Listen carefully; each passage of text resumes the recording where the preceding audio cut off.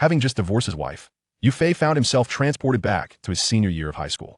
Initially, he yearned to rekindle his childhood romance, but upon being reborn, the narrative seemed to take an unexpected turn. The graceful campus belle, the fiery childhood friend, the silver-haired, crimson-eyed senior, the petite and adorable treasure girl, the runaway girl reminiscent of a comic character, the whimsical younger sister, the somewhat eccentric Lolita, and the mature, alluring landlady sister. Chapter 1. The Ones I Love and Those Who Love Me. Beside the highway, beneath a pine tree, two young individuals stood. Their expressions varied. Is it truly necessary to proceed in this manner? A woman clad in business attire, her legs adorned with sheer dark stockings, spoke with a delicate beauty, her eyes glistening with emotion. The man, impeccably dressed and clutching a briefcase, bore a countenance marked by profound bitterness. Xia Yinying, do you not yet comprehend? There is no love between us. Our union brings torment not just to you, but to me as well. I can no longer endure this. Moments later, the man's emotions erupted suddenly, akin to a house collapsing under the weight of a tempest, shattering into countless fragments. Is there truly no room for reconciliation? Yufei, you know I love you. Please do not leave me, if you can help it. Xia Yinying bit her lip, her hands tightly gripping her pants, her heart a tempest of anxiety and unease. She could not afford to lose Yufei. She absolutely could not lose him. Whether this constituted love, she was uncertain, but the thought of never seeing him again filled her with dread. Alas, her realization came a tad too late. Subsequently, she attempted to reach out and caress her husband's face, but Yufei deftly evaded her touch half a second later. Do not do this. Yufei withdrew a cigarette from his pocket, igniting it with a lighter to steady his emotions, before casting a glance at the tearful girl before him. With a deep exhalation, he released a cloud of smoke. Xia Yinying, do you recall when we first met? He smiled, his thoughts drifting back 2 years, to when he was expelled from his home by his godmother at the age of 24. He had thought that he would never encounter someone he truly adored, until Xia Yinying appeared. She illuminated his life like a radiant beacon, dispelling the heartaches of his youth, and love, which had seemed forever out of reach, now felt within his grasp. Yet, the woman remained expressionless, seemingly impervious to any emotional influence, as cold as ice. It appeared she had married solely for the sake of matrimony, harboring not a shred of affection for Yufei. Perhaps it was the lover's perspective that clouded his judgment, but Yufei believed Xia Yinying to be the most exquisite woman in existence. If his godmother held the second position, then Xia Yinying was undoubtedly the sole contender for the first. In that moment, he even envisioned names for their future children. After an enjoyable hour of conversation, Yufei and Xia Yinying strolled side by side to the park, where in April, the cherry blossom trees were in full bloom, radiating beauty akin to Xia Yinying, elegant and sublime. Xia Yinying sat on a bench in the park, maintaining a distance of half a meter from Yufei. Before he could speak, she uttered the words that Yufei would find unforgettable for a lifetime. Let's be together. This way, your mother will be happy, and mine will be happy too. Xia Yinying's mother and Yufei's godmother were close friends, having formed a deep bond over the course of just a year due to their compatible personalities. It was precisely this connection that afforded Yufei the opportunity to meet Xia Yinying. Though she had never been in a relationship, at 24, she reluctantly participated in her first blind date under her mother's insistence. During their brief exchange, Xia Yinying assessed Yufei's qualifications. He owned a car and a home in the city, was a civil servant, and wrote online articles, with a post-tax monthly income nearing $30,000. Among ordinary individuals, this was considered an excellent set of circumstances. However, the most significant factor was her mother's approval of Yufei, which led her to agree to be with him, even if she did not love him. All right. After a moment of shock, Yufei accepted Xia Yinying's proposal, and that afternoon, they obtained their marriage certificate at the Civil Affairs Bureau. As Xia Yinying was Yufei's first love, he devoted himself wholeheartedly to her, hoping that, in the future, she would come to love him too. After their marriage, whenever Xia Yinying's menstrual cycle arrived, he would promptly prepare red sugar water for her, massage her abdomen, and buy her favorite treats, showering her with tender care. When she fell ill with a fever, he braved the storm to fetch her medicine amidst heavy traffic. When Xia Yinying expressed a desire for strawberries, Yufei scoured half the city during the off-season to procure various kinds, ensuring she could taste the freshest ones. When she mentioned her newfound passion for playing PUBG, he diligently honed his skills, managing to secure 2 victories in 10 games, even if he did not rank nationally. Xia Yinying shared her feelings of despondency after work, and he made it a point to tidy himself up after his shifts, ensuring he entered their home in the best possible state to face her. When she mentioned her aversion to the smell of smoke, he refrained from smoking for 2 years. Xia Yinying admitted she was unprepared, and they had slept in separate rooms for 2 years. Yufei never forced her to do anything she disliked. Xia Yinying, however, always remained serene, akin to the tranquil surface of a lake in the park, devoid of any ripples, quiet as a poem. It appears that no one can penetrate the depths of her heart. At times, Yu Fei genuinely wonders if she is a robot, for robots are devoid of emotions, their actions governed solely by specific programming. Perhaps Xia Yinying is such a being. Of course I remember, in that cafe, you appeared so shy yet vibrant, much like the dazzling sun at dawn. A brilliant smile graced Xia Yinying's face she had recognized then. Yu Fei's fondness for her. If this were true, why then must Yu Fei seek a divorce? She believed she had done enough. Wherever Yu Fei ventured, she would not inquire. She granted him ample freedom, a luxury that many married men do not enjoy. Furthermore, when Yu Fei spoke to her, she never displayed any signs of impatience. She always spoke to him with tenderness, unconditionally trusting him regardless of his decisions. Yet, how had they arrived at this juncture? Although she once harbored no affection for him, she had since grown to love him. Why could they not return to their former selves? Tears cascaded from the corners of Xia Yinying's eyes, akin to the morning dew after the sun has risen. You profess your love for me, yet what have you truly done? You harbor not even the faintest trace of affection for me. Such a marriage guarantees no happiness for anyone. You are even reluctant to share your past with me. What you have endured, what regrets you possess. Each time you merely say, when the time is right, I will tell you. You always do this. Wouldn't it be better to clarify matters? You are a riddle, treating me as if I were a mere jester. Yu Fei forced a bitter smile, his face devoid of any mask. Indeed, I am the jester, but you are not the jester's lady. We have truly become impossible. I wish for you to find the one you truly love, and please, do not disturb me any further. Yu Fei's swollen eye bags appeared even more pronounced. It was not merely physical exhaustion. He was mentally drained as well. Allow me to pose 3 questions to you. If you answer them all well, you need not answer correctly to every one. Just 2 will suffice. As long as you answer 2 correctly, the decision of whether to divorce lies with you. Upon seeing Xia Yinying's eyes welling with tears, Yu Fei pondered for a moment before softly speaking. He no longer wished to play the role of the Joker, and he was confident that Xia Yinying would find it impossible to answer these 3 questions correctly. All right, a glimmer of hope sparked in Xia Yinying's eyes. As long as she answered these 3 questions correctly, Yu Fei would not leave her, and they could return to their past. They could travel together, have a child. Not just one, but twins, and relish the bliss of marriage. And beyond, for they still had many uncharted futures ahead. The first question is, do you know what my favorite game is? Yu Fei regarded Xia Yinying with indifference, devoid of any emotion. I recall you enjoying PlayerUnknown's Battlegrounds. We played it together many times, and you were quite skilled. We often secured chicken dinners, so this must be correct. A radiant smile illuminated Xia Yinying's face. This question was indeed straightforward. She had answered the first question correctly. As long as she answered one more correctly, he would not leave her. Yu Fei, however, wore a cold smile. Incorrect, Xia Yinying. That is merely your favorite game. I have never enjoyed playing FPS games. The game I played the most is League of Legends. Have you not noticed? My mousepad, my computer case, even the posters on the wall are predominantly about League of Legends. You seem to have never entered my bedroom, nor have you ever seen my QQ space or moments, so, how could you possibly know? Yu Fei sighed, speaking in a subdued tone. But this is merely the first question. It's no matter if you answered incorrectly. Are there not still 2 more questions? If you answer correctly, we can revert to how we once were, even if we do not share love. Xia Yinying clenched her teeth, wishing to slap herself. Why did she not even know what games Yu Fei enjoyed? Once they returned, she would live with Yu Fei, uncovering every detail about him, inside and out. She would strive to understand him. The second question is, who is my favorite Ultraman? Yu Fei posed a second question, one that would be simple for his close friends and family, even those with a slight understanding of him, for he had harbored an almost obsessive admiration for Ultraman since childhood. However, this question would not be so simple for Xia Yinying. No matter how many times Ultraman faltered, he ultimately triumphed over the monsters. Evil could never conquer justice.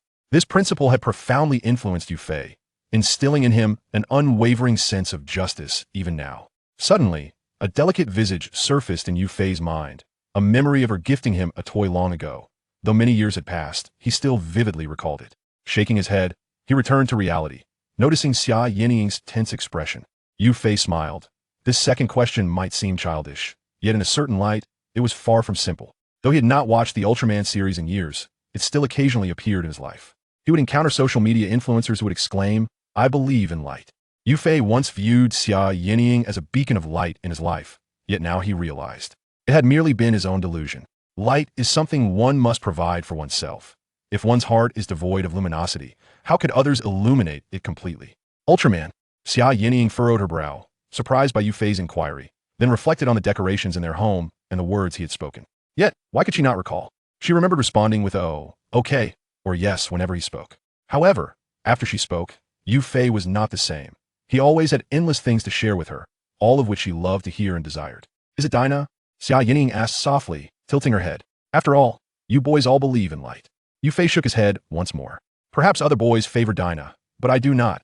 I prefer Zero, for he is brave and rebellious. He constantly reminds me of the child I once was. Perhaps if I embraced courage, the outcome would unfold favorably." "Xia Yining, do you still remember?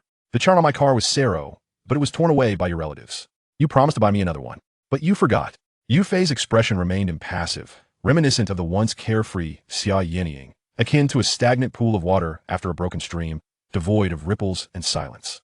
Xia Yining's heart felt like ashes. She had inexplicably faltered on the second question as well. It seemed she truly did not understand Yu Fei well enough. If he hadn't mentioned it, she might have completely forgotten. Every morning, it was Yu Fei who took her to the company, and the Sero pendant in the car constantly danced before her eyes, yet she had never taken the time to quietly observe matters related to him. It now seemed too late to reflect. She grasped her clothing and began to tear at it frantically, her eyes filled with a crimson hue, her emotions nearing a breaking point. The fabric only yielded creases without ripping apart. "It's all right, Xia Yining. Isn't there still one question left? I've changed my mind. If you answer this question correctly, you may dictate how I should act, and I will perform in a manner that satisfies your desires. This way, not only will your mother be happy, but mine will be as well." Yu Fei remarked helplessly, seated on a chair, gazing at his wife's smooth, fair visage. "For the third question, who is my favorite literary master?" "This question shouldn't stump you, right?" Yu Fei forced a smile. "I know that the piece hanging in the living room is the ode to the goddess of the Luo River. What you admire must be Chao Ji. Indeed, it must be Chao Ji. However, no, I might need to think a bit more." Although the calligraphy hung in their home, Xia Yining managed to calm herself, bowing her head in deep contemplation of the answer. Having gotten all the previous questions wrong, she felt she couldn't afford to gamble any longer. "Are you certain? I might like Chao Ji, or perhaps Chao Chao, or even Chao Pai, or even Chao Shuichin." Yu Fei gazed earnestly into Xia Yining's eyes and spoke slowly. "It must be. Could it be Chao the thief?" Xia Yining suddenly recalled Yu Fei mentioning Chao Chao. Her mind felt chaotic, as if it were on the verge of explosion. "No, my favorite is indeed Chao Ji, and I've told you more than once that I admire Chao Ji, particularly his Luo Shan Fu. When we first met, I felt you embodied the essence of Chao Ji's portrayal, and my sentiments have not changed since. Alas, none of this belongs to me. Like the light clouds veiling the moon, drifting like the returning snow of a flowing breeze. From a distance, it shines as bright as the sun rising amidst the morning glow. Up close, it dazzles like the lotus blooming from the clear waves." Yu Fei could not help but recite these lines, truly deserving of being an idol for Xiaoling Yun, as merely reading the words conjured a dreamlike scene in his mind. Yu Fei, having answered none of the three questions correctly, Xia Yining felt like a fool. Could it truly be this way? Yet, she did not wish to part ways with Yu Fei. No, absolutely not. But how could she retain him? "There's no need to say more. You are completely oblivious to me. The words I've spoken to you are as worthless as trash. Yet I remember every detail of your preferences. You are severely allergic to mangoes. You enjoy drinking pork rib soup. You regularly play PUBG. Your favorite figurine is Doraemon. You drool in your sleep. You dislike cilantro. And you exclusively wear fully enclosed slippers." Yu Fei recounted each of these details with a smile. "However, that is all in the past. Having spent 2 years together, you are a good person, and I sincerely hope you find greater happiness in the future, so let us divorce." As he uttered these words, his eyes began to glisten with unshed tears. It has become a societal norm that genuine affection cannot be reciprocated. Yet, he did not wish to passively accept all of this. He did not want to live his life in such a haphazard manner. "Yu Fei, I'm begging you. Once we return, I will make an effort to understand you better. By the way, is it because I haven't given you what you need? When we go back tonight, we can." Xia Yining clung desperately to Yu Fei's arm, her voice strained, and this was a stark contrast to the Xia Yining he once knew. However, he remained unmoved. The passers-by were numerous. What a scoundrel. How could he not cherish such a beautiful wife? If it were me, I would have pampered her to the heavens. Poor girl. What kind of world is this with scoundrels rampant? It makes me hesitant to marry. Indeed, the more handsome the man, the less reliable he is. Onlookers, witnessing the scene, immediately conjured images of a scoundrel deceiving a young girl. Yu Fei ignored the comments, and even the insult from the onlookers. He pried Xia Yining's hand away, the last flicker of hope in his eyes extinguished into lifelessness. "It has become meaningless. Xia Yining, we have no future. However, you still have a chance to find someone better. With your looks, you could marry into a wealthy family and live a better life. We haven't even kissed, and after our divorce, You can find someone you love, and that person will love you in return. But, Yu Fei, that is my issue, not yours. You are not at fault. Xia Yinying clung to him, attempting to draw near, to kiss him forcefully. In that instant, Yu Fei blocked Xia Yinying, coldly stating, "Sign the papers." After saying this, he retrieved a stack of documents and a pen from his briefcase. "No, I won't." Xia Yinying's legs grew weak. She seized the documents Yu Fei handed her and tore them into fragments. The pieces fluttered to the ground, creating a mess. "It's futile, Xia Yinying. I printed an entire bag's worth just to prevent this situation." Yu Fei produced a thick stack of A4 sheets from his briefcase, handing them to her one by one. Xia Yinying took a deep breath, realizing that there truly seemed to be no room for redemption. Ever since that incident in high school, she had developed a deep aversion to men. Thus, she had never been in a relationship, her first kiss still intact. Over 2 years, she admitted that she had begun to feel something, and when Yu Fei expressed his desire to leave her, she was utterly panicked. At that moment, she understood what it felt like to be loved by someone. Yet Yu Fei's resoluteness left her unable to express her affection. Had she felt a spark of love upon first meeting Yu Fei, without harboring aversions toward men, perhaps they would already have a child of 1 year old. Regrettably, she had no chance for a fresh start. All of this was the result of her own making. "Yu Fei, can you walk with me, just like before?" Xia Yinying blinked her large eyes, her willow-like brows unfurling as she pitifully inquired. Yu Fei shook his head, unwilling to be entangled further. He now wished to distance himself from Xia Yinying and hoped for a peaceful future for both. "Yu Fei, don't do this, just one last time. As long as you accompany me for a walk, divorce won't be off the table." Xia Yinying embraced Yu Fei, softly speaking. "All right." This time, Yu Fei agreed readily, knowing it would indeed be the last time. Xia Yinying's expression began to turn bitter and unpleasant. Using divorce to coerce him into doing something for her, and he had acquiesced. This meant she was truly on the verge of losing him. Yu Fei took Xia Yinying's hand, and they walked along the roadside, neither speaking first. "This is it, Yinying. I too must seek the one who loves me, and whom I love in return." Yu Fei forced a smile as he stepped onto the sidewalk. "What if you don't find her?" Xia Yinying widened her reddened eyes and slowly asked. "Then I will grow old alone. I have long since grown accustomed to it. Perhaps love is none of my business." Yu Fei fiddled with his watch, his tone indifferent, as if everything was unrelated to him. For over 2 years, Xia Yinying's feelings for him were merely superficial dependence. She never truly understood herself. Perhaps others could muddle through, but Yu Fei was unwilling to settle for a life with someone who would never love him. This marriage had been a mistake from the outset. It should never have begun. Thus, he chose to divorce. Even if he might not encounter someone suitable in the future, he would not regret his decision. Xia Yinying glanced at Yu Fei's profile. He had always been a simple person. He would pour all his love into the one he cherished, yet she ultimately let him down. Xia Yinying reminisced about the moments shared with Yu Fei. At times, he resembled a child, displaying a profound need for love, even to the point of obsession. In a way, he was much like her. He sought affection while she had long abandoned the hope of receiving love after closing herself off for so long. At times, she found Yu Fei to be somewhat childish. However, upon reflection, it was merely his unique way of expressing love that set him apart. Perhaps it was his profound entanglement in emotions that led him to such behavior. Throughout the span of 2 years, she had countless opportunities to reciprocate his affections, yet she let them all slip away. Such is the nature of fate and destiny. Is there truly no chance left? "If you agree, we could return to how we once were," Xia Yinying couldn't help but utter. "Return to how we once were, to continue being a devoted admirer." Yu Fei shook his head. "I'm not interested. But, Yu Fei, I have never regarded you as merely a devoted admirer." Tears streamed down Xia Yinying's face. "It's just." Yu Fei cast a sidelong glance at her. "Enough. Let's proceed with the divorce. Once it's finalized, you may act however you wish." Xia Yinying was taken aback. It seemed Yu Fei had never spoken to her in such a manner before, and now he had broken his own restraint.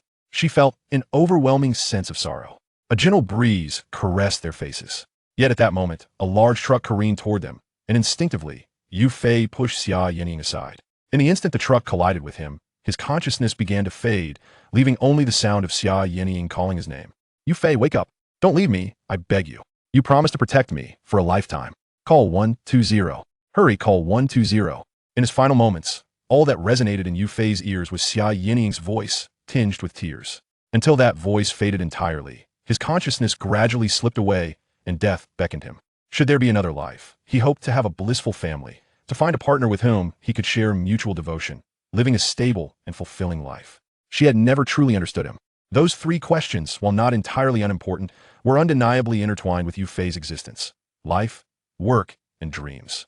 Due to his daytime job and nighttime writing, his primary form of entertainment became playing games. He particularly enjoyed playing League of Legends. This was his life. His favorite literary figure was Chao Ji, for he too was a writer. Although merely a web novelist, he indulged in reading literary works from both the ancient and modern eras. Amongst the literary elite, he admired Chao Ji the most for his charm and unparalleled talent. Of course, he also held great admiration for Chow Pai and Chow Chow. This was reflective of his aspirations. Lastly, there was Ultraman. In his childhood, when the teacher asked what their dreams were, Yu Fei expressed his desire to become Ultraman. At that time, a girl at his desk laughed at him, but later she apologized. Upon growing up, Yu Fei, much like the Ultraman of the stories, became a person of integrity, kindness, and a strong sense of justice. Subsequently, his aspirations evolved. He yearned to become a great literary figure, to create remarkable works. However, after graduating from university, that dream faded away. Presently, his personal time dwindled, and his ambitions had long since dimmed. He realized that he had never been the protagonist, but merely an inconspicuous NPC in a vast world. The song by Chopstick Brothers truly resonated with him. Dreams are always out of reach. Should one not consider giving up? Now a grown man, he chose to relinquish his dreams, focusing instead on the realities of life. Yet, he had not attained everything he desired. Perhaps, for him, death was the ultimate form of liberation. It was only in his final moments that he understood his greatest misconception about the world. He had believed that if he treated others sincerely, they would reciprocate in kind. Now he realized that it had all been merely an illusion of his own making. Chapter 2. Rebirth. Here, Yu Fei opened his eyes, gazing in astonishment at his surroundings. It was an old classroom, not particularly new, with over 40 students scattered about. Yet the podium stood empty of any teacher. Was it self-study time? Rubbing his eyes, Yu Fei glanced at the desk, which bore tape and annotations in ballpoint pen, while sticky notes adorned its sides, inscribed with an array of common English words. Beside him sat his desk mate, the class monitor and one of the most beautiful girls in school, Jiang Qingyao. Clad in a white and blue school uniform, she appeared exceptionally demure. With her ponytail, willow leaf brows, almond-shaped eyes, and lips as red as if painted with lipstick, her fair and smooth skin resembled that of a filtered photograph. She was, in essence, Yu Fei's ethereal light. His father was a civil servant, while his mother taught Chinese, albeit not at number 1 high school, but at number 2. After graduating from high school, Jiang Qingyao had gone abroad to the beautiful country for her studies, primarily funded by her wealthy uncle. During his second year of university, Yu Fei learned through his classmates that Jiang Qingyao had begun a romantic involvement with an American. At the time, he felt a pang of regret. For although Jiang Qingyao was somewhat aloof, she was diligent and responsible, earning the respect of her entire class, including the mischievous boys in the back row. However, he held no desire to alter her life's trajectory. They were merely ordinary classmates, and ordinary classmates held no right to suggest changes to another's life. Checking the date. It was September 2017, and he was already 18 years old. In this familiar place, among familiar friends, Yu Fei felt as though his youth was returning. But wait, there was also the familiar old Fong.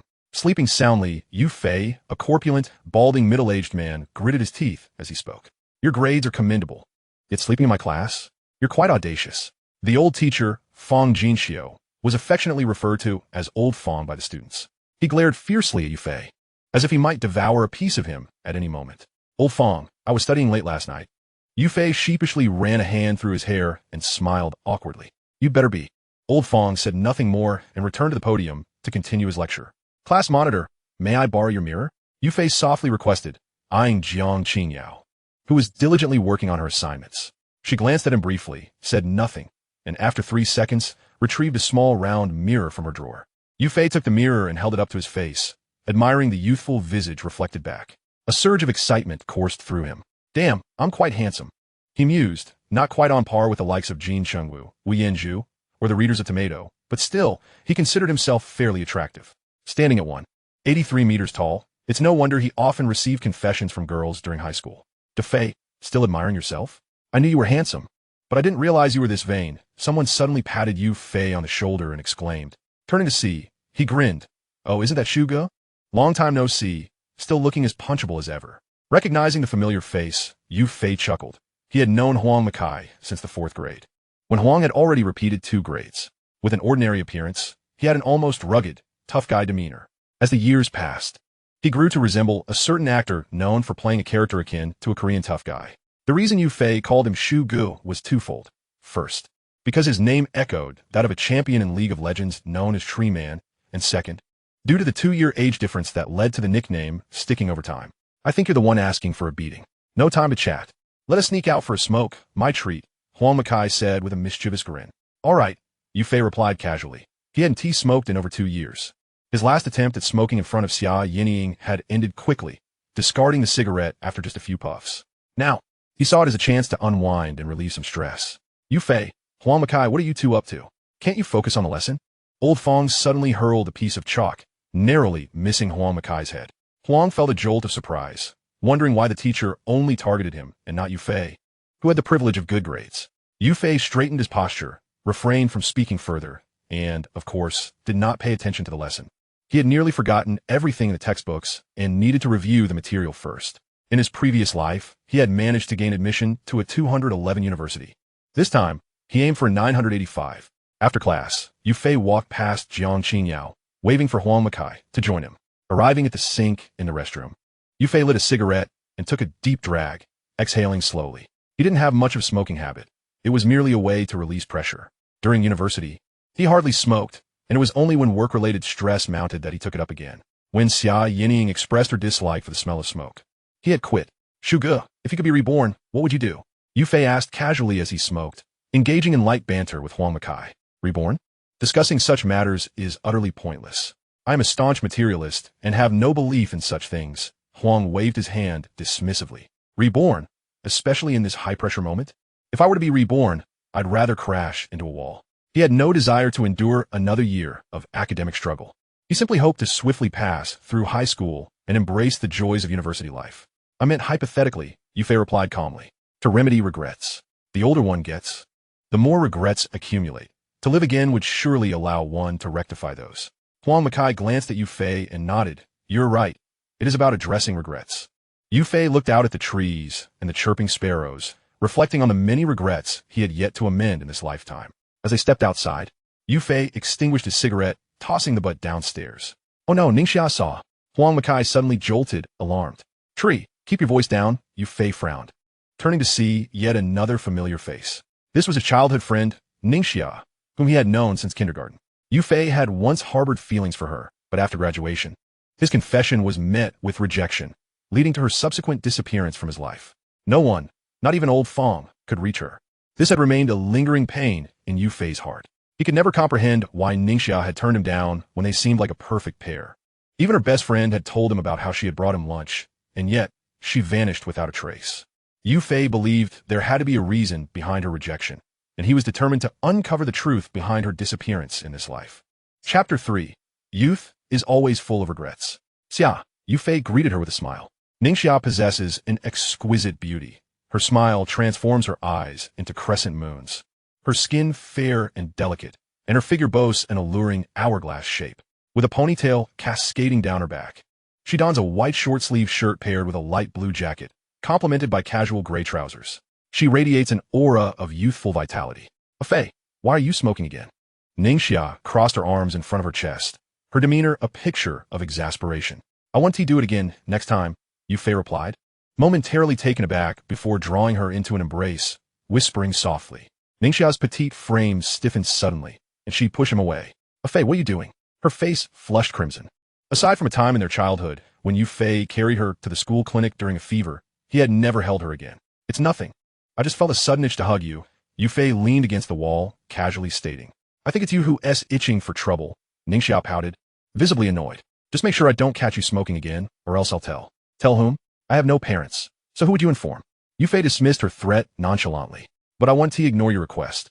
I promise I won't smoke again. Before Ningxia could retort, his last words silenced her.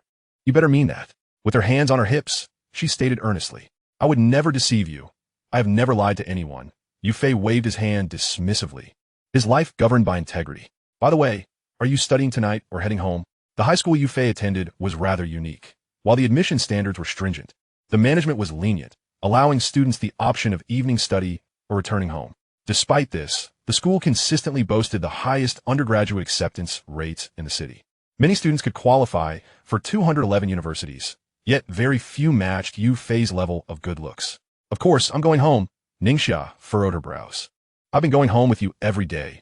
Have you forgotten? Oh, right, I was just saying that offhandedly. Since his rebirth, Yufei struggled to recall many details, but he remembered this small aspect about Ningxia. He rented an apartment nearby, while Ningxia was a local, both residing in the same community. Ding ding. At that moment, the ringing of a bell interrupted. All right, Xia, I'm heading back to class with Shuj. Yufei waved goodbye and swiftly departed. As he approached the classroom door, Huang Makai chuckled. Impressive. My bro Fei, you actually dared to hug Ningxia directly. Is this your true nature coming forth? It was just a simple hug. It's not as exaggerated as you think. Yufei quickly cut him off, urging Huang Makai to cease. He genuinely missed Ningxia and merely wished to express that longing through an embrace. Okay, if you say it's just a simple hug, then I hope you'll say the same when you get married. By the way, I won't be the best man, Huang Makai laughed. Having known Yufei since 4th grade, and by extension, Ningxia, he was well aware of their feelings for each other. Stop fantasizing about things that are completely unrelated. You must be truly out of your mind. Yufei closed the classroom door, stating coolly. Upon shutting the door, Yufei's attention was drawn to a girl sitting in the corner. She had her head bowed, her fringe long enough to nearly obscure her brows. He could faintly see her donning a pair of black-framed glasses, her hands moving fluidly as she worked on physics problems. Yufei frowned, memories flooding back into his mind. He remembered this girl distinctly, though not from high school. In this institution, she seemed extraordinarily inconspicuous. Her name was Zhou Tianyu, raised by Grandma Zhou after being found as a child. Due to her impoverished background and lack of parental figures, she developed a very introverted personality. Had it not been for a class reunion after graduation, he would have never realized how beautiful Zhou Tianyu had become. The ugly duckling had transformed into a graceful swan, with fair skin and striking beauty, achieving success in her career. Most boys would lack the courage to pursue her. Of course, even if they did, it would be futile. For Zhou Tianyu was an avowed anti-marriage advocate, having rejected all suitors, be they wealthy heirs or dashing gentlemen of talent. Yufei recalled accompanying Jiang Qingyao to visit Zhou Tianyu, delivering financial assistance for her hardships. They lived in a dilapidated tenement. But Zhou Tianyu always wore a radiant smile when with her grandmother. In her heart, it seemed that her grandmother was her sole companion. Nevertheless, Yufei harbored no romantic intentions toward her, only a sense of sympathy, nothing more. If she ever faced difficulties in the future, he would gladly lend a hand, considering it a good deed. Returning to his seat, Yufei opened his book, ready to study when Jiang Qingyao, with her big eyes, fixed her gaze upon him and asked, "Did you smoke?" Yufei responded awkwardly, "I already washed my hands with soap. I didn't think you could still smell it." "Whatever, if you want to tell Lao Fong, go ahead." Jiang Qingyao turned her head. "I'm not that petty. I just find the smell unpleasant," she remarked. Yufei took a sip of his drink. "I want to do it again." Jiang Qingyao retrieved some floral spray from her desk and spritzed it to her left. "All right, it's fine. Your smoking doesn't concern me. I just hope you don't smoke while in school, or it will affect me." Yufei replied, "Understood, class monitor. In that case, I might as well quit smoking altogether." Jiang Qingyao turned back, flicking her hair with her slender right hand. "Quit smoking? Are you serious?" Yufei smiled, then spoke earnestly. "Of course, it's not just for others. Quitting is beneficial for me as well. Don't you think?" Jiang Qingyao twirled a pen in her right hand, her clear eyes sparkling. "That is true, but quitting smoking isn't easy. My uncle has been smoking for over 30 years and can't quit no matter what. I've seen his CT scans. His lungs are completely black. Fortunately, he hasn't developed lung cancer. While smoking harms health, it doesn't significantly impact finances, unlike gambling or drug addiction, which can lead to financial ruin." Yufei rested his hands on the chair, turning his body to say, "I'm not at that level yet. Smoking is trivial. I, Huang, swear to the heavens that I will never engage with gambling or drugs." Huang Makai interjected curiously, "Aren't you surnamed you?" "I'm Huang." Yufei squinted. "Think again." Jiang Qingyao nodded. "That's right. Think carefully." The two exchanged glances, bursting into laughter. Chapter 4, An Ankle Twist. Finally, school was over. Yufei grabbed his backpack and slung it over his shoulders as he exited. "Shuj, let us go." Noticing Huang Makai dawdling, Yufei urged him on. At this moment, Yufei noticed someone in the front row calling out. He walked over slowly. Zhou Tianyu had collapsed on the ground, trembling as she attempted to rise, brushing off the dirt from her clothes. However, just as she was about to stand, a chill shot through her right foot, causing her to sit back down abruptly. The young girl's eyes glistened with unshed tears, her delicate lips pressed tightly together, as if on the verge of crying. As Yufei approached, Zhou Tianyu remained silent, lifting her right foot and sitting on a nearby chair. "Classmate, do you need assistance?" Yufei extended his robust right hand. Speaking calmly, Zhou Tianyu tucked her hair behind her ear, lowering her head. "I'm fine. It should get better soon. You may go, you classmate. There's no need to concern yourself with me." Without waiting for her to continue, Yufei bent down, rolled up her pant leg, and grasped her right foot. The area around Zhou Tianyu's ankle was already swollen and bruised, with a hint of blood. Zhou Tianyu's cheeks flushed. This was the first time another boy had touched her ankle, the only previous person being her grandmother. However, Yufei's fingers were cool, providing a surprisingly comfortable sensation. Classmate, your injury is quite serious. If left untreated, you'll be forced to hobble once the swelling increases. Yufei, who occasionally played basketball, recalled many of his friends having sprained their ankles, taking a long time to recover before being able to play again. This was particularly true for Zhou Tianyu, who was not an athlete. What should I do? Zhou Tianyu's small hand clutched her ankle, panic welling up as tears threatened to spill. She had to return home every day to cook. If she were injured, it would not only delay her return, but also worry her grandmother. Not to mention the expense of buying medicine. The financial strain on her family forced her to consider these minor costs. I'll carry you to the infirmary. Yufei extended his large hand, hovering in the air. Zhou Tianyu's beautiful eyes sparkled, biting her lip. Then I must trouble you, you classmate. Yufei glanced at Zhou Tianyu's large, captivating eyes, marveling inwardly at her charm. Truly, she was a treasure, yet he could only marry one girl. Comparatively, his first choice remained Qingmei Ningxia, followed by others. Contemplating this, Yufei furrowed his brow, resolved to uncover the reason behind Ningxia's sudden disappearance from his life.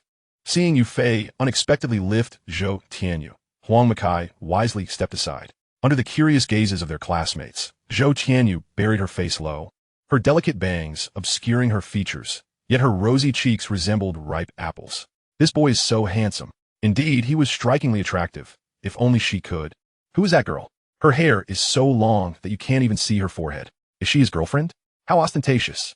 If the principal sees this, it'll be trouble. Students whispered amongst themselves, aware that early relationships were strictly forbidden. If caught by the principal, merely calling parents was the least of their worries, as it would lead to disciplinary actions.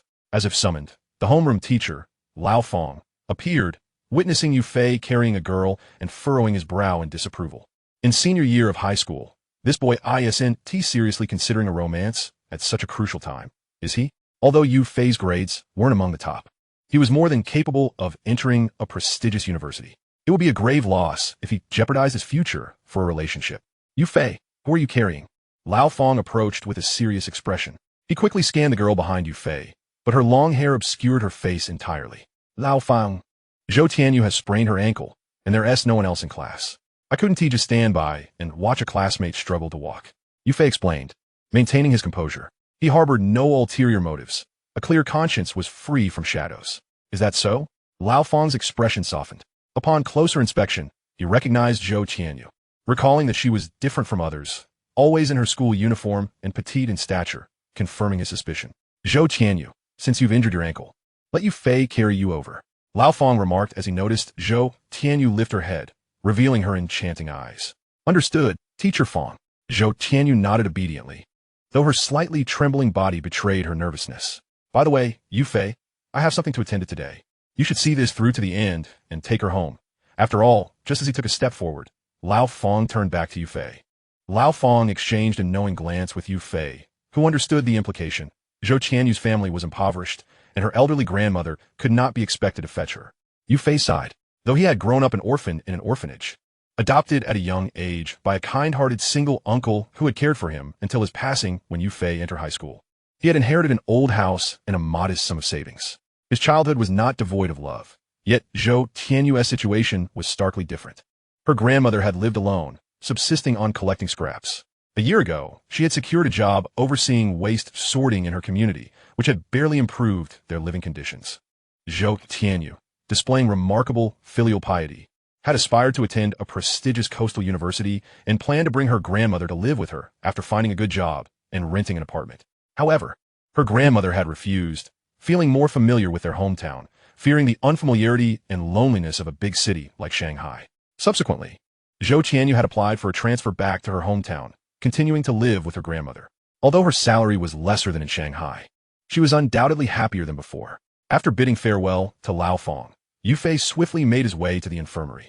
Upon opening the door, a woman in her 30s, Dr. Yuan, looked up at them.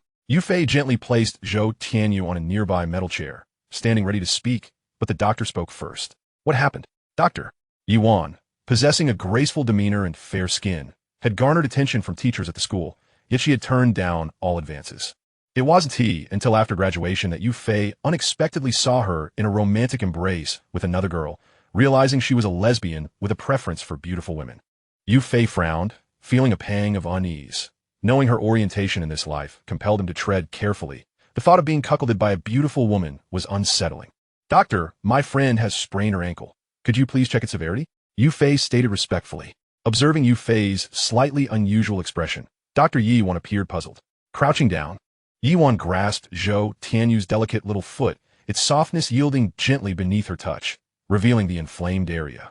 She retrieved a vial of ointment, applied it with care, and then wrapped a bandage around the injury, reassuring her, "This isn't serious. Just be mindful. It will heal in a week or two. I'll prescribe some anti-inflammatory medication for you shortly." As she glanced at Zhou Tianyu's face, she was struck by the girl's delicate beauty. Though her long bangs and school uniform rendered her appearance somewhat unrefined, with a touch of embellishment, she could undoubtedly blossom into a lovely young lady. "How much is it?"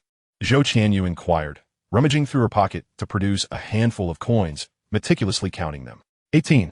Yuan blinked, assessing the amount. It appeared insufficient. Zhou Tianyu lowered her gaze, her rosy cheeks tinged with embarrassment.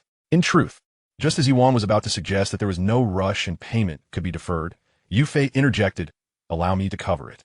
He pulled out his phone and swiftly scanned the payment code. "Little classmate, take good care of your girlfriend from now on. We can't have her getting hurt again," Yuan said earnestly to Yu Fei as she gathered the medication. "Ah, sister, you've misunderstood. She's not my girlfriend," Zhou Tianyu interjected, her face turning a deeper shade of crimson, akin to a flame. How did he think that? Grandma had always said that middle school students should not engage in relationships. Such matters could only commence in college. Although Yu Fei was undeniably handsome and kind, such affairs were simply out of the question. "Don't be shy, dear. I'm over 30. I've seen it all. Although schools prohibit early romances, I'm not a teacher, so your dating life is of no concern to me," Yuan remarked, embodying the perspective of a seasoned adult. Yu Fei's lips twitched slightly, were it not for his awareness of Yuan's true nature. He might have believed her to be an experienced practitioner in matters of the heart. At over 30, without having tasted the pleasures of companionship, all her theories were rendered hollow without practice. Is it not permissible for classmates to assist one another? Yu Fei pondered, though undeniably handsome. He remained an innocent youth. His feelings for Zhou Tianyu were purely platonic, devoid of any romantic inclinations. While he held no particular disdain for scoundrels or playboys, as a staunch advocate of genuine affection, he preferred a one-to-one connection. Indeed, mutual assistance. If you say so, then so be it. Yuan placed Zhou Tianyu gently onto Yu Fei's back, adding, "There's a pink bicycle at the entrance. You can borrow it for a few days until Zhou Tianyu's injury has healed." Having learned Zhou Tianyu's name during the information collection, she inquired, "By the way, what is your name?" "Yu Fei," as in the phoenix, came a melodious response from the entrance. "Zhou, you sit at the back," Yu Fei instructed softly as he placed Zhou Tianyu onto the bicycle's rear seat. Zhou Tianyu nodded, delicately gripping the front seat. With a swift push of his right foot against the pedal, they set off amidst the gazes of onlookers, heading towards the school gate. Chapter 5. The Runaway Girl in September. As the clock approached 6 o'clock, the evening sky blazed with hues reminiscent of a fiery inferno, resembling a vibrant blossom of crimson. At that moment, Ning Xia stood beside Huang Makai, waiting near the school gate for Yu Fei. During this time, several younger students approached Ning Xia for her WeChat ID, which she promptly declined, unlike the school beauty Jiang Qingyao, who would refuse with a gentle smile, leaving room for interpretation. Ning Xia, however, wore her emotions on her sleeve, her expressions reflecting her every sentiment. This was largely due to Ning Xia's extraordinary beauty in all of Xiangbei City. Her looks could be ranked among the top 3 of the past 50 years. Just after she had turned down a younger student, she spotted Yu Fei riding a bicycle, her expression darkening instantly. "Yu Fei," she exclaimed, noticing him ferrying a girl. Her countenance soured further. Huang Makai, standing nearby, appeared perplexed, sensing that Yu Fei intended to escort the girl home. He had assumed Yu Fei would merely take her to the infirmary and then depart. "Xia, yi. Let us head home together," Yu Fei said as he halted. "Ah Fei, who was sitting on the back seat," Ning Xia demanded, her demeanor assertive, her cheeks puffing with irritation. "Just a classmate of mine. She sprained her ankle, and old Fong asked me to take her home," Yu Fei explained, standing tall and unafraid. He gestured towards the still-dazed Huang Makai. "Shugu, isn't that right?" Indeed, during dismissal, Zhou Tianyu injured her ankle and couldn't walk.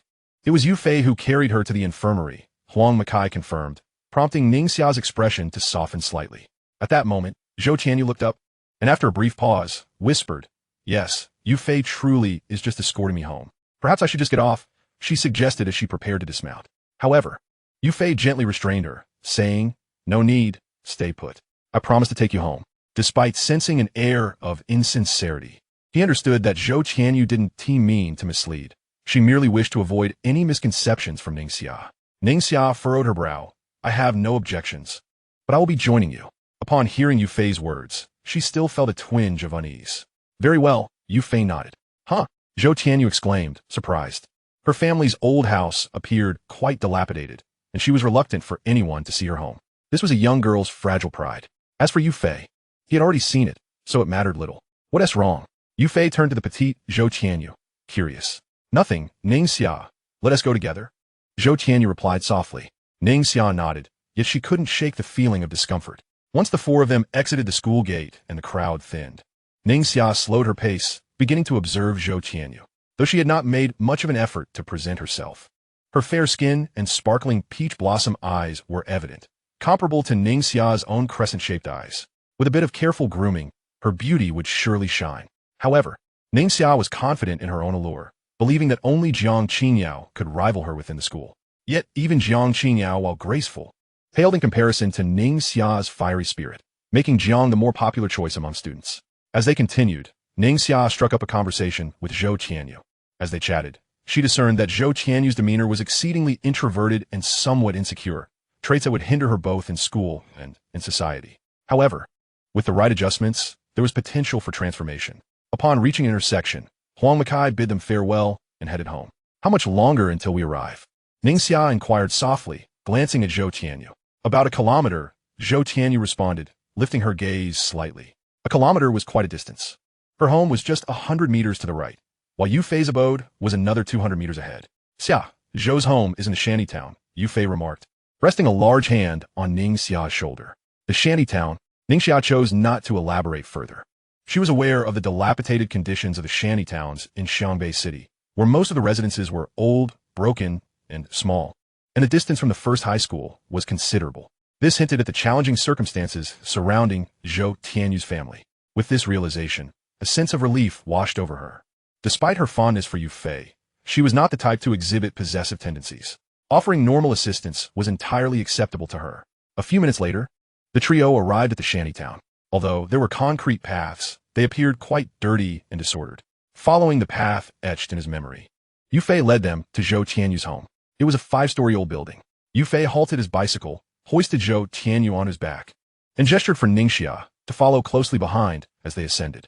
Upon entering the building, they climbed the stairs step by step. "Fei, have you been to Zhou's home before?" Ningxia asked, her beautiful eyes blinking in curiosity as she looked at Yu Fei. "I have. I accompanied the class monitor here last semester. This was a specific instruction from Lao Fong to personally deliver the school's assistance to Grandma Zhou," Yu Fei replied softly. Ningxia was not one to overthink matters. As long as one explained earnestly, she was unlikely to harbor doubts.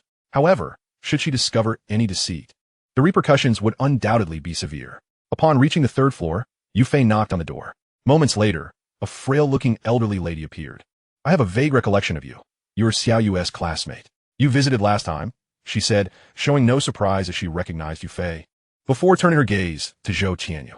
"Grandma, I sprained my ankle, and your classmate is helping me home," Zhou Tianyu said, peeking her head out and speaking softly. "Sprained? How serious is it?" Grandma Zhou asked, her concern evident as she hurried over. "Grandma, it's my right foot," Zhou Tianyu clarified, observing her grandmother inspecting her left foot instead. Upon hearing this, Grandma Zhou turned her attention to the right foot, which was bandaged securely. "Grandma, I've taken Zhou's classmate to see a doctor. There's nothing serious, but she shouldn't walk to school for the next week or so," Yu Fei stated earnestly. "How can I pick her up tomorrow?" "That's unnecessary. It would trouble you too much," Grandma Zhou pondered, reluctant to burden him. "It's no trouble at all. It's just a short bike ride," Yu Fei replied with a smile. "Pardon me," a voice suddenly chimed from within the house. "I apologize, the water has boiled. I'll be right back to attend to you." Grandma Zhou hurried inside upon hearing the kettle. At this moment, Yu Fei had a sudden inspiration. He nudged Zhou Tianyu's arm and whispered in her ear, "Zhou classmate, please persuade your grandmother. After all, you wouldn't want her to endure that long walk every day, would you?" Zhou Tianyu's expression shifted upon hearing this, and she murmured, but Yu Fei interrupted her. What is there to hesitate about? It's perfectly normal for classmates to help each other. If you truly want to repay me, perhaps you can lend me a hand when you succeed in the future. After hearing Yu Fei's compelling tone, Zhou Qianyu nodded in agreement, acquiescing to his suggestion. As they entered the living room, Grandma Zhou approached. I've agreed with Xiaoyu that I will be the one to take her for the next few days. It's no bother, Yu Fei said kindly to Grandma Zhou. That works. Dinner is ready. Why not stay and eat before you leave? Grandma Zhou suggested, casting a glance at the beautiful girl behind Yu Fei, her eyes reflecting a hint of intrigue. No, we have other matters to attend to, so we won't impose. Yu Fei quickly waved his hand. He turned to Ningxia and added, Right, Grandma Zhou, we must be going. Goodbye, Zhou classmate, Grandma Zhou. Yu Fei and Ningxia chimed in unison, waving to the two at the door. Goodbye, you classmate, Ning classmate. Zhou Tianyu bravely waved her small hand at them. Once downstairs, Yu Fei mounted his pink bicycle and turned to Ningxia, saying, Why are you still standing there? I'll take you home. Ningxia nodded and climbed onto the back seat, wrapping her arms around Yu Fei's waist. Ah, Fei, it's been ages since you rode me on your bicycle. If I'm not mistaken, the last time was back in middle school. Yu Fei chuckled and ruffled Ningxia's hair. If you want to ride, one show classmate is better. I'll take you every day. Ningxia's eyes sparkled with excitement upon hearing this. Really? Yu Fei nodded, his tone leaving no room for doubt. More genuine than pearls. Ningxia's smile blossomed even brighter. It had already been 14 years. She had transformed from the little follower, always trailing after Yu Fei in kindergarten, into a graceful young woman. However, she wondered why Yu Fei had yet to confess his feelings. Did he intend to wait until graduation? Ningxia believed that if two people were genuinely fond of each other, they could certainly help each other progress. Perhaps their academic performance would not only remain steady, but could even improve. Yet, this was merely Ningxia's personal belief. Yu Fei's perspective differed entirely. Adolescents often struggle with self-control, especially those experiencing their first love. Their self-regulation tends to diminish significantly. Thus, for their own good and that of others, it was perhaps best to refrain from romantic entanglements. With a sigh, Ningxia resolved to wait patiently. After all, how could a girl take the initiative to confess to a boy? That would be too unrefined, despite her long-standing affection for Yu Fei. With this thought, Ningxia playfully pinched Yu Fei's waist. Ouch, Yu Fei exclaimed, startled by the sudden pain. Ningxia, what are you doing? Ningxia pouted, her cheeks tinged with pink as she feigned innocence. You made me angry. Yu Fei was bewildered, pondering how he had offended her, only to receive a retort of, You should understand me. If you did, I wouldn't need to say anything. After finally dropping Ningxia off at her home, Yu Fei pedaled back to his own house, filled with excitement. His abode was a 3-bedroom, 1-living-room old apartment. Although the exterior appeared unrefined, the interior was quite clean. Thankfully, Yu Fei had a penchant for cleanliness. Otherwise, dealing with pests in such an old house would be quite troublesome. In his previous life, although Yu Fei had settled in a certain municipality, this old house remained untouched, serving as a nostalgic reminder. After tidying up his belongings, he took a shower and, glancing at his handsome face in the mirror, couldn't he help but indulge in a moment of vanity. It was no wonder girls had sent him love letters throughout his life. Yet cautious as ever, Yu Fei checked his reflection on his phone, confirming that he still looked quite dashing, which brought him some relief. Most boys, after showering and gazing into mirrors, consider themselves quite handsome, only to realize after glancing at their phone screens that it might have been an illusion. One must maintain a degree of confidence. Although the mirror may embellish one's appearance, it still reflects who you are. There is no need to concern oneself with others' opinions. Simply being oneself suffices. Yu Fei glanced into the fridge and noted there were still some ingredients left, but he felt somewhat fatigued. Perhaps dining out would be a better option. Yu Fei arrived at a noodle shop not far from his house. This establishment, run by a couple, offered not only various noodle dishes but also rice bowls and other culinary delights. Boss, a bowl of fried noodles, please. Right away, the proprietor, a seemingly simple-hearted middle-aged man, promptly rushed to prepare the dish upon hearing Yu Fei's request. By the way, dear wife, should I add MSG to the fried noodles? No, don't add it. Okay. Indeed, adding MSG to fried noodles could spoil the flavor, rendering them utterly unpalatable. Moments later, a steaming bowl of fried noodles was presented to Yu Fei, who savored the taste with satisfaction. It was just as he remembered. Since entering university, he had seldom visited this place, compared to the overwhelming pace of life in Shanghai.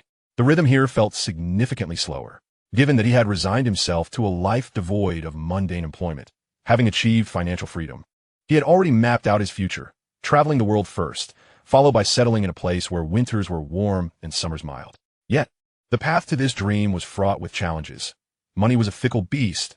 While it was not entirely indispensable, life without it was undeniably arduous. Human greed resembled a boulder rolling down a mountain. Once it began, it was impossible to halt. When one attained wealth, the desire for more inevitably followed.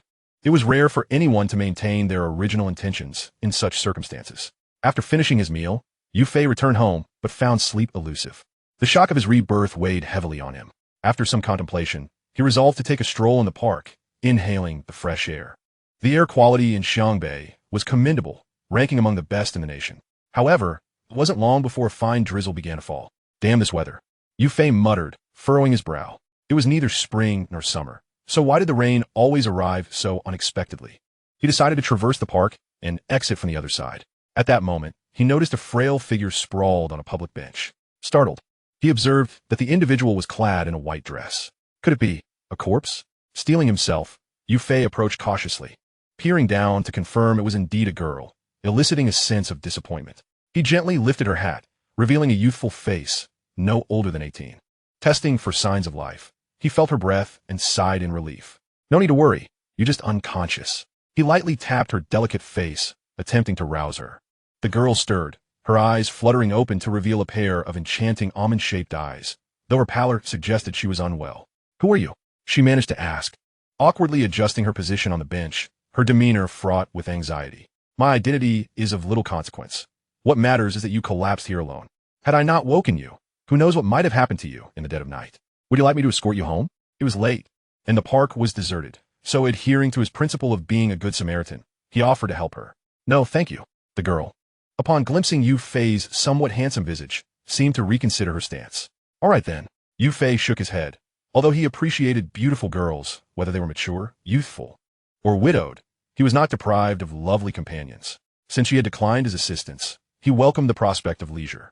He had already played the role of a sycophant in his previous life. Just as Yufei turned to leave, he was startled by a rumbling sound emanating from the girl's stomach. She lowered her head, her cheeks flushing crimson. Little sister, you're not faint from hunger, are you? Yufei felt a pang of unease. What kind of person would be in the park alone at such an hour? Unconscious. It seemed likely she had run away from home, ending up on the streets due to lack of funds for food.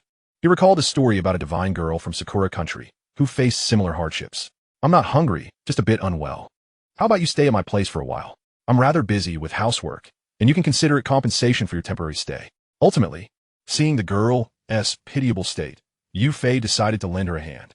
After a 10-second pause, she nodded slightly but attempted to stand, only to find her legs numb from hunger, collapsing back to the ground. Her legs splayed awkwardly, clad in white stockings, and her round face exhibited a hint of panic. Let me carry you, Yufei said, kneeling beside her and gently stroking her long, dark hair. He grasped her arms, securing her in a manner that afforded her no chance to resist. Place your hands on my shoulders.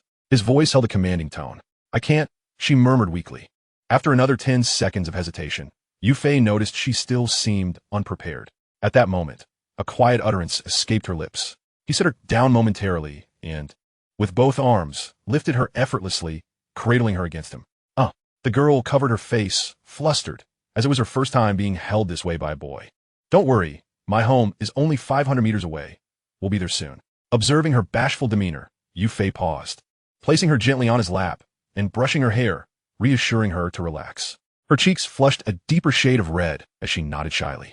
Continuing to walk, the girl discreetly separated her middle and index fingers, peeking through the gap at the boy carrying her, her heart racing. By the way, what is your name? Yufei realized he had yet to learn her name. Yin Yi, with yin meaning color and Yi referring to the beloved one, as in the one across the water. She released her grip, revealing her delicate features as she spoke softly. A lovely name, Yufei replied with a smile, his fair complexion illuminated by the streetlights. Fei. As in the phoenix, Yufei.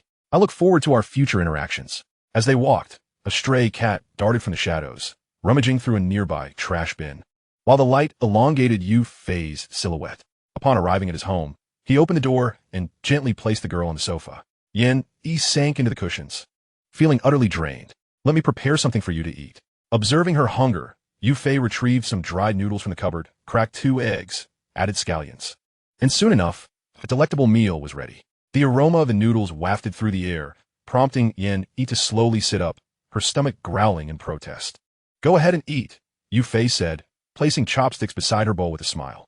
Without further ado, she picked up the chopsticks and devoured the noodles with fervor, producing slurping sounds akin to a famished spirit. Is it good? Yu Fei inquired, feigning ignorance as he watched her finish the entire bowl. Delicious, she admitted, her cheeks tinged with pink as she nodded. A sense of comfort washed over Yu Fei, as is often the case with those who enjoy cooking. Praise from diners brought immense joy. As long as you find it good, he murmured, then added, Yenny, may I ask why you ran away from home? At this question, Yenny's previously rosy complexion drained of color, as if she were confronting an unpleasant memory. Upon observing the expression on Yenny's face, Yu Fei realized he had misspoken. If you prefer not to share, then let it be. You may stay here for as long as you wish. He gently reassured the young girl. Thank you, Yu Fei. You are truly a good person, she replied, rising unsteadily. Having contemplated relinquishing her own life, she felt an overwhelming sense of gratitude for the unexpected kindness of someone who sought no reward. Yu Fei felt a twinge of discomfort at being labeled a good person, yet he dismissed it. As a principled young man of the new era, he believed that extending help to others was never misguided. Presently, his thoughts were consumed by Ningxia. As for Xia Yanning, she had been relegated to a hidden corner of his heart, a memory too profound to erase, one that he would need time to diminish. Consider me a benevolent stranger, he said nonchalantly. By the way, do you have anything with you? He inquired, recalling that he appeared to possess nothing but the clothes on her back. No, I have nothing, she murmured, avoiding his gaze, feeling somewhat embarrassed that she would rely on him for everything. Very well, Yu Fei replied indifferently. Purchasing a few essentials would not be a financial burden, and he reasoned that she would likely return home after a brief stay. His financial situation was stable, and with some athletic pursuits, he could quickly amass a bit of capital to embark on a business venture. He then opened his phone, launched the game, and soon found himself engrossed in an exhilarating ranked match. I'll take Zhao Yun, he declared, noticing that his teammates had already made their selections. Before long, he was fully immersed in the game. Yin Yi, observing him, began to form a different impression. She speculated that Yu Fei must harbor some feelings for her, viewing the game as merely a distraction. However, she felt it was not her place to broach the subject. Having resigned herself to despair, she considered Yu Fei a commendable choice. As for what lay ahead, she had long since surrendered to the darkness that enveloped her future. The girl crept closer. Yu Fei, do you want it? She asked, her cheeks flushed, yet summoning the courage to address him while he played. Want what? That little dragon is definitely out of reach. Their jungler is far too strong, he responded. Oh, I see, she replied, her tone tinged with disappointment, realizing she possessed no allure for him. Yu Fei raised a brow in confusion, then lifted his gaze to her flushed face, suddenly enlightened. He had misconstrued her intentions. I assure you, that was not my thought. Let me fetch you a blanket, so you can sleep in the next room, he said, his desire to assist stemming purely from goodwill. Having lived 2 lives, his character had remained largely unchanged. Though he often appeared unreliable, he would invariably engage in acts of kindness when possible. Yan Yi nodded, recognizing that he was indeed offering his assistance without ulterior motives, realizing she had overthought the situation. Would you like to take a shower? Yu Fei asked after finishing his game, noticing that she had not bathed in quite some time. Upon hearing this, her demeanor shifted. Yu Fei, I have no clothes, she admitted. No worries, you won't be going out, just wear mine, and you can change back once they're dry. He waved his hand dismissively before retrieving a few items from his wardrobe, a short-sleeved shirt and a loose pair of gray sweatpants. She nodded dutifully, resembling a timid kitten. Yu Fei mused that if she were a cat, she would likely be a ragdoll, beautiful and gentle, albeit with a higher upkeep than most felines. Yanni entered the bathroom and tightly shut the door. Moments later, the sound of running water filled the air. After 20 minutes, she emerged clad in the shirt and sweatpants. Yu Fei turned to see her now transformed. Her large, bright eyes sparkled like stars. Her long, sleek black hair cascaded gracefully, and her features harmonized with striking three-dimensionality. With her fair complexion, she was a rare beauty, even in the bustling city. Her figure was alluring, with a slender waist and nearly perfect proportions, her delicate feet enchanting. She surpassed even Yu Fei's imagination in beauty, embodying a character straight from a comic book.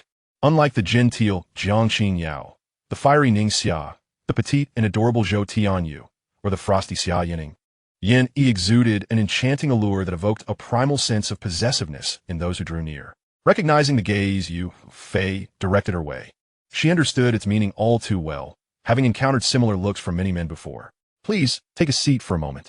I will tidy up the room once I'm finished showering, he said, shutting off his phone. After speaking, He ruffled his tousled hair and walked into the bathroom with a change of clothes. Habitually, he began washing his upper body, then glanced to the side, noticing that the laundry basket was full of Yin Yi's garments, including a pink pair of shorts. Suddenly, an idea sparked in Yufei's mind.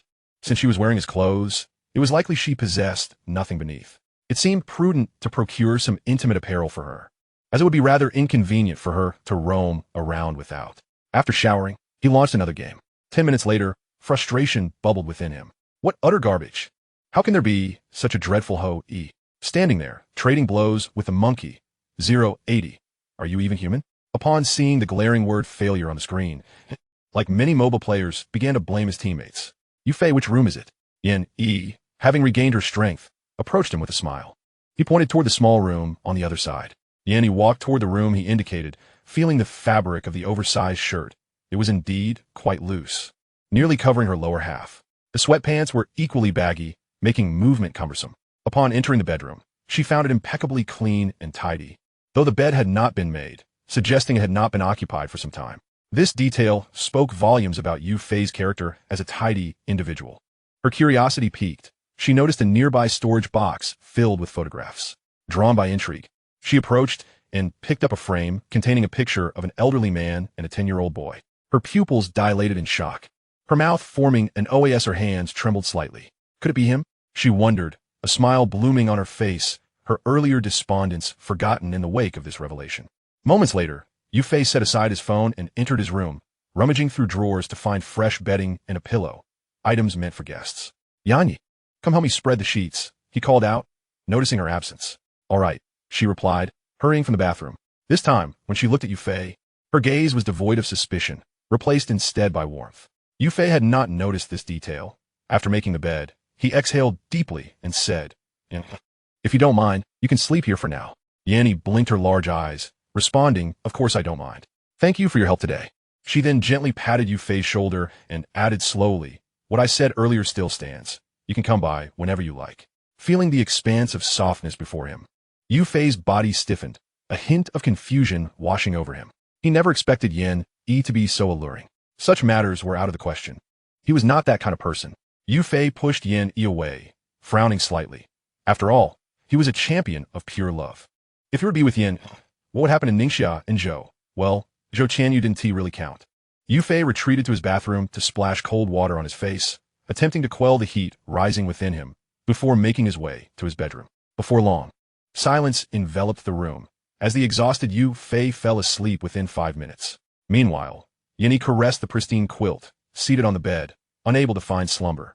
She truly hadn't anticipated encountering an old childhood companion, the boy buried deep in her memories that she had long feared to revisit. She was apprehensive that if she delved too deeply into those memories, she might become ensnared. Now, the long-dead recollections had successfully ambushed her.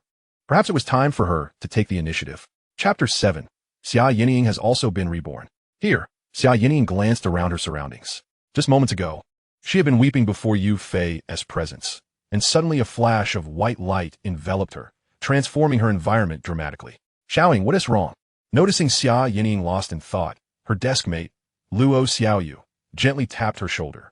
Xia Yinying snapped back to reality. This familiar yet strange environment felt as if she had truly returned to her high school days. She was now 18, with still half a year left before the crucial examinations. However, this was not the most significant aspect. The most vital thing was that she could meet her youthful husband once more.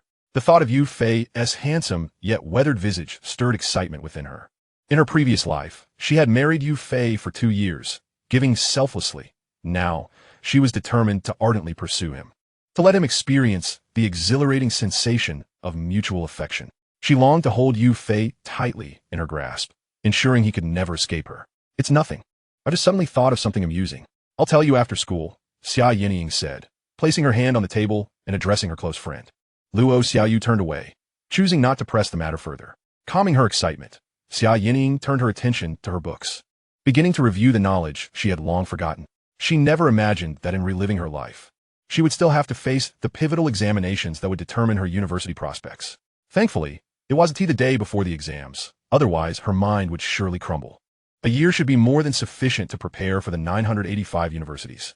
Yet again, this wasn't the most crucial matter. The most important thing was that she would be with Yufei, never to part again. As the alarm rang, Yu Fei opened his bleary eyes, glancing at the clock to find it was already 6:20. After a quick wash, he knocked on Yen's door. Are you having breakfast now? Sometimes Yu Fei would eat early, other times after morning study. Today, however, he felt particularly hungry and decided to prepare a simple breakfast for himself. Sure, came the soft voice of the girl from within the room. I've placed the new toiletries on the table. You can help yourself. Yu Fei replied briefly before stepping into the kitchen. He retrieved 2 sandwiches, 2 boxes of milk from the refrigerator, and prepared 2 fried eggs. Entering the living room, he found the girl still dressed in the same clothes as yesterday, yet she appeared quite spirited, not at all sleepy. Give it a try. Is it good? Yu Fei set the breakfast before Yin, casually remarking. He then began to eat himself, aware that he needed to pick up Zhou Tianyu soon, and that time was of the essence. It's delicious, the girl responded, showcasing a sweet smile as she licked the remnants of butter from her lips. Unable to resist, Yu Fei reached out to pat her head, marveling at how, just like a character from a manga, her smile mirrored that of an anime girl, utterly adorable. Feeling his hand on her head, Yin trembled slightly. Yu Fei noticed her reaction and awkwardly explained, it's just a habit, my apologies. This was indeed a habitual gesture for Yu Fei, as he had a little sister, albeit a foster sister, who was from the same orphanage. Their families maintained a close relationship. Without a doubt, he would visit his sister during the weekend. Yu Fei, will you be going to school soon? The girl inquired after finishing her breakfast. Yes, Yu Fei nodded. You can stay here for now. When you're in the mood, I'll take you out for a stroll. She slightly nodded, okay. After a moment, he said, let us go. Yu Fei slung his backpack over his shoulders, watching Yin at the door as she gathered her hair into a bun, waving his hand as he prepared to close the door. Yu Fei, come back early, Yin said, biting her lip. Don't worry, I'll return right after school. Yu Fei assured her, brushing his fingers through her hair softly. She replied quietly, descending the stairs. Yu Fei unlocked his bicycle and swiftly made his way to Zhou Tianyu's house. By the time he arrived, Zhou Tianyu was already waiting at the entrance, her head bowed, making it difficult to see her face. How long have you been waiting? Yu Fei asked softly as he stopped his bike beside her. I just came down. It's been about 10 minutes, Zhou Tianyu replied, lifting her head slightly, but still unable to meet his gaze, fearing he might find her unappealing. Let us go. Yu Fei helped Zhou Tianyu onto the back seat and pedaled quickly. At that moment, Yu Fei noticed her grip on the seat was unsteady. How about you hold onto my clothes or wrap your arms around my waist? He kindly suggested. Isn't that a bit inappropriate? Zhou Tianyu shook her head. Having never been so close to a boy before. Actually, you have. Yesterday you were quite intimate with me, she recalled. There's nothing to be embarrassed about. If you accidentally fall off the bike, I might have to tutor you for an extra semester, so please hold on tightly, all right? Yu Fei said softly. All right then. Zhou Tianyu replied, gently grasping Yu Fei's shirt. As she inhaled his masculine scent, her cheeks flushed, yet she felt a surge of warmth within her heart. So let us walk together. While strolling along the roadside, Yu Fei noticed Huang Makai walking alone ahead and playfully patted his shoulder. Duffy, I thought you had already left. Huang Makai exclaimed, turning around in surprise. Typically, Yu Fei arrived at school by 6:30, while Huang Makai, not being as diligent, would arrive precisely at 7. I was a bit tired, so I woke up a little later. In addition to picking up classmate Zhou, there was a slight delay, and thus it was as it is, Yu Fei casually remarked. In truth, he had no desire to rise early. He had long since grown weary of the grind of corporate life. Were it not for the need to escort Zhou Tianyu, he might have indulged in a few more moments of slumber. Please don't tell me that waking up early is a joyful affair. Huang Makai nodded in agreement. Cultivating no doubts. Are you going to accompany Zhou Tianyu to school for the next few days? Huang Makai inquired, noticing Zhou Tianyu seated behind Yu Fei. Indeed, replied Yu Fei. However, it will only be for 2 weeks. Her injury is not severe, and she is recovering swiftly. Thus, the three gradually closed the distance to their school. Fei, I have a friend who wishes to pursue a girl from the same class. How should he go about it? Huang Makai, who had been furrowing his brow, suddenly addressed Yu Fei as they approached the school gates. Despite Zhou Tianyu being seated behind Yu Fei, he felt no apprehension that she might reveal their conversation, for she was an introverted and honest individual. One could hardly expect such a person to indulge in gossip. Upon hearing this, Yu Fei cast Huang Makai a quizzical glance before responding. Brother Shu, is that friend actually you? You figured that out. Huang Makai sheepishly scratched his head. A wry smile tugged at Yu Fei's lips. It was well known that everyone had a friend whom no one had ever met. This was an age-old trope. Is it Tion Tion? Yu Fei refrained from teasing his friend further. How did you know? Huang Makai, a towering figure at nearly 6 feet tall, suddenly lowered his gaze. his face turning a shade of crimson. As a reincarnate, he was naturally aware that the situation had unfolded in his past life as well. Yufei suggested that his friend take the initiative to invite her out for bubble tea or a movie, gradually nurturing their feelings. After all, Huang Makai was of average looks, an ordinary family background, and mediocre academic performance, leaving little to attract potential partners. In such circumstances, one must actively pursue romantic interests. Having remained introverted and self-deprecating, he would find himself single upon graduation. In his previous life, Yufei had believed Huang Makai truly had a friend, and thus offered his advice without further thought, only for Huang Makai to falter and remain unconfessed until graduation. After university, Huang Makai entered into an arranged marriage, only to find himself divorced 6 months later. For the subsequent 2.5 years, he remained unmarried, occasionally meeting with Yufei to vent his frustrations. Therefore, upon learning of Huang Makai's intentions, Yufei resolved to assist him engaging whether there was a chance with Tian Tian. If not, so be it. I noticed you stealing glances at Tian Tian. Yufei realized his thoughts had been too naive. In his past life, he had still believed in the existence of pure friendships between genders, but now he recognized that it was not mere friendship. It was a desire for something more intimate.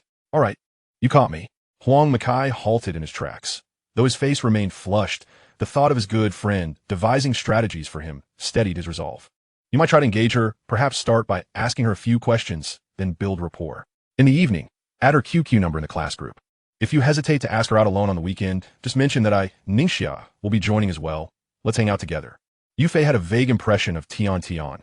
She was a social butterfly, though not particularly stunning, more akin to the girl next door type, maintaining good relationships with both the boys and girls in class. Perhaps due to her looks or her amicable nature, she had yet to experience romantic love. Should this endeavor succeed, it might blossom into a tale of pure love. However, Huang Makai certainly needed to change his demeanor. For now, he could only take gradual steps. With his thin skin, the prospect of asking a girl out was daunting. He wouldn't even know what topics to discuss alone with her. He could indeed offer guidance to Ningxia, accelerating the process of handholding. All right, Huang Makai suppressed his excitement. He felt uncertain on his own, but with the advice of his two friends, Yufei and Ningxia, he felt a surge of confidence. Observing the beaming Huang Makai, Yufei shook his head, remarking on the joys of youth. Meanwhile, Zhou Qianyu, seated in the back, couldn't help but let her mind wander upon hearing their conversation. Could it be that Yufei was imparting wisdom on romance? Perhaps he had already dated several girls. Yet, it mattered little to her. She felt unattractive and assumed he would have no interest in her. Moreover, she was not inclined toward romance. Shaking her head, she chided herself for her thoughts. Romancy, impossible. She had no desire for love, content to spend her life with her grandmother. Chapter 8. The Mint Candy Girl. Upon arriving at school, Yufei initially intended to carry Zhou Qianyu, but she declined, leaving him no choice but to assist her into the classroom. As the other students observed their closeness, whispers began to circulate. Jiang Qingyao glanced over, her eyes revealing a hint of confusion, but she quickly returned her focus to her studies. Yufei settled into a seat and began to flip through his previous textbooks when he suddenly caught a peculiar scent. Indeed, a rather unusual aroma. Class monitor. Why do you smell a mint? Yufei inquired, sniffing curiously. Is that so? Jiang Qingyao pinched her clothing, her delicate nose twitching slightly, her expression one of puzzlement. Not all. Huh? Yufei took another whiff, still detecting a faint hint of mint. How strange. Could it be that his sense of smell was faltering? That shouldn't be the case. His olfactory senses were typically reliable. Jiang Qingyao set down her pen, furrowing her brow before stating, Yufei, you aren't trying to get chummy with me, are you? That is not how one builds rapport with girls. Yufei, heaven knows, he had no intention of forging any such connection with Jiang Qingyao. If he truly wished to get closer, he would have asked for a WeChat by now. After years of sitting together, she should have added him for any reason. Thereafter, it would have been a gradual pursuit, a long and arduous journey, especially since so many had failed to win over the school belle. For him to attempt, it would be no small feat, of course. He had no such aspirations. He would rather dedicate that time to studying and securing admission to a better university. ISNT that, right? Jiang Qingyao regarded Yufei with a scrutinizing gaze, sensing that perhaps she had misinterpreted his intentions. Although she couldn't detect the minty scent, observing Yufei's expression led her to believe he was not being disingenuous. No matter. If he could smell mint, that was quite beneficial, as it would stimulate her mind and help her stay alert. Yufei smiled, choosing not to elaborate further. Before long, old Fong strode into the classroom, noticing the chatter and promptly wrapping the desk with a blackboard eraser. Enough with the idle chatter. Reading aloud or reviewing the textbook is permissible, but do not let me catch you conversing again. If I see it once more, you shall voluntarily stand at the back as punishment. This class is considered one of the better ones in the school, yet young students always seem to have endless conversations. As their teacher, he needed to curtail such behavior. As always, seeing Lao Fang's earnest demeanor, Yu Fei understood that he meant well for them. However, this insight was something he possessed that many students, who had yet to encounter the realities of society, lacked. It is often only after one matures that they learn to reflect. Amidst the bustling sounds of study, the morning session came to an end. "The Fei, are you playing basketball?" Huang Makai exclaimed, clapping Yu Fei on the shoulder from behind. "Sure," Yu Fei replied with a smile, having finished his breakfast and brimming with energy. It was the perfect time to unleash some pent-up vigor. A bit of exercise would do him good. He grabbed the basketball and called over a few classmates to head to the court together. Observing the rather dilapidated basketball hoops at school, Yu Fei shook his head, thinking how stingy the school was. The nets were nearly worn out, and yet no one bothered to repair them. Soon, they began a half-court 3-versus-3 game. Though Yu Fei's performance left much to be desired, it had been a while since he last played, and his movements felt somewhat rusty. Yet, his youthful physique proved advantageous. After missing a few shots, he gradually rediscovered his rhythm. Time flew by quickly. As Yu Fei wiped the sweat from his brow, a delicate hand extended towards him, offering a bottle of water. Turning to see it was Ning Xia, he smiled, feeling relieved.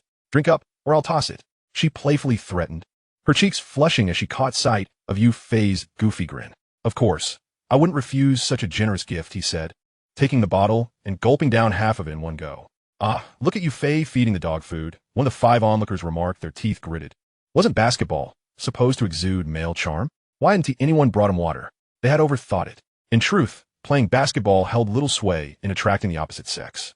The paramount factors remained appearance, talent, and wealth. During their student years, the emphasis on looks was significantly pronounced. "Xia, let us walk together," Yu Fei said, taking another sip from the bottle before tossing it into the trash and naturally clasping Ning Xia's hand. "Hey, what are you doing?" Ning Xia exclaimed, quickly trying to pull her hand away, though her heart fluttered with delight. "Why not hold hands? We've been friends for so many years, it's hardly inappropriate. Besides, it wouldn't be too much to ask for you to bear my child in the future," Yu Fei declared with utmost seriousness. Ning Xia's heart raced, her face flushing crimson at his words. "Idiot, who would want to have a child? How come I never noticed you were such a rogue?" she retorted, feigning anger. "A rogue? Am I? I assure you, I'm quite honest, soft when needed and firm when required." Yu Fei chuckled. "Right, I believe you," Ning Xia replied with mock exasperation. "Well, consider me a scoundrel then. At least it means I can hold your hand every day," he joked, eliciting a rosy hue across Ning Xia's fair complexion. A delightful tingle spreading through her. Every day, holding hands. Was he confessing his feelings? Shaking her head at the thought, Ning Xia resolved that she could not agree. Not before graduation, at least. Chapter 9. Xia Yining arrives? At Xiangbei 9th Middle School, the buzz of excitement was palpable. "Xia Yining has arrived," someone announced. "Wait, let me check the price. I wonder if 400 is enough." School beauty? Campus prince. As Xia Yining entered the classroom, the surrounding boys and girls erupted in a cacophony of chatter, mocking her as the school belle, known for her less-than-stellar reputation since her second year in high school. "Can we have some decorum, please? Stop the slander." Seated on a bench, Luo Xiaoyu could not hold back as she stood up to defend her friend, despite having grown accustomed to such taunts. "Do you even know the truth behind the rumors?" A stout girl in the back, towering at 165 centimeters and weighing around 180 pounds, scoffed, her face a mass of flesh. "Absolutely, associating with someone like her can't be good," added another girl who, while not stunning, had a decent appearance. "Such individuals in ancient times would have been drowned in a pig cage," the stout girl sneered. Suddenly, the usually silent Xia Yining stood up and approached them, delivering a sharp slap. "How dare you spread baseless rumors without evidence? Disgusting." Xia Yining had long shed her former meekness. She would not hesitate to retaliate against such slander. The stout girl, taken aback, began to claw at Xia Yining's clothing. "You are the one who has been promiscuous and can't stand the truth." Without hesitation, Xia Yining slapped her again, pushing her against the wall. The stout girl burst into tears, utterly shocked that the girl she had bullied so freely had suddenly turned violent. "Listen, you better not let me find out who started these rumors. If I do, I cannot guarantee my actions," Xia Yining warned. Having been reborn, she was no longer the weak person she once was. She would not initiate trouble unprovoked, but retaliation was assured if someone crossed her. The surrounding students listened intently to their exchange, with some beginning to believe Xia Yinying's words, although the majority remained skeptical. The rumors had persisted for so long that they were deeply entrenched. Eradicating them would require considerable time. "Xia, you're so manly," Luo Xiaoyu exclaimed, admiration filling her voice at Xia Yinying's straightforwardness. "Manly? Not really. My husband is the real man," Xia Yinying said nonchalantly, her eyes sparkling with admiration. "Husband?" Luo Xiaoyu gasped in shock. "Xia, do you have a boyfriend?" Xia Yinying did not deny it. "Not yet, but it should be happening soon." Luo Xiaoyu's eyes gleamed with intrigue. "No way. Who is it?" Xia Yinying playfully licked her lips. "You'll find out soon enough." Despite Luo Xiaoyu's relentless questioning, Xia Yinying remained tight-lipped. At noon, just as class ended, Xia Yinying dashed out of school, running to the flower shop. Though small, the shop boasted a variety of blooms, red and white roses, vibrant carnations, and tulips, all displayed prominently. "Young lady, what flowers are you looking to buy?" The shopkeeper, a young woman, asked, momentarily taken aback by the beauty of her customer. Biting her lip, Xia Yinying asked shyly, "Sister, what flower should I give to a boy when confessing?" The shopkeeper, surprised that such a stunning girl would be pursuing a boy, thought to herself that any confession from her would surely succeed, making the choice of flowers seemingly trivial. Perhaps white roses, as they symbolize purity and innocence. Making them suitable for students, she suggested after a brief conversation. "Are you quite close with this boy?" the shopkeeper inquired. The shop assistant picked up the blossoms and placed them into an opaque black bag. "Although he was yet unfamiliar with me, I had harbored affection for him for quite some time." Summer Yinying reminisced about the scenes from her previous life spent with Yufei, when they would dine out and watch movies together, during which he would often present her with small tokens of his affection: red roses, white roses, gardenias, and various other flowers. It seemed she had never purchased a gift for him, yet she would readily accept any invitation he extended.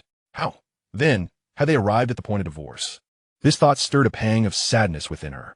Fortunately, she had been reborn. In this life, it was her turn to pamper her beloved husband. Observing the girl's blissful expression, the shop assistant felt a flicker of discomfort. Was it just her? Or did it seem as though she had consumed a hefty dose of dog food? Nevertheless, if Summer Yinying were to truly end up with him, she would be genuinely delighted. As a shipper of romances, she found joy in witnessing others fall in love, even if she herself was not in a relationship. "By the way, do you need to write something?" the shop assistant inquired, for they provided exclusive sticky notes with flower purchases. Coming back to her senses after handing over the bouquet, the assistant added, "Sister, you need to write something." In a soft voice, Summer Yinying replied, "All right, to my most beloved boy, Yufei." Her husband, she mused, how could he withstand such a confession? The memory of his bashful demeanor when they first started dating brought a smile to her face. With his striking good looks, and yet no romantic history to speak of, Yufei was indeed one of a kind in this world. Subsequently, Summer Yinying ventured into a Versace store to purchase clothing, recalling her size with certainty to avoid any mistakes. She then took a taxi directly to Xiangbei No. 1 Middle School. Upon arriving at the school gate and blending into the crowd, she effortlessly entered the premises. Nearby, a group of boys gazed at the stunning girl, their eyes gleaming with admiration. However, they found themselves puzzled. A girl so extraordinarily beautiful, yet they had no recollection of her. Surely, if she were a student of the school, they would have noticed her. Was she perhaps from outside the school? At that moment, some began to approach her, seeking her WeChat ID. Yet Summer Yinying declined all requests. Attention soon turned to the bag in her hand, which appeared to contain a bouquet.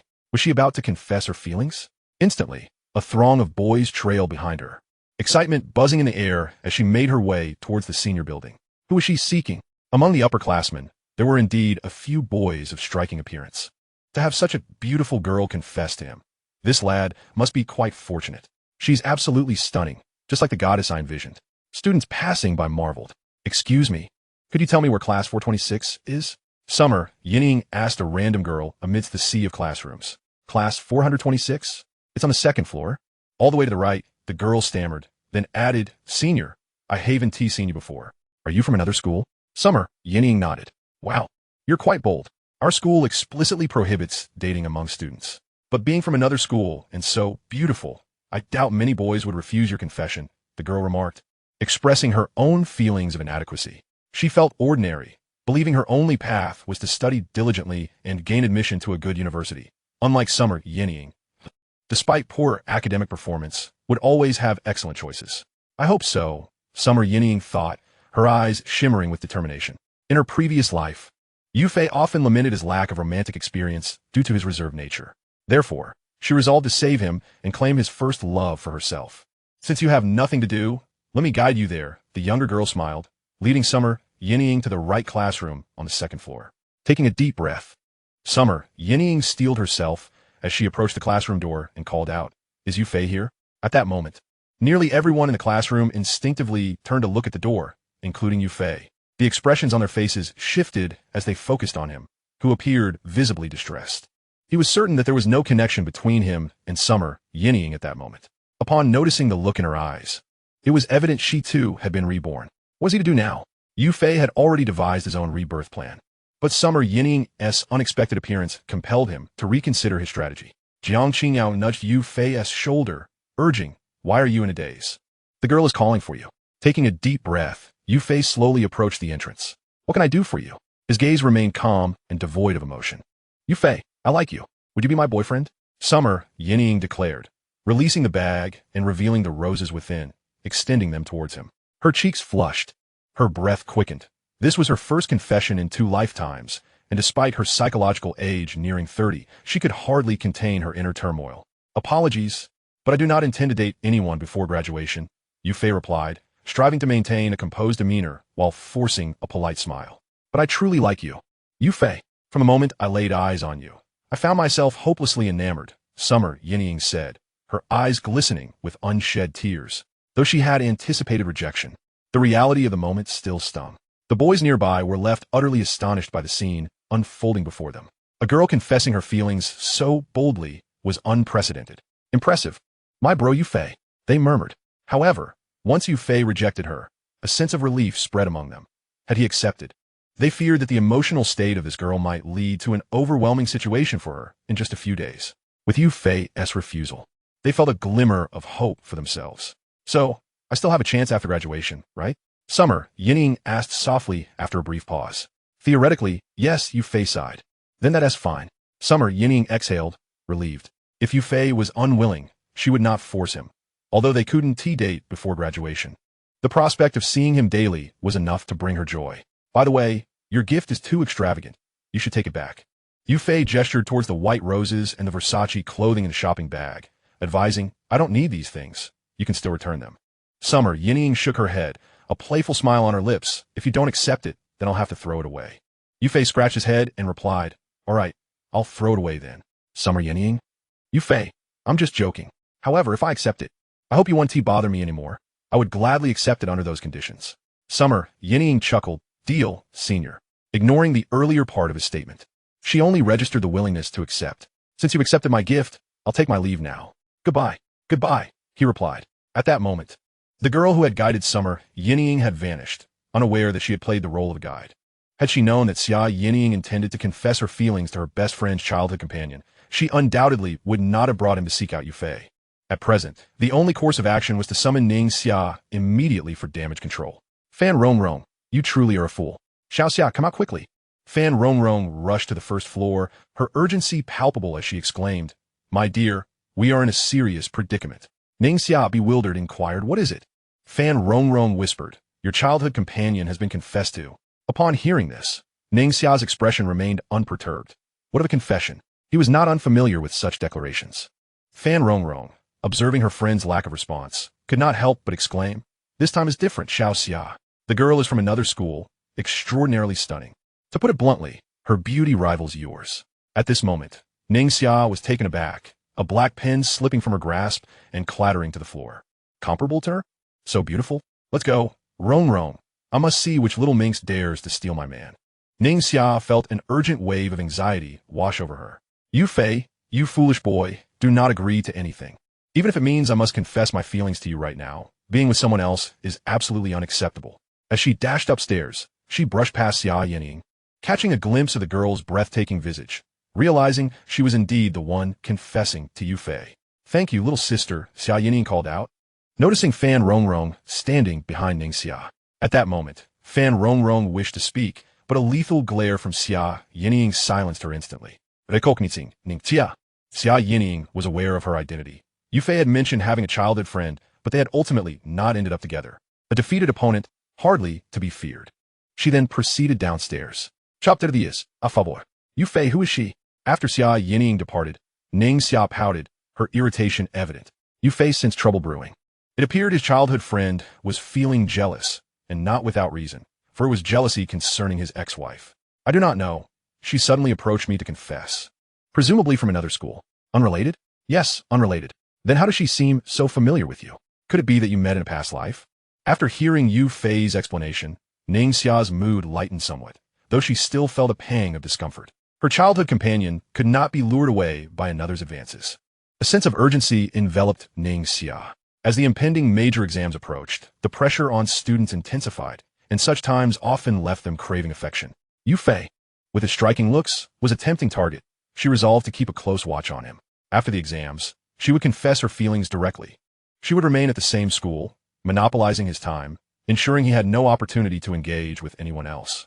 Having harbored feelings for Yu Fei for 14 years, she would not let anyone encroach upon her territory. With this thought, Ning Xia's expression grew serious. She needed a strategy. Still, the white rose is quite romantic, she mused. Suddenly, noticing the flowers Yu Fei had set aside, she reached out to touch them, adding with a teasing tone, Yu Fei, you seem to have a flair for romance. Yu Fei brushed his forehead. It was clear his little childhood friend wore her emotions openly, her jealousy radiating throughout the school. Glancing at a shopping bag beside him, he discovered a set of clothing, Versace, no less. Astonished by her wealth, Ning Xia's brows furrowed, beads of sweat forming on her forehead. The mere fact that this girl was a stunning beauty already posed a threat. Combined with her affluent status, it was likely that countless boys would succumb to her charms. An idea sparked in Ning Xia's mind. A Fei, after school, come directly to my class and escort me home. Why? Yesterday, I noticed someone following me. There have been some unsavory characters lurking around the school lately. She set down the bag, her beautiful eyes shimmering with concern. Her delicate hand resting on Yu Fei's shoulder as she spoke fearfully. Someone is following you. Yu Fei, initially focused on his childhood friend's jealousy, was suddenly confronted with a matter of his own. Yes, and it seems to be a blonde guy. A Fei, you wouldn't want your childhood friend to be in danger. Would you? Ning Xia clasped her hands before her waist, adopting a vulnerable demeanor that starkly contrasted her usual self. Yu Fei's lips twitched. Her tone sounded almost like that of a little girl. Nevertheless, Ning Xia's words demanded his attention. As the top-ranked school in the city, Xiangbei High had excellent security. But there were always exceptions. Better safe than sorry. He had taken it upon himself to be her protector. Wait for me after school. Yu Fei grinned as he playfully tousled Ning Xia's long, silky hair. It's settled then. Ning Xia smiled brightly as she walked away. Impressive, my friend. Not only do you have a beautiful childhood friend, but now there's also a wealthy beauty from outside the school confessing to you. I'm feeling quite envious. Huang Makai remarked as he approached Yu Fei after Ning Xia had left. Confessions are one thing, but there is no possibility for anything between us. Yu Fei was steadfast in his affections. Divorce meant divorce. Though there had been feelings, that was now a thing of the past. It was best for both to move on. Indeed, should you accept her advances, I would be the first to confront you. I have watched Ning Xia's feelings for you grow since childhood. If you were to falter due to someone else's confession, it would surely break her heart. Huang Makai contemplated this before a smile broke across his face. Rest assured, my bond with Ning Xia is profound. Unless she rejects me, I will not part ways with her. Yu Fei gathered the flowers and clothing into the bag, and then entered the classroom. Who is that girl? Suddenly, a voice interrupted Huang Makai's thoughts. It was Tian. Instinctively, he straightened, startled. I don't know. You don't know? She seems to be from another school. Tian frowned, not probing further, though she felt an inexplicable familiarity toward the beautiful girl, unable to place it at the moment. Inside the classroom, Yu Fei placed the gifts beneath his desk and began to study. Though much time had passed, as he reviewed, he found his long-buried memories surfacing. For him, high school had been a joyous experience. Both life and learning had brought him happiness. However, the conclusion of high school had been far from perfect, leading him to lose interest in romance in university, even contemplating a life without marriage. Were it not for his godmother's incessant nudging to settle down, he would have never considered blind dates. Ironically, the seventh blind date brought him face-to-face with Xia Yinying, the very girl from his first date. Although they divorced 2 years later. Just as Yu Fei prepared to immerse himself in his studies, Jiang Qingyao's voice broke through. Yu Fei, could you do me a favor? Yu Fei turned to see Jiang Qingyao, with her pale complexion, gazing intently at him. What favor? I have a friend who likes your childhood companion. Could you find out what type she prefers? Jiang Qingyao replied calmly. Yu Fei frowned slightly. Her words struck a familiar chord, though it seemed she was speaking on behalf of someone else. So, you are to be your strategist now? Yu Fei remarked. Perhaps, he replied, though I lack experience in this realm. Today, you receive confessions from other girls. It seems you must possess quite a bit of experience in such matters. Jiang Qingyao's beautiful eyes blinked lightly, fixating intently on Yu Fei. In truth, I have no such experience. Yet the fact that she's enamored with my childhood friend does pique my interest. By the way, who is she? Yu Fei responded with a smile. Tian Tian. Jiang Qingyao leaned in slightly, revealing the name. What? Yu Fei was taken aback. Tian Tian. What a remarkable coincidence. Had he missed a mutual affection in his previous life? Both of them had harbored feelings for one another, yet neither had dared to speak first, resulting in a missed connection. As a pure-hearted romantic, Yu Fei found such circumstances intolerable. He had resolved to become their love strategist. Do you agree? Jiang Qingyao softly inquired, noticing the joy radiating from Yu Fei. Certainly, he replied with a grin. Before long, school was dismissed. Yu Fei assisted Zhou Tianyu down the stairs before heading to the first floor to meet Ning Xia. At that moment, Ning Xia stood at the entrance, gazing down the path Yu Fei was traversing. Ah Fei, you're here, she exclaimed with a smile upon seeing him approach. As Yu Fei beheld the adorable expression on his childhood sweetheart's face, he couldn't resist pinching her cheek and reassured her. Rest assured, I promised I wouldn't date anyone until after graduation. Can I let go of your hand now? Ning Xia's face flushed with shyness. Yet she shook her head. No, that older woman seems determined. I want to allow her the chance to get close to you. Yu Fei regarded her with curiosity. Is this your reason for wanting me to escort you home? Ning Xia's head shook vigorously like a rattle. Of course not. Such a thing is utterly unimaginable. Observing the expression on his childhood sweetheart's face, Yu Fei discerned the truth with ease, but chose not to expose her feelings. Chapter 11. Seed Money. By the way, Ah Fei, are you free this weekend? The four of them strolled alongside the road. Ning Xia boldly addressed Yu Fei. I'm free, why do you ask? He queried, noticing her nervous demeanor. That's good to hear. We can discuss it later. After hearing this, Yu Fei continued, I'm available on Saturday. Sunday might be tricky as I have some matters to attend to. On Sunday, he planned to clarify things with Xia Yenying, ensuring she would no longer cling to him. After seeing Ning Xia home, Yu Fei quickened his pace, and after escorting Zhou Tianyu back, he finally returned home, discovering it was already past 6. Upon arriving at his doorstep, he opened the door to find a young girl seated on the sofa, watching television. Yu Fei, you're back, she exclaimed, rising with a bright smile, her fair thighs exposed, clad in his slippers, her delicate toes appearing particularly charming. It then dawned on Yu Fei that he had seemingly taken in a runaway girl. He had been so preoccupied with school matters today that he had momentarily forgotten this detail. How are you? Are you hungry? He asked, sitting beside her and casually tossing his backpack aside. The girl turned her head, her face still adorned with a smile, albeit tinged with a hint of nervousness. Yu Fei understood her thoughts. Living under someone else's roof would naturally be unsettling for anyone. Don't be anxious. Just think of me as your elder brother. I happen to have a sister too, though she isn't my biological sister. We grew up in the same orphanage and were both adopted around the same time in elementary school, and we still keep in touch. How enviable. I've never had a sister. Since childhood, I've always been alone, whether going to school or returning home. I'll go prepare dinner. As Yu Fei made his way to the kitchen, he opened the refrigerator, retrieving vegetables and meat. What should I make? Soon enough, he arrived at a conclusion. A pre-prepared dish of braised pork with preserved vegetables, which merely needed reheating, accompanied by seaweed soup, beef, and potatoes. And a side of greens would suffice. After tying on an apron, he served the dishes at the table about 30 minutes later. How fragrant! Yan Yi Iklamit, resembling a playful kitten as she inhaled the aroma, then delicately licked her pink lips.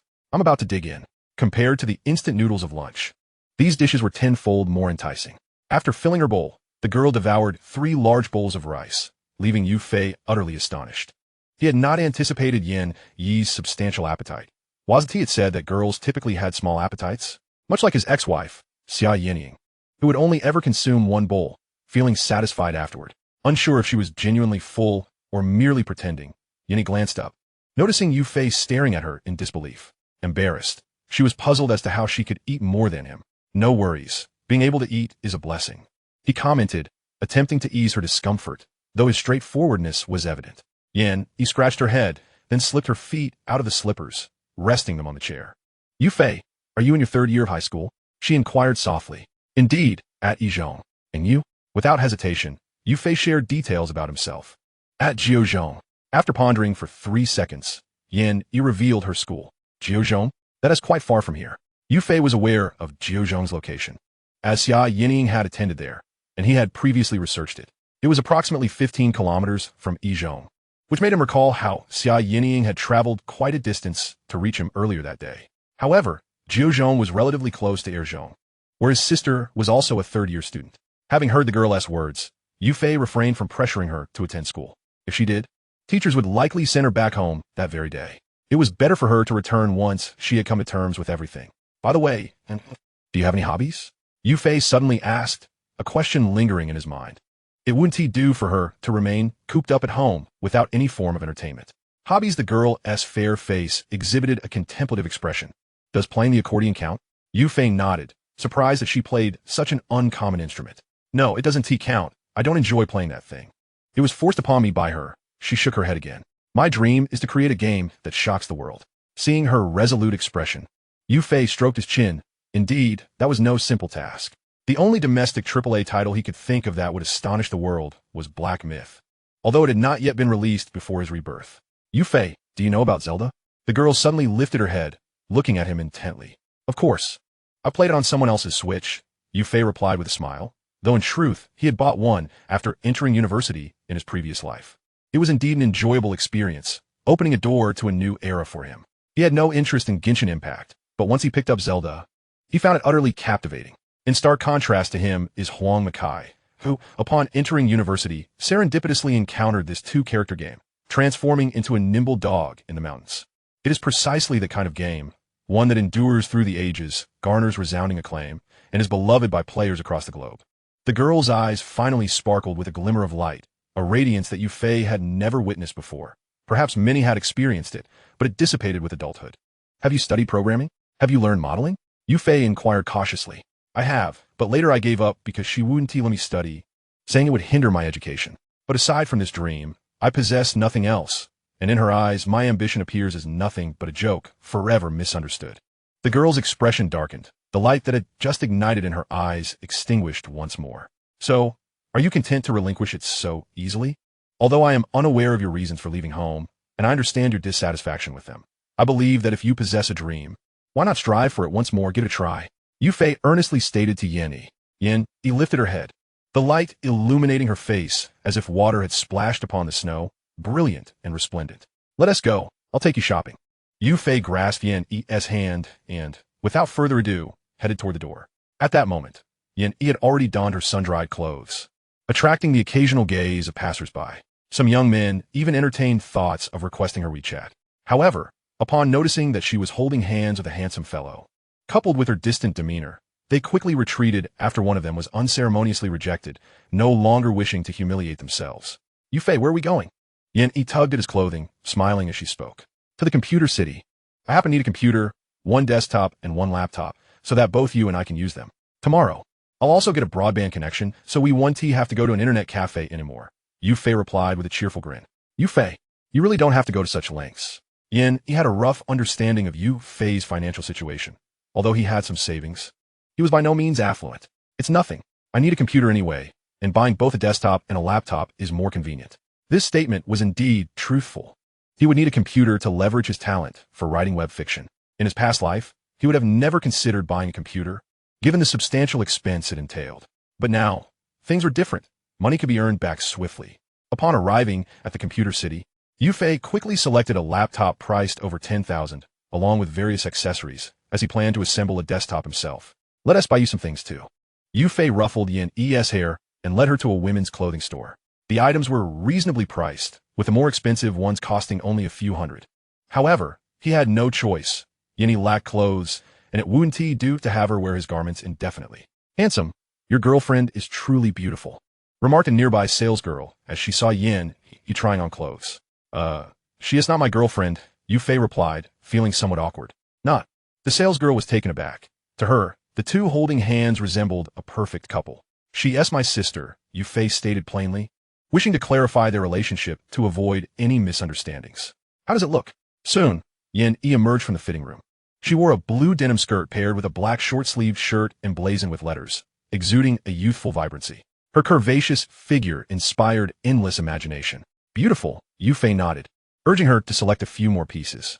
Subsequently, at Yen's request, he helped her choose several outfits, some more revealing, and others more conservative. Naturally, undergarments were left for Yin E to select herself. However, judging by her figure, it seemed she was likely a D cup. Next, they ventured to a nearby supermarket to purchase some daily necessities for Yin E. As they walked home, Yin spoke first. "Thank you, Yufei." Noticing the girl's reddened eyes, Yufei gently patted her shoulder, saying, "No need for thanks. I merely regard you as my sister." Isn't it natural for a brother to help his sister? A flicker of disappointment crossed Yin Yi's large eyes, almost imperceptibly. "Let us head home." Yufei took Yin Yi's hand, and they quickly arrived at their abode. "I'm going to sleep," Yin Yi said, retreating into her room with her small hands clasped behind her back. Yufei nodded and entered his own room. Now was the time to contemplate ways to earn money. He reflected on the events of recent years. To make money swiftly, one could simply bet on sports competitions. He retained memories of the World Cup, the NBA, and even esports, using these as initial capital to start a venture. Even if he couldn't become a millionaire, achieving a 9-figure sum should not pose a problem. Attaining 9 figures in assets while lacking connections would indeed be commendable. Any greater ambition might attract unwanted attention from unscrupulous individuals. However, who can predict the future? Regardless, he intended to retire and enjoy life before turning 30. Life is fleeting, and if one waits until 60 to retire, there will be precious little time left to savor. Suddenly, Yufei spotted a Versace shopping bag nearby, stealthily retrieving the garments within. After trying them on, he lamented that they were too small. With a sigh, he covered himself with a blanket and drifted into slumber. Chapter 12, Friends. As dawn broke, a ray of sunlight streamed through the window, illuminating Yufei's face. With a swift motion, he sprang to his feet. After preparing breakfast for the still sleeping Yin E, he exited alone. At that moment, Yin E finally awoke, quietly dressing and turning on a laptop in the bedroom. However, instead of studying programming, she opened the browser search bar. "How can I make the boy I like fall for me while living together?" After searching this query, Yin E found few useful answers and thus turned to a forum. Entering her question, "When I type that question mark, it doesn't indicate that I have a problem, but rather that the original poster does. Living with a boy you like suggests a solid relationship. This is a prime opportunity. Such matters require specific analysis.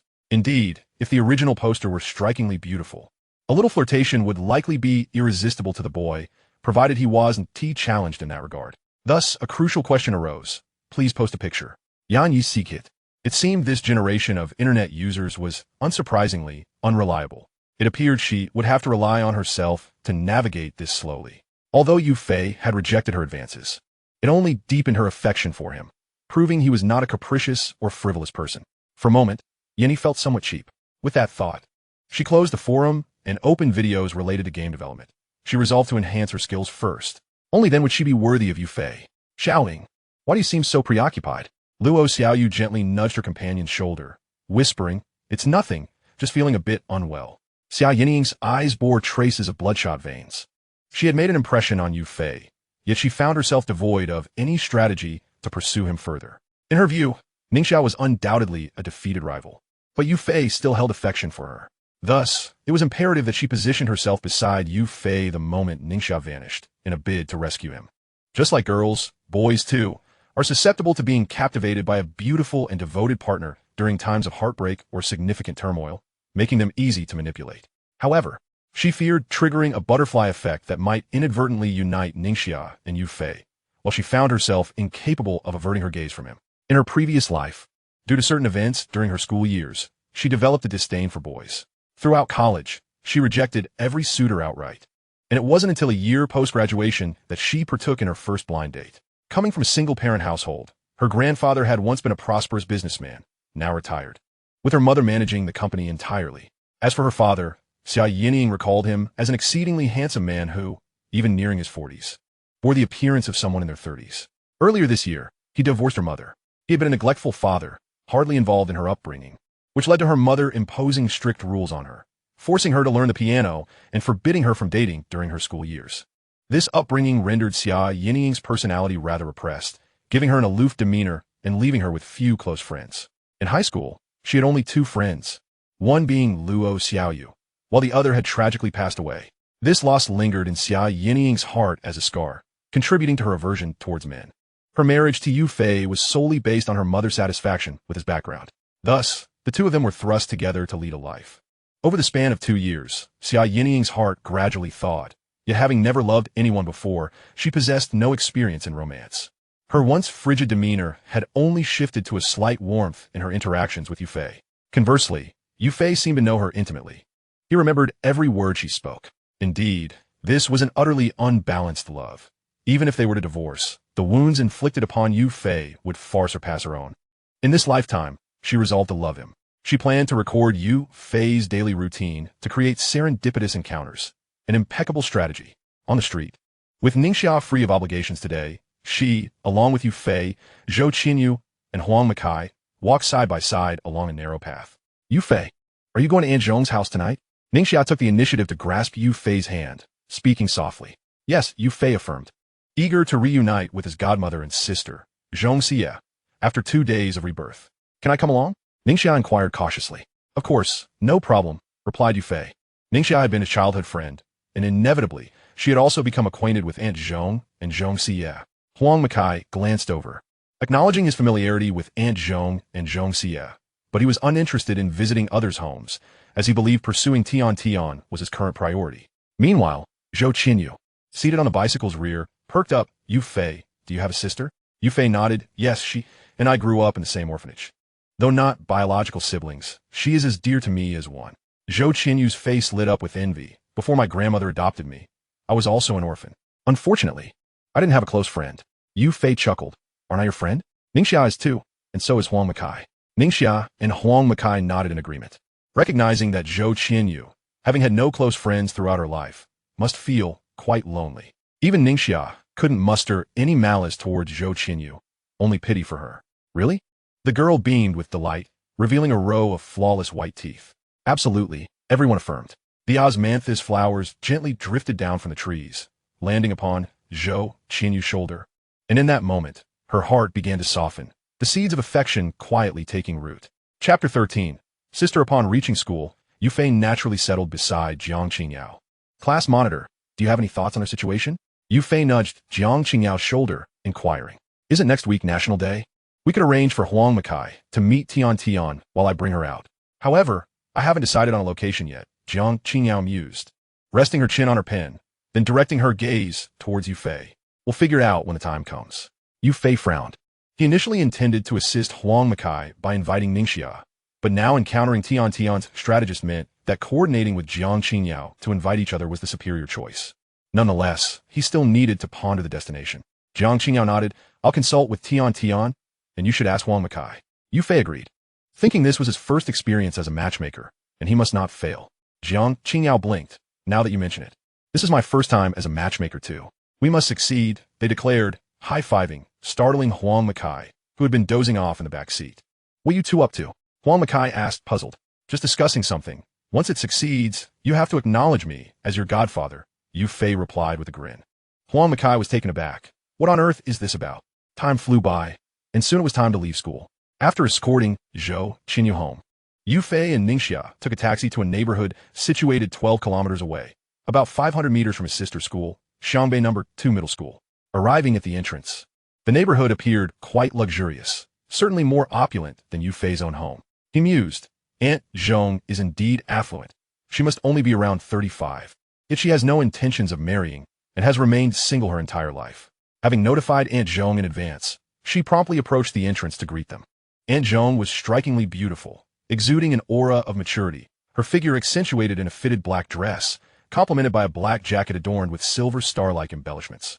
Adorned with bracelets, necklaces, and earrings, she resembled a well-off socialite. Xiaofei, Annie has missed you dearly, Aunt Zhong exclaimed, wrapping her arms around him as soon as she spotted Yufei. He wiped the sweat from his forehead, feeling somewhat overwhelmed by his future godmother's affectionate displays, which undoubtedly explained her desire to adopt him as her son. After Aunt Zhong released him from her embrace, Yufei turned his attention to his sister, Zhong Xie. Zhong Xie possesses a remarkably petite figure, standing at approximately 160 centimeters and weighing less than 50 kilograms, which lends her a notably slender appearance. Despite her modest A-cup size, her breathtaking beauty attracts numerous admirers, as many are drawn to such delicate types of girls. However, without exception, Zhong Xie has turned down all her suitors. Oni-chan, you're here, she exclaimed, immediately enveloping Yufei in a warm embrace. Yufei felt a sense of helplessness. Zhong Xie was an ardent fan of the second dimension, often interspersing her speech with snippets of Japanese. According to her whimsical notions, she aspired to find a two-dimensional boyfriend in reality to share her life with. Yet, in her past life, it seems she never found one, ultimately leading her to become a reclusive otaku. However, who could possibly refuse a sister who affectionately calls him Oni-chan every day? Even Yu Fei found it impossible to resist. Ningxia jia, Zhong Xie called out, giving Ningxia another hug. Ningxia reciprocated the embrace, as they were already well acquainted, sharing a bond akin to that of close friends. You've lost weight again. You must eat more, otherwise you won't develop properly, Ningxia gently remarked, stroking Zhong Xie's hair. Observing his childhood friend, who had shed her previously fiery demeanor, Yu Fei shook his head. The reason why goddesses appear aloof, indifferent, and dismissive is simply that they do not harbor feelings for you. You are not even friends. When they truly encounter someone they like, they become more open than the average girl. Let us go, Xiaoxia, Xiaofei, let us head out for a meal, Aunt Zhong suggested with a motherly smile after glancing at the two. The four of them arrived at a hot pot restaurant. Being locals from Xiangbei, they all relish spicy food, and thus had a fondness for hot pot. Xiaofei, which university are you planning to apply to? Aunt Zhong inquired while stirring the pot. As for universities, given my current grades, I probably won't make it to Qingbei, but with some effort, I might have a chance at Ingtian University, Yu Fei mused, stroking his chin. If he couldn't gain admission to Qingbei, he would likely opt for university in the south, with Ingtian University being among the top contenders. Ingtian University is indeed a good choice. I graduated from there myself, Aunt Zhong replied with a smile, seemingly lost in nostalgia. Ingtian University? So, Oni-chan wants to attend that university too? Then I shall go there as well. Zhong Xie exclaimed, her fair face beaming with joy. Ingtian University? Ningxia remarked softly, feeling a twinge of disappointment. Her grades were not as stellar, and merely gaining admission to a 211 university would be a significant achievement. Her dream was to enroll in a university in a magic city, yet there was a considerable gap compared to Ingtian University. If only she had grades as exceptional as Jiang Qingyao's. Not only Ingtian University, but Qingbei would be a sure thing. Given that the first high school is the best in Xiangbei, with most of the top 10 students being prime candidates for Qingbei. Moreover, Jiang Qingyao consistently ranked among the top 3. However, Jiang's family was affluent, offering her many opportunities, perhaps even a chance to study at the world's top-ranked institution. Comparisons can be disheartening. Nevertheless, Ningxia was not a person who demanded much. Though her parents were ordinary workers, she had already mapped out her future. Yu Fei would attend Ingtian University, while she would go to the Magic City University. The two places were quite close, allowing them to meet every weekend. And they planned to marry after graduation. They would strive to thrive in the big city, and if the pressure became overwhelming, they could return to Xiangbei to find decent jobs. That's not certain. I might only get into a 211 university, and whether I can make it to a 985 is still in question, Yu Fei chuckled. He was aware of his capabilities. After brushing up on his past knowledge, he remembered some exam questions. With that, he could qualify for 985, but whether he would gain admission to Ingtian University depended on luck. Then, keep working hard. Annie believes in you, Aunt Zhong encouraged, patting Yu Fei's shoulder, urging him to relax. At that moment, Zhong Xie chimed in, Oni-chan, do you have time during the National Day holiday? I want to go to the amusement park. Yu Fei nodded. Of course, that's no problem. Ningxia smiled as well. See ya, I can accompany you and Ah Fei. Zhong Xie's face lit up with delight. This was the best arrangement. Soon, their meal concluded, and Aunt Zhong and Zhong Xie departed first. Yu Fei then took Ningxia's hand and wandered to a nearby park. Though it was already past 8, the park was still bustling with people, and in the central square, someone was even setting off fireworks illegally. The dazzling fireworks, reminiscent of summer's end, symbolized both the conclusion of a story and the heralding of a new beginning. Yu Fei held Ningxia's left hand tightly, their fingers intertwined, and gently asked, Xiaoxia, do you think we can be together forever? As he extended his hand, Ningxia naturally grasped it, her face flushing crimson. Of course, we are the best of friends. Yu Fei chuckled. That's what you said. If one day you decide to leave, you must tell me. Ningxia pouted, bewildered. Leave Yu Fei? That's impossible for this lifetime. Unless I were to die. That one tea happened. If I were to leave you, with your temperament, I doubt you could even take care of yourself, Ningxia replied. Turning her head, perhaps in just a few years, all those savings would be spent. Yu Fei tightened his grip on Ningxia's hand. What if I truly run out of savings? What then? Ningxia gazed at the crowd frolicking in the distance, her face breaking into a sweet smile. I'll support you. I refuse to believe that I won't be able to support even one lousy man after graduating from university. Upon hearing her words, Yu Fei's eyes brimmed with affection. There is no need for that. If anyone should take care of anyone, it should be me taking care of you. A grown man with hands and feet, Doesn't he need you to support him? Ningxia laughed. Then you come and support me. Yu Fei ruffled Ningxia's hair. All right. But how long will I support you? How long? How long do you want to support me? A lifetime, perhaps? Upon hearing Yu Fei's words, Ningxia quickly released his hand. Her face flushed. Ah Fei, are you confessing to me? I said before, I wouldn't date anyone before graduation. Seeing the girl's panicked expression, Yu Fei clarified. I never said I wanted to date you. With your fiery temper, anyone who dated you would surely suffer. Ningxia's face turned furious in an instant, and she pinched Yu Fei's waist. Is my temper really that explosive? Even so, am I not gentle enough with you? Noticing her eyes glistening, Yu Fei realized she was genuinely upset. I was just joking. Like you, I also don't plan to date anyone before graduation. Yu Fei's heart softened, and he gently wiped away the tears that had just trickled down Ningxia's cheeks. Really? She asked, her sorrow dissipating swiftly, her expression returning to normal. Yu Fei found it amusing how quickly the emotions of girls could fluctuate. Just a moment ago, she was in tears and now she was fine. Of course. It's true. Now, stop crying.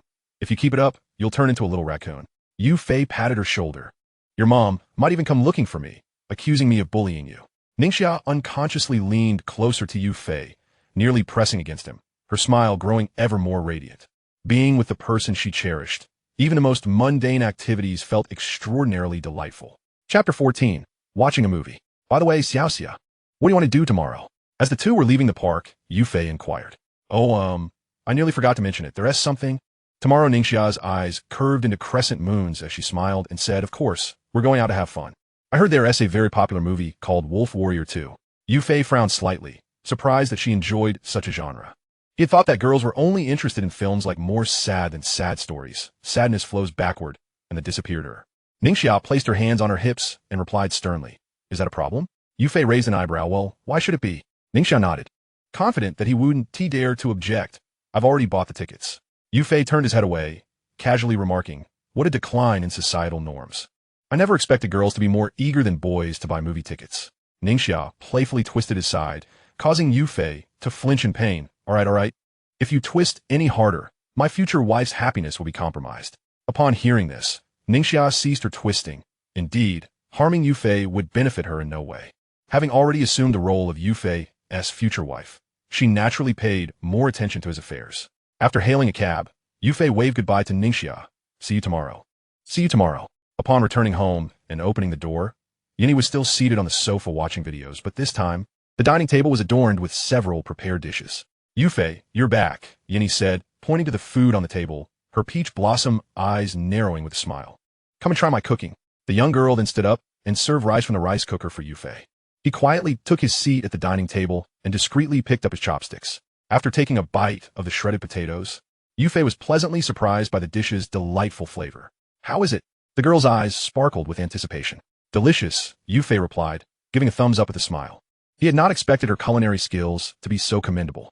According to her earlier statements, her family background was relatively affluent, and typically, those from such backgrounds did not dedicate time to culinary pursuits. Although it was somewhat peculiar, Yu Fei quickly dismissed his doubts. After all, she had mentioned that her living conditions required her to do housework, and she kept the place quite tidy. Cooking, it seemed, was indeed a part of household chores. Exactly. Just enjoy it, the girl insisted, using her chopsticks to continuously serve meat dishes into Yu Fei's bowl. Although he quickly became full, he couldn't resist her enthusiasm and ended up eating a bit more. Patting his round belly, Yu Fei reclined comfortably on the sofa. He glanced at the girl, who was wearing a newly bought silk nightgown, her chest appearing quite ample, seemingly comparable to Ningxia, at least of D-cup level. Due to a natural male reaction, Yu Fei swallowed hard and turned his head away, happily starting a game. The outcome was, of course, a resounding defeat. Yu Fei, want to play together? At that moment, the girl approached him, getting closer, her presence infused with a subtle fragrance that slowly wafted into Yu Fei's nostrils. She then produced a smartphone. Upon closer inspection, Yu Fei realized it was his spare phone, which he had left on the table. Although inexpensive, it was more than sufficient for playing games. Sure, Yu Fei nodded, curious to see her skills. Moments later, Yu Fei selected Arthur, farming safely in the lane while the girl chose Li Bai to jungle. At that time, Li Bai was not yet the underwhelming character of later years. His damage output was quite impressive. 10 minutes later, as he glanced at Yini's stats, 1003, Yu Fei began to question his life choices. Was the girl perhaps a genius? Her stats were astonishing. After playing about 5 matches, Yufei found himself consistently being carried by her. Even if he intentionally threw games, it wouldn't affect the outcome. After achieving a significant score, Yufei felt quite pleased. Yinny, have you practiced before? He asked her with a smile. The girl blinked, pondering for a moment before replying, a game developer who doesn't play games is not a good game developer. Therefore, as a girl whose goal is to become a top game developer, it's not unreasonable for me to be skilled at games, is it? Yufei nodded, completely disregarding her reasoning. Regardless of why she was so proficient, as long as she could carry him, she was his dai. Yinny, you seem to have a cheerful personality. But from your description, I feel you have few friends. Yufei and Yinny shared laughter, their rapport akin to longtime friends. She was indeed easy to get along with. What is a true friend? The girl mused.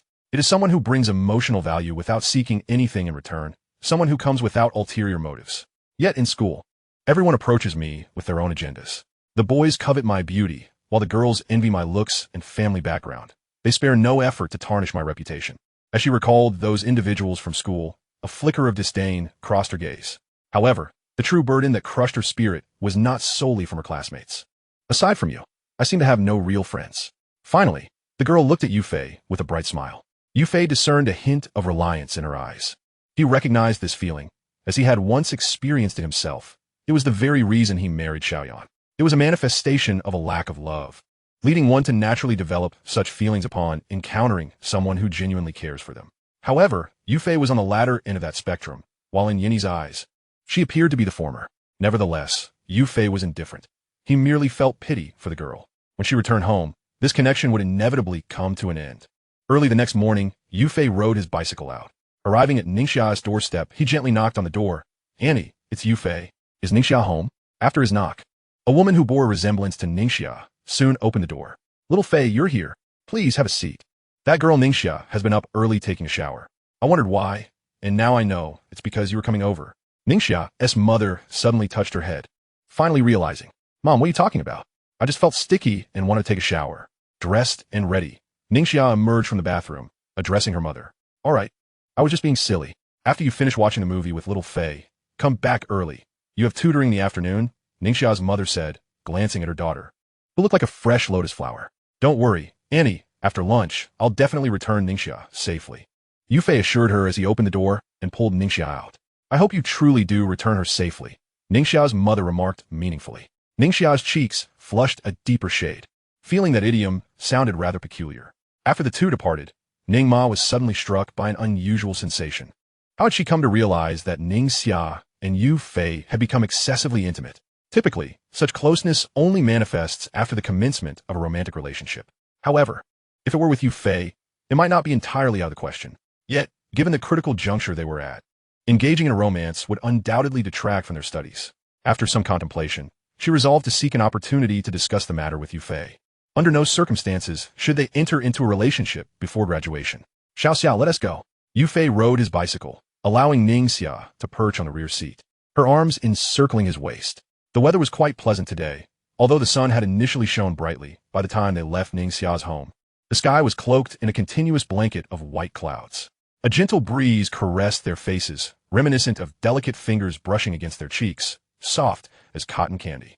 The streets bustled with pedestrians. Due to their striking appearances, both men and women couldn't help but steal glances at the pair, their rate of admiration exceedingly high. Before long, they arrived at a nearby cinema. Having purchased tickets online, Ningxia retrieved them from the machine, while Yufei approached the counter to buy a large cup of popcorn, along with a cola and a lemonade. Xiao here. Yufei handed the lemonade to Ningxia, and they walked hand in hand into the screening room. As the movie commenced, still showcasing the introductory scenes, Ningxia placed the straw to her lips, quietly sipping her lemonade. She then reached for the popcorn beside her, gently chewing, her beautiful eyes blinking as she remarked, "Why does it feel not sweet enough?" Yufei held the popcorn to Ningxia's mouth, and she inadvertently popped a piece in her mouth. "How about now?" Yufei draped his hand across Ningxia's shoulder, speaking tenderly. "You rascal." Ningxia's cheeks flushed slightly, as if she could exude moisture. Yet a smile soon graced her lips as she savored the popcorn, which, as it descended with her saliva into her stomach, indeed tasted sweeter. The film continued, and at first, the cinema was filled with couples whispering sweet nothings. However, as the plot reached its climax, most viewers became engrossed in the screen, some even shedding tears. This included Ningxia, while Yufei remained relatively composed. Having seen this film before, he experienced new feelings but was not moved to tears. Yufei, Cold Front is so handsome and formidable. If I were ever in danger, would you protect me like that? Ning Xia turned to him, her eyes glistening with tears, blinking rapidly. Yufei nodded without hesitation. Of course, we are childhood friends. If I don't protect you, who will? Ning Xia tightened her grip on Yufei's hand as if it were glued together, whispering in a voice as delicate as a mosquito's buzz. You said it. Yufei turned his body, enveloping Ning Xia in his embrace. Don't cry. If you keep crying, you won't look pretty. Ignoring her flushed cheeks, Ning Xia reciprocated the embrace, saying, Fei, I want more popcorn. Understanding her intent, Yufei released his hold, feeding her popcorn while gazing at the screen, savoring the unfolding conclusion. Suddenly, a small hand offered 2 pieces of popcorn to Yufei's lips, and he promptly bit into them. What are you doing? Ning Xia exclaimed, realizing her hand had brushed against his lips, now dampened slightly by his saliva. She gently wiped her hand, pouting. Don't misunderstand. That was just the cola I drank. Yufei explained, amused by Ning Xia's mixture of shyness and teasing. Before long, the film concluded. Hand in hand, they exited the cinema and made their way to a small restaurant nearby. Boss, 1 serving of knife-cut noodles. Yufei called out. I want a serving of knife-cut noodles too. Ning Xia chimed in. When 2 steaming bowls of noodles arrived, Yufei exhaled deeply and began to eat. Despite having consumed popcorn earlier, that was merely a prelude. It did little to satiate his hunger. In contrast to Yufei's voracious consumption, Ning Xia savored her meal slowly, leaving over half of her bowl untouched by the time Yufei finished. Noticing Yufei had polished off his bowl, Ning Xia smiled and offered him a tissue. Why don't you head back first? I can manage getting home on my own. No way. Your mother is worried about you. If I don't escort you home, she will surely be displeased, Yufei countered, shaking his head. You make it sound like my mother is a monster, Ning Xia replied, a hint of displeasure in her tone, though her face radiated joy. All right, I confess, I simply want to accompany you home. Didn't you mention that nearby delinquents have been increasing? Walking alone is too dangerous. Yufei presented an irrefutable reason. Ning Xia nodded, conceding, fine then. Before long, Yufei escorted Ning Xia back to her home and subsequently returned to his own. Throughout the afternoon, Yufei immersed himself in educational videos, striving to swiftly fill the gaps in his academic knowledge and advance further. Around 4 o'clock, he rose and ventured into the living room, wherein he was not on the computer, but rather gazing into the distance from the balcony, lost in thought. Yufei, are you all right? Hearing movement behind her, Yi turned, speaking softly. Yufei reclined on the sofa, closing his eyes to rest. Would you accompany me for a walk? Yi asked cautiously, fearing he might decline her request. Sure. Observing the weather outside, Yufei noted the time. It was now 4 in the afternoon, and the heat had subsided. With a gentle breeze blowing, it was indeed an ideal moment for a stroll. The girl retreated to her bedroom, shedding her sleepwear to reveal her fair form before donning a new outfit she had purchased earlier. Approximately 3 minutes later, she emerged dressed in a white short-sleeved shirt and denim shorts, her well-proportioned figure accentuated by the fitted clothing. Let us go, Yi smiled, slowly stepping out of her room, reaching for Yufei's hand. Being someone who often felt disillusioned about the future, she feared that rejecting him would hurt his feelings. Thus, Yufei did not resist her grasp. Descending the stairs, Yi walked alongside Yufei along the path leading to the park. Yufei's gaze immediately landed on a wooden bench, yet this time, it was devoid of any occupants. Noticing Yufei's focus, the girl tightened her grip, assuring him, rest assured, I belong to you alone now. I want to wander off. Feeling Yi's south body close to his, Yufei perceived her as a docile kitten, her wild spirit seemingly tamed into that of a true house cat. People inevitably grow up. You're still young and shouldn't dwell on such trivial matters. Perhaps in time, your perspective will change, Yufei remarked with a smile. I have a friend whose first love told him that their bond was not a breakup but rather a loss. Shortly thereafter, he was dumped. Individuals often succumb to impulsive thoughts, uttering words that lack practicality. However, I harbor no resentment towards you, for many are similarly inclined. Yet, I aspire not to fall into that category. I consider myself a profoundly rational being.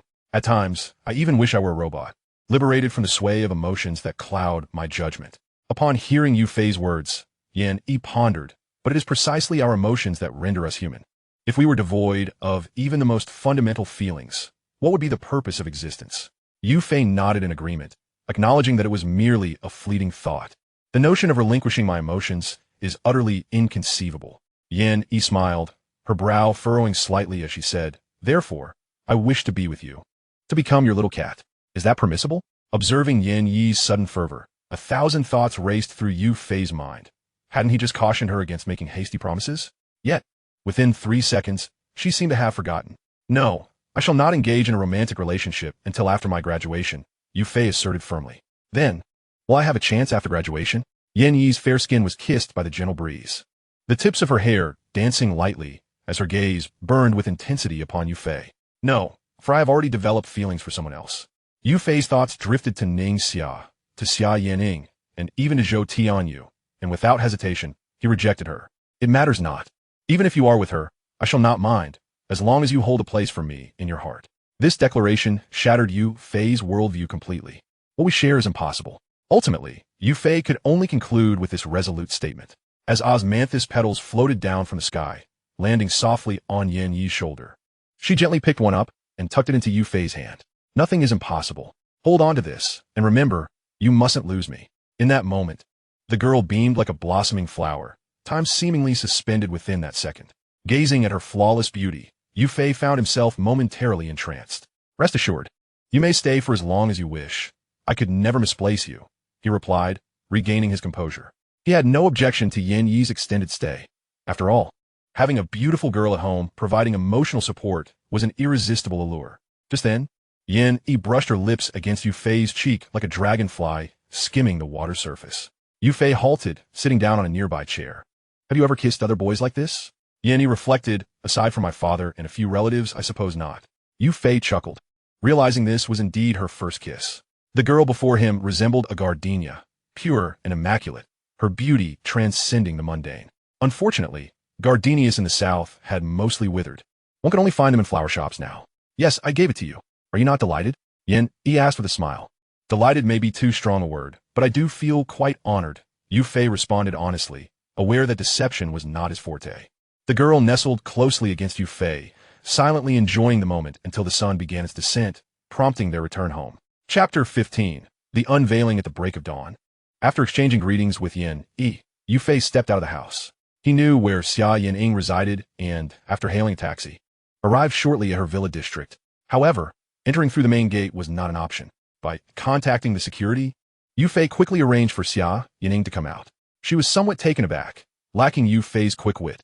Her first thought upon hearing from the guard that a handsome young man named Yu Fei was looking for her was that there might be a romantic interest. In an instant, her thoughts traveled from the age of 18 to 80, from making friends to having children, envisioning a future where they held hands and shared a final moment together. Yet, she was unaware that such romantic notions often arise fleetingly. Many boys and girls entertain similar thoughts, and time has a way of dulling even the most ardent feelings. Shall we step outside? Yu Fei suggested as he noticed Xia Yining still lingering at the door. Sure, she replied, trusting Yu Fei's character after over 2 years of acquaintance. He was straightforward, never one to beat around the bush. If he had a thought in mind, he would act upon it without hesitation. Xia Yining, you too have been reborn, haven't you? Yu Fei remarked as they walked, startling her. Yes, she conceded, realizing there was no point in denying it, as Yu Fei had already discerned the truth. It's good that you've been reborn. You should carve out your own life now. You're only 18, with ample time to find someone who loves you as much as you love him. Yu Fei halted, his gaze clear and sincere. I don't think so, aside from you. I can't envision anyone else, Xia Yining replied, shaking her head, her eyes beginning to glisten with unshed tears. Yet, she managed to maintain her composure. Though her heart was heavy, that is all in the past. I do not harbor any hatred towards you. I once loved you, but I implore you to let me go now. Yu Fei's gaze was earnest, for he could not lie about his previous affections. He sought to convey to Xia Yining that their potential was irrevocably lost. Yu Fei, am I still not as good as before? I know you still love me, she implored. In their previous life, after 2 years together, she was acutely aware of his love for her. Such emotions were not easily extinguished, and she believed that with effort, she could win him back. I have said it before, the past is the past, and the present is the present. As Xia Yining began to weep, Yu Fei felt his resolve waver. He felt shame for his own weakness, yet he could not ignore the situation. Here, wipe your tears, he said, pulling out a tissue from his pocket and offering it to her. Xia Yining accepted it, dabbing at her tears. But the more she wiped, the more her sobs intensified. You used to wipe my tears, she said, looking up with her eyes streaming with tears. Stop crying. Tears won't solve anything. Though Yu Fei felt a twinge of compassion, he was determined not to relent, First loves are often cherished by men. Yet reason told him it was time to conclude this chapter. Do I still have a chance? She asked as they arrived at the park, sitting on a bench beside the unbloomed cherry blossoms, and she felt herself transported back to the day they had their first date. There is none, he replied firmly. Though the words felt painfully familiar to him, his heart could only accommodate Ningxia. If he were to develop feelings for someone else, it would betray his principles and render his affection trivial. But your childhood sweetheart will leave you after graduation. Are you still clinging to her? Tears trickled onto her trousers. Yet she felt nothing. Her mind was consumed by a singular emotion, fear. Indeed, fear. She couldn't fathom a world without Yu Fei. I will change all of that. At least she reciprocates my feelings, and I cherish her as well. Yu Fei was taken aback for 3 seconds before he spoke. Although he was unaware of the reasons behind Ning Xia's departure, he still wished to make an effort to alter the future. But I have truly begun to change. You're my first love. Although I initially felt nothing for you, during the last 2 months before a divorce, I started to accept you. For the first time in my life, I experienced the flutter of my heart. I like you, and I cannot imagine my life without you. Xia Yining could not help but embrace Yu Fei, yearning to rest her head on his shoulder. Yet, he gently pushed her away. Xia Yining, please calm down. No one ceases to live simply because they have lost someone. Life is long, and you have many more 18 years ahead of you.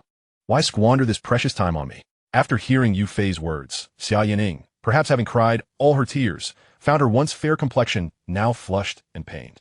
Yu Fei, I beg you, is there any hope for us to return to how we once were? I am genuinely terrified. Can I truly change? She continued. It no longer holds meaning.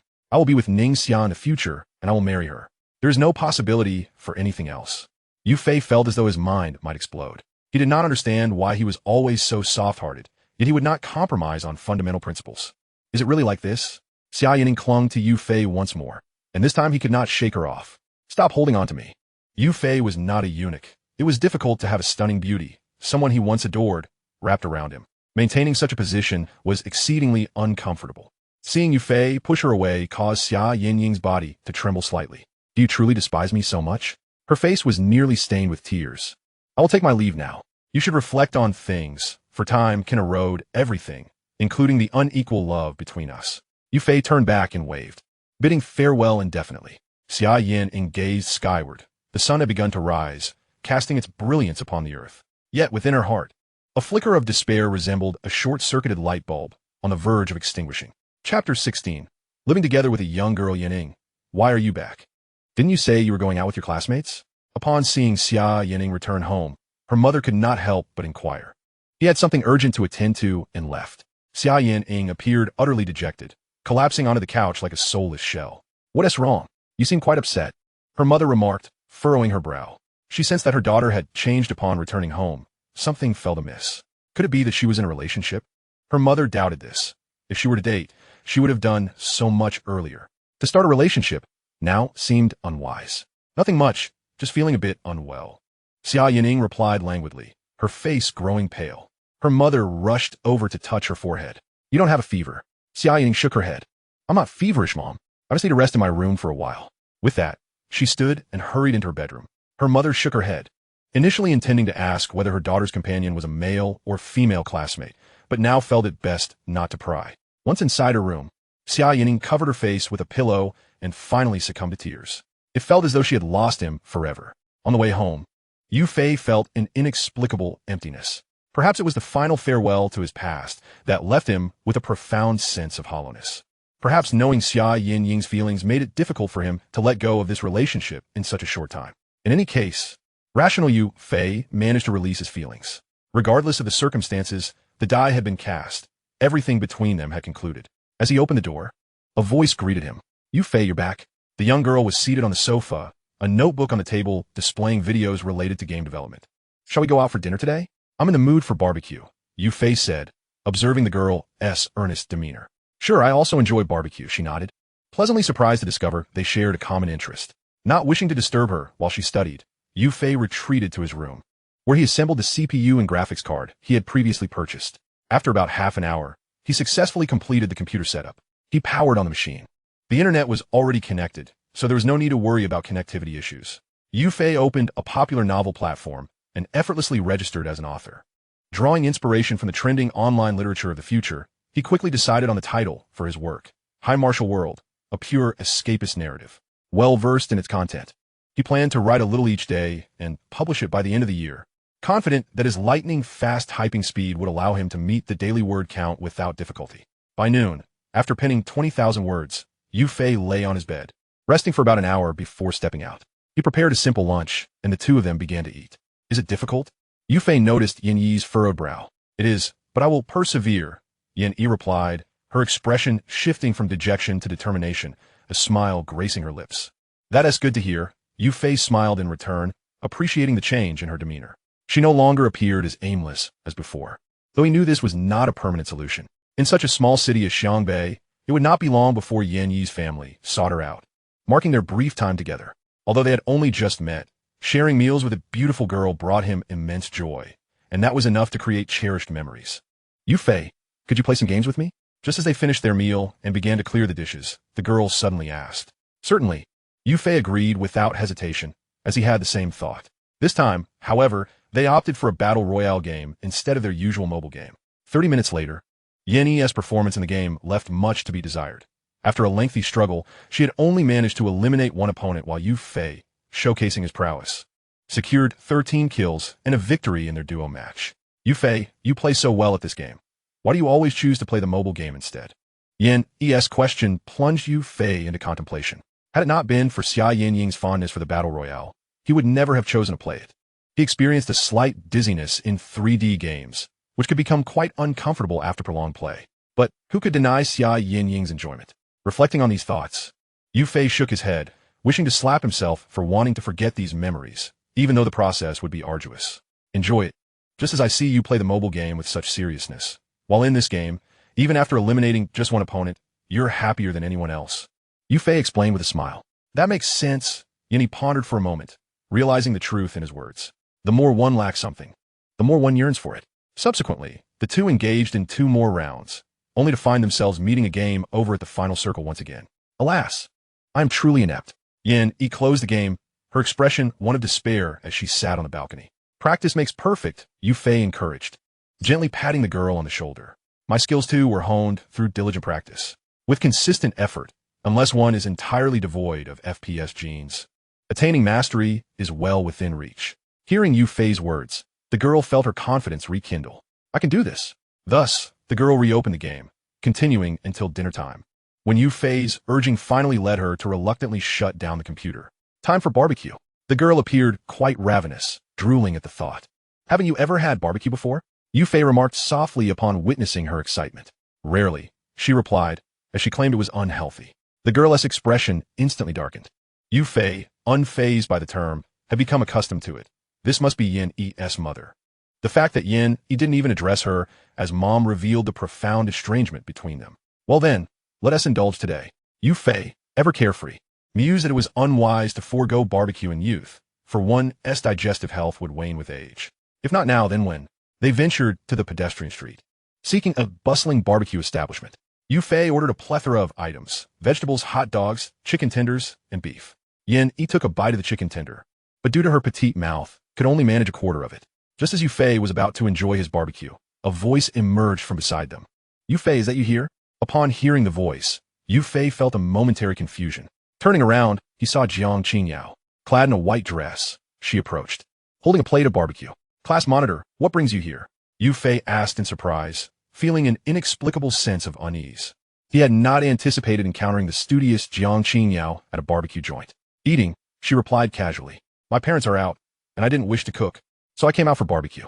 Jiang Qingyao naturally settled beside Yu Fei, her gaze shifting to Yin Yi across the table. And who might this be? She inquired, her eyes filled with curiosity. This is my friend, Yin Yi from the 9th middle school. Yu Fei introduced, try to shake off the strange feeling. Hello, Yin classmate. I'm Jiang Qingyao, Yu Fei's deskmate, she said with a warm smile, her demeanor elegant as she addressed the somewhat dazed Yin Yi. Hello. Yin Yi managed to squeeze out the words, finally grasping why Yu Fei often seemed aloof. It was clear he had a beautiful companion. She had mentally categorized Jiang Qingyao as a rival, though Jiang Qingyao remained blissfully unaware of Yin Yi's inner turmoil. Her feelings towards Yu Fei were purely platonic. They were simply good friends. The matter of Tian Tian and Huang Makai only served to draw them closer. However, she had no interest in Yu Fei's social life. Even if he were to juggle 2 relationships, it would not affect her in the slightest. The worst-case scenario was they would never communicate again. Yet, the seemingly youthful and innocent girl before her was undeniably striking.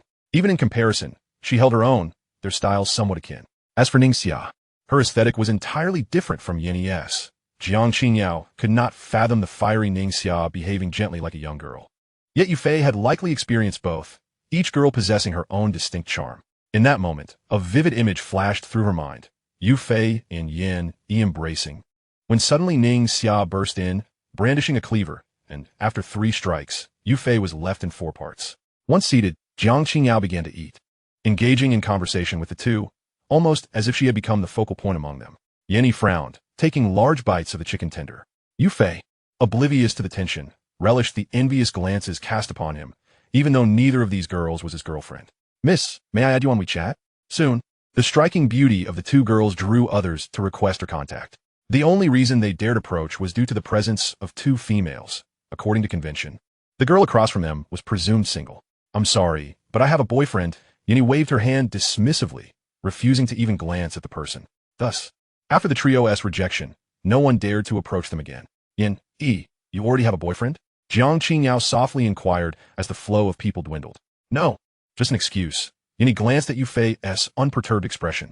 "With such beauty, I'm sure you could easily find a tall, rich, and handsome boyfriend." Jiang Qingyao remarked, her big eyes fixed on Yin as if trying to see through her. "What good would that do? I only like someone like brother Yufei." Yin disdainfully shook her head. Her family was not lacking in wealth. She had yet to encounter a tall, handsome suitor who stirred her feelings, aside from Yufei. In her eyes, he was special, for his gaze held warmth unlike that of others. This was a sentiment Yan had seldom experienced throughout her life. Oh, Jiang Qingyao too glanced at Yufei, as if understanding something. Yufei, completely bewildered, wondered how he had suddenly become the topic of discussion, merely a bystander. Time flew by, and after finishing their meal, the trio parted ways. Yufei and Yan walked home side by side, and after showering, the exhaustion from the day soon enveloped them into a deep slumber. Chapter 17. The eve of the monthly exam on Monday morning. Yufei arrived at Zhou Tianyu's home, hurrying to school without pause. He parked his bicycle, startling nearby sparrows in a flight towards the rooftop of the teaching building. Zhou Tianyu was still clad in her unchanging school uniform, though it bore a faint scent of laundry detergent, a lavender fragrance. Sensing the breath beside her, Zhou Tianyu stepped back a few paces. "You classmate, what are you doing?" Yufei awkwardly chuckled. "Nothing, just found the scent quite pleasant." Thankfully, he was well acquainted with Zhou Tianyu. Otherwise, he might have been mistaken for a creep. Zhou Tianyu's face flushed, momentarily at a loss for words. "Let us go. I'll help you up." Yufei naturally took her arm, carefully guiding her into the classroom. The classmates had long grown accustomed to this. Knowing Zhou Tianyu had indeed sustained an injury, had it been themselves, they too would likely offer assistance, though accompanying her to and from school would be another matter altogether. Upon reaching his seat, Yufei patted Jiang Qingyao on the shoulder, asking, "The long National Day holiday is approaching. Do you have any plans?" Although this long holiday has been significantly curtailed due to the National Senior High School third-year students, leaving only 3 days for these students, it still constitutes one of the few remaining lengthy breaks. The next opportunity for a short holiday may not arise until the New Year or the Spring Festival.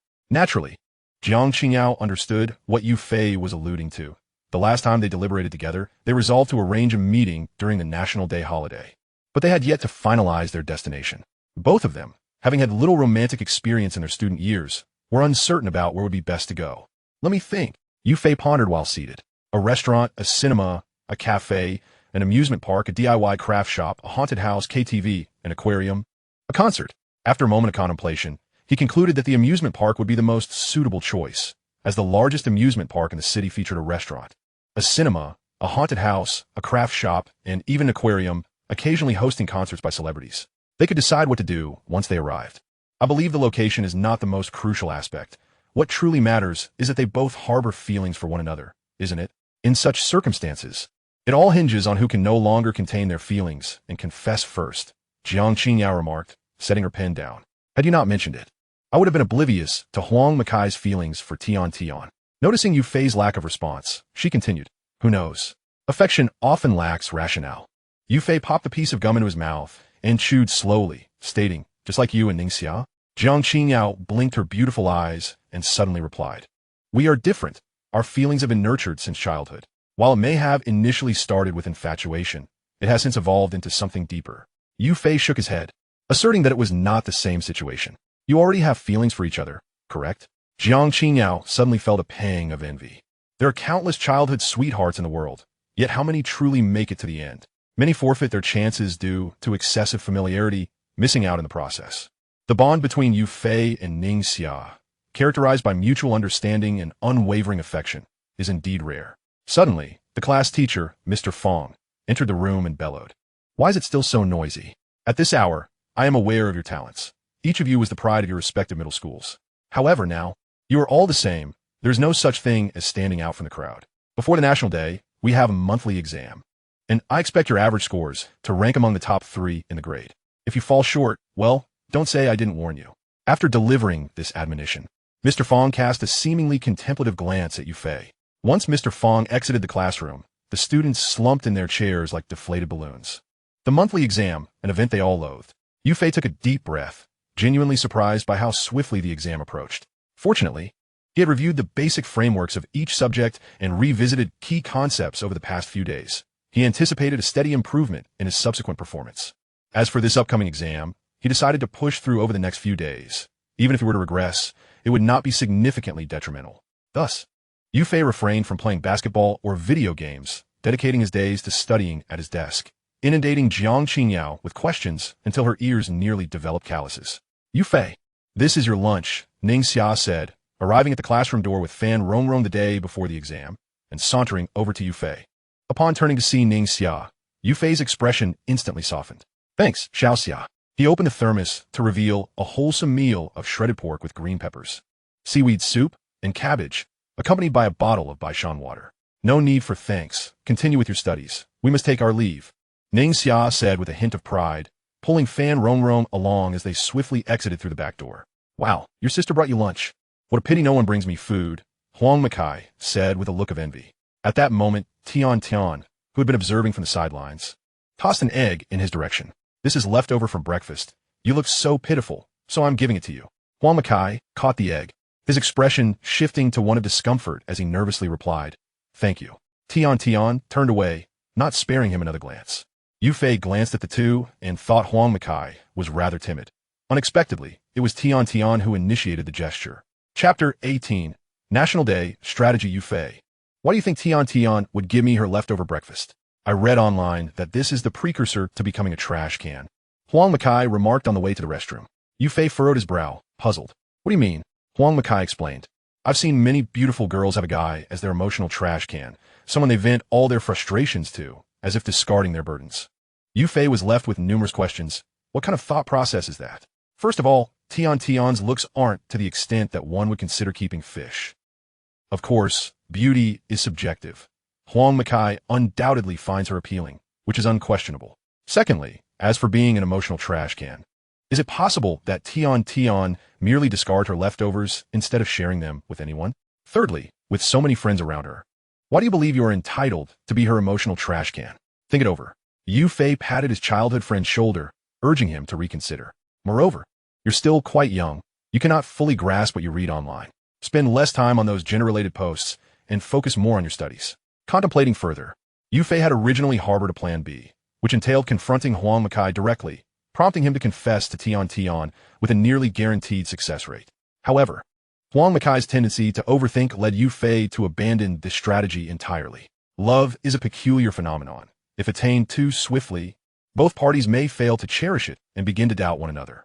While Huang Makai might be fine, Yu Fei lacked insight into Tian Tian's character. Their personalities were polar opposites, leaving him uncertain about their compatibility. In summary, it was best to proceed with caution. Before long, the monthly exam arrived. Over 2 days, Yu Fei felt immense pressure, but fortunately, the questions were not overly difficult. By his estimation, he should score around 500 points, though achieving a higher score would prove challenging. Reflecting on the previous year's cutoff for first-tier universities, which was 513, he believed he would surpass this threshold. To secure a spot in a better 211 university, a score of 600 was essential. This path ahead was indeed a long and arduous one. After the exam, as Yu Fei stood alone by the window, Ning Xia approached, offering him a milk tea she had just purchased. Why go out for milk tea after the exam?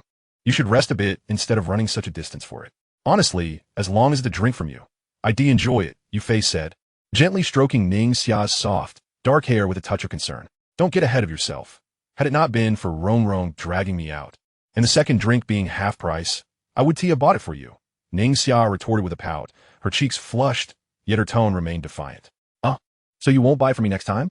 Yu Fei feigned dismay. If placed in the realm of female narratives, this would epitomize the archetype of a white lotus. Observing your demeanor, Ning Xia discerned a hint of displeasure in Yu Fei's tone and reluctantly conceded, it's quite sweet. Yu Fei took a sip of her milk tea and remarked, of course, it's sweet.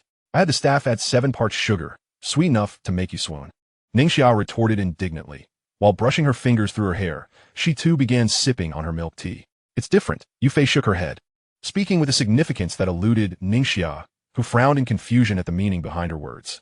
In the distance, a formation of geese flew westward, their dark feathers clumping together, vaguely resembling the character for you, evoking a sense of wonder. Inside the classroom, as the others rearranged their desks, Yu Fei pulled Huang Makai aside to the balcony and whispered, I've spoken with the class monitor. She will invite Tian out to play the day after tomorrow. You should come with me. Huang Makai paused, feeling a wave of anxiety wash over him. Was this truly the beginning? Honestly, I'm not prepared for this, he admitted. Yu Fei patted his shoulder and reassured him, young man, is there really a need for preparation? Just act as you usually do. Don't overthink it. Huang Makai nodded. His romantic intelligence at a standstill. He could only rely on Yu Fei's sage advice, as he braced himself for what lay ahead. With the exams concluded, the National Day holiday commenced. As they walked, Ning Xia strolled beside Yu Fei and inquired, Fei, do you have any plans for the holiday? With a smile, Yu Fei replied, what else can I do? I'll spend a day with you and your sister, and then I have other matters to attend to for the next 2 days. Huang Makai chimed in, the day after tomorrow, I'll be going out with Da Fei. This revelation meant that Yu Fei only had the 3rd day free for her own affairs. Yu Fei's thoughts became muddled, feeling as though her schedule was rapidly filling up. Thankfully, there remained a sliver of private time on the 3rd day, prompting a sigh of relief. As the trio laughed and chatted, Zhou Qianyu in the back seat suddenly felt out of place, a pang of envy for their camaraderie washing over her. Perhaps such friendships would elude her in the future. Upon returning home, the moment Yu Fei opened the door, an enticing aroma wafted through the air. Following the scent, she arrived at the kitchen, where Yan Yi was busy cooking, her apron tied neatly around her waist. Yan Yi, what are you making? Yu Fei approached her, puzzled. Mapo tofu, Yan Yi replied, rinsing the tofu she had just diced, then added, also Yu Fei, could you refrain from calling me by my full name? Just call me Yi. Yu Fei nodded, agreeing to the change of address. Though the name Yi felt vaguely familiar, he couldn't quite place it. Once Yan Yi finished cooking, Yu Fei joyfully took his place at the table. Although it had only been a little over a week, he found himself surprisingly accustomed to Yan Yi's presence. If she were to leave, it would undoubtedly leave him feeling desolate for quite some time. How does it taste? Yan Yi asked, playfully feeding him a piece of mapo tofu with her chopsticks. Yu Fei chewed thoughtfully before giving a thumbs up. Excellent. Yan Yi's culinary skills were indeed commendable, perhaps even surpassing his own by a notch. Their time together was shared in a delightful exchange of cooking. Sometimes he would cook, sometimes she would. And at times they would collaborate, making life increasingly enjoyable for Yu Fei. With time feeling precious, he sought to avoid wasting it on unnecessary matters. Returning to his bedroom, Yu Fei prepared to lie down for a moment of rest, but his phone began to chime incessantly. Upon checking, he discovered a message from Jiang Qingyao. Yu Fei, I checked the weather forecast. It won't rain tomorrow. Let us meet at the amusement park entrance. All right, by the way, class monitor, Yu Haven T told Tian about Huang Makai's feelings for her. Have you? Yu Fei inquired further. Of course not. That is good. With that reassurance, Yu Fei's mind settled, allowing him to drift into slumber. When he awoke, he found that it was already past 8 o'clock. Stretching, Yu Fei opened his computer to write, and an hour later, he had successfully completed 100,000 words. Just then, a knock echoed from outside. Yu Fei, would you like some tea? Opening the door, he saw Yan Yi carrying a tray with a teapot and teacups. The aroma of oolong tea, a favorite of his, wafted through the air, typically kept in the living room. Although he was not particularly fond of tea, he had taken it up due to its reputed health benefits. And over time, it had become a habit he did not wish to break. Thank you, he said, placing the teapot and teacups beside his notebook. Yu Fei, are you writing a novel? Yan Yi perched herself on a small stool nearby, smiling. Indeed, would you care to take a look? He turned to her with a grin. Sure, she nodded eagerly. Yu Fei, feeling no reservations toward her, sent her the manuscript without hesitation. As Yan Yi opened the file he had sent, she found herself captivated. When 10 o'clock arrived and Yu Fei wrapped up his work, he was still lost in thought over the plot of the story. I can't wait to discover what happens next. While I can't pinpoint exactly what is captivating, I just want to keep reading. It feels amazing, she exclaimed, shutting her phone. As a girl, I find it so enthralling. This book is bound to be a hit. Indeed, I believe so, Yu Fei mused. Confident in the success of his novel, being a reincarnated individual, it was without a doubt destined to flourish. After all, who wouldn't he enjoy a gratifying, plentiful tale? Yu Fei, do you have any free time during the National Day holiday? Yenny ventured tentatively as she noticed him pausing. I believe I only have the third day free, he pondered aloud. Yay, will you accompany me out on that day?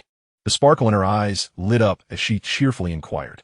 Well, if I have the time, then yes, he conceded, unable to refuse the eager girl before him. I knew you'd be the best, Yu Fei. With his agreement, she leaned closer, wrapping her arms around him from behind. Yu Fei felt the softness against his back. Chuckling softly without further comment. I'm going to take a shower now, he said, gently freeing himself from her embrace. Chapter 19, The Holiday Begins. See ya, early tomorrow morning.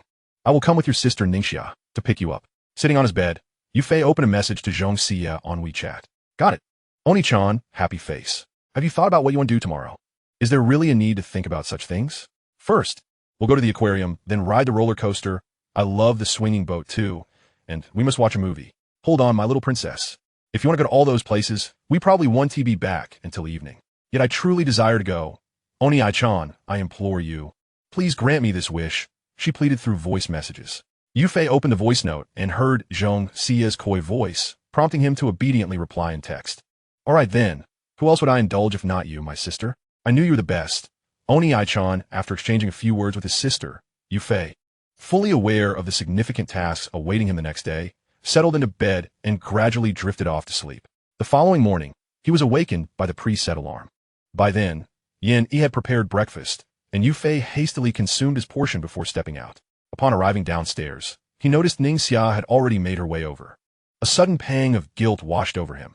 If Ningxia had arrived earlier, she might have knocked on the door and discovered Yi. Although their relationship was merely platonic, it would be hard for her to believe that. This matter required utmost caution. Calming his thoughts, Yu Fei resolved that once the holiday concluded, he would swiftly learn more about Yi and facilitate her return home. Should she resist going back, he would consider renting her an apartment. However, gathering information about Yi would not be a simple task, as the only student he knew from 9th High seemed to be Xia Yenying. Yet, he had no desire to reconnect with her, as their past was fraught with complications. Perhaps he could inquire on the forum instead. After a moment contemplation, he decisively opted to avoid any contact with Xia Yenying. Xia, let's be off, Yu Fei said with a smile. Let us just proceed as friends. Ningxia frowned slightly, still feeling somewhat insecure. All right, he reassured her with a grin.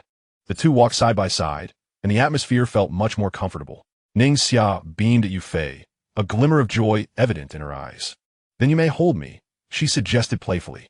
Yu Fei affectionately ruffled Ningxia's hair, recalling how young girls in college, newly in love, would cling to their partners, reluctant to part even for a mere 3 minutes, as if that short separation were an eternity.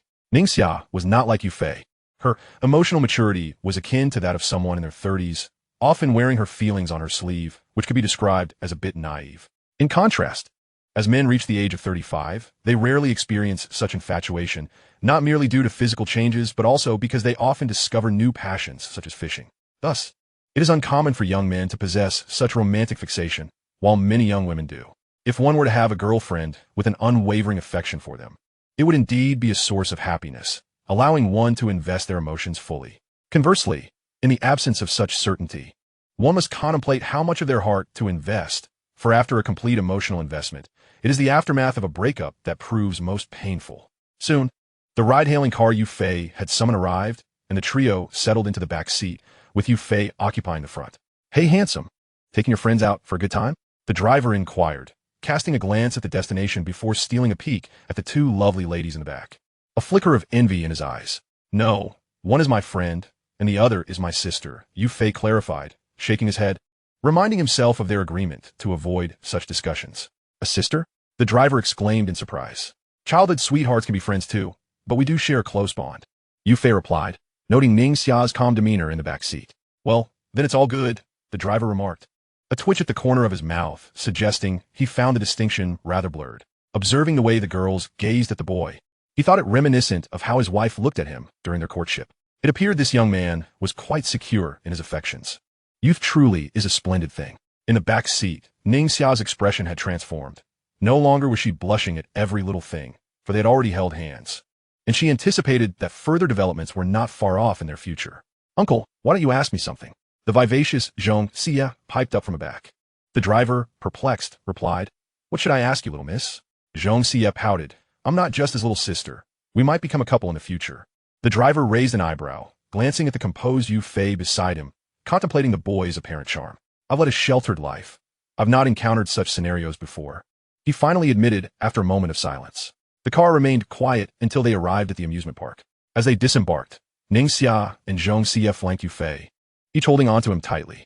The driver shook his head, accelerating away with a swift lurch. Yu Fei, feeling slightly overwhelmed by the closeness of both girls, was accustomed to Zhong Xia's affectionate nature, as they had always shared such intimacy, despite not being true siblings. However, with Ningxia, the closeness felt less habitual and more akin to a natural progression between lovers. If all went well, they would likely be together after graduation. Yet, the thought of Ningxia disappearing again crept back into his mind. Clenching his fists, he resolved to change their fate, for he could not bear the thought of losing Ningxia once more. As the trio navigated the amusement park, engaging in various attractions, Yu Fei observed Zhong Xia. Despite being of age, resembled a child just out of elementary school. He feared for her naivety as she entered university. Yet, his concerns seemed unfounded. She claimed to have no interest in the real world, preferring the characters of the anime realm. Could this be the reason she had yet to date? Remaining indifferent to her mother's incessant urging for her to marry? "Brother, don't judge me by appearances. I'm merely a mild enthusiast of the anime world. You can't even fathom the extent to which my best friend is immersed in it." Zhong Xia suddenly abandoned her usual endearment for him. Yu Fei found himself unaccustomed to her calling him anything else. A mild obsession with anime was already troublesome. A severe one was something he preferred to avoid entirely, wishing never to encounter such a scenario in his life. "Oni-chan, please don't look at me like that," she teased. Zhong Xia playfully delivered soft, feeble punch against Yu Fei's arm. "Do you need to take a break?" he asked with a smile, noticing Ningxia, who appeared somewhat dazed after just finishing a roller coaster ride. "Then let us rest on that bench for a moment," he suggested. Ningxia felt an overwhelming sense of embarrassment. Despite her fears of such thrilling amusements, she had unwittingly boarded the ride. Throughout the ride, she had leaned against Yu Fei, even burying her head beside him during a steep descent. Sister Ningxia seems so formidable, yet she turns out to be a paper tiger. How dull. Zhong Xia cackled from the sidelines. "Little Yaya, do you dare me to tear your mouth off?" Ningxia replied with a placid expression, though it hinted at a touch of danger. "Onaikin, Sister Ningxia is bullying me again. What should I do? If you end up with Sister Ningxia, will there be no place for me in this family?" Zhong Xia said with tears glistening in her eyes, her face filled with fear. "Unlike me, you only care for Gigi," she added. Yu Fei waved away Zhong Xia's hand, saying, "You're just being troublesome." Ningxia, overhearing Zhong Xia's words, felt no anger. It was merely playful banter among friends. "Little Yaya is truly adorable," Ningxia murmured to herself. At that moment, a small girl approached them. "Big brother, would you like to buy a rose for your friend? Just 5 yuan each." The girl, who looked about 10 years old, presented a large bunch of roses. Yu Fei squinted, recognizing the familiar trope he often saw on television, never expecting it would manifest in his own life. "I'll take 9, please," he decided, aiming for a more auspicious number. "Ah Fei, that's too expensive. Don't waste your money." Ningxia tugged at Yu Fei's sleeve. "It's all right, as long as you're happy," he replied, handing the 9 roses to Ningxia and gently patting her head. "Tusht, Ningxia no dead, Ah Fei. You mustn't do this again next time." She hugged the 9 roses tightly, reluctant to let go. Although many boys had given her flowers before, she had never accepted them. This time was different. It was her favorite boy's first gift to her. As she inhaled the rose's enchanting fragrance, a wave of comfort washed over her. Ooh, why does only Sister Ningxia get flowers? What about me?" Zhong Xia feigned a pout, almost on the verge of tears. "Little sister, do you have any lilies?" Yu Fei rubbed his forehead, feeling he could hardly deny his adorable sister's request. "Yes, my sister has lilies at her flower shop nearby. She asked the boss for permission to sell flowers at the amusement park to earn some extra income. So I came along," the little girl replied with a smile. "Sister, over here, someone wants to buy flowers." She suddenly called out to a woman in the distance who was pushing a cart. "Xiaoxin, I thought you had gone missing." The woman hurried over upon hearing her name. "Handsome, are you the one wanting to buy flowers?" she asked Yu Fei while affectionately ruffling Xiaoxin's hair. "Yes, I do like a lily. After scanning the QR code, Yufei promptly handed the flower to Zhong Xie. So fragrant, Zhong Xie exclaimed, inhaling the lovely scent of the lily. Onaikin, how did you know I love lilies? Yufei chuckled. We grew up together. It's only natural that I know your preferences. Zhong Xie nodded, her face lighting up with a beaming smile. I knew Onaikin understood me best. Time flew by, and as the sun began to set, they finally reached their last destination, the zoo. It was bustling with visitors, especially since it was National Day. If not for the impending closing time, there would undoubtedly be even more people. Sadly, this zoo did not house giant pandas. One would need to visit a dedicated panda reserve for that. This elephant seems so lethargic, Zhong Xie remarked, observing the elephant lying on its side with its head tilted. Indeed, Ningxia agreed, nodding. The sign indicated that the elephant was in its twilight years and might not have much time left. Yufei pointed to the informational board, lamenting that although it was a zoo, the elephant would never reach its desired destination. Ningxia tilted her head. Desired destination? Yufei smiled, recalling a piece from elementary school titled The Last War Elephant. I wonder if you remember it, he said. Ningxia furrowed her brow, deep in thought, but ultimately shook her head, unable to recall. The elephant was a war beast in its final moments. It chose not to go to the elephant graveyard, but instead returned to its battlefield, digging a grave for itself to rest eternally. But where can this elephant go? Back to Zishuingbana? Yufei gazed at the increasingly frail elephant before him. It's so pitiful. Ningxia's eyes glistened with unshed tears. Girls are inherently emotional. It's only natural for them to resonate with such poignant moments. It is truly sad. Its fate is already sealed, but we are different. Our lives are only just beginning. Yufei comforted, patting Ningxia's back. You're right. Ah Fei, Ningxia smiled at Yufei's refined features. Zhong Xie exhibited a flicker of unusual expression, though she chose not to voice her thoughts. Soon, it was time to part ways. After escorting Zhong Xie home, Ningxia and Yufei returned to their respective houses. Ah Fei, I had a wonderful time today. Thank you for taking the time to accompany me, Ningxia said, giving Yufei a warm hug as they parted, unaware that Ningma from upstairs had witnessed everything. Chapter 20. The past year back. Yin, he exclaimed in surprise upon opening the door to find Yufei, slightly sweaty from the day's activities. Have you not eaten yet? Yufei glanced at the kitchen, noting that the rice cooker had remained untouched.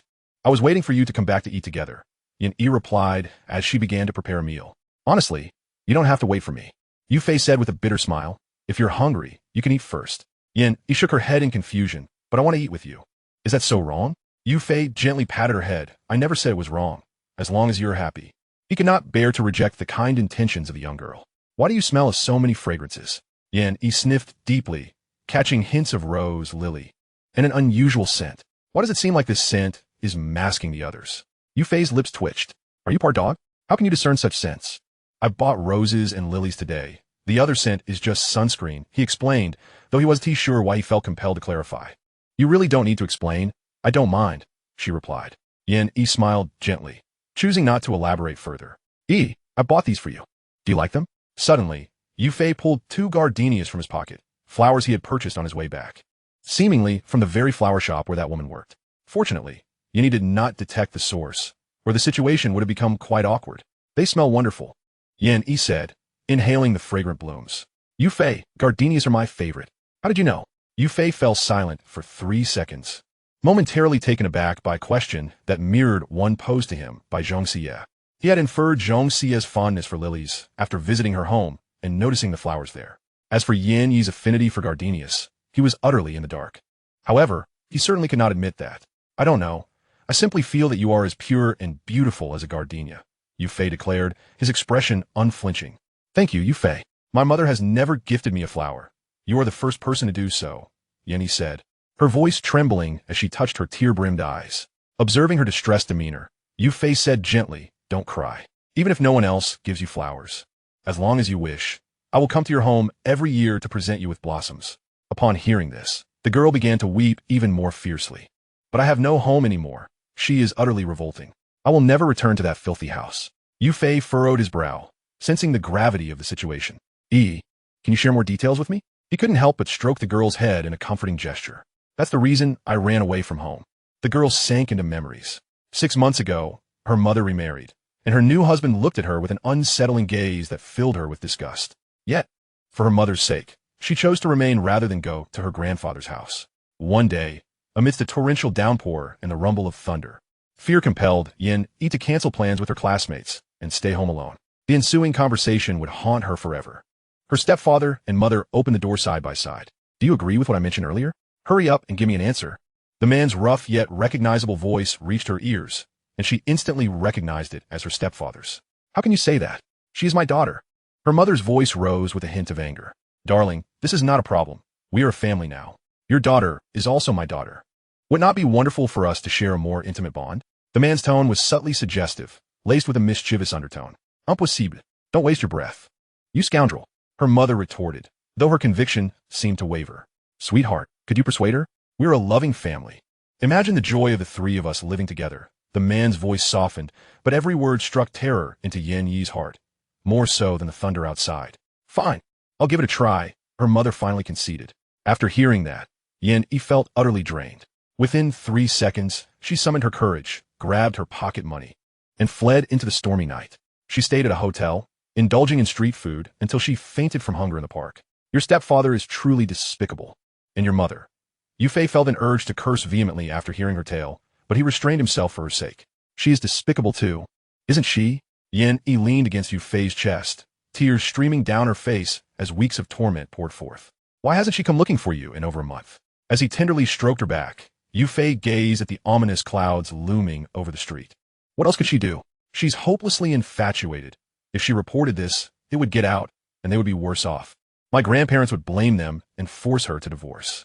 I mean nothing to her. Yin Yi cried louder, knowing full well that she had shared many years with her mother and felt a deep emotional bond. Yet she never anticipated her mother would utter such words.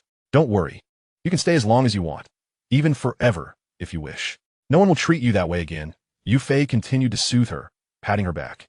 Thank you, Yufei. Yin Yi's tears transformed into a smile, grateful to have met him. Otherwise, she could hardly fathom what might have transpired that night. He was still the same as he had been in childhood, always eager to help others, resembling a quintessential Good Samaritan. Yet, she found that endearing. After a long silence, they bathed and prepared for bed, while the thunder outside grew ever more menacing. The booming sound rattled small objects on the table. Just then, as Yufei was discussing tomorrow's plans with Huang Makai, a series of knocks echoed at the door. Without a doubt, it was Yin Yi, for they were the only two residing in the house. Yufei, may I sleep beside you? The girl's voice rang out, sweet and clear like the song of a lark. Why? Yufei frowned, instinctively refusing even though he already suspected the reason. The thunder is too loud, I'm afraid. Yin Yi quietly opened the door, revealing a narrow gap. Then come sleep next to me. I'll grab you a blanket, Yufei said, scratching his head. The thought of her fleeing from that house, even in such inclement weather, softened his heart. Okay. The girl beamed, her delicate hands taking the blanket from Yufei. She placed it on the bed, then nestled in, inching closer to him. Sweating slightly, he turned on the fan, yet he still felt uncomfortably warm. How could he feel so hot? In this state, Yufei drifted into slumber. However, upon waking, he found himself in disarray. Yin Yi had stolen his blanket while he lay half exposed on the edge of the bed, almost tumbling to the floor. This girl is an awful sleeper. Observing Yin Yi in her peaceful slumber, Yufei quietly dressed, washed up, and left a note before heading out. Chapter 21. The Great Date Strategy. Brother Shu. If you don't take this seriously, you'll be a lifelong singleton. Yufei knocked on Huang Makai's door, discovering him still brushing his teeth. I'm up, aren't I? If it weren't for today's plans, I would have slept in, Huang Makai replied, bemused by Yufei's enthusiasm. Seriously. Yufei felt an urge to give his oblivious friend a good talking to. At last, after finishing breakfast, they arrived at the amusement park's entrance. From a distance, they spotted Jiang Qingyao in a light blue dress, adorned with a large sun hat. Beside her, Tian was dressed in a simple short-sleeved top and tight jeans, holding an umbrella as they gazed into the distance. Class monitor, Tian. In unison, the two spoke, you stand on the left. Upon noticing Huang Makai, still positioned to his right, Yufei contemplated delivering a kick to this troublesome fellow. All right, Huang Makai murmured. As a complete novice in matters of love, he found himself ensnared in a state of rigidity, his nerves taut as if preparing for a significant examination. After swapping places with Huang Makai, Jiang Qingyao began to take initiative. Tian, I have a sun hat now. Take a look at Huang Makai. His skin seems a bit dry. You might want to offer him some shade. Jiang Qingyao whispered as she created some distance. Tian squinted, realizing that the other party was crafting an opportunity for her. Yet, why did she feel so anxious? She had never experienced such feelings when interacting with her peers at school. It was as if she were burning with fever. Big Tree, you look quite hot. Let me shield you with the umbrella. Pouting slightly, Tian Tian held the umbrella over Huang Makai's head. His face flushed as he observed her outstretched arm, murmuring, "Perhaps I should hold it instead." Tian Tian nodded, remaining silent. Meanwhile, Yu Fei and Jiang Qingyao walked side by side. "You're sent." Yu Fei suddenly felt a wave of familiarity, as if she were using the same sunscreen as Zhong Xie. "What's the matter?" Jiang Qingyao narrowed her eyes and inquired. "Nothing. You look quite lovely today," Yu Fei chuckled. Jiang Qingyao, inherently gentle in demeanor, transformed into the quintessential campus goddess in her light blue dress, attracting many glances. "What are your plans next?" Yu Fei pondered briefly before suggesting. "How about the cinema? I checked yesterday, and the rating for the sewing machine band is quite decent." Jiang Qingyao retrieved 4 tickets from her bag. "But I just watched this with Zhong Xie and Ning Xia yesterday. Do we really need to see it again?" Yu Fei exclaimed. "Well, the tickets are purchased. There's no turning back now." Upon arriving at the cinema, the quartet's seats were adjacent. Yu Fei occupied the far right, Huang Makai the far left, with Jiang Qingyao and Tian Tian nestled in between. "Shall we have popcorn?" Yu Fei offered the popcorn from his right. "Sure." Jiang Qingyao eagerly grabbed a handful, savoring it in small bites. Yu Fei took a taste, noting that this cinema's popcorn was indeed far superior to the previous one they visited. Crispy, sweet, and utterly delightful. "Naza looks stunning," Jiang Qingyao exclaimed, sipping her mineral water mid-movie. "Indeed, it's captivating," Yu Fei mused, feeling slightly dizzy. He was accustomed to consuming media in one go, never indulging in repeats. The familiar scenes unfolding before him made him want to refuse. Turning to his side, he saw Huang Makai and Tian Tian engrossed in the film, wondering how their own progress was faring. As the movie concluded, Yu Fei leaned closer to Huang Makai, scrutinizing his beleaguered expression. "So how did it go?" Huang Makai looked puzzled. "What do you mean?" If this were an anime, an angry mark would surely appear on Yu Fei's forehead. "I'm referring to your situation with Tian Tian," he reiterated. "We were all focused on the movie," Huang Makai replied, touching his forehead. "All right then." Yu Fei sighed, exasperated with his friend, pondering how many more opportunities awaited them, and if Huang Makai would seize them. If he failed to do so, perhaps fate was simply not on his side. The group then enjoyed various amusement park attractions. Surprisingly, Jiang Qingyao exhibited no fear on the roller coaster, while the seemingly sturdy Huang Makai was overwhelmed with anxiety, nearly collapsing onto Tian Tian. The embarrassment was palpable. He would have gladly hidden in a hole if one had existed. Ultimately, the 4 gathered at a Sichuan restaurant, ordering a feast. Yu Fei ate slowly, finally nudging Huang Makai to muster the courage to take Tian Tian's hand. It seemed this fellow wasn't entirely clueless after all. He was indeed teachable. "This fish is delicious," Tian Tian remarked softly while seated beside Huang Makai. "Then you should eat more," he replied, dazed. Yu Fei sighed, realizing another love-struck boy was in the making. Casting a glance at Jiang Qingyao, he mused that with her excellent grades, she likely had no intentions of pursuing romance.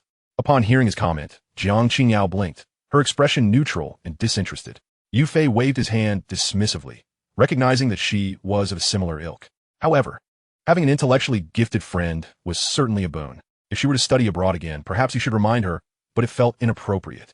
After all, in a land of freedom, who would bother warning their friends about the perils of American dating culture? With their date successfully concluded, Yu Fei and Jiang Qingyao deepened their friendship, shedding the previous awkwardness. Chapter 22. A chance encounter with Xia Yinying. The 3 form a group. "Let's go," Yu Fei called out from the entrance. Ahead, Yinny donned a white short-sleeve top paired with a dark JK skirt, her hair styled in a bun. Fishnet stockings adorning her legs, and elegant little shoes completing her look. She appeared ready for a trip. However, their destination was ill-suited for skirts. Thankfully, Yu Fei had a pair of long pants in his backpack, which he could offer her later. He waited a full 20 minutes for her. "Why are you so impatient? Don't you know girls take a long time to get ready?" Yin Yi said, a hint of dissatisfaction in her tone, though her overall expression radiated joy, making her slight annoyance easy to overlook. "All right, my mistake." Since learning of the reasons behind the girl's temporary departure from home, Yu Fei had developed a newfound patience. After all, what was one more little sister to him? He could treat her just like he did Zhong Xie. "Where are we headed, Yu Fei?" she asked, placing a soft hat atop her head and linking her arm with his. "Tiamu Mountain," he replied casually. Tiamu Mountain lay approximately 20 kilometers away in the outskirts. "Oh, I think I've never been there," she mused, recalling the familiar name. Her home was even farther from Tiamu Mountain, about 30 kilometers away. "We'll take a taxi. It's likely to be crowded today, given the holiday." Yu Fei hailed a cab, and despite a brief traffic jam, they arrived at their destination within an hour. "Look at all the birds." Upon reaching the base of the mountain, Yin pointed to the sky, where numerous birds soared nearby. The area was marshy and could potentially transform into a wildlife sanctuary in the future. Boss, I'll have a portion of the 10 yuan soup dumplings. Yee. What would you like? Yu Fei asked, as they had set out early without having breakfast. I do like a bowl of rice noodles, Yan replied with a smile. They settled inside the eatery, quickly finishing their meals, with Yan even ordering an additional serving of soup dumplings. The young lady certainly possesses a prodigious appetite. Previously, he believed that Yan was merely experiencing increased hunger, but he soon discovered that she seemed to have always been this way. Once the two had their fill, Yu Fei purchased 2 bottles of mineral water and some snacks to serve as provisions for their ascent. The trail was bustling with tourists. Families of 3 or 4 were out enjoying the sights, couples strolled hand in hand up the mountain, and, occasionally, groups of younger students could be seen embarking on their own hiking adventures. Yu Fei glanced into the distance, and the height of Tianmu Mountain was quite astonishing. It rivaled Hengshan in grandeur and would take approximately 5 to 6 hours to reach the summit. Nevertheless, the scenery was indeed beautiful. In winter, it was adorned with rime ice, and due to the current sweltering weather, the surroundings were lush and vibrant. If only the temperature weren't so high, it would be quite pleasant. Regrettably, the heavy rain the previous night had caused a significant rise in temperature, now exceeding 30 degrees Celsius. Finally, they reached the middle of the mountain before noon. Yan pointed to a tall temple ahead and remarked, I've heard that the fortunes here are quite accurate, and many people come to seek guidance. Let's go and take a look. Yu Fei nodded in agreement, as he was in need of a brief respite. Upon entering the temple, he was pleasantly surprised to find it less crowded than he had anticipated, likely due to the midday hour prompting many to seek nourishment. Yu Fei surveyed the area and noted the diverse activities offered. Aside from fortune-telling, there were monks selling incense nearby. At that moment, Yu Fei's gaze was drawn to a colossal locust tree. The trunk was so wide that it would take 2 people stretching their arms to encircle it. Its bountiful branches were adorned with various items, and as the wind blew, a melodious jingling sound resonated. Approaching the ancient locust tree, Yu Fei discovered it was festooned with small bells.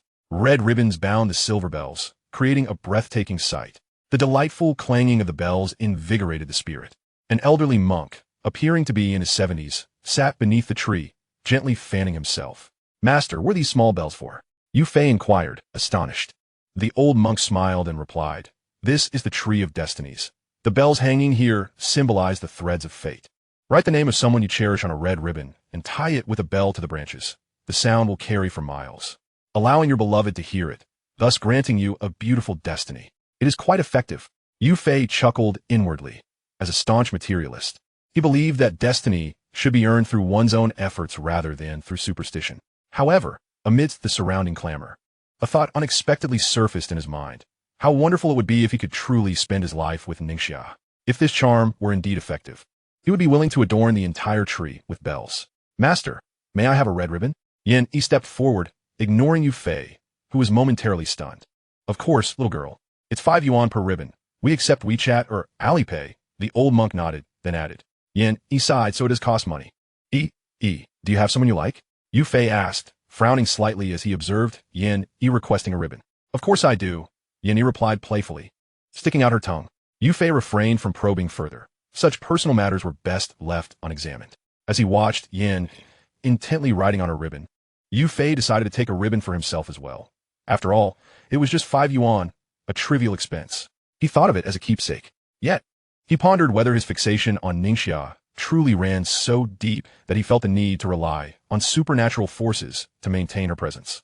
The young monk took both ribbons and hung them high on the tree. The ribbons swayed gently with the breeze, accompanied by the crisp, mysterious sound of bells. Just then, Yu Fei's keen eyes caught sight of an inscription on the lowest ribbon of the Tree of Destinies, stirring a ripple of emotion within him. Master, have you seen a girl here recently who is as beautiful as her? He pointed to Yan beside him. Let me think, the old monk pondered, scratching his head. I can't recall if anyone came by a few days ago, but it seems there was someone today, approximately half an hour before you arrived. Yu Fei struggled to suppress his excitement as he replied, Thank you, master. The old monk chuckled and waved his fan. Young man, your romantic prospects seem rather abundant. I can count them on both hands. Yu Fei felt a wave of embarrassment. The idea of having so many romantic interests was simply absurd, even if he had a somewhat unique constitution. Yan looked at him with a quizzical expression, contemplating the notion of counting romantic prospects on one's fingers. Yu Fei forced a smile and said, Master, please don't jest. I am not that kind of person. He then proceeded inside to offer incense and seek his fortune. At that moment, Yeni leaned closer and cautiously asked, "Master, is there any mention of me inside?" The old monk squinted and replied, "That cannot be disclosed. It depends on how the young lady perceives it." Yeni nodded, seemingly understanding, and followed closely behind Yu Fei as they made their way to the main hall. They bowed respectfully and lit their incense before drawing their fortunes.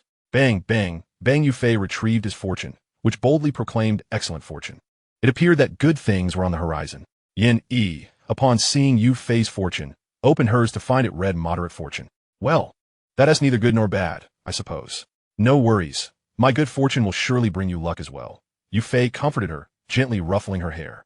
"Then you must share some of your good fortune with me." Yeni pouted, playfully declaring, "After all, meeting you has exhausted all my luck." Hearing such words from the girl, Yu Fei, despite never having formally dated, sensed her affection for him on some level. But was he truly that charming? He acknowledged his good looks, yet Yeni too was no less remarkable, easily deserving the title of school goddess. In terms of personality, he felt he fell short. Moreover, she was aware of his interactions with other girls, having spent ample time with Ningxia and the others, which inevitably left a trace. The echoes of their previous conversations resurfaced in Yu Fei's mind. "I belong to you. You may do as you please, as long as you hold me in your heart." The girl's dependence on him seemed to border on obsessive. Would it lead to her becoming a yandere? After all, admiring a yandere is one thing. Being adored by one is an entirely different ordeal. Not wanting to dwell on such thoughts, Yu Fei looked at Yin, who still seemed relatively composed, and naturally said, "You must stay close to me." He strolled slowly towards the entrance, with Yin closely following. They appeared less like a couple and more akin to an inseparable pair of siblings. Upon reaching the entrance, Yu Fei noticed the flow of people had increased, likely due to tourists returning from their meals. However, he had no interest in the food available on the mountain. Not that he couldn't afford it, but simply because it was overpriced and often lacked flavor. Yu Fei opened his backpack and took out some bread and sandwiches. "Is it delicious?" Yu Fei inquired, extending a piece of bread towards Yin, who was seated on the steps above. Yin leisurely accepted it. The bread was filled with blueberry cream, delightfully sweet. She took a gentle bite, savoring both the bread and its filling as it made its way to her stomach. Unperturbed by the crowd, the young girl exhibited a rather unrefined manner of eating. In less than a minute, she had devoured the entire bread. "Would you like another?" Considering her insatiable appetite, akin to that of Snorlax, Yu Fei had deliberately purchased several extra packs. "No, thank you." Yin shook her head, a smirk curling at the corner of her lips. "Do you truly think I'm a pig, Yu Fei?" He chuckled, taking a bite of his own bread. "What do you think? Should I carve a pig's head on the back of your neck? Then I would never have to worry about losing sight of you," he teased. Yin laughed lightly, saying, "I want to transform into a tree. So what will be the point of drawing a pig's head? If you want me to stay, it's simple. Just keep an eye on me." With a playful touch, Yu Fei lightly grazed her neck with his finger, stating, "Then I shall draw it directly." In a reflexive motion, Yin leaped forward, exclaiming, "You fool. You wouldn't really draw it, would you?" Her cheeks puffed out, resembling an irate lioness. Upon realizing he was merely using his finger, her frustration deepened. "You tricked me again, Yu Fei." Whistling cheerfully, he ambled alongside her. "You're simply too easy to deceive." Yin narrowed her eyes. "You'd best ensure you can keep deceiving me for a lifetime." Upon hearing this, Yu Fei was struck by an ominous premonition. It is said that a woman's intuition is remarkably accurate. Perhaps a man's intuition is similarly astute. As they strolled along the path, the two aimed to reach the summit before 3 o'clock, hoping to return home by 8. Though slightly fatigued, at least they were spared the ordeal of watching a movie. After 2 hours of trekking, they triumphantly reached the pinnacle, preparing to capture a photograph before the stone monument. However, Yu Fei's gaze fell upon a familiar figure. Xia Yining sat alone on a nearby bench, adorned in a simple white dress with a light green hat tied with a bow atop her head. Her delicate hands were busy sipping from a bottle of mineral water. Yu Fei stifled his emotions and began snapping photos of the two of them. "Yu Fei, you truly are a typical guy," Yin remarked, frowning at the result of their photo. "I've got my eyes closed here. It's utterly hideous. I could go mad. Keep shooting. Now it's my turn," she added, exhaling dramatically. Yu Fei sighed. "If you enjoy taking photos so much, you could have done it earlier, sparing me the trouble." "Long time no see, Yu Fei." Xia Yining finally snapped back to reality, noticing him preparing to take a picture. Her face appeared somewhat haggard, hinting at some minor troubles. "What brings you here?" Before Yu Fei could respond, Yin interjected, "Do you two know each other?" They both asked in unison, their expressions a mix of surprise and confusion. The three exchanged bewildered glances, utterly dumbfounded. Yu Fei had never anticipated such a scenario unfolding. Nearby tourists turned their attention towards them, eager for the unfolding drama. Unfortunately, Yu Fei knew that he merely shared a platonic friendship with both, and any romantic entanglements were out of the question. Yet, he remained oblivious to the thoughts swirling in their minds. Xia Yining never expected that Yu Fei had somehow become involved with Yin Yi from number 9 high school. They were both regarded as the most beautiful girls in their school, and the notion of them being together was disheartening for her. Had Yin Yi truly vanished from her life only to be with Yu Fei afterward? The thought drove Xia Yining to the brink of insanity. Meanwhile, Yin Yi was overwhelmed with emotions, contemplating Yu Fei's abundant romantic prospects. Although she perceived Xia Yining as somewhat promiscuous, there was no denying her beauty. In reality, there were indeed some beautiful yet frivolous women. Yu Fei, how do you know her? Yin Yi blinked her enchanting eyes, a mischievous smile creeping on her face as she remarked, "We've merely met once." Yu Fei refrained from revealing the details of his confession, let alone the events from his previous life. "Yin Yi, you haven't been to school in a month. I thought you had disappeared entirely." "I'm surprised to see you here," Xia Yining commented bluntly. "You're the one who has gone missing," Yin Yi retorted, her tone as sharp as a dagger. "Your reputation is in tatters, and you still have the audacity to speak to me." Xia Yining, however, was unfazed. She had heard such remarks countless times before. Compared to others, Yin Yi's words lacked the sting she was used to. As the two began to bicker, Yu Fei interjected softly, "Could we refrain from arguing? Let us discuss everything on the way down, shall we?" Xia Yining glanced at Yu Fei and nodded slightly. She refrained from questioning his relationship with Yin Yi, as their connection was merely that of ordinary friends in reality. Though she had yet to move on, she knew time would ultimately heal all wounds. Yet, as these thoughts crossed her mind, she found it hard to believe that such trivial matters had impacted her entire life, including her feelings for Yu Fei. How could she possibly let go of him so easily, despite the myriad of questions swirling in his mind? Yu Fei decided it would be best to wait until they descended the mountain to discuss matters further. "What are you following us for?" Yan Yi idiot. Glancing back at Xia Yining, "I'm not following you. I have something to discuss with Yu Fei," Xia Yining replied, her expression as calm and impassive as a character from manga. If only her hair were white or blue, she would be the epitome of perfection. Humph. Yin Yi furrowed her brow, choosing not to say more. "Yu Fei, I'm tired," she announced, plopping down onto the ground before they had even reached halfway. "Is it really this exhausting to descend?" Yu Fei sighed, rubbing his forehead in exasperation. "Could you carry me for a while? We'll reach the halfway point soon, and then we can take the cable car down," she pleaded, her delicate face radiating a pitiful charm that made refusal impossible. "All right, I'll carry you for a bit."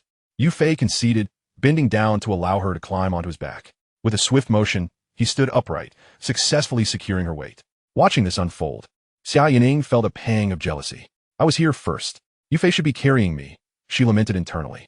She recalled how attentive Yu Fei had been to her before, fulfilling her every desire and whim to the best of his ability. As these memories surfaced, she found herself spiraling into insecurities once more.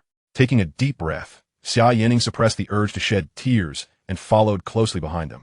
Eventually, upon reaching the halfway point, Yu Fei spotted a long queue in front of the cable car. The three of them stood in stunned silence. "How long will we have to wait?" Yu Fei asked tentatively. "Shall we walk down instead? It's much quicker than climbing up." Yin Yi flopped down onto the ground again. "Let us forget it. Whether you carry me or not, it's too tiring to descend. Let us rest at that tea house over there," she suggested, pointing to a small tea house that seemed to have a couple of empty tables. "All right," Yu Fei agreed, though he couldn't help but notice the exorbitant prices. Upon entering the tea house, Yin Yi took a seat on a solid wooden chair and glanced at the prices listed for the beverages, inwardly gasping in astonishment. "Let me see," Yu Fei exclaimed, snatching the menu from her hands, his pupils constricting as he realized the prices had skyrocketed fivefold. Truly an outrageous profit margin. This revelation made him contemplate venturing into this line of business himself, though he dismissed the thought almost immediately, recognizing that operating in such a place without connections was utterly futile. "Waiter, 3 cups of Longjing tea, please," Xia Yining said directly to a nearby server, swiftly scanning her payment. By the time Yu Fei reached for his phone, she had already completed the transaction. Although Yu Fei was aware of Xia Yining's affluent background, he preferred not to spend others' money. "Let us exchange WeChat. I'll transfer the money back to you later," he suggested, pulling out his phone for her scan. Xia Yining nodded obediently, retrieving her device, as the prospect of getting his WeChat account outweighed her concern over the money. This could be considered the first step in her pursuit of him. Previously, she had scarcely paid attention to Yu Fei, but now she was intent on changing that. She desired for him to genuinely feel the depth of her affection. By the way, you two seem quite familiar. What is the story there? Yufei squinted, scrutinizing their expressions for any signs of discord. Didn't I mention I learned to play the accordion? Yanyi aplainit li susuri. Xia Yining also plays an instrument, though it's the violin rather than the accordion. You play the violin too? Yufei exclaimed, unable to suppress his surprise. In his recollection, Xia Yining had never mentioned the violin since their marriage. He had assumed she harbored no interest in musical instruments. It appeared he had misjudged her. I used to, but I no longer practice, Xia Yining admitted, biting her lip and casting a glance at Yufei. Indeed, she not only had learned, but had excelled at it. Recognized as one of the most talented musicians in their school. However, she had abandoned her musical pursuits due to a particular incident. He seemed to be privy to this underlying narrative. Suddenly, a veil of mystery enveloped Xia Yining, igniting Yufei's curiosity to the point that he wished to tear it away. Observing Xia Yining sipping her tea, her lower face obscured. He could only discern the complexity within her gaze, one that mirrored a pie chart of emotions, a third discomfort, a third anger, and 4 parts acceptance. What was that incident? Yufei inquired casually. You'd have to ask her. I'm not entirely informed. Yini waved her hand dismissively, unconcerned. We can discuss it when we have time. Xia Yining spoke calmly, having long since come to terms with her past, ready to share it with others. All right, Yufei acquiesced. By the way, Yini, are you truly not planning to return? Xia Yining interjected. I'm not going back, Yini replied resolutely. Without studying, what do you intend to do?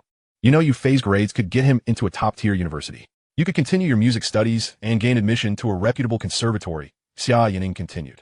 I've told you I want to return, Miss Xia. You should focus on your own affairs. You're currently embroiled in public scrutiny. Yi refrained from elaborating further.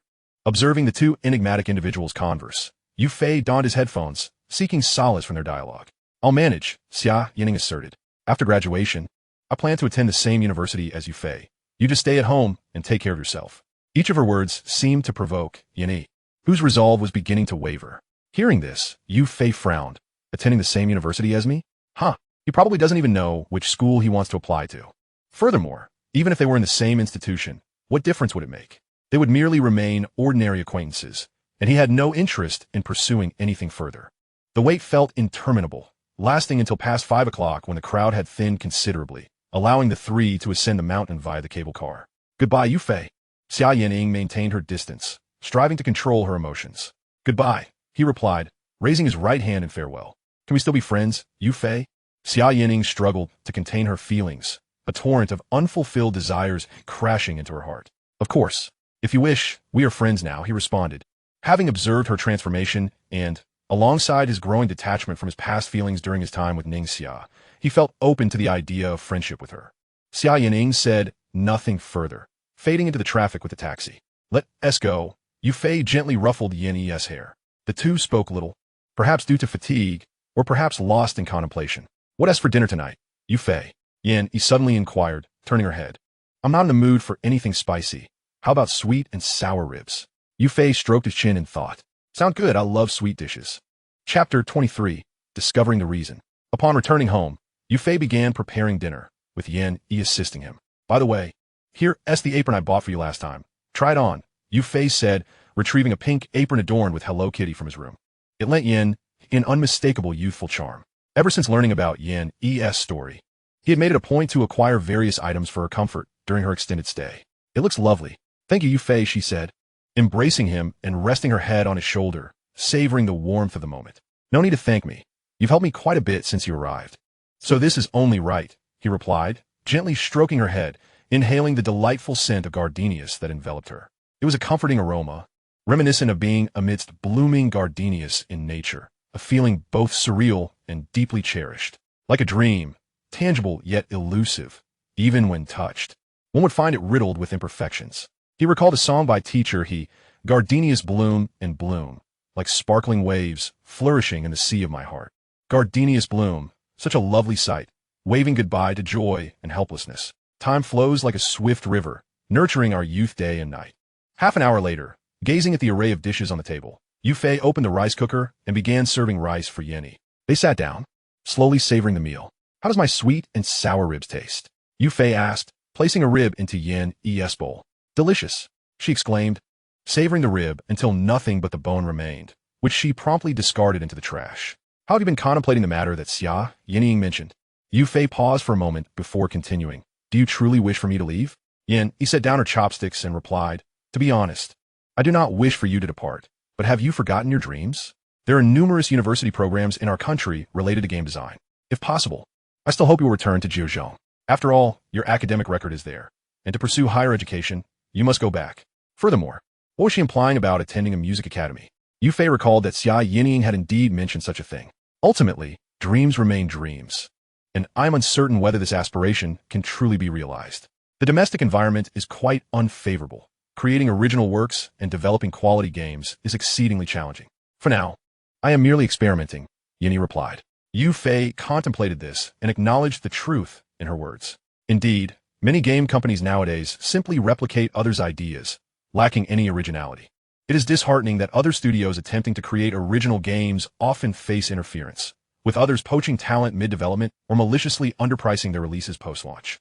Although he found it utterly distasteful, he felt powerless to resist. Perhaps this is the harsh reality.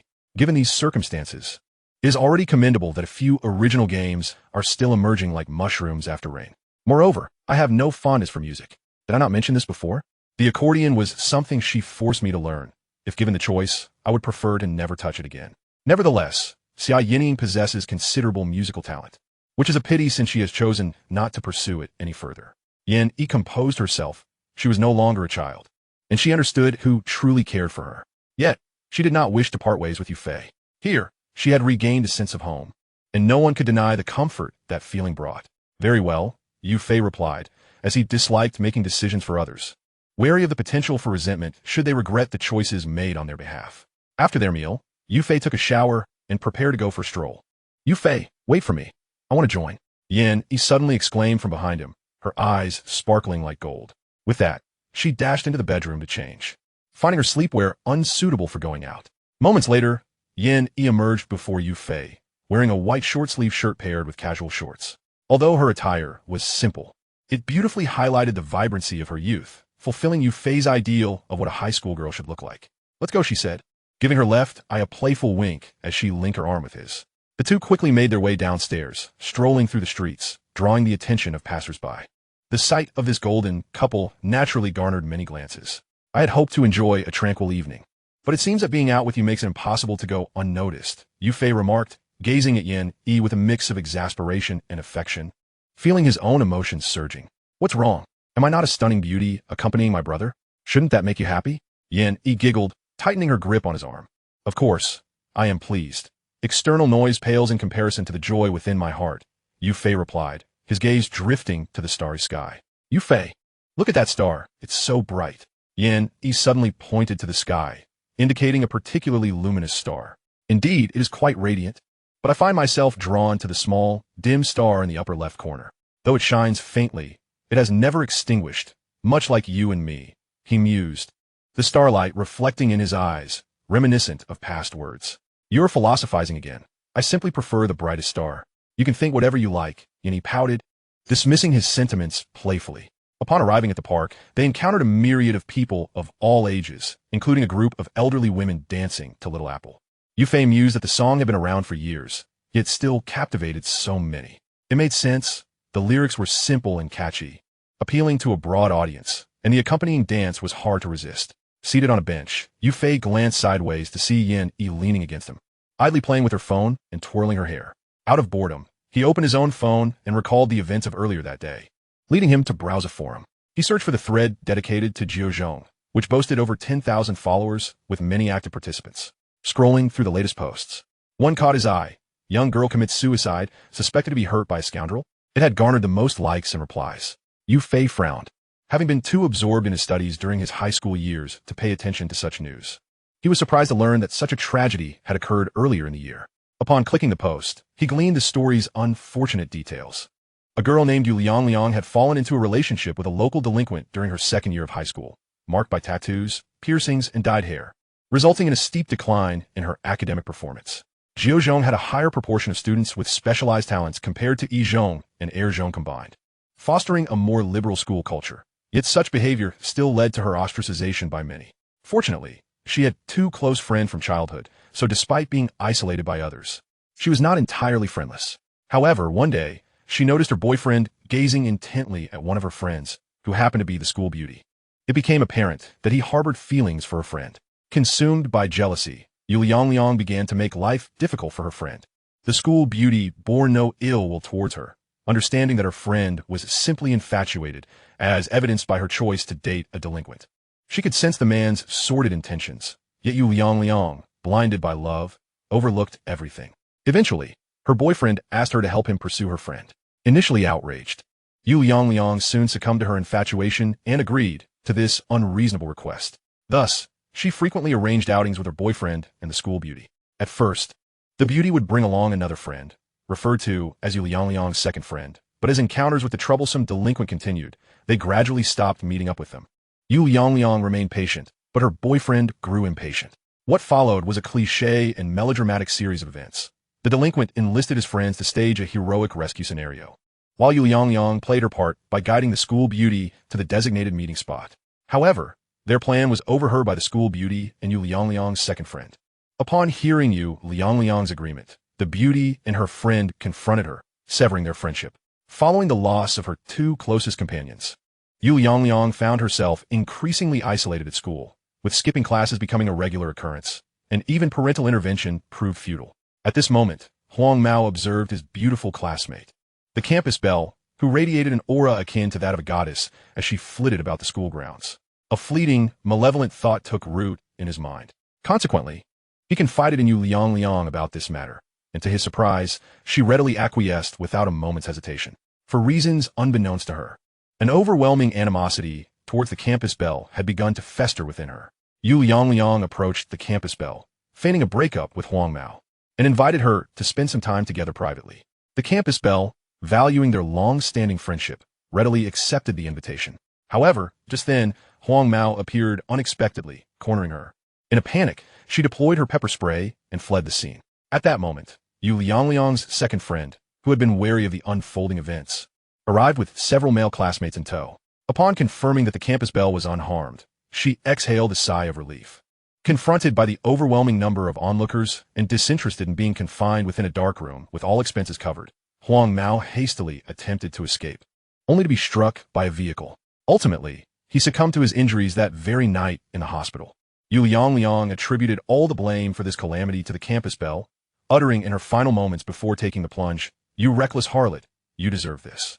You owe me far too much in this lifetime. You shall never repay it." And with that, she leapt from the building, meeting her demise. For reasons shrouded in mystery, the incident's notoriety remained confined to a narrow circle. The post detailing the events was visible today, but perhaps it would vanish by tomorrow. As Yu Fei scrolled down, he discovered this was merely the primary account. Several alternative versions followed, alleging that the campus belle was already of dubious character and had engaged in an affair with Huang Mao. Some claimed that all involved were morally corrupt, while others suggested this was a conspiracy orchestrated against the campus belle due to her unique status. In essence, the tales varied widely in their absurdity. As a result of this incident, the campus belle's reputation plummeted, leading to the cancellation of numerous school activities. Yu Fei remained uncertain of the post's veracity, yet it possessed a semblance of reasonableness. He continued to scroll down, eager to read the comments, his attention captured by the very first reply. "I know this story. That campus belle is Xia Yenying, an exceptional music student whose singing draws many admirers. Yu Liang's second friend is called Luo Xiaoyu. The three of them have been inseparable since high school." Yu Fei furrowed his brow, realizing he should have anticipated this. Xia Yenying's beauty was undeniable. Among the girls in Xiangbei City, few could rival her allure. If one were to rank beauty, Xia Yenying would undoubtedly occupy the pinnacle in Yu Fei's estimation. Alongside Ningxia and Yanyi, the T1 tier included Jiang Qingyao, Zhong Xie, and Zhou Qianyu, while he had yet to encounter anyone in the T2 category. In such a vast city, encountering true beauty was a rarity. Yu Fei considered himself fortunate to have many friends of such caliber. Regardless of whether they would ultimately become partners, the joy of their camaraderie was enough. He resumed scrolling through the comments, seeking further insight into the situation. However, the subsequent posts were rife with vitriol, disparaging both Yu Liang and Xia Yenying. Yu Fei found himself inclined to believe the primary version of events, having spent considerable time with Xia Yenying and knowing her character intimately. The notion that someone of her demeanor could be perceived as indifferent or promiscuous was utterly implausible. "Yin, could you enlighten me about Xia Yenying?" Yu Fei inquired, nudging his friend. Xia Yinying? Certainly, she replied. Though unaware of the specifics of Yu Fei's relationship with Xia Yinying, she was always willing to assist him. Prior to the incident, Xia Yinying had garnered immense popularity, pursued by countless suitors, including affluent heirs and handsome individuals. Some were even more attractive than Yu Fei himself. After all, this was Jiuzhong, where the proportion of exceptionally talented students was high, and aspiring actors often enrolled, resulting in a concentration of beauty that surpassed that of Yizhong or Erzhong. Despite the attention, Xia Yinying exhibited no interest in these suitors, yet many continued to pursue her relentlessly. Truth be told, her beauty was likely unparalleled at Jiuzhong, and she could easily be considered Yu Fei's equal. However, following the betrayal by her friend, she found herself ensnared in a web of rumors and a tarnished reputation. Yet, Yu Fei believed he understood her well, having shared music lessons together. He was certain she was not the type to engage in such behavior. The incident compelled her to abandon music entirely, redirecting her focus to her studies, resulting in a remarkable surge in her academic performance. Genius is indeed genius. Regardless of the subject matter, she excelled. Yin Yi recounted these events, revealing that their friendship had waned since the incident, leading to less interaction. Yu Fei nodded, acknowledging Xia Yinying's extraordinary talent. It was no wonder she had secured a position in a foreign enterprise, ultimately attaining a salary exceeding 50,000 yuan per month shortly after graduation. In contrast, Yu Fei's income of 30,000 yuan paled in comparison. The disparities between individuals can be more pronounced than those between humans and dogs. Reflecting on Xia Yinying's continued single status throughout university, even developing an aversion to boys, he surmised that this might stem from the prior events. Perhaps it was time for him to attempt reconciliation. Even if they could not become romantic partners, friendship would suffice. What's on your mind? Yin Yi asked, observing Yu Fei lost in thought, gently shaking his shoulder. Nothing, he replied, shaking his head. He realized he had been lost in memories of his time with Xia Yinying, engaging in a mental struggle. By the way, how did you and Xia Yinying become acquainted? Yin Yi quietly inquired, perplexed by the connection.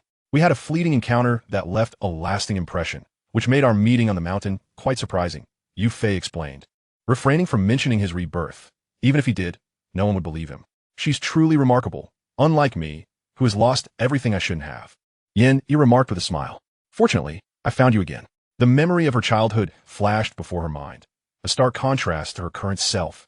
She wore black-framed glasses and sported a short, tousled haircut that obscured her forehead.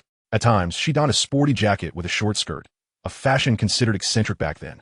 But now, it was a commonplace sight. Her generally reserved nature and reluctance to engage with others had led her to become isolated, and over time, she found herself ostracized by other social groups, until she met someone akin to herself, Yu Fei, who, like her, lacked friends yet lived a joyful life. When she asked him why, Yu Fei had replied, "People live for themselves. A few friends are sufficient. The rest may fade away after graduation. With spare time, one can cultivate hobbies." He had even gifted her his gaming console, a simple source of joy, despite its limited games and poor graphics. Such was the uncomplicated happiness of childhood. As their relationship began to deepen, Yini gradually developed a sense of reliance on Yu Fei. He was her sole friend from elementary school. Unfortunately, due to her mother's divorce, she transferred schools and lost all contact with Yu Fei. It wasn't until that fateful night in the park that the severed connection was rekindled by the matchmaker of fate. Yu Fei gently patted Yin Yi's head, reassuring her. "Don't worry, with me around, you won't encounter anything like that." Yin Yi nodded, her trust in Yu Fei unwavering and absolute. Looking up at the sky, Yu Fei noticed the star Yin Yi pointed to shining brighter, while another dim star seemed on the verge of extinguishing. Was there anyone by Xia Yinying's side? If memory served correctly, her parents had divorced during her second year of high school. At this point, it seemed her only source of comfort was that close friend. Yu Fei glanced at his phone, opening WeChat, where the first message read, "I am Xia Yinying. I have accepted your friend request. We can start chatting now." Xia Yinying's ID was Sakura Grass, which exuded a sweet aura, starkly contrasting with her future ID, the Tsubaki in the courtyard. After their marriage, Yu Fei had taken the time to research its meaning. Tsubaki blossoms are among the last to bloom, symbolizing the beauty of endings, representing the fading of splendor, leaving only solitude and melancholy in its wake. There's an ancient saying, "Do not plant Tsubaki in your courtyard, as it is considered inauspicious." Before marrying Yu Fei, Xia Yinying's world seemed perpetually shrouded in gray, much like the Tsubaki, fading into ordinariness after being wounded by rumors. Her body felt like a mere shell, incapable of accommodating her spirit. While Yu Fei was not a particularly sentimental individual, The current situation compelled him to reflect. Given that he had genuinely spent 2 years with Xia Yining in his memories. She was his first love, even though their relationship had never been particularly intimate. Are you there? Yes. You Fei, are you sending money? It's really unnecessary. That amount is just a drop in the bucket for me. 3 seconds later, the status changed to typing. The other party responded with remarkable swiftness. In the presence of someone truly intimate, are you there? Is never a problem. Even a simple "oh" can evoke a cascade of thoughts. It is only in the absence of feelings that such a phrase becomes a mere joke. For the other person simply does not care. It's not about that. I think we need to talk. Let's find a time to meet up afterwards. Sure, smile. How about near my house? There's a nice Sichuan restaurant. Sounds good. I'm fine with whatever you choose. By the way, you should be doing all right now, right? What do you mean? I'm great. If I were with you, I'd be even better. Following this, Yu Fei engaged in light-hearted banter with the other party over trivial matters. The sentiment remained. If they could not be lovers, they could still be friends. Meanwhile, on the other side, Xia's mother noticed her daughter chuckling. Xiaing, why are you laughing? Who are you chatting with? Oh, nothing much. Just thought of something funny. Xia Yining quickly replied, adjusting her demeanor. By the way, I let you go out today. Do you feel less suffocated? Is your mood better? Forget it. I don't even need to ask. Judging by your current state, you must be feeling quite good. Xia's mother shot her daughter an amused glance.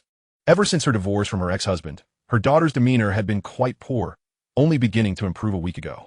As long as this trend continued, it would be favorable, but she couldn't shake off a sense of foreboding. Chapter 25, Responding to Messages. Yi, umehong. Yu Fei held a few skewers of lamb in hand, addressing Yin Yi, who was still wiping her mouth. This girl was truly a foodie, despite her petite frame. She had quite the appetite. It reminded him of Hinata Hyuga from Naruto, who was also a big eater.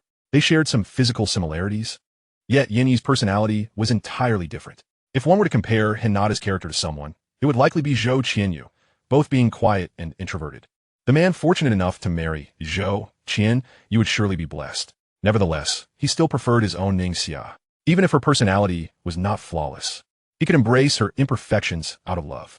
Upon returning home late at night, Yu Fei discovered a flurry of messages waiting for him, with many still awake.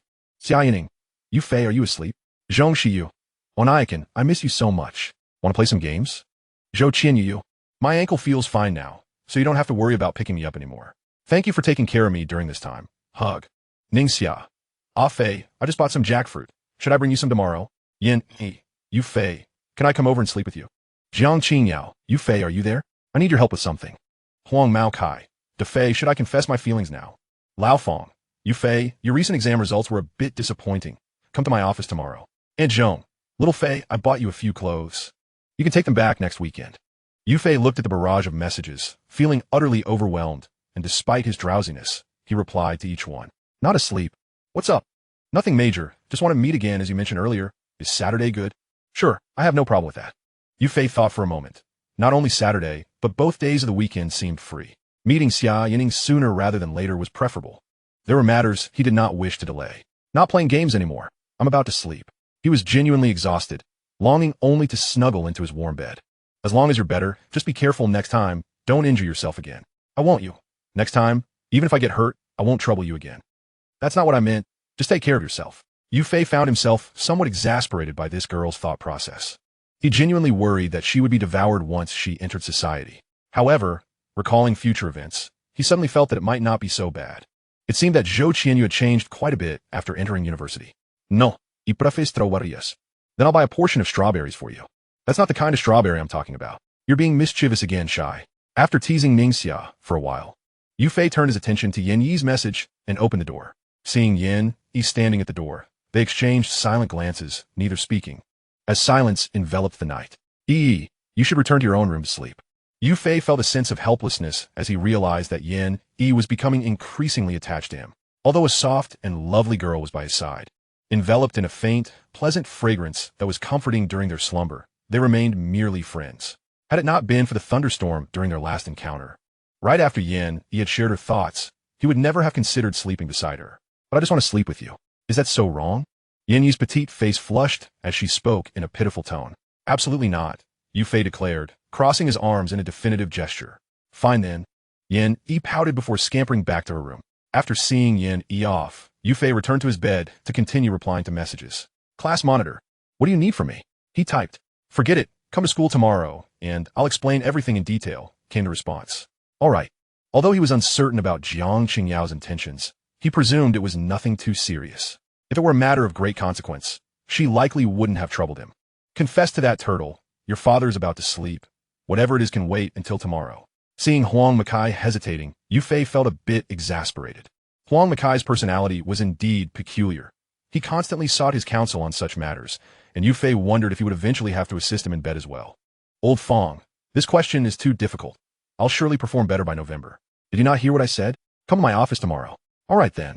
Yu Fei capitulated under Old Fong's authoritative presence. To be honest, saying you did poorly is a euphemism. Last time you scored 603, and this time you barely managed 520. Are you trying to confess your feelings? Yu Fei felt utterly numb. He finally assured Aunt Zhong that he would visit her over the weekend before shutting off his phone and drifting into sleep. Yu Fei, do you think this blue dress is beautiful? And what about this bunny girl outfit? Don't you like Senior My E? I'll wear it for you tonight. Yin E cooed, wrapping her arms around Yu Fei's. Yu Fei stood there, bewildered, still processing what was happening. Just then, a voice emerged from behind him. Yu Fei, how could you? Am I not good enough? Why are you seeking other women? Ning Xia, clad in casual attire, sat despondently on the floor, tears brimming in her eyes. Yu Fei jolted awake, his back drenched in cold sweat. He sighed deeply. This nightmare was far more terrifying than encountering an apparition. Thankfully, he reassured himself that he was not a scoundrel and decided to return to sleep. As dawn broke, just as the first rays of sunshine were about to grace his face, Yu Fei opened his eyes, donned his clothes, and greeted Yin before stepping outside. He sensed a growing laziness within himself, even reluctant to prepare breakfast. Fortunately, he no longer needed to drop Zhou Tanyu off, as he planned to meet Ning Xia directly at her building. This was a promise he had made to Ning Xia. He would use his bicycle to escort her to and from school from now on. However, before reaching Ning Xia's home, he spotted her at a breakfast shop, just finishing her meal, and she immediately approached him. Why didn't you drop Zhou Tanyu off at school today? Ning Xia inquired, her sparkling eyes reflecting curiosity. My injury has healed. Once I buy a bicycle this weekend, I'll take you to school to prevent any unwanted thoughts from others, Yu Fei explained. And this bicycle is... Ning Xia pointed at the alluring pink bicycle. As long as it's not yours, I thought you particularly liked pink. Yu Fei widened his eyes in disbelief. Pink? Most boys who favored that color were likely to be effeminate. His true favorite was blue, as the sky and sea both adorned that hue. Gazing at the blue sky and ocean always allowed him to momentarily forget his troubles, as if he were living anew. Once you buy it this weekend, you must promise to take me every day, Ning Xia said, handing over her breakfast with a cheerful smile as she settled onto the back seat of the bicycle. Yu Fei rode slowly, allowing them to enjoy their meal along the way. During their journey, he noticed Huang Makai was absent. After a moment, he recalled that Huang Makai typically rose later than him. These past few days, he had only seen him due to dropping Zhou Tanyu off. Without that, he naturally wouldn't encounter that lazy fellow. Upon arriving at school, Yu Fei parked his bicycle in the shed and caught sight of Old Fong watching him intently, leaving him momentarily stunned. Ning Xia beside him felt awkward as well. Enough, I understand. You don't need to attend morning self-study today. Come to my office. Old Fong adjusted his glasses and stated before striding away. Great, I'm definitely in for a lecture now. Yu Fei sighed, wishing he had been reborn a month earlier, believing that might have spared him from Old Fong's suspicions of his romantic entanglements. There was no choice now but to take it one step at a time. I'm also doomed. Old Fong will definitely inform Teacher Wu about our situation, but we aren't even dating. I wonder how I'll fare on this month's exam. I hope I won't regress. Ning Xia tugged at Yu Fei's sleeve, exasperated. But I have regressed. Yu Fei lamented, and it's quite significant. I'm in for a rough time. Ning Xia frowned. You've regressed? Ah Fei, you're aiming for Ingtian University. How can your grades decline? Why not ask your desk mate for some tutoring? Yu Fei shot Ning Xia a puzzled glance. Tutoring from the class monitor? Perhaps not. This time was purely a fluke. Next time he would reclaim his peak performance. The 600-point threshold was just a step away. Ning Xia pinched the muscle in Yu Fei's arm. Stop joking. I'm serious. Gaining admission to Ingtian University has been your dream for the past 3 years. There is still time to work hard. Jiang Qingyao is not only your desk mate, but also one of the top students in the grade. Her guidance would be immensely beneficial. And besides, you two haven't sparked anything in the past 2 years. Is it likely to happen this year? I believe it's impossible. Though Jiang Qingyao is quite beautiful, Ning Xia had heard of her reputation. She was known for her polite rejections, treating everyone the same. This very character trait meant she lacked close friends, and Yu Fei's relationship with her was likely only average. Furthermore, Jiang Qingyao was slightly more attractive than herself. So it seemed improbable that Yu Fei would develop feelings for her. Indeed, that's exactly it. Yu Fei nodded. Given his talent, even if he were reborn, he wouldn't surpass Jiang Qingyao. Seeking her advice on certain techniques would be far superior to battling alone. Coincidentally, Jiang Qingyao also needed his assistance, so it wouldn't be too much of a bother to approach her. Chapter 26, Promise Ah Fei, I'm leaving now. Bye. Ning Xia waved as they parted at the entrance of the teaching building. Goodbye, Yu Fei replied calmly before approaching the office door, cautiously knocking. Gumin. It was old Feng's voice. Upon Yu Fei's entrance, old Feng's previously amiable gaze turned stern. What are you standing there for? Hurry up and come over here. Old Feng gestured to the space beside him, beckoning Yu Fei to stand. Yu Fei felt a tinge of helplessness. He always found himself in a rather peculiar situation when reprimanded by a teacher. It had been years since he had experienced such a scenario. A decline of over 80 points in his overall score was indeed catastrophic. Speak candidly. What on earth have you been doing during this period that led to such a dismal performance? Mr. Lau adjusted his black-rimmed glasses and spoke through gritted teeth. Mr. Lau, I mentioned before that this exam was a bit challenging, and I didn't rest well, resulting in these grades. I assure you, I won't let it happen again in the next monthly exam. Yu Fei hastily concocted an excuse, attempting to sound defiant. Huh, do you think I would believe you? Be honest. I've already informed Teacher Wu, and she should be speaking with Ningxia now. Regardless of your relationship status, I urge you both to temporarily set aside your romance and focus entirely on your studies. Let me be frank. Both of you are ordinary individuals. While education may not be the only path to success, it certainly is a viable one. Even the most successful businessmen are educated. It's now 2017, and high school graduates are a dime a dozen, with university students flooding the job market. I understand you and Ningxia have a deep bond, but feelings want to put food on the table. To put it bluntly, apart from your good looks and your childhood friendship with Ningxia, what advantages do you possess? In the future, when Ningxia enters university and the workforce, she will have countless admirers. Are you certain you can provide her with what she desires in this competitive landscape? Wake up. There are many out there who are wealthier and more talented than you, not to mention those who are more handsome. For your own sake, focus on your studies. Once the exams next year conclude, you can pursue your relationship without restraint, but for now, that is not an option. Mr. Lau's words were heartfelt. Yu Fei knew his intentions were for his own good. After all, despite his shortcomings, he still had the potential to attend a prestigious university. Based on his current performance, he could only aspire to get into an average institution, and the disparity between that and his aspirations was significant. You're right, Mr. Lau, but I truly am not in a relationship with Ningxia, Yu Fei lamented, as this was the most painful truth for him. They were merely very good friends who had agreed not to date before graduation. If they were to enter a romantic relationship, he would have done so long ago. Their interactions had barely exceeded hand-holding. Regardless of the truth, I will not tolerate any romantic involvement. If it happens again, your visit to my office will be far from simple. Mr. Lau softened his tone, realizing Yu Fei's circumstances as an orphan. This only heightened his concern for Yu Fei's education. He did not wish for such a promising student to squander his talent and miss the opportunity to attend his dream university. Anzai, Mr. Lau, I promise my grades will improve, Yu Fei declared earnestly, which seemed to ease Mr. Lau's worry somewhat.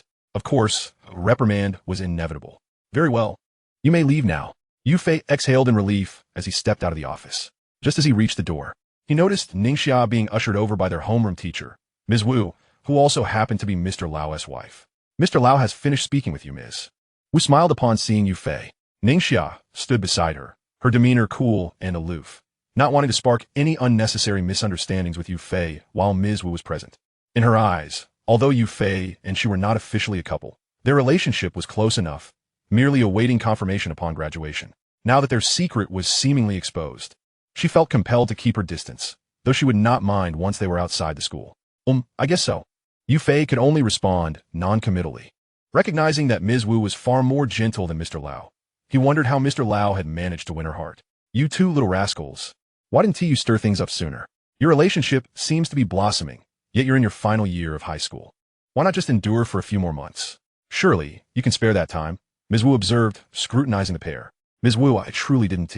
Yu Fei began, but upon seeing Ms. Wu's eyes, so reminiscent of Mr. Lau's, he abandoned his defense. It was clear his words would not be believed, so he decided silence was the better option. Ningxia's face flushed a deep crimson, akin to a ripe apple. Ms. Wu, we haven't reached that level yet. We plan to confirm our relationship only after graduation. Ms. Wu chuckled. You two shine so brightly that I assumed you were already together. I didn't realize you had such plans. Very well, I'll drag you into the office for another reprimand. Now both of you, disappear from my sight as quickly as possible. Yu Fei protested. Did I ever say that? However, it seemed this was part of the plan all along.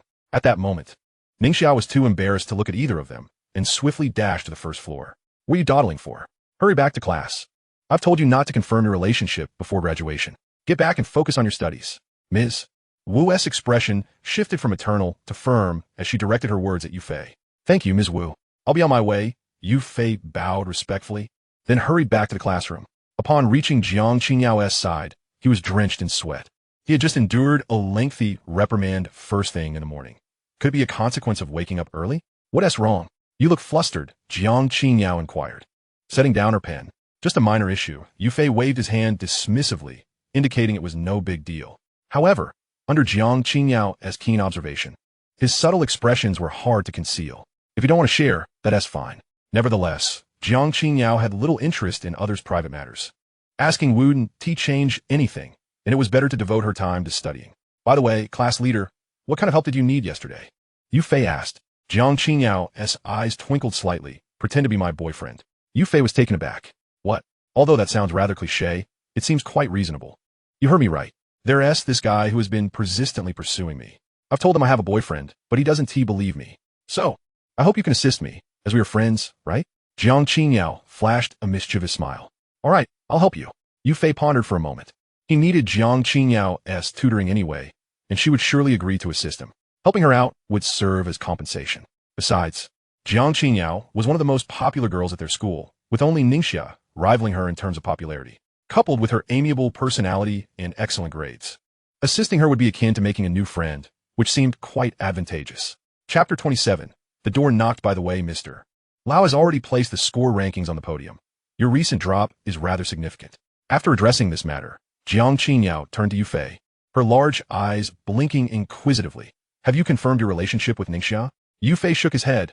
Confirm a relationship? That is not the case. He genuinely felt a bit overwhelmed. Why did everyone assume he was in a relationship with Ningxia, attributing his academic decline to that? It was truly frustrating. Yu Fei surrendered to the situation. He was exhausted from the constant need to explain. Continuing on, Yu Fei glanced at the report card. Jiang Qingyao remained atop of the class, her total score being 699, placing her second in the entire grade. Turning his attention to his own performance, he found himself ranked a disheartening 6th from the bottom among the 43 students in the class. What could have led to such a decline? This setback felt exceedingly out of place. Should I perhaps arrange some extra tutoring for you? Jiang Qingyao suggested, her small hands rubbing together as she spoke softly. Sure. Yu Fei replied without hesitation, realizing that with such an academic powerhouse guiding him, he could swiftly elevate his score to the realm of 600. By the way, which university do you aspire to attend? Jiang Qingyao inquired further. Tian University, Yu Fei responded nonchalantly. You need to put in some serious effort then.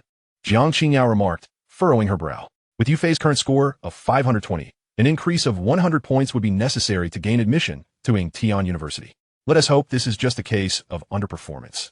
Usually, you can score over 600 with consistent effort. This is my study notes. Take a look, she said, producing a thick stack of notes that nearly reached half the height of the desk. As Yu Fei flipped through them, he began to study intently.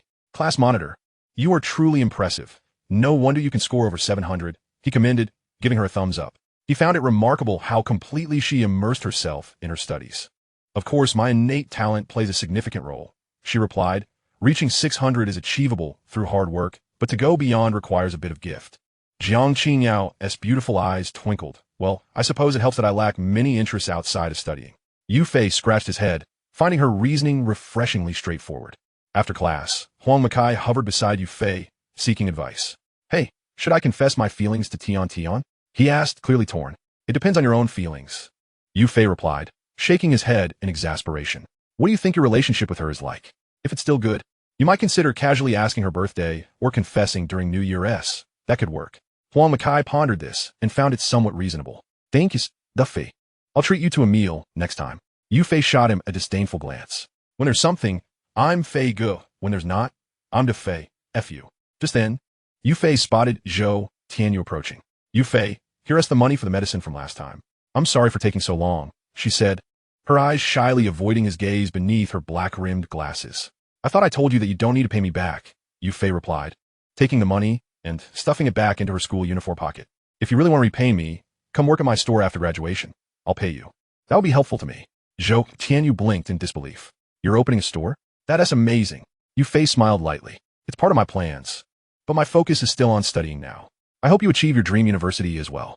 He found her shy demeanor quite endearing, believing that interacting with her was genuinely enjoyable. By the way, Yufei, I remember you want to attend Tian University, right? That's my goal too. I hope you get into your ideal university and we can be classmates. Zhou Tianyu said, her smile sweetening. Yufei squinted. He recalled Zhou Tianyu mentioning she was attending a university in Magic City, specifically the Transportation University there. While Tian University is also a prestigious 985 institution, it does not quite match the caliber of the Transportation University in Magic City. Is this the butterfly effect? He pondered. The day continued in a tedious manner. Yufei seemed to rediscover his previous study habits, diligently writing and reaping considerable rewards. After the last class, he rode his bicycle to the infirmary to return it. However, Yiwan was occupied today, and the infirmary was closed. Yufei had no choice but to leave the bicycle at the door, hoping Yiwan would understand his intentions. After returning the bike, he needed to escort Ning Xia home. He gave her a reassuring hug before she happily ran back home. Can you open the door? I'm sorry, I apologize. A woman's voice rang out, calling for Yin in a distressed tone. The woman, strikingly beautiful and resembling Yin, wore a black form-fitting dress and exuded a strong perfume that discouraged closeness. Who are you? Yufei asked, squinting as he guessed her identity. Seeing a handsome young man approach, the seemingly mature woman spoke up. Does my daughter live here? You haven't done anything inappropriate, have you? I warn you. She asked, still a student. If anything happens, it's against the law. Are you out of your mind? Yufei felt bewildered. I haven't even said anything yet. And you're already launching accusations? With a smile, he added, if I truly wanted to do something, I would have acted long ago. Unlike some people who can stoop to such levels, worse than animals. The woman swallowed her words at his retort, her legs shaking as if she could barely stand. What do you think? Yufei opened the door to reveal Yin standing there, her hair disheveled and bloodshot, eyes indicating her poor state. The woman fell silent, then turned to her daughter. I was wrong. Can you forgive me this once? You don't have to come home. You can stay at your grandfather's house, okay? Yin's gaze was icy. I don't want to see you. Yufei, can you close the door? He nodded and gently closed the door. The woman outside continued to plead, I was confused before, but I've divorced him now. Please forgive me.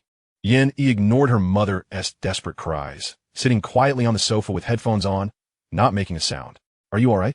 Yufei sat beside her, speaking cautiously. This was the first time he encountered such a bizarre situation, leaving him unsure of how to proceed.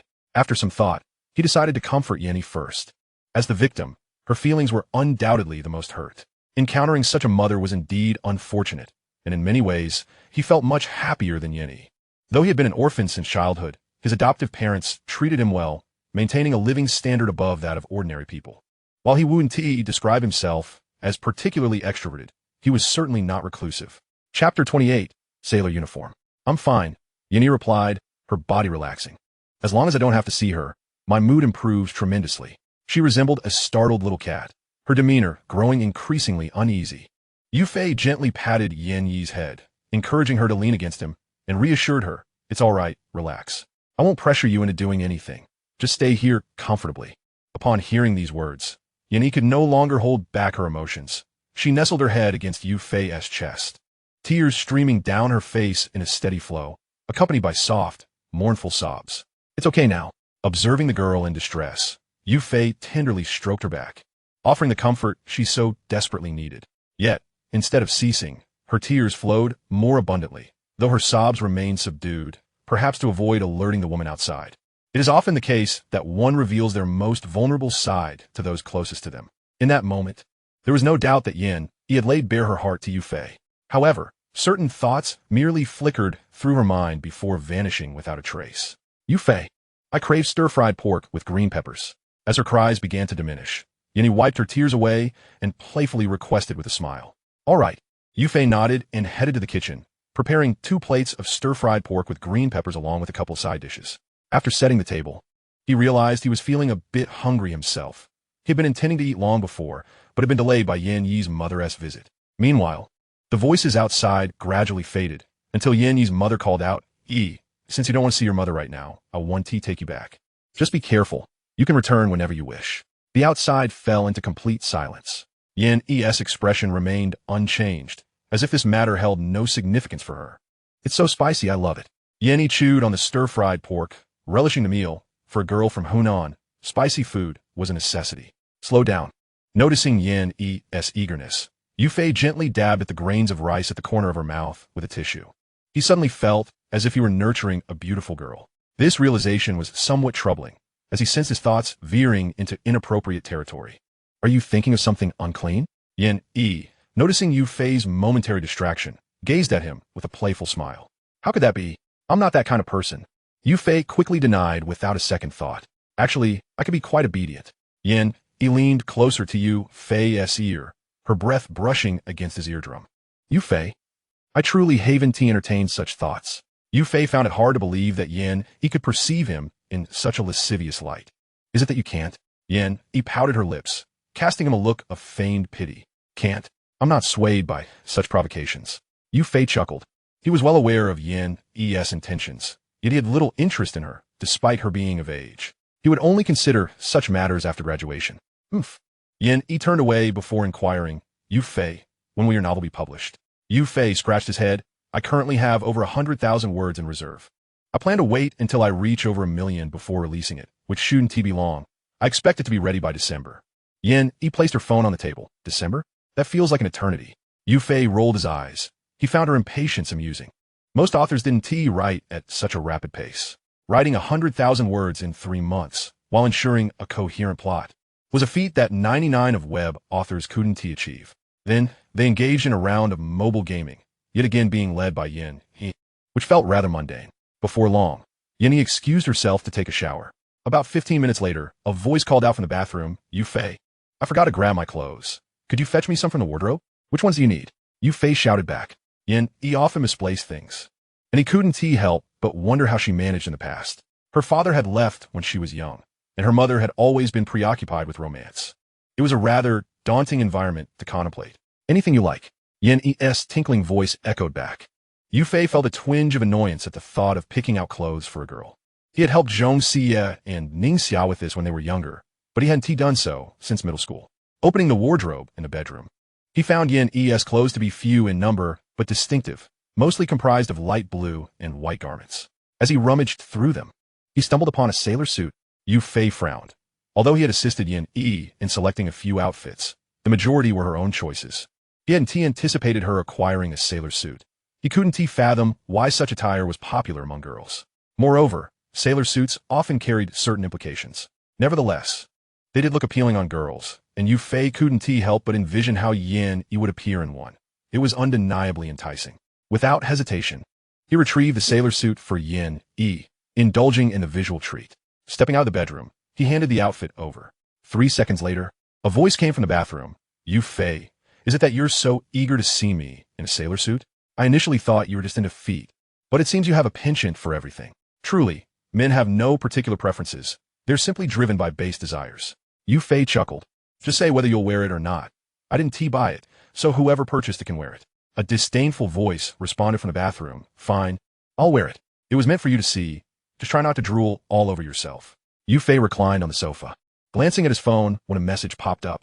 Yufei, are you there? It was a message from Xia Yining. The phrase felt strangely familiar.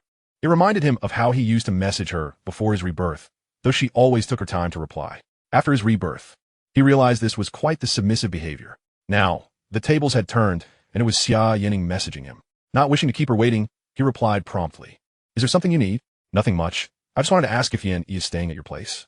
She is temporarily staying with me. Upon reading this, Xia Yining felt a chill run through her. This implied that they had already. She reflected on her interactions with Yufei before her rebirth, feeling a wave of embarrassment wash over her. After 2 years as a couple, they hadn't even shared a simple kiss. No wonder his feelings for her had gradually faded. If the roles were reversed, she doubted she could endure it. After chatting with Yufei for a while longer, Xia Yining decided to rest. At that moment, the bathroom door swung open, revealing Yin-E clad in a sailor suit. Her hair was damp, her cheeks slightly flushed, and she appeared somewhat bashful. Her alabaster arms and slender legs, coupled with her attire, made her resemble a delicate lotus emerging from the water. Yufei found himself momentarily entranced. You rascal, No lewd thoughts allowed. Yanni glanced at Yu Fei's expression and playfully punched his arm with her soft fist. It is well known that such gentle attacks only serve to heighten a man's instincts. Yu Fei is a man, and under such circumstances, his ability to maintain a semblance of normalcy is commendable. Ultimately, his rationality prevailed amidst the fierce struggle. Coughing lightly, he remarked, "Indeed, it is quite beautiful. But haven't you worn it before?" Yen shook her small head, replying, "Of course not. What decent person would wear this to school?" Yu Fei nodded in agreement. It was indeed an abstract thought to imagine a stunning girl donning a sailor uniform daily for school. Nonetheless, there should be no issues on Xiaori's end. After all, it's Xiaori. Is it pretty? At that moment, Yanni executed a full 360-degree turn, exclaiming, "Of course it is." Yu Fei nodded, chuckling. "After all, your beauty is unparalleled." Yanni smiled wryly. "What does it matter if I'm beautiful? You don't like me anyway." Yu Fei. Eventually, he could only half-jokingly say, "All right, I'm going to take a shower now. You should get to bed early." After his shower, Yu Fei prepared to sleep, dawdling until past 10 o'clock. He needed to ensure he had ample rest. Otherwise, he wouldn't be able to rise in the morning. Just then, Yanni knocked on the door, asking Yu Fei, "Can I sleep with you?" Yu Fei opened the door and firmly shook his head. "No." Yanni's delicate face fell immediately. "But I want to sleep with you. You're the only one I have now." Remembering the events of the day, Yu Fei gently patted Yanni's back, conceding that he found it hard to refuse her. "Lights out," he declared. Chapter 29. A chance encounter with Yuan. In the morning, much like before, Yu Fei found his blanket whisked away by another, and he was ensnared by Yanni's legs. Gently shifting her body aside, he closed the door and prepared breakfast. After eating, he dashed out the door. "Hello, esoyuye." This time, Yu Fei left a bit later and finally encountered Huang Makai. "Shugo, what's your plan? If you intend to confess, you should do it quickly. Otherwise, your high school days will slip away." Yu Fei placed his hand on Huang Makai's shoulder, saying, "We'll see how it goes." Huang Makai stroked his chin, still as timid as ever. Yu Fei sighed. His friend was genuinely kind, but overly introverted and conservative. Fortunately, he performed well academically, eventually enrolling in a 211 university and securing a job in a state-owned enterprise. Despite his divorce, he led a carefree life, albeit with few friends. Yu Fei wished to change Huang Makai's disposition, but such endeavors were easier said than done. It was best to let nature take its course. Unless something significant prompted a change, his character would likely remain unchanged. "Ah, you classmate, long time no see." At that moment, Yuan, the school nurse riding a pink bicycle, spotted them and approached to greet them. "Sister Yuan, what brings you here?" Yu Fei turned to see her, puzzled, as Yuan resided on campus. Surely, she wouldn't venture there just for breakfast when there were plenty of stalls at the school gate. "I have some matters to attend to, so I left early." Yuan smiled, and then continued, "By the way, since you returned the bicycle, Zhou's injury should be fine now, right?" Yu Fei nodded. "Thank you, Sister Yuan. It's already healed." Yuan beamed, placing her hand by her mouth. "That's great. A charming girl like you must seize the opportunity. By the way, considering your previous relationship, it seems you haven't won her over yet. With such assistance from me, have you succeeded?" Her words sent Yu Fei's CPU into overdrive. "Pursue? Sister Yuan, please don't jump to conclusions. I have someone I like. It's not Zhou Qianyu. We're merely friends." Yu Fei's response was unusually earnest. He wished to prevent any misunderstandings regarding his relationships with other girls. Otherwise, Ningxia would surely become jealous, and he would have to comfort her. Yu Fei sighed, feeling that navigating romance was quite troublesome, given the time constraints he faced. He was grateful he had not confirmed his relationship with Ningxia. Otherwise, complications would have ensued. "Oh, I see." Yuan observed Yu Fei's serious demeanor without doubt and asked, "Who is the person you like?" Yuan was not well acquainted with the happenings at school since she spent most of her time in the infirmary. This was information that did not need to concern her. Yu Fei maintained a cautious attitude towards Yuan, aware that she was a lesbian. He vaguely recalled her having a rather attractive girlfriend in his past life. In summary, he felt the need to remain vigilant. While she appeared perfectly normal, the fact that she was a lily left him with an odd sensation. In Yu Fei's perception, both lilies and gay individuals represented distortions. There must be a reason behind her orientation. Just then, a familiar voice called from behind, "Ah Fei, wait for me." Yu Fei recognized the voice instantly. It was Ningxia. "Xiao Xia," he murmured softly. Upon seeing Yuan, Ningxia exhibited no surprise. "Sister Yuan, what brings you here?" she asked, observing Yuan's slightly dazed expression. "Xiao Xia, so it turns out Yu Fei is your childhood friend." Yidan exclaimed, looking between the two. Yes, that's Yu Fei. I was just saying I should introduce you two formally, but you seem quite familiar with each other." Ningxiao pointed at Yu Fei and said directly, "Logically, they shouldn't be this close. I hadn't met him before, We merely crossed paths last month when he brought Zhou Qianyu to the infirmary. We had a brief encounter. I came to learn about the situation with Yu Fei, and it's quite normal for me to remember your handsome childhood friend, Yuan explained with a smile. Xiaoxia, it appears you know Sister Yuan as well. Yu Fei scratched his head, realizing the two had known each other for quite some time without his knowledge. However, it made sense. Who in high school hadn't visited the infirmary? Additionally, Yuan was quite attractive, so it was natural for them to be acquainted. We've known each other for a while. Earlier, when Rong fell ill, I frequently visited the infirmary, and in time, I became familiar with Sister Yuan. Their relationship with Yu Fei had been growing closer, thanks in part to Yi Yuan's assistance. Yu Fei glanced at Yuan, suddenly feeling that he need not overthink the situation. She seemed like an intriguing person, and perhaps acceptance and understanding were the way forward. You two lovebirds chat away. I'll take my leave. Yuan pedaled off on her bicycle, a gentle breeze trailing behind her as she headed towards the school. Ah Fei, let us go. Ningxian naturally took Yu Fei's hand, only releasing it when they approached the school gate. Huang Makai remained silent, his CPU slightly overheating. He had never fallen ill at school. Had it not been for Yu Fei's mention, he wouldn't even know there was an infirmary. Had he known the school nurse was a beautiful older sister, he would have surely paid a visit. What a pity. Shuge, stop daydreaming. Let's go. Yu Fei gently patted the shoulder of his companion, and the three of them strolled side by side along the roadside. The rising sun casting a warm glow upon their faces, as though they were bathed in divine light. Chapter 30, Dining. Yu Fei, the time has been set for the weekend. It all depends on your availability. As soon as he settled into his seat, the class beauty at the table informed him about the timing for their arrangement of pretending to be her boyfriend. Of course I'm free. Yu Fei pondered for a moment. Aside from visiting Aunt Zhong over the weekend, he seemed to have no other commitments. By the way, which boy's been pestering the class monitor? Yu Fei furrowed his brow. Previously, Jiang Qingyao had encountered similar situations, but under her resolute rejections. Those suitors soon distanced themselves due to her own reasons or family matters. If Yu Fei's intuition was correct, this individual had some connections and was acquainted with Jiang Qingyao's family. Jiang Qingyao sighed, her brows arching like willow leaves. How should I put it? My uncle has a business partner with whom he has collaborated for many years. He has a son whom I met briefly at the beginning of September. He developed feelings for me, and although I clearly rejected him, he continues to pursue me.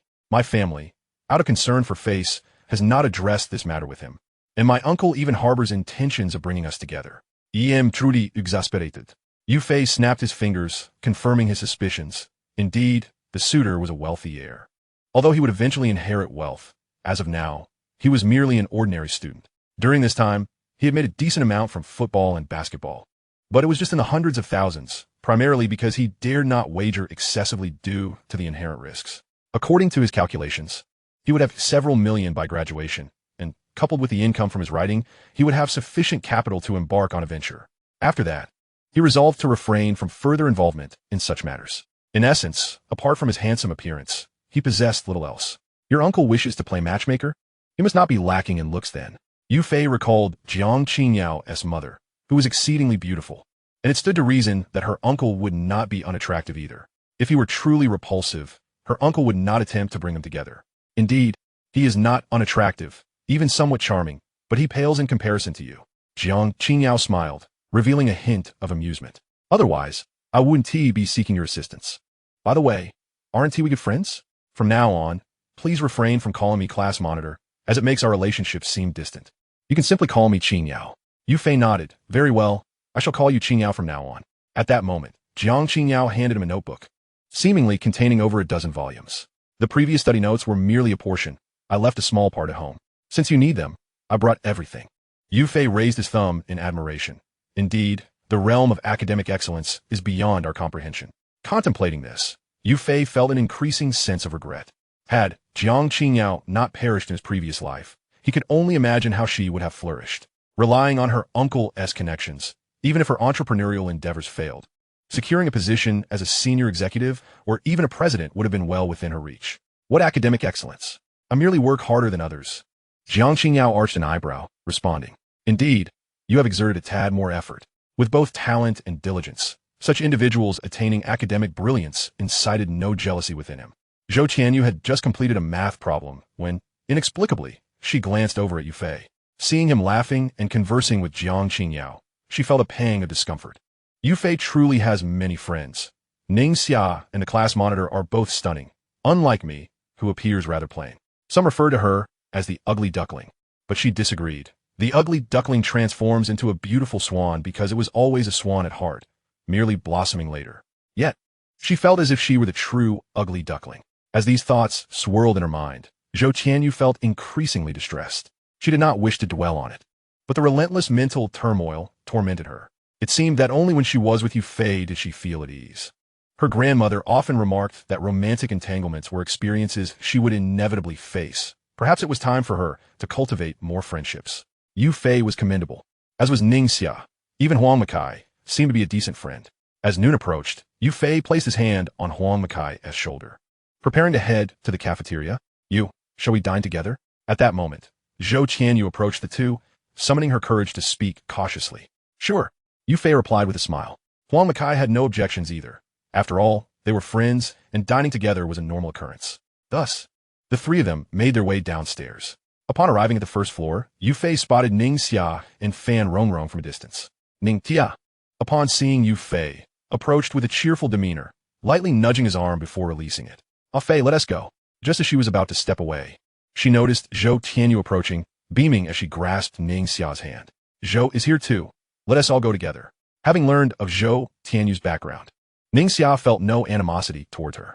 Moreover, she understood Yu Fei's feelings for her, pure and steadfast, not easily swayed. Instead of fretting incessantly, it was better to adopt a more relaxed approach. All right. Zhou Tianyu's face brightened with a smile, akin to a blooming lily. Thus, Yu Fei and Huang Makai ambled along with their arms draped over each other, while Ning Xia held hands with Fan Rongrong and Zhou Qianyu. And they walked together to the cafeteria. After gathering their meals, they settled in a somewhat secluded area. However, even so, their table drew many glances. For Ning Xia was the school beauty, attracting numerous admirers, and many sought to usurp Yu Fei's corner. Given that Ning Xia had previously delivered a speech under the red banner, most boys had seen her before, so it was no surprise they remembered her. Your desk mate is over there dining. Tian pointed towards another table. Jiang Qingyao glanced over, noting not only Yu Fei but also Ning Xia, Zhou Tianyu, and others present. Do you wish to join them? Jiang Qingyao inquired, her gaze tinged with curiosity. Yes, Tian admitted with a smile. Let us go. Jiang Qingyao did not elaborate further. Tian wished to sit beside Huang Makai, but felt awkward going alone, hoping Jiang Qingyao would accompany her. This trivial favor was inconsequential to Yu Fei, so he obliged without hesitation. Yu Fei, would you mind if I sit beside you? Jiang Qingyao approached, speaking directly. Not all. Please take a seat. Unfazed by such interactions between the sexes, Yu Fei felt no discomfort. However, Ning Xia furrowed her brow slightly, although she claimed not to mind Yu Fei's normal interactions with other girls.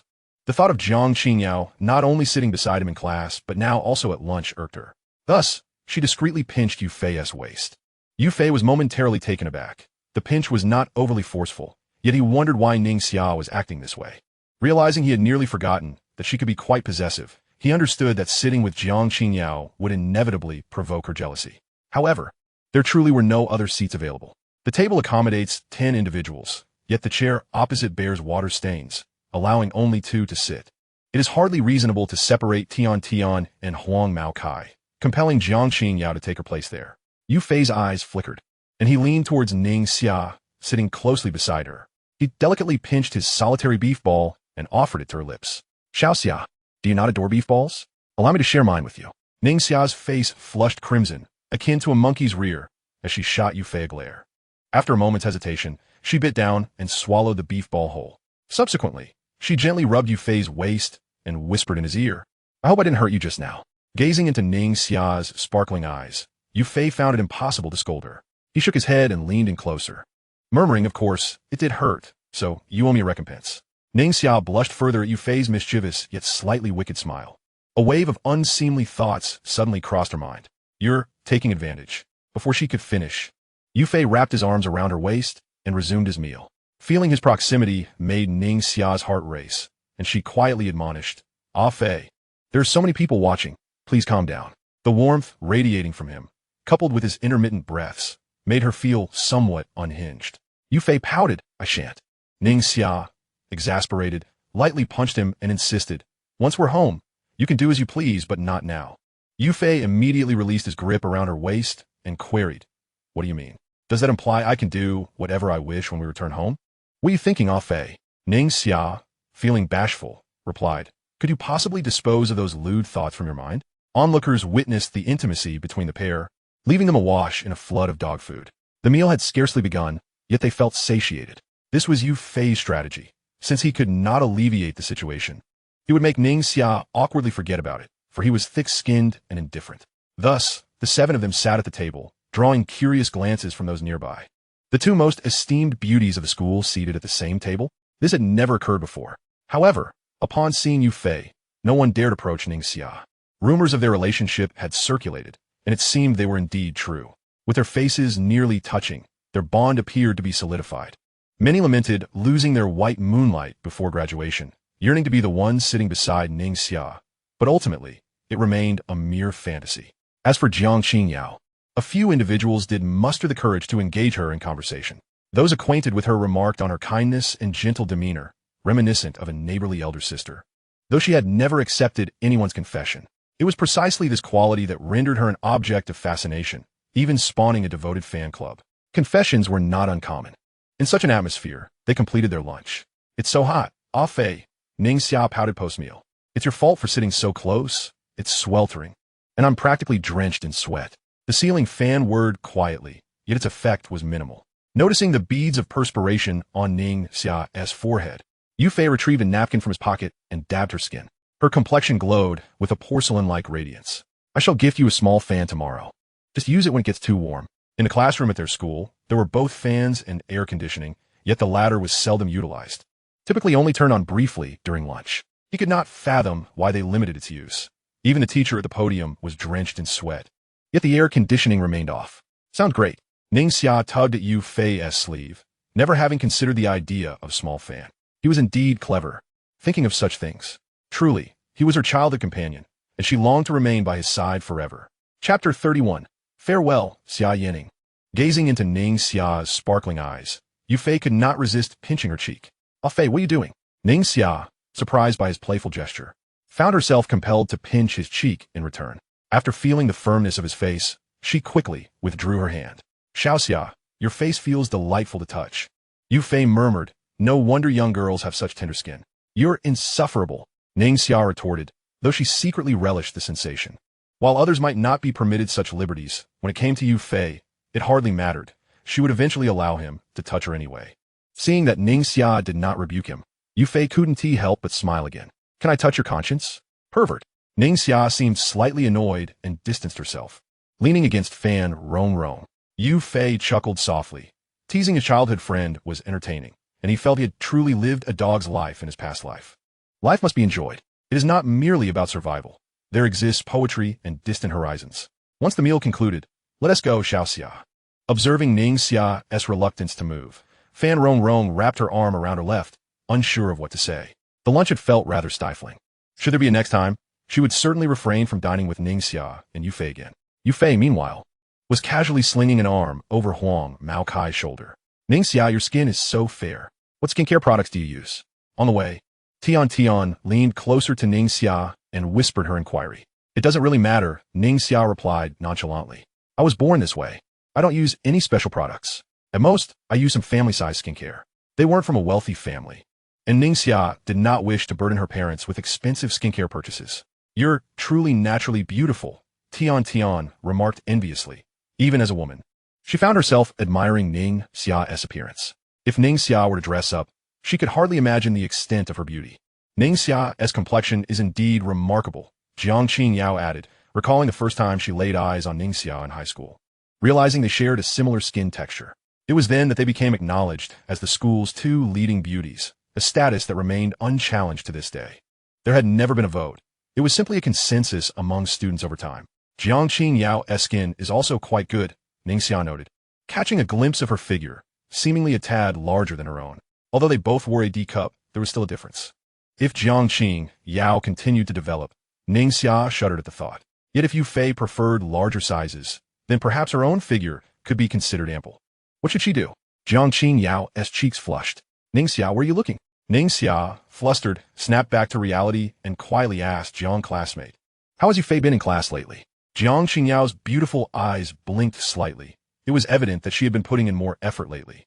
Ningxia appeared to be akin to a housekeeper, yet this was quite normal. When one genuinely cares for another, thoughts of their decline do not cross the mind. Rather, one wishes for their improvement. Ningxia smiled gently, exuding a sense of warmth. All was well. By the way, could you do me a favor, classmate Jiang? Gazing at Ningxia's sincere visage, Jiang Qingyao nodded. Could you keep an eye on Yu Fei for me? Of course, came the reply. Ningxia was momentarily taken aback, as if Jiang Qingyao could see through her thoughts. The indifferent gaze was as profound as the stars in the cosmos, a sensation that left Ningxia feeling rather uncomfortable. Nevertheless, she continued, then I would appreciate it if you could watch over him a bit. Ningxia wore a smile, composed and unhurried. Jiang Qingyao casually tucked a strand of hair behind her ear, her lips slightly curved. Yu Fei and I have always been good friends. It is only natural for friends to assist one another. Ningxia nodded in agreement. Regardless of Jiang Qingyao's personality, she felt assured of her character. As long as one possesses good morals, other aspects can be overlooked, especially since they were merely friends. Observing the two engaged in hushed conversation sparked a hint of curiosity in Yu Fei, yet he refrained from eavesdropping. The complexities of a woman's heart are as elusive as needles in the depths of the ocean. Even in his rebirth, he chose to remain detached from the affairs of women, focusing solely on himself. The week passed joyfully, and Yu Fei settled into the monotonous routine of high school life once more.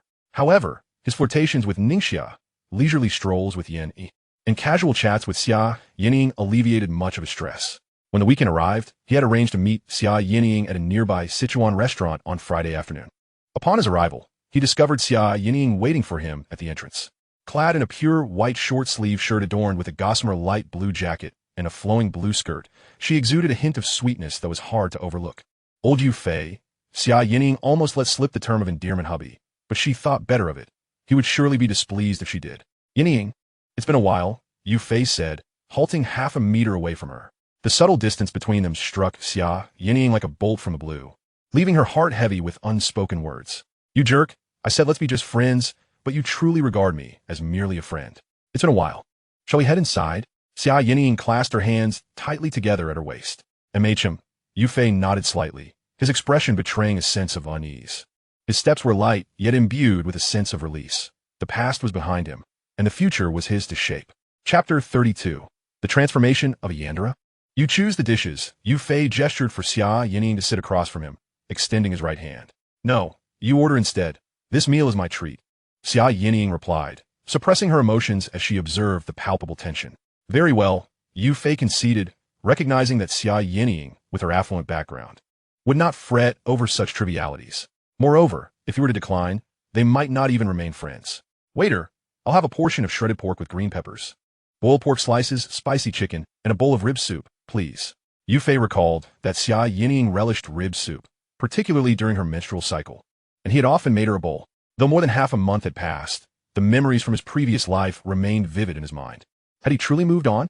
The things one cares for most are often the hardest to forget, much like a childhood grievance that lingers for a lifetime. Did he care for Xia Yinying? That was the question. If he didn't, he would not have sought any further connection with her. Yet, their paths had suddenly converged. Like two lines that intersect, forming an indelible X, they could no longer be separated. Yu Fei, I see you still remember, Xia Yinying remarked softly, her heart tumultuous, her brow furrowing as she maintained her composure. Thank you for ordering all my favorite dishes. It means a lot. A wave of gratitude washed over her, mingled with a bittersweet longing. If only we could return to the time of our first meeting, but alas, those days are gone. Xia Yinying covered her face, tears streaming uncontrollably. It's all my fault. I only reveled in your kindness while remaining oblivious to you. Yet, I cannot forget you. The thought of you being with another girl brings such pain to my heart. I don't know why, but I cannot adjust to life without you. Can you give me another chance? Seeing Xia Yinying in tears, Yu Fei felt a pang of emotion. The girl he had cherished for 2 years was not something one could simply forget. It required time, a great deal of it, certainly more than just a month. The girl had turned the tables, akin to a relentless assault, leaving him unable to evade her advances. I already have Xia, Yu Fei said, handing her a tissue as he felt her trembling hand, ultimately adding, but she has already abandoned you once. Are you certain you can keep her this time? Xia Yinying's voice quivered as she amplified her plea. The journey matters greatly, but so does the conclusion. Your relationship with her is flourishing, much like before. But can you truly resolve these issues? I love you just as fiercely. My affection is no less than hers. I can love you unreservedly. and we could grow old together. Yu Fei shook his head, sighing, I will rectify everything. I will uncover the reasons for her departure. I swear I will not let her go. Xia Yining took a tissue, attempting to dry her tears. Yet the tears continued to flow like a fountain from the corners of her eyes. An inexplicable ache throbbed in her chest, as if her heart had been filled with gas, creating a suffocating sensation. I will not give up on you, Yu Fei, she declared, biting her lip defiantly. What I have set my sights on will never change. Even in the face of despair, I will chase it with all my might. Yu Fei rubbed his forehead, exasperated. This is exhausting, Xia Yining. I once loved you deeply, but that is now a thing of the past. We are simply not meant to be. It's like the sky and the earth. Though we can see each other, we can never truly touch. Xia Yining sobbed softly, shaking her head. I refuse to believe that. If we can never touch, then I would rather cease to exist. Yu Fei regarded the somewhat unfamiliar Xia Yining before him, perplexed by her dramatic transformation. Could this truly be the allure of love, rendering one irrational and reckless? You always say time can erode everything, including feelings for me. I do not believe that. At least from your gaze, it's clear you have not forgotten me. How he longed to return to that summer when everything was beautifully new. Xia Yining placed her hand on her face, smiling as she recalled. You once caught the falling cherry blossoms in your hands and vowed to protect me forever. I want to allow you to lose me. Yu Fei squinted his eyes. How could he possibly forget? In his previous life, Xia Yining was an indispensable part of his world. Yet he was strong enough. Aunt Zhong, his sister, and his adoptive father ensured that his childhood, adolescence, and even adulthood were not shrouded in loneliness. Without them, he might have indeed been unable to part from Xia Yining, for she was his sole emotional anchor. Perhaps, in the end, like the fat cat, he would have leapt into the water to conclude his life. But now, things were different. His current reality was rich and fulfilling, brimming with myriad unfulfilled aspirations. He needed to be rational to recognize the nature of his relationship with Xia Yining, though this proved to be an arduous task. Is this what you meant? Yu Fei removed a pendant from around his neck, a gem resembling agate, within which lay a delicate cherry blossom. I don't know why, but it has accompanied me through my rebirth. Even in my new life, I haven't taken it off, as I've grown accustomed to wearing it. Since you said this today, let it return to its rightful owner. As Yu Fei gazed at the pendant in his hand, a pang of sorrow gripped his heart. From this moment forth, it seemed unlikely that any girl would ever stir his heart in quite the same way. Even towards Ning Xia, he found himself holding back, unable to give his love wholeheartedly. Human energy is ultimately finite. He could not afford to immerse himself entirely in romance. Xia Yining's hands trembled slightly, her fair arms still bearing traces of tears as she beheld the pendant before her chest tightening with an unbearable weight. I wish to hold you forever. You are mine alone. Neither Ning Xia nor Yin he can take you from me. Even if it is merely your physical form, that would suffice. I aspire to create a world that belongs solely to Yu Fei. In that moment, a frenzied thought took root within Xia Yining's heart. Extreme sorrow often twists a person's psyche, leading to profound changes in character. She clasped the cherry blossom pendant and hung it around her neck, tenderly caressing it, greedily inhaling its essence. Her slender fingers clung to the pendant as though they were tentacles, reluctant to let go. Yu Fei chuckled bitterly. He had thought that he could finally be just friends with Xia Yining, yet it seemed she had sunk even deeper into her affliction. Would she become a Yandera in the future? A chill ran down his spine as he recalled Cheng Ji's unfortunate fate. However, he quickly exhaled a sigh of relief, thankful that he was not a scoundrel. As long as he devoted his affection to one person, he surely would not face the axe. Yu Fei, I will pursue you. I will surely succeed, Xia Yining declared firmly, gripping the pendant tightly. Let us eat first. Faced with her unwavering demeanor, Yu Fei found himself at a loss for words. Perhaps, in Xia Yining's heart, he had already become an obsession. Such obsessions are not easily forgotten. At that moment, a melodious and lingering song drifted in from outside. I fear I may not have the chance to bid you farewell, for perhaps we shall never meet again. Tomorrow I must depart from this familiar place and from you. Tears cascade down my cheeks. Chapter 33, discovered by his sister. Eat more. You seem quite thin. Yu Fei observed Xia Yining's somewhat gaunt visage and stated gently. Before his rebirth, under his care, Xia Yining had always maintained robust health, but now she appeared rather frail. This could be attributed to the events that transpired at school prior to his rebirth, and perhaps also to his own shortcomings. Without you, I am struggling, Xia Yining replied softly. You could rediscover your hobbies, like music, Yu Fei suggested, noticing her sorrowful expression. That was in the past. Now I have a new goal. Xia Ying's eyes suddenly shifted, likely influenced by Yin Yi's words. A new goal? Yu Fei frowned. If she could abandon her dreams. How significant must this new goal be? Indeed, music was merely my former aspiration. Now, I only wish to be with you. Xia Yin's gaze overflowed with profound affection. The sensation of loving someone was truly extraordinary. She felt as if she had entered a state of selflessness. If she could not be with Yu Fei, what meaning did achieving her dreams hold? Yu Fei felt his words caught in his throat. Xia Yining was no mere lovesick individual. Ning Xiao might fit that description, but her state was entirely different. A lovesick person cannot bear to be apart from their beloved, perceiving all their flaws as virtues. Yet Xia Yining appeared somewhat pathological. She seemed to desire only his presence. Whether this was love, he could not ascertain, but such thoughts were undeniably distorted. Although Xia Yining was wealthy, he had no desire to live off her fortune. The allure of being a wealthy heir paled in comparison. Let us meet again when we have time. Observing that Xia Yining had not yet relinquished her feelings, Yu Fei felt no inclination to linger and hurried back home. As fine rain began to fall outside, droplets splattered against his face, prompting him to hastily wipe them away before opening the door. To his surprise, it was not Yin Yi who greeted him, but Zhong Shiyu. Oni-chan, you're finally back.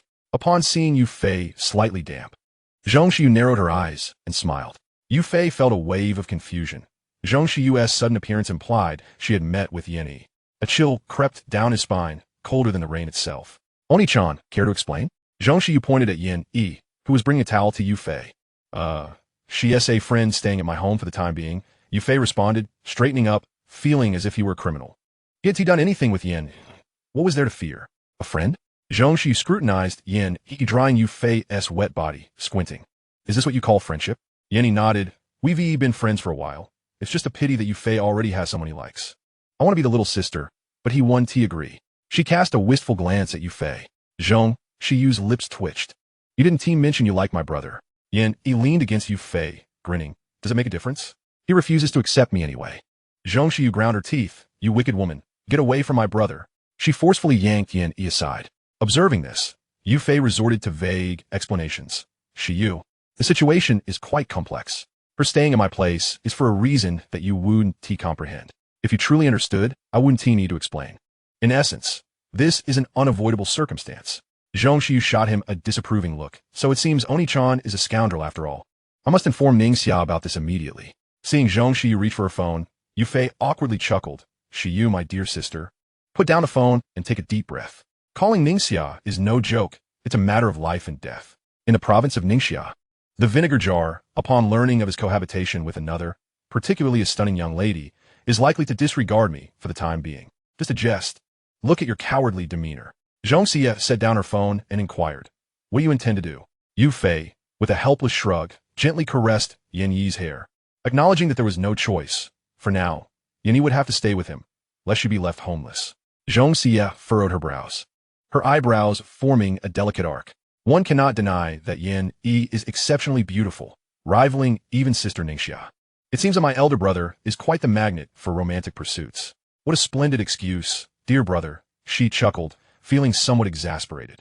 Little did she expect that her brother would genuinely embrace the role of a rogue. Influenced by her close friend, she had pursued various anime, including one featuring Chang'e. The thought sent a shiver of apprehension through her. Surely, Sister Ningxia wouldn't resort to violence against her brother. After all, he was quite handsome. No, she must protect him at all costs and prevent such a calamity from occurring. I'm merely offering her shelter for a while, Yu Fei reiterated, shaking his head. Becoming a rogue is out of the question. I have no desire to be on the receiving end of knife. Xia, are you staying over at my place tonight? Upon noticing that Zhong Xia had brought along her luggage, Yu Fei added nonchalantly. Initially, he had hoped to share the space, but alas, she had claimed it, leaving him little room to rest. Yet, he mused, sharing a bed with her brother could be quite pleasant. Zhong Xia grinned mischievously. Yu Fei, at a loss for words, merely nodded. It appeared that she intended to share a bed with him. That was inconsequential. They'd shared a bed before, though not since they graduated elementary school. It hardly seemed different now. Chapter 34. A bad woman? Absolutely not. I intend to sleep with Yu Fei tonight. Yin Yi interjected, frowning slightly, her tone matter of fact. Hold on. What is this? Zhong Xia felt her brain cells nearing combustion. Could it be that they had engaged in something scandalous? This was maddening. Despite her seemingly innocent facade, she had discreetly informed herself about such matters during biology class in middle school. Though she had never experienced it firsthand, she could vividly imagine how embarrassing it would be. The notion that these two students might have. The more she pondered, the angrier she became, delivering a playful punch to Yufei. What are you thinking? We slept apart, each under our own covers. Nothing untoward occurred. Yufei lightly tapped Zhong Xie's head. Is that true? Zhong Xie asked, her gaze filled with skepticism. More genuine than gold, Yufei affirmed without hesitation. Indeed, they had slept separately, but during the night, Yin had inadvertently entangled herself with him, stealing the covers by morning. He worried about catching a cold in winter from such close proximity. Being beautiful is quite the achievement, isn't it? Zhong Xie glared at Yin. You should sleep alone. There's no way my brother is sleeping with you tonight. Yan Yi said, momentarily taken aback by Zhong Xie's seemingly naive demeanor, which belied her cunning intellect. That is not acceptable. I've slept with Yufei several times, and I know everything about him. Yin launched her verbal assault.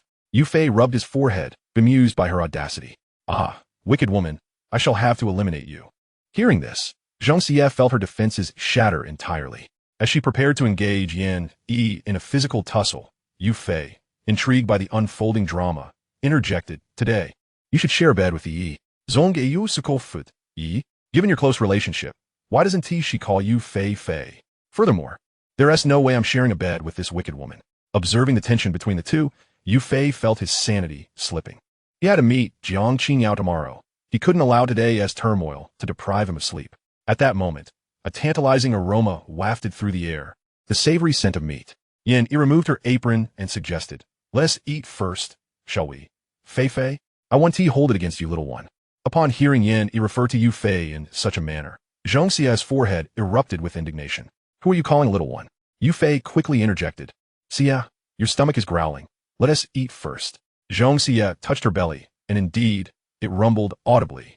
Yin raised an eyebrow, a subtle smile gracing her lips. I prepared your favorite, mapo tofu. Zhong Xie was momentarily taken aback. Mapo tofu? How did you know I liked it? Brother, did you tell her that? Yufei grimaced, muttering, I never mentioned your preferences to her. My little princess, let us eat. If you go hungry, Aunt Zhong will surely seek my head. Yufei adopted a paternal tone, coaxing Zhong Xie. As Yin set the table with an array of dishes. Even Zhong Xie couldn't help but admire her culinary skills. In this era, it was increasingly rare to find women who could cook, while men seemed to be taking to the kitchen with gusto. If her brother couldn't find a wife who could cook, perhaps Yin could serve as a backup option. Zhong Xie eagerly grabbed her chopsticks, relishing the food with great enthusiasm. It seems my cooking is quite to your liking. Dear sister, how about I become your sister-in-law? Yan Yi said. Caught off guard, Zhong Xie nearly spewed her rice. Turning around, she retorted, Sister Ningxia is my sister-in-law. You're just a der. Yin squinted, aware that Yufei rarely discussed his female friends. However, before Yufei returned, she had exchanged a few words with Zhong Xie, learning about his childhood friend, whom he had known for 14 years.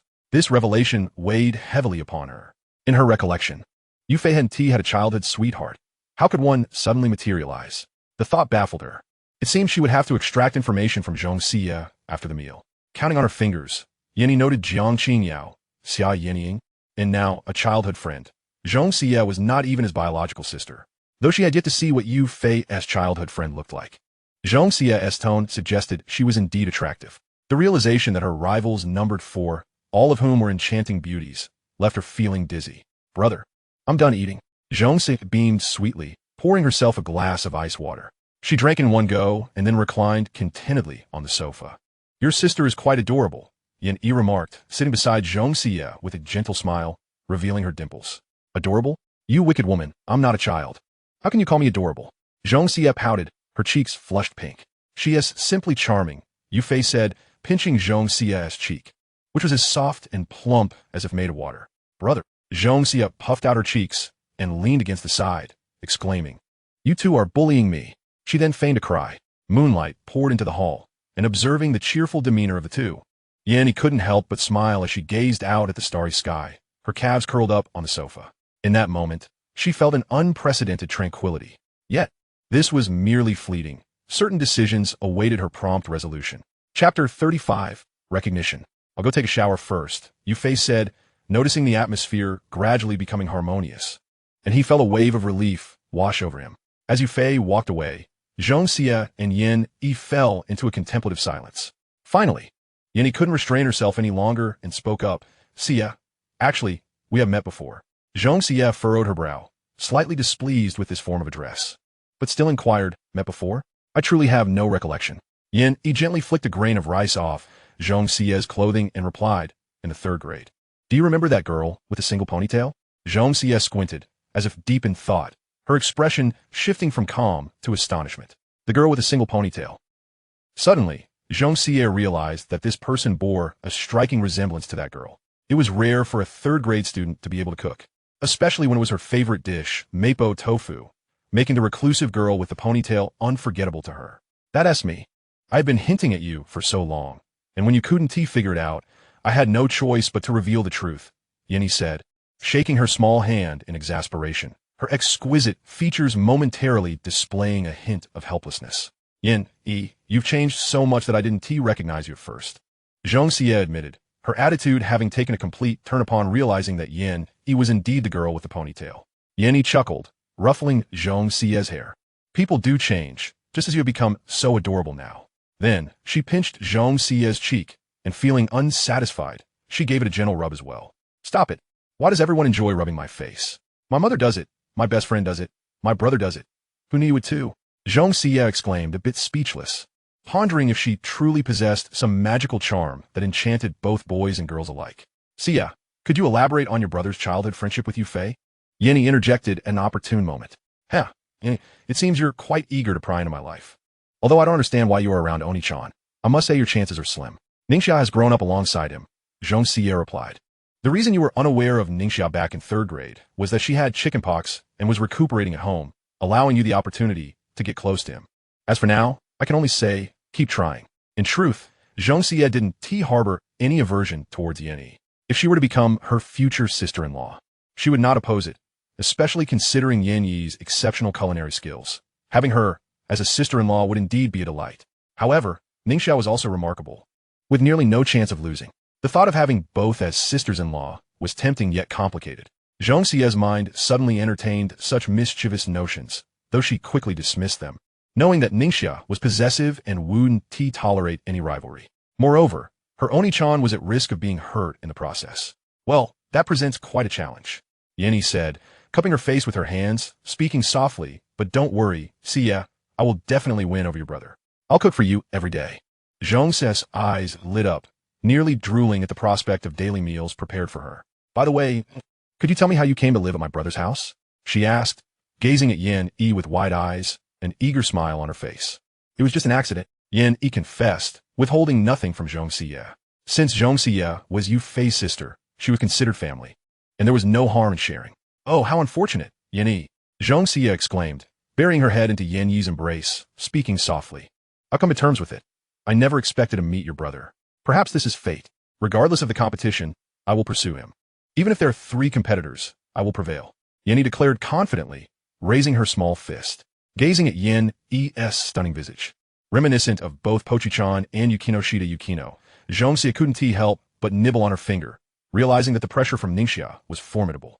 But what do you mean by 3 competitors? Yenny, are you implying there are others besides Ningxia? Zhong Xie asked innocently, her eyes fixed on Yenny. Indeed, there are 2 more. I even have a photo of one of them. Let me show you, Yenny replied, swiping her finger across the screen to display an image. This is her. Zhong Xie leaned in closer and saw a picture of Xia Yenny, a girl who appeared quite aloof. Dressed in a white mesh jacket over a black short-sleeved top and casual pants, she had a standard oval face, an exceptional figure, and striking beauty, comparable to Yenny. Zhong Xie suddenly felt overwhelmed. Her brother's romantic prospects were undeniably abundant. Chapter 36. The Affairs of 2 Women. After Yu Fei finished his shower, he found the 2 girls chatting merrily, as if they were sisters, leaving him utterly bemused. Women indeed were complex creatures. One moment they were quarreling, and the next, they were reconciled. Oni-chan, who is Xia Yenning? Zhong Xie blinked her beautiful eyes, her swan-like neck raised, smiling as she inquired. Just a friend, Yu Fei replied, casting a glance at Yin Yi, wondering how close the 2 had become. He genuinely didn't know what to say. It seemed his sister had taken him for a playboy. Yu Fei felt a wave of irritation. He was uncertain why there seemed to be an increasing number of girls around him. Was he truly unable to escape the fate of becoming a scoundrel, as that old monk had suggested? No, such matters were entirely within his control. Becoming a scoundrel was out of the question, an impossibility for this lifetime. How come I didn't know? Zhong Xie pouted, speaking with a hint of annoyance. Oni-chan, you truly have many friends, all of them stunning beauties. Surely, you haven't been getting too close with anyone else? Yu Fei shot her an incredulous look, insisting they're merely friends. He wondered if she had picked up this line of questioning from her reclusive best friend. What was with all the talk of getting close? Regardless, remember that Oni-chan has only me as a sister. If anything happens with anyone else, I want to breathe a word to Ningxia. Zhong Xie whispered into Yu Fei's ear. Don't overthink it, Yu Fei said, firmly pushing Zhong Xie's head away. Since you two are getting along so well, why not sleep together tonight? Is that all right? Yanni nodded in agreement, but Zhong Xie pouted. Fine, I'll reluctantly agree this time, but no next time. After finishing her words, Zhong Xie reclined on the sofa, resting her head against Yin Yi and placing her feet on Yu Fei's lap. Zhong Xie was not wearing any socks. Yu Fei moved her small feet aside, exclaiming in exasperation, "Stop squirming, you're disrupting my game." Instantly feeling a ticklish sensation as Yu Fei's hand brushed against her sole, Zhong Xie exclaimed, "Oni-chan, let go. That tickles." Seeing her reaction, Yu Fei immediately released his grip, questioning, is it really that ticklish? A girl's feet shouldn't be touched so casually. Zhong Xie's cheeks began to flush, and she murmured softly. Yu Fei, slightly embarrassed, replied, "I'm not a foot fetishist. I'm more into, well, let us just say I have different preferences." Zhong Xie showed no interest in that aspect at all. Oni-chan, have you touched many girls' feet, including? She cast a sidelong glance at Yin, implying something more. Of course not. I'm not that kind of weirdo who enjoys playing with girls' feet. Yu Fei shook his head, determined to distance himself from such accusations. I hope that's the case, Zhong Xie said, sticking out her delicate pink tongue to lick her lips, concluding that her Oni-chan wasn't a creep. Perhaps it was her overthinking. By the way, what kind of girls do you actually like? Once Zhong Xie opened the floodgates of conversation, she couldn't stop. Grinning as she asked. Yu Fei raised an eyebrow. Of course, someone like your sister Ningxia. Zhong Xie pouted. As expected, boys are always drawn to beautiful girls. Sister Ningxia is 170 centimeters tall, has a great figure, and is stunningly gorgeous. She must look incredibly sexy in black stockings. Yu Fei nodded, acknowledging that cuteness pales in comparison to character. She then glanced at Yin Yi, noting her well-proportioned figure and attractive face. Realizing that if she could become Yu Fei's girlfriend, it would be quite delightful. Were your eyes wandering? Oni-chan? I really want to poke them out. Zhong Xie huffed, noticing Yu Fei's casual comparison of their figures, resembling a fierce tigress. Yin Yi's eyes glimmered with a hint of hope. Though she was only 165 centimeters tall, her physique was commendable, and her beauty was undeniable. Is she truly pale in comparison? Did Yu Fei feel nothing for her? Despite the thoughts swirling in her mind, Yu Fei's gaze softened, but I truly prefer your sister Ningxia as a person. In his eyes, there flickered a trace of tenderness. In his past life, Ningxia had vanished abruptly after graduation, leaving him without a trace of her whereabouts. Even Fan Rongrong and teacher Wu were in the dark. Although he had a few admirers during university, he had completely lost interest in romance. When he later encountered Xia Yinying, his infatuation was partly due to Ningxia. Xia Yinying bore a striking resemblance to her in certain aspects. They had similar heights and figures, both stunningly beautiful, each with their unique charm, yet their personalities were vastly different. After his rebirth, the two seemed to converge. One was a love-struck fool, while the other had found someone to rely upon after suffering heartbreak. Thus, he chose Ningxia. However, he could not guarantee a happy ending. As Xia Yinying had mentioned, her past life had ended in disappearance. Would this life alter due to his intervention? Everything remained unpredictable, and he could only strive to change it. Chapter 37. Yu Fei's hobbies. Noticing the emotions concealed in Yu Fei's eyes, Yin Yi felt a pang of envy. If her parents hadn't divorced back then, she would have had to move away. Had she stayed, they could have attended elementary school together, progressed to the same middle school, shared commutes, meals, visits to amusement parks, movies, and ice cream outings. Alas, all of this was mere fantasy. When life conjures the thought of what if, it inevitably breeds regret. It was best to cast aside such notions, lest she fall into an endless cycle of mental exhaustion. Seizing the present and mastering the future should be her focus. Yin Yi was not a person of unwavering conviction. She could change herself for others. For her, the current Yu Fei was her source of motivation to rise again. Without him, she might have been but a lifeless shell. She was willing to exert every effort for him. Perhaps it was time to leave. Her grades had always been mediocre, but for Yu Fei, she yearned to try and see if she could gain admission to Ingtian University. She certainly wouldn't return to her mother's home. Instead, she would likely go back to her grandparents' house and continue her studies at the 9th middle school. With 9 months remaining until June of next year, it seemed anything was possible. Let us go to sleep. After both had finished bathing, Yufei ushered them into the adjacent bedroom. Once back in the room, he prepared to type for a while before sleeping, remembering to review his notes. He was determined to gain admission to Ingtian University. In the bedroom, Zhong Xie inquired, Sister Yin, do you know what these things are for? She moved a storage box beside the bed, grinning as she said, You want to pursue my brother, right? Today, I'll share some things about him to help you understand him better. Yin's eyes sparkled. It seemed she was in for a treat. Zhong Xie was quite clever. Once she and Yufei married, Zhong Xie would certainly seat herself at a separate table, serving her. Have you seen this? Zhong Xie waved her hand and pulled out a plastic toy of Sire, declaring, This is my brother's favorite Ultraman. Yin Yi's eyes lit up. Sire was quite popular. Many had seen the movie Sire vs. Belial. The toy had faded somewhat, with Severe wear on its right hand and 2 fingers already broken. Yin picked it up, recalling, I remember your brother loved Iga when he was little, often telling me about the new plots he was following. He even cried at the finale. It's surprising he now likes Sire. Zhong Xie chuckled. I wouldn't know. Perhaps Sister Ningxia knows the reason. Yin's expression shifted slightly, her delicate foot resting on Zhong Xie's calf, realizing how significant Ningxia was to Yufei. The competitive pressure was indeed considerable. Next, Zhong Xie retrieved a small booklet, and this, a compilation of the works of the 3 Chaos, Chao Chao, Chao Pai, and Chao Ji. He liked these 3 when others were enamored with Liu Bei, the 5 Tiger Generals, and Zhuge Liang. She smiled as she added, Chao Chao short song line, Chao Pai's Yin song, and Chao Ji's ode to the goddess of Luo. These are Onichan's favorite literary masterpieces. I think I recall ode to the goddess of Luo, as if veiled by light clouds obscuring the moon, drifting elegantly like the wind brushing over snow. I'm quite familiar with that line. Yin chuckled, reminiscing about a particular scene. While playing as Zhenji during a game of 3 Kingdoms Kill, she had drawn red cards repeatedly for 10 rounds, often encountering Sima Yi. Thankfully, she eventually escaped that torment and switched to playing Honor of Kings. Moreover, her Zhenji character was quite formidable. Have you played 3 Kingdoms Kill? Zhong Xie's petite face scrunched up slightly as she chuckled. Yin Yi's expression darkened. She resolved never to partake in the game of 3 Kingdoms Kill again, feeling a deep-seated enmity toward GK.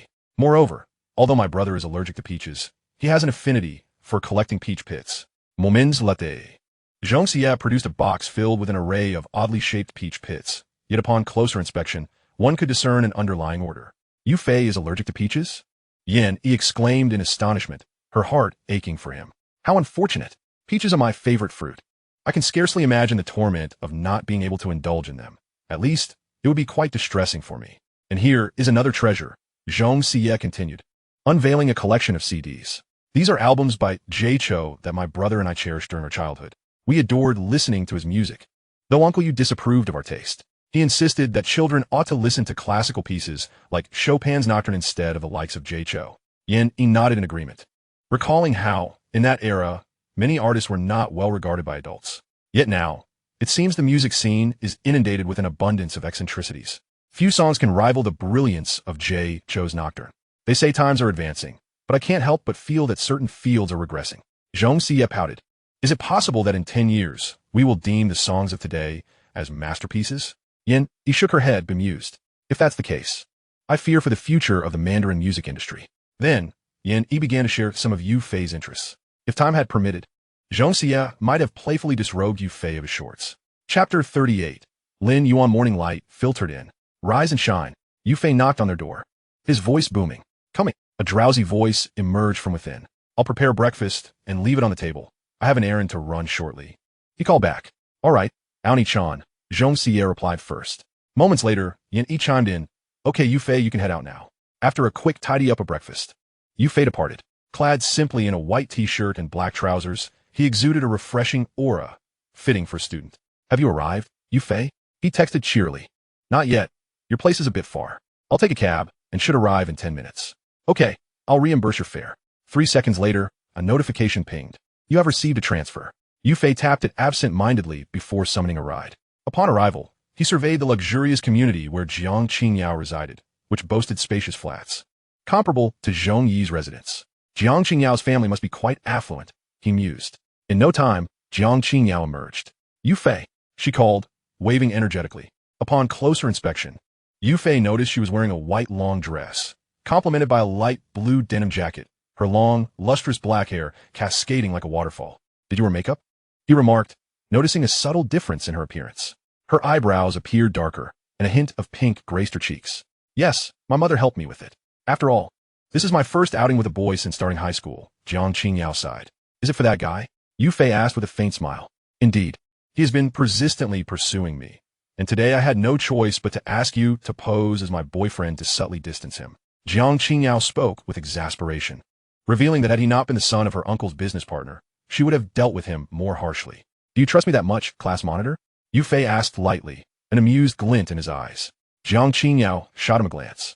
After 2 years, I believe I know your character well enough. Besides, if you truly had an interest in me, I have Ning Xia's WeChat. She waved her phone, displaying Ning Xia's profile. When did you add each other? Yu Fei inquired, furrowing his brow, sensing a lack of connection between the two. Long ago. Your childhood sweetheart is quite the jealous type, otherwise. How could she allow us to sit together without objection? Jiang Qingyao replied with a playful smile, her hair brushing aside. That makes sense, Yu Fei chuckled, realizing he should have anticipated her jealousy. He pondered how he would explain to Ning Xia if she encountered Yin, feeling a headache approaching. Don't worry. I haven't mentioned anything about that girl to Ning Xia, Jiang Qingyao said, covering her mouth in laughter. If I did, you'd be in for it. Yu Fei felt a bead of sweat form. Just the presence of Xia Yining had already unsettled Ning Xia, and adding Yin into the mix would surely confine him to her side. Let's go. My ride has arrived. In the distance, a green license car approached as Jiang Qingyao waved it down. License ending in 4396, right? The driver expertly recited from his phone. Yes, that's correct. Jiang Qingyao confirmed with a nod. As Yu Fei glanced at the destination on the driver's phone, he noted it was a nearby establishment specializing in escape rooms. Alongside games like Script Kill, Three Kingdoms Kill, and Werewolf Kill, it was a popular hangout for high school students on weekends. Jiang Qingyao had received an invitation to play escape rooms and mentioned she would be bringing her boyfriend. Yu Fei exhaled slowly. While he felt no pressure, he still wished to execute this favor for his class beauty flawlessly. Once they arrived, Yu Fei spotted several individuals standing outside the venue. Among them, a somewhat handsome young man was peering curiously at the roadside. Upon noticing Jiang Qingyao, he raised his hand. Qingyao, over here. Jiang Qingyao frowned slightly as she approached. How many times must I say it? Just call me Jiang Qingyao, please. Yu Fei smiled lightly, taking her hand in his and extended his right hand forward. Hello, I'm Yu Fei, Jiang Qingyao's boyfriend. Lin Yuan's heart flared with anger.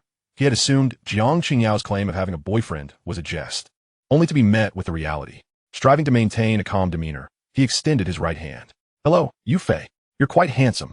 It's no wonder Jiang Qingyao likes you. Lin Yuan chuckled, appearing harmless. Yu Fei returned the smile. Thank you, but you're not bad yourself. By the way, my girlfriend prefers not to have others call her by her first name. Of course, it's fine among acquaintances. To speak frankly, this pretense is rather awkward. However, there are certain matters that, if left unaddressed, will only lead to greater complications. Since Jiang Qingyao's words seemed ineffective, it was left to him to voice them. Jiang Qingyao grasped Yu Fei's hand, her nerves evident as her palms grew clammy. Why did it feel as though Yu Fei was somewhat different today, exuding a more masculine aura? Chapter 39, The Escape Room.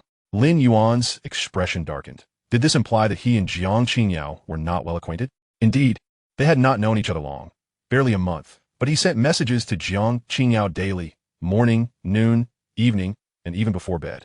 She always responded, albeit with brief replies, which indicated that she did not entirely reject him. He felt their relationship was quite decent, yet Jiang Qingyao seemed to harbor a sense of distance towards him. Moreover, wasn't Jiang Qingyao single? He had specifically inquired with her uncle. No, Lin Yuan's mind raced, and he ultimately arrived at a conclusion. This fellow must be an imposter.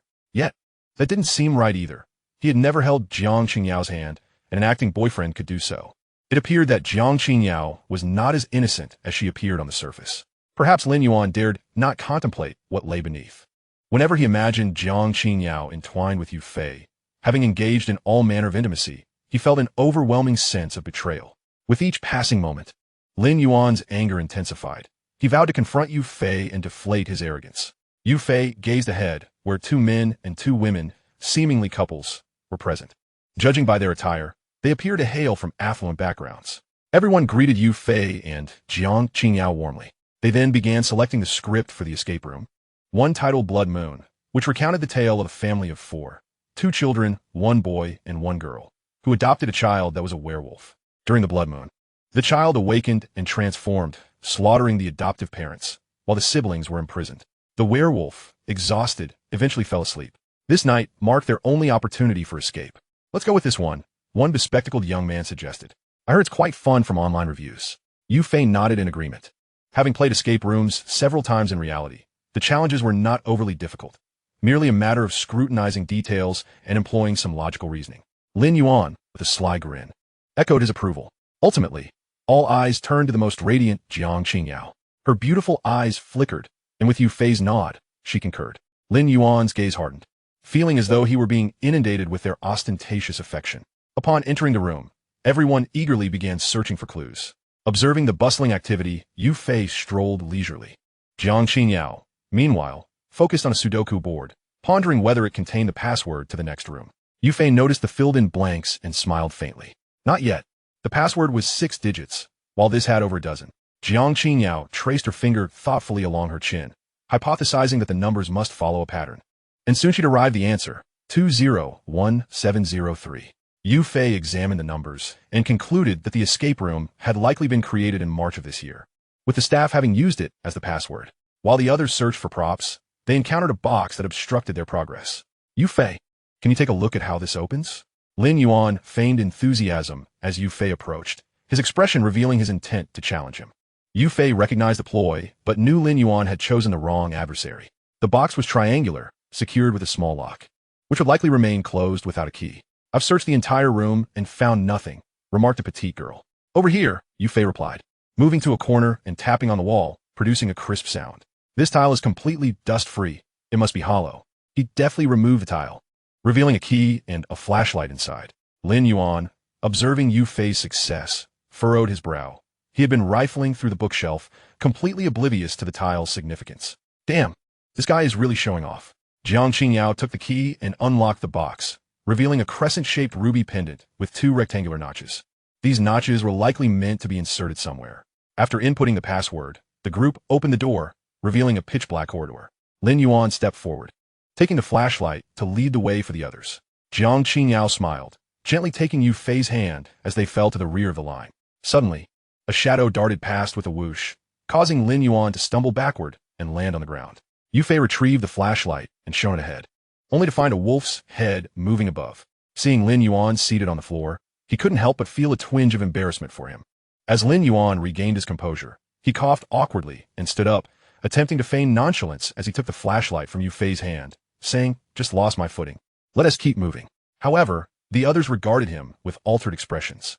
They continued to several more rooms, discovering an array of oddly shaped rubies. Once assembled, they transformed into a crimson, circular pendant. Finally, they entered an open courtyard. Opening the last door would lead them to victory. Lin Yuan glanced at Yufei, who was basking in the spotlight, feeling a mix of frustration and determination. He needed to make a mark during this final challenge. Yufei placed the circular pendant against the door, causing 4 of the 5 bars on the small screen to illuminate. Nearby, a smaller square recess awaited what they assumed to be the final key. Jiang Qingyao smiled knowingly. I suspect this isn't the exit. Yufei squinted. How do you know? Initially perplexed, Yufei became certain upon her assertion that it indeed was not the exit. Earlier, I reviewed the room's materials. The werewolf isn't a typical one. He seeks to sacrifice children to summon the blood moon, truly transforming into a werewolf and attaining longevity. Hence, he must wait until the following day in a suitable location to conduct the sacrifice. That area is designated for the ritual. If we open this door, it will be akin to walking into a trap. However, this is just a script. I believe it imposes a time limit for completion to count as a successful escape. And ideally, we should avoid triggering any traps, Jiang Qingyao remarked, glancing at the small screen on the door. The true exit lies there, doesn't it? Yufei pointed toward a well in the distance. It should be. There are no doors left in the courtyard, so the exit must be within the well. Jiang Qingyao nodded and approached the edge of the well. At that moment, a voice called out, I found it. Lin Yuan had exerted great effort to unlock a Luban lock, retrieving a small square pendant. A wolf's head was inscribed above. We can make our exit now.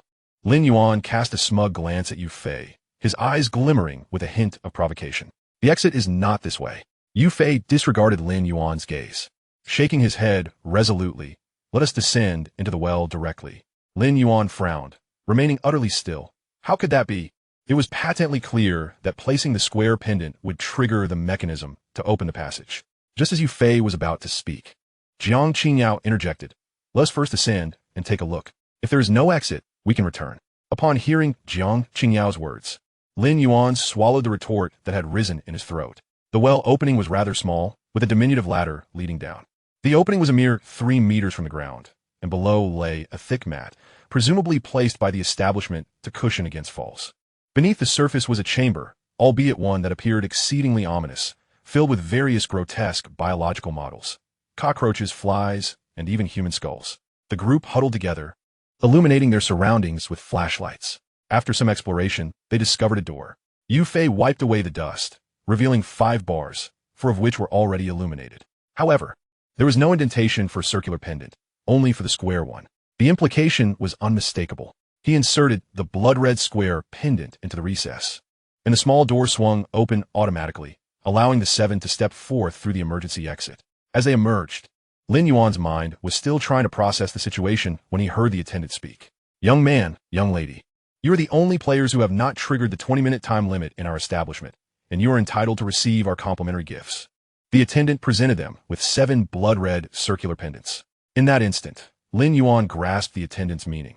The question of whether Yu Fei was a fake boyfriend became trivial.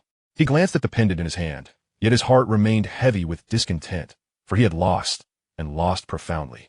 Not only did he lack Yu Fei's looks, but his gaming prowess also far surpassed Lin Yuan's. The sole aspect he could boast of was his wealth, and yet, even though it was earned by his father, should he attempt to leverage this against Yu Fei, Jiang Qingyao would undoubtedly dismiss him outright. What was he to do? While Lin Yuan continued to ponder, the others were already preparing to depart. Yu Fei, Jiang Qingyao, it has been a delightful experience today. Except for Lin Yuan, the remaining 4 extended their hands in farewell, initially believing they would endure a lengthy ordeal, only to find the conclusion remarkably effortless, thanks to the assistance of Yu Fei and Jiang Qingyao. Throughout the game, Yu Fei and Jiang Qingyao refrained from revealing answers outright, instead offering subtle hints, greatly enhancing the overall experience. Observing Lin Yuan's glum countenance, Yu Fei stifled a chuckle. Brother Lin Yuan, until we meet again. Yu Fei bid him goodbye, and after uttering those words, he took Jiang Qingyao's hand and departed, leaving Lin Yuan standing alone, struggling to regain his composure. Once outside the establishment, Yu Fei shot a peculiar glance at Jiang Qingyao. You can let go now. Noticing that Jiang Qingyao still held onto his hand, Yu Fei awkwardly remarked, I've somewhat gotten used to it. Jiang Qingyao smiled faintly, alleviating the unnecessary awkwardness. Lin Yuan's character is indeed lacking, Yu Fei remarked while waiting for their ride. From the very first glance, I could discern every detail about him. That was why he felt such aversion. Jiang Qingyao responded coolly, then turned to Yu Fei, a smile gracing her fair complexion. If he shared your disposition, I might not feel so averse toward him. Alas, you cannot simply split into 2. Yu Fei chuckled. The notion of dividing reminded him of a scene from a comic where a male protagonist met a grim fate. It was undeniably a little chilling. We are friends. After all, is there truly a need to split apart as if I were to vanish? Yu Fei laughed. I was merely jesting, Jiang Qingyao said in a flat tone. Yet for the first time, Yu Fei detected a flicker of panic in her eyes. Soon, their ride arrived, and the 2 settled into the back seat. The car sped along the highway, where the faint scent of osmanthus wafted from the trees lining the roadside, a few blossoms drifting onto Jiang Qingyao's shoulder. Jiang Qingyao sniffed them disdainfully. I still prefer daffodils. After dropping Jiang Qingyao off at her neighborhood entrance, she did not immediately enter. Yu Fei, thank you for today, she said, gazing at the handsome Yu Fei, her brows relaxing into a smile. No need for thanks. It is what friends do for each other, is it not? Yu Fei replied, unreservedly smiling in her presence. Indeed, we are good friends, lifelong friends, Jiang Qingyao echoed. It seemed she had never had such a close male friend before. As Yu Fei watched her step into the community and wave goodbye, he was suddenly reminded of the wolfman's fate, nailed to a cross, surrounded by its own blood. Perishing under the priest's curse, a chainsaw might meet a similar end. Chapter 40. The Fishing Enthusiast, Ningba. Yu Fei sat in the rideshare car, a look of melancholy on his face. Upon arriving at his doorstep, he spotted Ning Xia approaching, though she still had not reached his home. Yu Fei hurried over. Xia, what brings you here? Ning Xia smiled lightly upon seeing him. Your deskmate just mentioned you should be arriving soon, so I came over directly. Yu Fei tousled Ning Xia's hair. If you need something, just message me on WeChat. There's no need to waste time running over. Ning Xia shook her head. I just wanted to see you. Is that not permissible? Yufei cleared his throat and replied nonchalantly, "No problem. You can come over any time. Just don't come to my house. Otherwise, if Yan Yi and Ning Xia were to meet, it would be akin to turning into that wolfman nailed to the cross." "Fei, what's wrong? You seem a bit distracted," Ning Xia said, waving her hand in front of Yufei's eyes. "Just reminiscing about some pleasant matters. By the way, did you need something from me?" Yufei shrugged, appearing relaxed. "Aren't we supposed to have lunch? My mom mentioned it's been a while since we had a meal together, and today my dad is home too, so we can all gather." Ning Tia replied already. "Sounds good." Yufei nodded. It had indeed been a while since he last saw Uncle Ning, and he found himself missing him. Subsequently, Yufei messaged Zhong Xie, informing her that she and Yin he could go ahead and eat without waiting for him. As they walked along the roadside, dust danced in the air, causing Yufei to frown. "There seems to be a lot of dust today." Ning Xia pointed towards the east. "The industrial park is undergoing a transfer of industries. But for some reason, the pollution has worsened in recent days. The road was lined with oil tankers. This issue should resolve itself after graduation." Yufei sighed. "Everything seems to wait until graduation. During my school years, construction was always ongoing, yet only finished after I graduated. I wonder why that is. By the way, I still need to buy a bicycle to accompany me. Is that all right?" Yufei spoke softly to Ning Xia beside him. "Sure," she replied. Ning Xia nodded, and a series of images flooded her mind.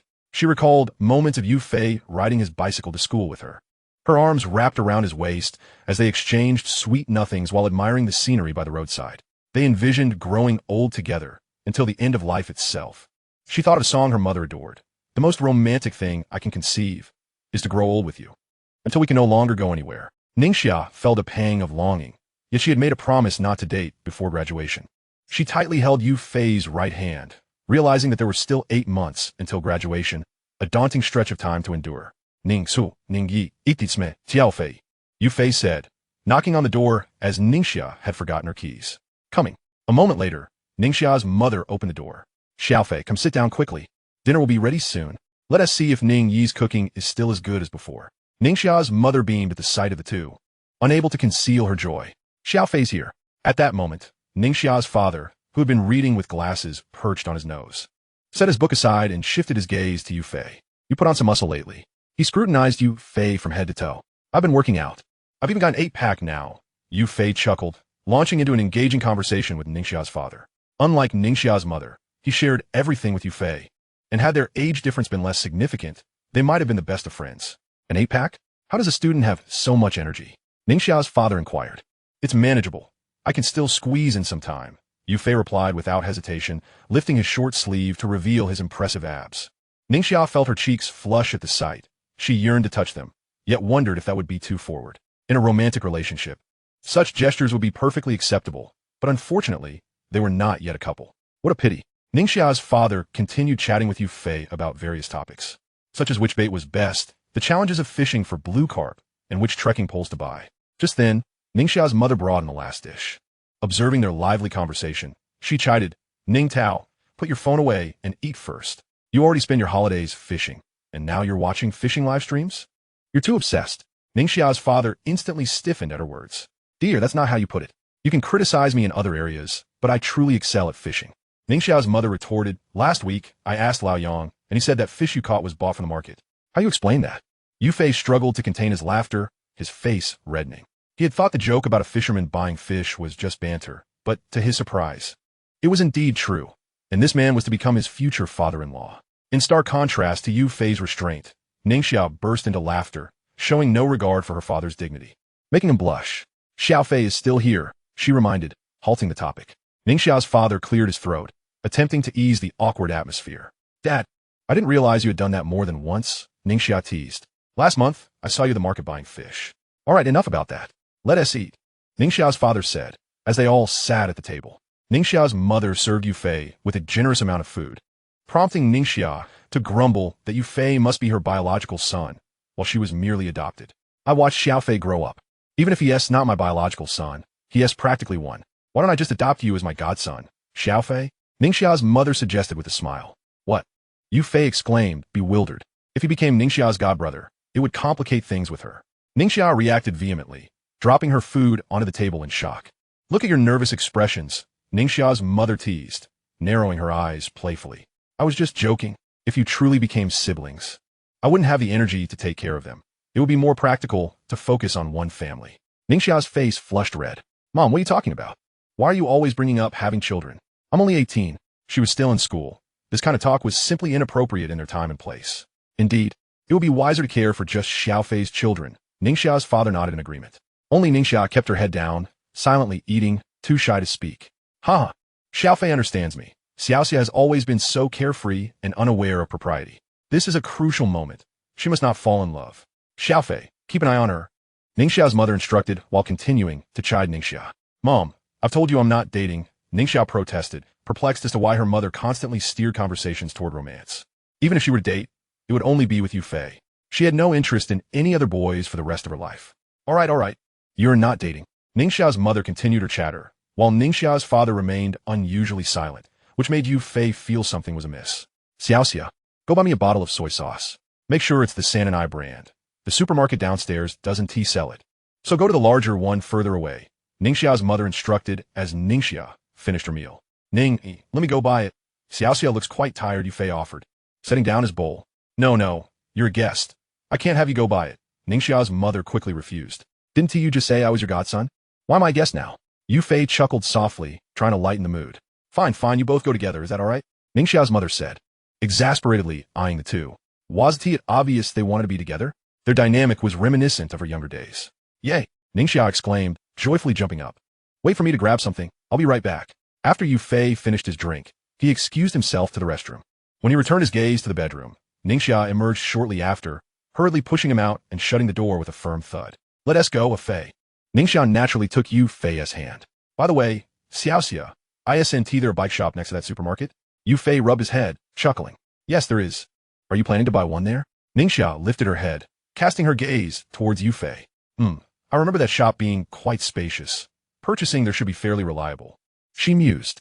Yufei stroked his chin thoughtfully. That way, I could pick you up from school, he added. Ningxia pouted, her pride evident as she replied, I wouldn't want that. All right, then I shall escort other girls, Yufei teased, noticing his childhood friend's indifference. Absolutely not. If you take other girls, I will be quite upset, she retorted. I can't just buy it and leave it in use, can I? Fine, I suppose I must reluctantly acquiesce to your request, Ningxia huffed, puffing out her cheeks before ultimately conceding to Yufei's wishes. Yufei wiped the sweat from his forehead, bemused by his childhood friend's stubbornness. However, he couldn't help but feel affection for her. After all, love meant indulgence. Before long, the two arrived at the bicycle shop. Yufei asked Ningxia to help him select a bicycle. The price was reasonable, only 700 yuan, more than sufficient for commuting to school. At that moment, Ningxia reached into her pocket and produced several large red bills. Ah, Fei, you have no source of income. Let me cover the majority of this expense, she insisted. Yufei suddenly understood why Ningxia had gone to her room. It was to retrieve money. A surge of love and a twinge of guilt filled his heart. With her sharp tongue but tender heart, it was clear that Xia cared deeply for him. No need. Keep your money for yourself. I'm not lacking, he replied. Not possible. I must at least contribute half, so that this bicycle is partially mine, lest you use it to ferry other girls around. That's unnecessary. I dislike spending money that belongs to girls. The shop assistant, witnessing their playful banter, felt as if he had been inundated with dog food. Ultimately, under Ningxia's strong insistence, they each paid 350 yuan and took home the bicycle. Chapter 42. A conversation with Ning's mother, Ah Fei. Let us head home, Ningxia said cheerfully as she hugged Yufei's waist while seated on the back of the bicycle. Xia, had you forgotten something? Yufei reminded her with an awkward smile. What is it? Ningxia giggled, her mind a chaotic jumble. Soy sauce, my silly beauty. Yufei gently tapped her head with his finger. I almost forgot, Ningxia exclaimed, hopping off the bicycle and dashing to the nearby supermarket. Moments later, she emerged holding a bottle of soy sauce. Yufei took it and placed it in the front basket of the bicycle. Hold on tight, Xia. I'm about to take off, he said softly, feeling her small hands around his waist. Ningxia lowered her head, avoiding the rearview mirror, and said, Ah Fei, remember to pick me up on Monday morning. I'm quite lazy. If you don't come, I want leave. Yufei assured her gently, of course I'll remember. Not only will I pick you up every day, but if you call me, I will come to you immediately, at any time. Ningxia smiled, thinking how her childhood companion was not only handsome, but also gentle, albeit occasionally sharp-toned. Yet, she realized she could be the same way sometimes. Reflecting on this, they truly seemed well-matched. Mom, here is the soy sauce you wanted, Ningxia announced as she opened the door, her expression having returned to normal. Ning's mother accepted the soy sauce and cleared her throat. Your father is going to buy fishing gear soon. Would you like to accompany him and ensure he doesn't get swindled like last time? Ningxia nodded, sure. At that moment, Yufei interjected, Annie, I'll go too. I have some knowledge about fishing gear. Ning's mother waved him off, saying, Xiaofei, why don't you sit here and enjoy the air conditioning for a bit? It's quite hot. We wouldn't want you to suffer from heat stroke.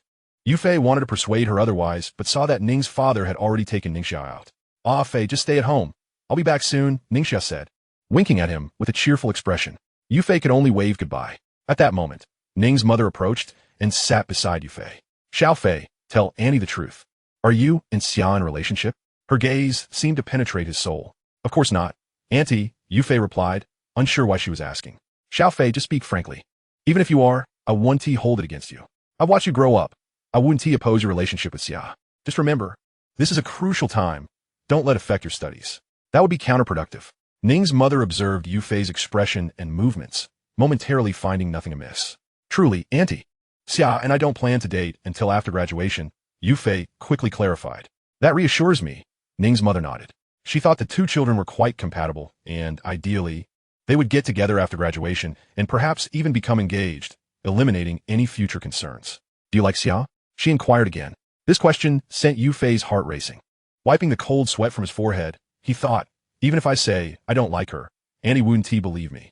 Ning's mother nodded knowingly. Well, it seems Xia likes you as well. It's mutual affection, much like the bond between her father and me. She reminisced about her own story with Ning's father, having been childhood sweethearts. Unfortunately, they had been unable to afford higher education, leading them to work together and marry naturally, culminating in the birth of Ningxia. How wonderful! After over an hour, Ning's father and Ningxia returned, her father brandishing a fishing rod, an uncontainable smile on his face. It appeared he had spent a considerable sum. Ning's mother shot him a glance. Happy now? Ning's father nodded repeatedly. Yes. I've never been this happy in my life. Xia, I'm heading back now. After a brief rest, Yufei felt restless and said, all right, I'll walk you. Ningxia's eyes reflected a hint of disappointment, but she still rose and said, Xia, let us go back. As Yufei watched her exit the building, he softly remarked, Ningxia. Her cheeks flushed, she boldly declared, Ah Fei, I really like you. When I can't see you, I feel anxious and uneasy, and I can't explain why. I want to know, do you like me too? Before Yufei could even process a response, Ningxia boldly initiated a confession. He gently patted her shoulder and leaned in to whisper in her ear, silly girl. Of course I like you. Otherwise, why would I buy a bicycle to take you to school? Ningxia's face turned crimson. So delicate, it seemed one could draw water from it. Then let us be together after graduation. Okay, Ah Fei. Suppressing her shyness, she finally voiced her feelings. Sensing the floral scent emanating from her, Yufei caressed her glossy black hair and replied, without hesitation, of course. We are childhood sweethearts. We are meant to be together forever. Ningxia's body trembled with excitement. Indeed, we are childhood sweethearts, and childhood sweethearts shall never part. Though the sun shone brightly upon the two, their hearts burned with a fervor that far surpassed the sun's rays, akin to two flames intertwining.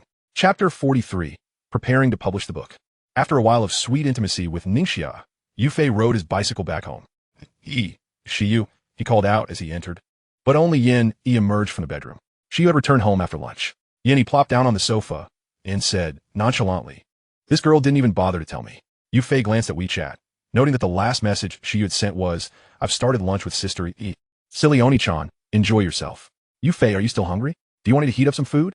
Yin offered, though she was aware of Yufei's whereabouts. She refrained from expressing any dissatisfaction, merely because she felt she lacked the right to do so. Yet, a sense of loneliness crept into her heart, as if the distance between her and Yufei was widening. What's wrong? You look rather unhappy. Could it be that she's come again? Yufei furrowed his brow and inquired. No, it's not her fault. Yin blinked her beautiful eyes. She knew exactly who Yufei was referring to, but her mother had not come to disturb her today. Yufei, would you accompany me for a chat on the balcony? Yin stood up, opened the glass door, and stepped outside. It's a bit warm out here. Perhaps we should talk indoors instead. Yufei, sensing her discontent, spoke in as gentle a tone as possible. I can shut the window, and soon the cool air will seep in. Yin glanced back at Yufei, her cheeks flushing, and replied, all right. Yufei settled into the lounge chair beside her, and they lay together, engaging in playful banter. Could you show me your photo? Yin suddenly turned to Yufei and asked. Sure. Yufei, not being naive, knew precisely whose photo Yin wished to see.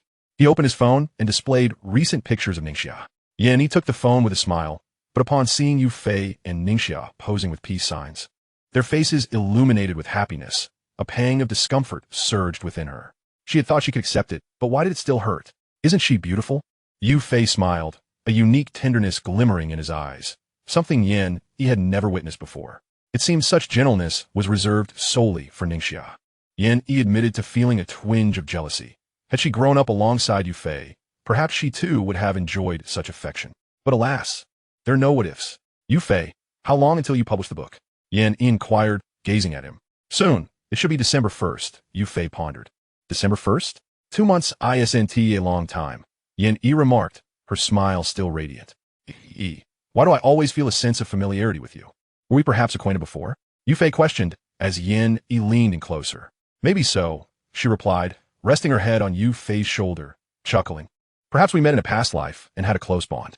Yu Fei shook his head. Do you really believe in such things as past lives? I certainly do not. I am a staunch materialist, wholly dismissive of the supernatural. Yin Yi smiled, why not? Can you imagine, 20 years ago? The concept of smartphones didn't even exist, yet now we can accomplish anything with one, even replacing most computer functions. No matter how absurd something may seem. I find it hard to be surprised. Yu Fei nodded and gazed into the distance. Perhaps you are right. Perhaps we truly knew each other in a past life. And we're even best friends. However, I prefer to focus on the present. A sudden clarity washed over Yin Yi as she earnestly stated, me too. I not only want to seize the present, but also shape the future. Yu Fei affectionately patted her head. Then you are even greedier than I. Yin Yi twirled a strand of hair by her ear. Indeed, I am greedy to possess you. In the time that followed, Yu Fei dedicated himself to studying and writing novels, occasionally checking the lottery results. When the results of the October exams were released, Yu Fei's score soared to 590. Although he had not yet surpassed 600, Old Fong was delighted to see Yu Fei's improvement, proving that the boy's earlier promises were not mere words. Simultaneously, Ningxia's scores also improved, reaching 596, though she still fell short of the admission threshold for Magic City University. With over 7 months remaining, there was ample time. Yu Fei, mindful of not burdening Jiang Qingyao with too many questions, reduced his inquiries, understanding that she too needed to focus on her studies. Upon learning she had not achieved a score of 600, Ningxia became even more diligent in her studies. Their sweet exchanges diminished as both concentrated on their respective goals. Yet Yu Fei remained unconcerned about their relationship. They were striving together toward a brighter future. What could be more beautiful than that? November passed without much distinction, save for the amusing development of Huang Makai and Tian becoming a couple. Huang Makai had transformed into a devoted partner, yet observing the joy radiating from him, Yu Fei realized he seemed to relish it, despite the apparent constraints. On December 1st, the day Yu Fei was to release his new book, he sat at his computer in his bedroom, with Yin Yi beside him. Chapter 44, Prelude to Departure. Book title, High Martial World. Click to publish. Yes and no. Yu Fei methodically proceeded with the familiar steps. This was a novel concerning the revival of spiritual energy, a genre that thrived on 3 mainstream platforms. After much contemplation, he decided to publish it on Yunqi Chinese Network, where authors relied on subscriptions to thrive. Publishing a novel destined for success here was a prudent choice. Yu Fei, it will definitely become popular, Yin Yi softly remarked, observing the pensive expression on Yu Fei's face. A male-oriented novel that even girls enjoy. There's no way boys wouldn't like it. Yu Fei chuckled, his thoughts not dwelling on the approval process, but rather on future plans. The months leading up to the big exam had been tense, yet he was more concerned about what lay beyond it. Before the exams, it was all about academic planning. After, it would shift to life planning. One was short-term, the other long-term, with distinctly different pressures. I agree, Yu Fei said, scratching his head as he shut the computer down. I want tea right today. I'll just enjoy a comfortable nap. In the adjacent bedroom, Yin Yi quietly stepped out and opened Yu Fei's bedroom door, just a crack. Once she heard the steady rhythm of his breathing, she felt reassured and slowly approached him. Stealthily, she made her way outside. Glancing at the floor-to-ceiling mirror in the hall, she rubbed her eyes, feeling somewhat uneasy. Today, she had completed reading Yu Fei's newly released novel, fulfilling her heart's desire. Tomorrow afternoon, he was set to return to his grandfather's home and continue his studies at Jiuzhong. Although Jiuzhong boasted a multitude of specialized students, it also had a handful of academically gifted individuals, with a couple securing spots at Qingbei each year. With diligent effort, there remained a possibility of gaining admission to Ingtian University. Subsequently, Yin Yi returned to her bedroom to start packing her belongings in preparation for her departure the following day. A gentle breeze from outside brushed against her face. Though she felt a twinge of reluctance, this separation was ultimately for a more meaningful reunion.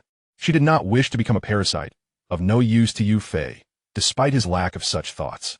At the headquarters of Yunxi Chinese Network, a male editor named Xiao Hui Hui was preparing, as usual, to critique various novels. Suddenly, he stumbled upon one that exhibited both skillful writing and creativity, an emotion that was certainly exhilarating. High Martial World, a refreshing theme of spiritual energy resurgence, was scarcely explored by others and appeared quite promising. He promptly signed it. The following morning, Yu Fei glanced at the contract notification on his phone and smiled knowingly. He hurriedly completed the necessary information and signed the contract before heading to the kitchen to prepare breakfast. Awake so early today? He inquired softly, noticing Ian in an apron, already busy making breakfast. I woke up too early and couldn't fall back asleep, so I decided to make you breakfast. She replied cheerfully, pausing her tasks as Yu Fei approached. Let me help you. With a smile, Yu Fei began cracking eggs. Before long, breakfast was ready. Sandwiches, fried eggs, milk, and even a bowl of hot dry noodles. Seems like a bit much, he remarked upon noticing Yin hadn't eaten. You can have the sandwich. I'll take the hot dry noodles. Carefully, he passed her the sandwich, whispering, Here you go. Yan you nodded obediently. Then shifted a chair beside Yu Fei and sat down. I'll buy some groceries tonight and cook something delicious for you. Seeing Yu Fei enjoying his meal, she added, That sounds great, but it might be too much trouble for you. I'll cook for you when I return. Yu Fei affectionately ruffled her hair, catching a faint floral scent. Are you using gardenia-scented shampoo? He asked curiously. I bought a pack before, and it smelled lovely, so I just used it. She replied with a grin. What do you think? Does it smell good? Yu Fei nodded earnestly. It's delightful, but every time I catch a whiff of gardenia, I can't help but think of you. How peculiar. Yenny chuckled. That's wonderful. I'll have to plant more gardenias, so you can never forget me. Yu Fei made an okay gesture. Once I have the means, I'll buy a villa with a garden filled with all kinds of flowers. Not just gardenias, but lilies, cherry blossoms, osmanthus, and daffodils as well. Yenny rolled her eyes playfully. You're quite the flirt. Yu Fei chuckled awkwardly. I'm full now. I need to head to school. After finishing his meal, he dashed out the door, watching his retreating figure. He felt a pang of sadness as tears welled in her eyes. She rubbed her eyelids, striving to suppress her tears, but to no avail. Riding his bicycle, Yu Fei expertly picked up Ningxia, who wrapped her arms around his waist and softly asked, Ah Fei, how did you fare on the monthly exam? After pondering for 3 seconds, he replied, I should score over 600. How about you? Ningxia smiled softly. I think I can too. Yu Fei continued, Then you're not far from your dream. Since the beginning of high school, you've said you want to attend Moda University. Keep this momentum, and it should be a sure thing. Ningxia's mood shifted slightly upon hearing this. It's a pity you'll be going to Ingtian University. Though the two cities are close, we'll only have weekends to meet. Yu Fei halted the bicycle, playfully tapping her on the head. Silly. We're still in high school. Who knows what the future holds? As long as we work hard and have no regrets, that's what matters. Even if it's a long-distance relationship, do you really doubt our feelings? Ningxia shook her head. Of course not. You always call me love-struck, but so what? I only like you. Gazing into Ningxia's bright eyes, Yu Fei found himself at a loss for words and changed the subject. Zhangge has a girlfriend now. He doesn't even ride with us anymore, prioritizing romance over friendship. Ningxia laughed. The Shu eats dog food every day and is already tired of it. Now that he has a girlfriend, he can't wait to be attached to her, so don't meddle. With a sigh, Yu Fei reflected on the overwhelming allure of sweet romance for middle school students. Thankfully, he was mature enough to avoid such distractions. Upon arriving at school, Yu Fei unit pestis pot Lao Fang. To his surprise, Lao Fang did not exhibit any signs of displeasure at seeing the two on the same bicycle. Lao Fang, you seem in good spirits today, Yu Fei greeted cheerfully. Seeing you instantly dampens my mood, Lao Fang retorted, rolling his eyes at the mischievous boy. You're quite the comedian, teacher, Yu Fei replied, feeling slightly awkward. You performed admirably on this month's exam, scoring 639. You could easily get into several 211 universities with that, and even a few 985 schools. Maintain this level. After teasing Yu Fei, Lao Fang remarked that he had not anticipated such significant progress from him, particularly since he had proctored the exam, making it impossible for Yu Fei to cheat. Thus, it was clear that Yu Fei had indeed put forth a commendable effort in his studies. 639 points. Impressive. A fait. Ningxia exclaimed, giving him a thumbs up. Ningxia, right? I saw your name on Teacher Wu's report card. You did well too, scoring 610. Keep it up, and strive to attend the same school as Yu Fei. Witnessing the two progress together, Lao Fang unexpectedly began to play matchmaker. That might be a bit challenging, but I'll do my best. Thank you, teacher. Ningxia said with a smile, displaying no signs of shyness. Having spent so much time with Yu Fei, she had grown accustomed to such scenarios. Returning to the classroom, the report cards had already been distributed, and everyone eagerly approached to check their rankings. This time, Jiang Qingyao had shot straight to the top of the grade with an astounding total of 716 points. Truly formidable. Yu Fei found himself increasingly in awe of his desk mate, who was not only beautiful but also academically gifted, promising an extraordinary future. De Fei, I scored 589 points. This should be enough to get into a less prestigious 211 university. Behind him, Huang Makai patted Yu Fei's shoulder and remarked, I see you scored 639 points. So now you're trying to act aloof? Are you? Come on, let's go for a stroll. Huang Makai grasped Yu Fei's shoulders and feigned the act of squeezing him. You really are quite immature, but as your father, I shall forgive you this once. Let us go, son. Let us buy a bottle of drink, as I'm parched too. Yu Fei rolled his eyes at him, and the two of them ambled out of the classroom together. The day unfolded in its usual manner. After escorting Ningxia home, Yu Fei turned and arrived at his own doorstep. He called out the name of Yan Yi before even opening the door, yet no one responded. Furrowing his brows, Yu Fei unlocked the door. Upon entering, he spotted a white envelope on the table, accompanied by scattered coins. An ominous premonition washed over him. Chapter 45. The farewell letter. Yu Fei slowly opened the envelope, retrieving the solitary piece of paper inside, along with the gardenia flower. He gently inhaled the fragrance of the gardenia before placing it aside. Then, he gradually unfolded the paper, revealing the words inscribed upon it. Yu Fei, forgive my sudden departure. During the time we lived together, I was truly happy. Perhaps it was the most fortunate period of my life. In my childhood, you were by my side, and now, you still are. I feel as though I can never escape your shadow.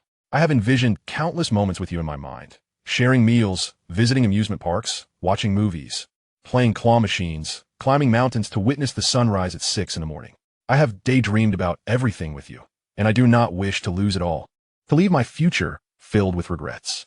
Indeed, I have decided to return to my studies, for I do not want our distance to grow ever wider, even to the point where I can no longer see your exhaust fumes. If that were to happen, I fear I would lose the courage to carry on. Thus, I have resolved to take the entrance exam for Ingtian University. Even if I do not succeed, at least I will have made an effort. You need not wait for me. Come September, we shall meet again. Sometimes, I feel like a greedy person, relishing everything about you, unwilling to let go of anything. Yesterday, upon seeing your book published, I was genuinely elated. The man Yinny admires is certainly extraordinary. You will earn great wealth and have a future unlike any other. I too have my own goals and dreams. I aspire to establish my own game studio, quietly looking up to you as you reach the pinnacle of success, and standing by your side as you face adversity. Therefore, I must also exert corresponding efforts, just as you diligently write your novels to earn money. I truly, deeply like you. I cannot bear to be apart from you for even a moment. Yet I know I must leave, and now is the best time. Although it pains me greatly, I wish to say goodbye. Upon reading this, Yu Fei reminisced about his fleeting memories with Yinny. In the park, when he first encountered this girl, he merely found her beautiful and, out of kindness, allowed her to stay in his home. To his surprise, she proved to be invaluable, assisting him with household chores and cooking. At times, she even offered him massages, and to his astonishment, they were quite soothing. He could not fathom how she had learned such skills, as if they had suddenly manifested. The girl was adorable and well-behaved, always complying with his requests. When she leaned against him, she resembled a little kitten, making it impossible to harbor any thoughts of distance. Yu Fei was not a person rich in emotions, yet tears silently fell from the corners of his eyes, landing upon the gardenia flower. Silly, I know you're crying. Remember, a man should not shed tears. If you must cry, do so only in my embrace, for otherwise I shall be saddened. Upon reading those words, Yu Fei couldn't help but chuckle, as his sorrow seemed to dissipate momentarily. Yet, his expression remained somewhat dazed. Everything felt surreal. The room felt so empty, so desolate, like a sealed chamber, devoid of sunlight. With no dawn to await, shrouded in darkness, suffocating like sinking to the ocean floor. Yu Fei, temporary farewells are merely a prelude to better reunions. I have tidied up the house. Remember to take care of yourself, eat well at every meal, and study diligently. Don't forget to keep updating your novel. I will always be an avid reader, as you wouldn't want to disappoint your loyal audience, would you? Oh, and no one will snatch your blankets in the morning anymore. Did you see the gardenia in the envelope? That is a little something I left for you. Whenever you miss me, just take a whiff. And you want tea, forget me. Also, I took the phone with me. It contains our photos together. Although you can't see me in person, looking at our pictures will suffice. Hurry and eat. The food will get cold. I've been cooking since noon, so make sure to finish it all. Until we meet again in September, my boy. Yours, Yanyi. December 2nd, 2017, 1:13 p.m. This was the final line. Setting the envelope down, Yu Fei felt a sudden emptiness within him. After eating a bit, he lost all appetite. He opened his phone, accessed Yin-Es WeChat, and sent a message, only to be met with a red exclamation mark appearing at the beginning. She had deleted him from her contacts. Yu Fei understood Yin-E. She was easily distracted, capable of focusing on only one task at a time. If something or someone diverted her attention, she would likely falter at both. Not to mention, what she was currently undertaking was something she had never dared to dream of before. For someone with average grades, gaining admission to Ingtian University was an arduous challenge. Yet, despite his understanding, deep down, he truly did not wish for her to leave. He made his way to the balcony, taking a seat on the reclining chair. Inhaling the floral fragrance wafting through the air, refreshing and invigorating. He then donned his headphones and began listening to music. This city feels so empty. This city feels so empty. Perhaps it is loneliness. The air has grown thin. The neon lights bloom like a desert. Still waiting for you. My heart is nearly extinguished. What shall I use to stimulate my soul? Is too deep too much. Chapter 46. Seeking help from Xia Yinying after taking a shower, Yu Fei sat before his computer, typing away. Although his previous life's memories made the task effortless, he felt a twinge of restlessness within. When he lived alone, the emptiness of the room hadn't bothered him, but after sharing his life with Yin-E, he had grown accustomed to that companionship. Now, reverting to a solitary existence felt oddly unwelcoming, ruffling his somewhat disheveled hair. Yu Fei opened WeChat and looked up Xia Yinying's contact. Over the past 2 months, he had exchanged messages with her occasionally, although she always seemed exuberantly engaged, making it difficult for him to express his own disinterest in conversation. Xia Yinying had also experienced a rebirth. However, unlike Yu Fei, she was not as zealous about making money. This was partly because her family was already quite affluent, and, secondly, her primary goal was not financial gain, but rather to win Yu Fei back. Unfortunately, at this point, Yu Fei had lost all interest in her. As time and distance gradually erode his remaining feelings for Xia Yinying, perhaps it is indeed so. Yinying, are you there? Yu Fei typed slowly. What is the matter? Yu Fei. After 10 seconds, he received a swift reply from Xia Yinying. Her response is always remarkably prompt. Yin-E has returned to her grandfather's home. She should be attending school at Jiuzhong now. On the other end, Xia Yinying squinted her eyes upon reading Yu Fei's message, realizing the little girl had indeed come back, just as she had surmised. If Yin-E were to forego the college entrance examination and refrain from pursuing higher education, she would inevitably end up returning to inherit her family's wealth, becoming a little rich lady, and the distance between her and Yu Fei would only widen. She has made her decision. You should be happy for her. It's easy to say, but I still feel a bit down. After all, we have spent quite a long time together, and one inevitably develops some feelings. We have lived together for 2 years. Do you not have any feelings for me? Xia Yinying hesitated for a moment before sending this message to Yu Fei. That is different. Unreciprocated feelings, over time, render a person even lower than a dog. Yu Fei pondered this with a touch of self-mockery, writing that severing Xia Yinying's hopes was a beneficial outcome for both of them. Xia Yinying blinked, a hint of helplessness washing over her. Long-standing misunderstandings cannot be unraveled in an instant, and Yu Fei still harbored considerable aversion towards her. I will strive to earn your acceptance, Yu Fei. You needn't be so persistent with me. It makes me feel like your obsession. Thankfully, this is the real world. Were we in a cultivation novel, you would have already fallen into madness by now. Fallen into madness? I feel we are nearly there. Enough of that. I sought you out to trouble you with a matter. What is it? Xia Yinying's eyes brightened.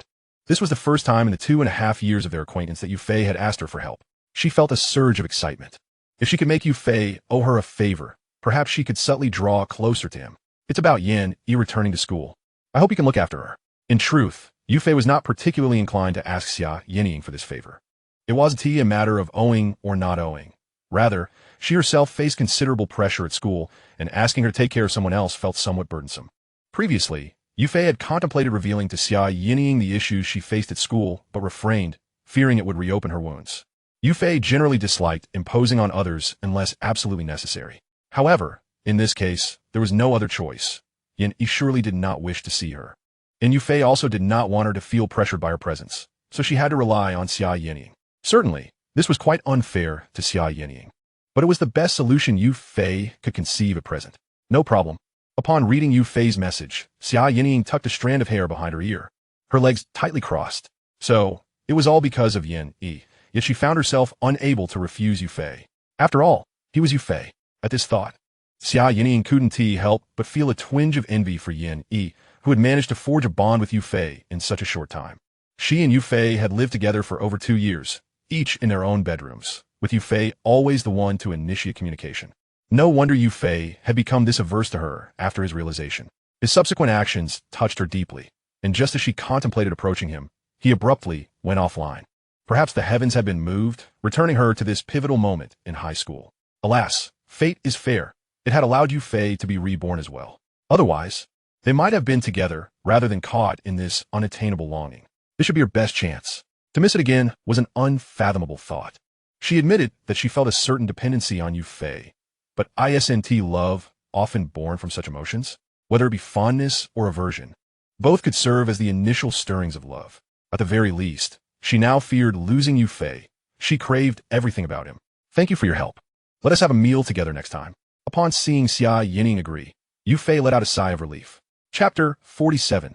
Schrodinger's Divorce. Why are you being so polite with me? I am your wife. I support you in everything you do. Xia Yining typed rapidly on the screen with her slender fingers, then sent a series of playful giggles. Question mark. Yu Fei was taken aback, slowly typing a question mark. In that world, we are not divorced yet. Here, our marital status cannot influence that matter. You have a point, since we cannot return. The question of divorce has become irrelevant. Yu Fei found himself too weary to argue this point. Indeed, Xia Yining had not touched a single word of the divorce agreement, which legally meant they were still married, although in his heart, he had already divorced her. So, was this a Schrodinger's divorce? Then I shall call you hubby in our messages from now on. Is that acceptable? Hubby, hubby, hubby, hubby, hubby, voice message. Yu Fei clicked on the voice message from Xia Yining and chuckled. In their previous life, Xia Yining rarely called him hubby. Hearing that familiar voice now stirred something different within him. Why had Xia Yining been reborn? He had wished to begin anew. Was it that the heavens intended for him to redeem her? Please, he felt he was the one in need of redemption. Pulling the covers over himself, he took a melatonin tablet, finally managing to drift off to sleep. At 6 in the morning, Yu Fei awoke early, contemplating preparing breakfast, and instinctively called out, "Eat," only to remember that she had long since departed. Opening the refrigerator, he retrieved a sandwich, and, just as he was about to grab some milk, he spotted a sticky note nearby. Silly, milk must be heated. Don't drink it cold, Yu Fei chuckled softly. He disliked wasting time and usually drank milk straight. But with the weather growing colder, Yin Yi had often reminded him to heat the milk during breakfast. Yet he frequently forgot, perhaps out of habit, as no one had cared for him in that manner before his rebirth. No, Aunt Zhong and his sister had shown concern, but they did not live with him. So such details went unmentioned. If he were to marry Ning Xia in the future, she would undoubtedly care about his well-being, as they were mutually affectionate. Indeed, few things in this world could be more beautiful than that. As he thought of Ning Xia, a smile brightened Yu Fei's face. Perhaps the future was not so bleak after all. He must remain optimistic. Yu Fei poured the milk into a bowl and placed it in the microwave to heat. He also prepared a fried egg for himself. Before long, a simple breakfast was ready, and rather than devouring it hastily, he savored each bite, relishing this brief moment of leisure. After finishing his meal, Yu Fei arrived at Ning Xia's doorstep and gently knocked. "Xia, are you home?" he whispered. "Oh, Fei, you're here." After a flurry of hurried footsteps, Ning Xia opened the door. Upon seeing her childhood friend with a beaming expression, Yu Fei couldn't help but pinch her cheek, exclaiming, "Xia, you look exceptionally beautiful today. Only now do you notice? I thought you were blind," Ning Xia retorted, her expression darkening momentarily. Yu Fei then noticed Ning Xia's disheveled hair and chuckled. "No matter how beautiful you are, you can't be untidy. Why haven't you tied your hair yet?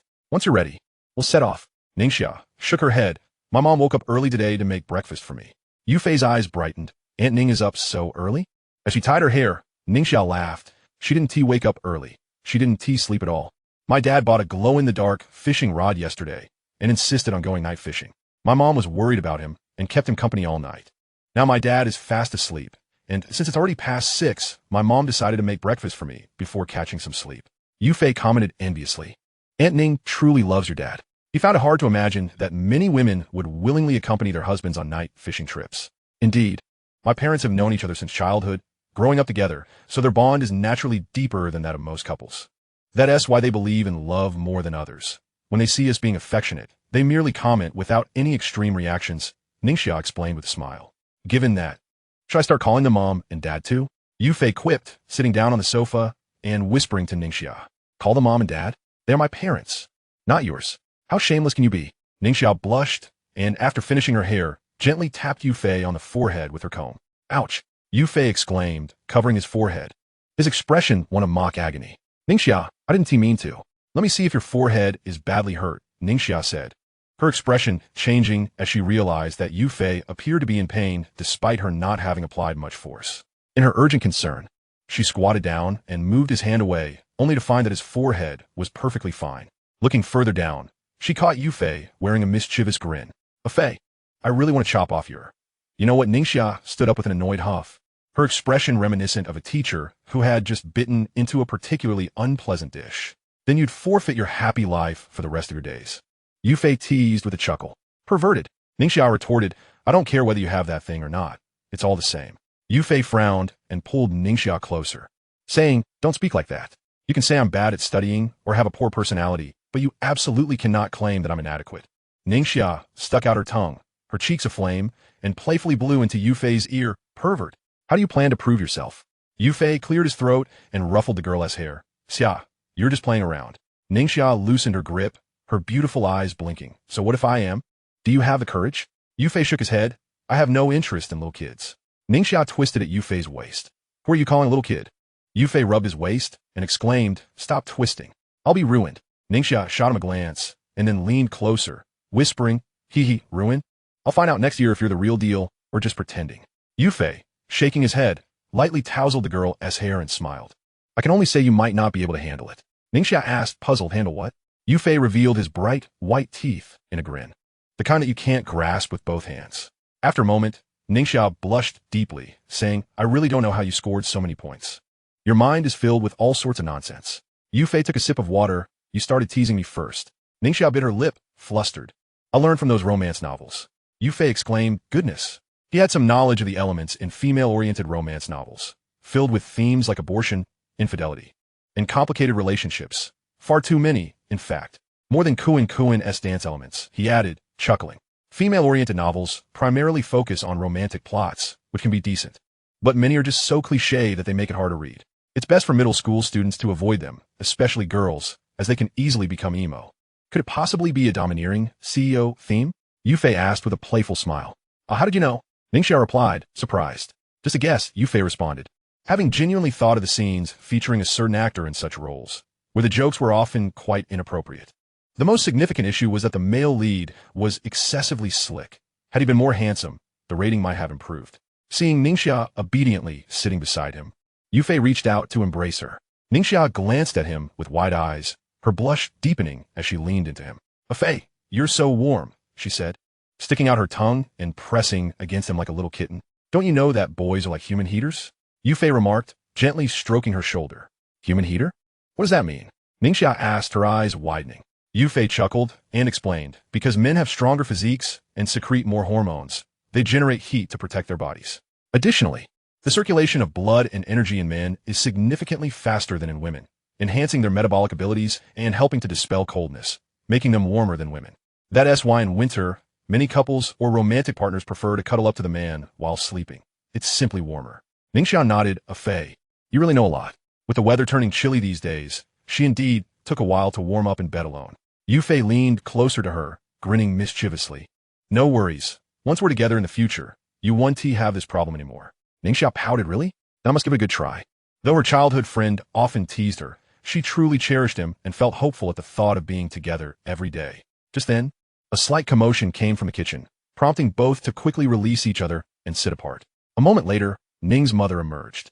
Xiaofei, have you eaten? She asked, a smile gracing her face upon seeing Yufei. I've finished, Annie. You and Xia can eat together. Don't worry about me, Yufei replied cheerfully. All right, Ning's mother said, too weary to say much else, as she planned to catch up on sleep after breakfast. Before long, Yufei took Ningxia's hand and led her out the door. Hold on tight, Xia, he called back, glancing at Ningxia, who was still sipping water.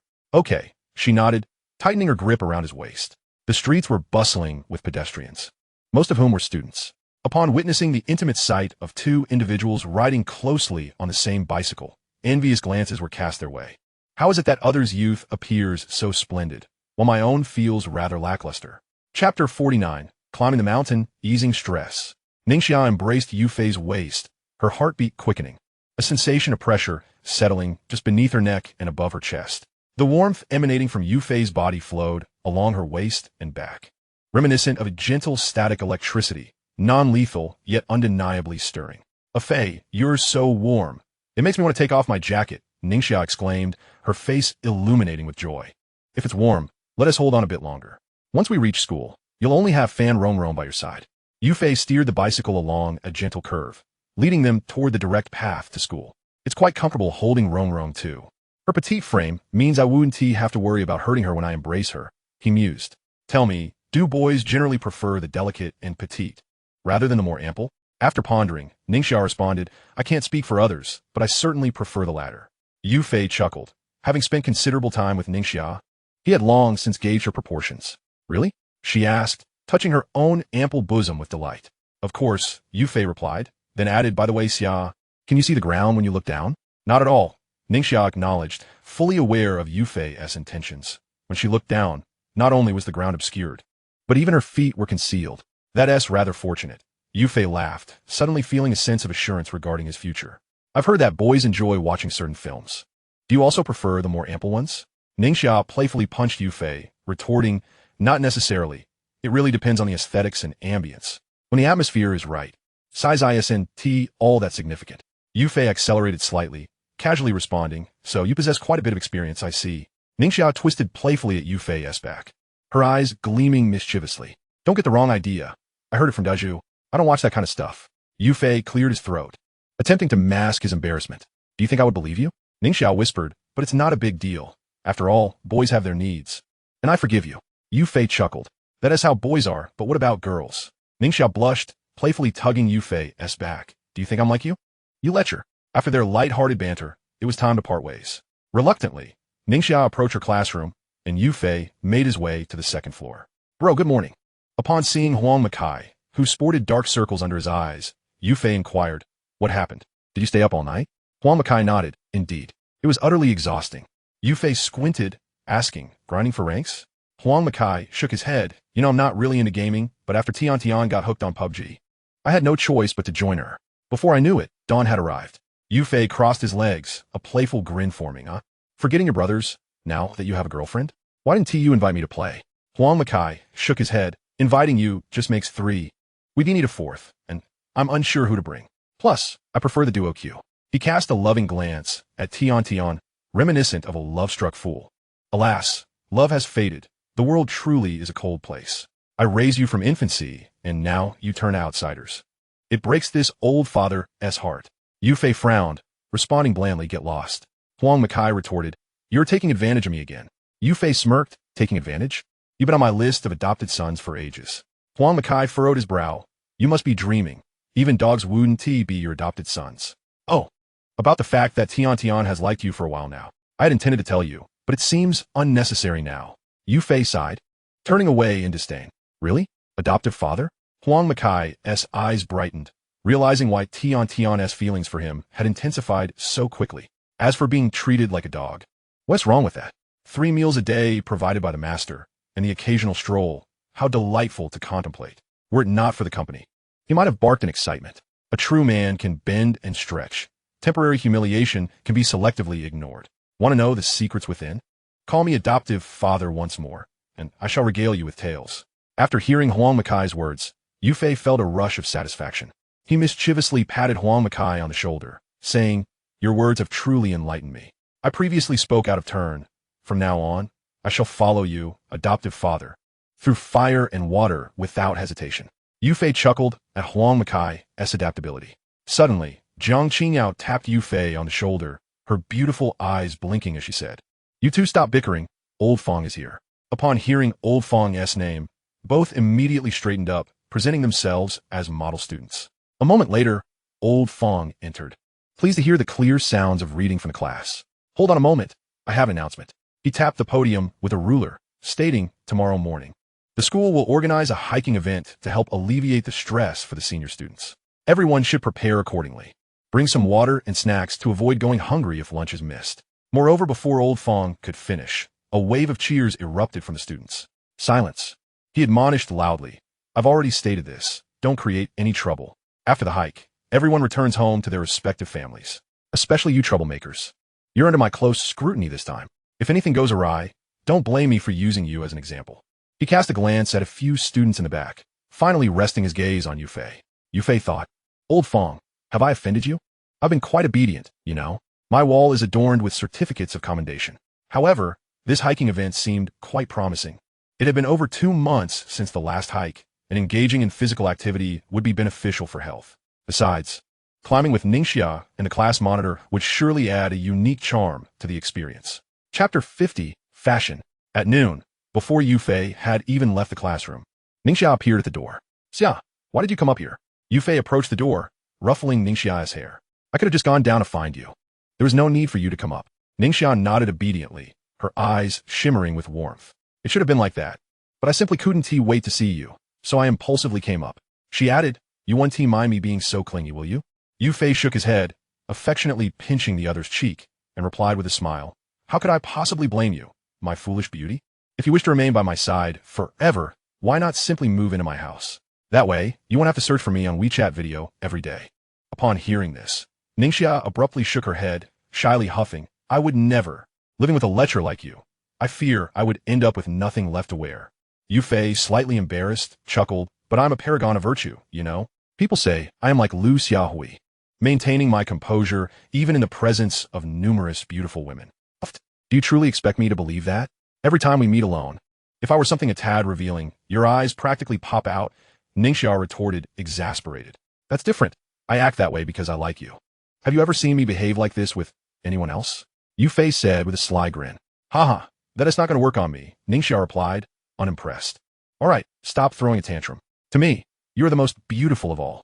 Not only are you stunning, but with your alluring curves. I would have to be blind not to feel something for you. Yufei gently ruffled Ningxia's hair, speaking tenderly. You should always remain this way. Ningxia relished Yufei's caress, feeling an overwhelming sense of security. She had initially thought studying was a burden, but with Yufei by her side, no matter how immense the pressure of her studies became, the moment she saw him, all her worries dissipated into thin air. So, are you happy now? Would you like me to give you another kiss? What are you talking about, Fei? Ningxia's cheeks flushed, realizing how bold he had become, especially with others around. Couldn't you save that for private? Come on, you two, stop feeding us dog food. Tian, unable to bear the sight any longer, patted their shoulders and said, We're on our way, Yufei said, releasing his arm from around Ningxia and walking alongside her toward the cafeteria. Look at them. So sweet in their romance. Why are you so dull? Tian remarked to Huang Makai as they walked together. I don't have a thick skin like Yufei. I doubt I could even make a confession in front of the bleachers, Huang Makai murmured. Haha, Huang Makai, having a thick skin isn't great. But being too thin-skinned isn't ideal either. You must give me a surprise before the year ends, Tian pondered for a moment before saying. Huang Makai sighed, feeling that dating was becoming increasingly reminiscent of settling past life debts. He felt as though he might go mad. A delightful day always seems fleeting. After escorting Ningxia home, Yufei returned to his own abode. After an hour spent typing, he reclined in a lounge chair, letting the breeze wash over him. Just then his phone chimed. Upon glancing at the notification, he saw it was a message from Ningxia. Fei, could you help me decide which outfit to wear tomorrow? Okay.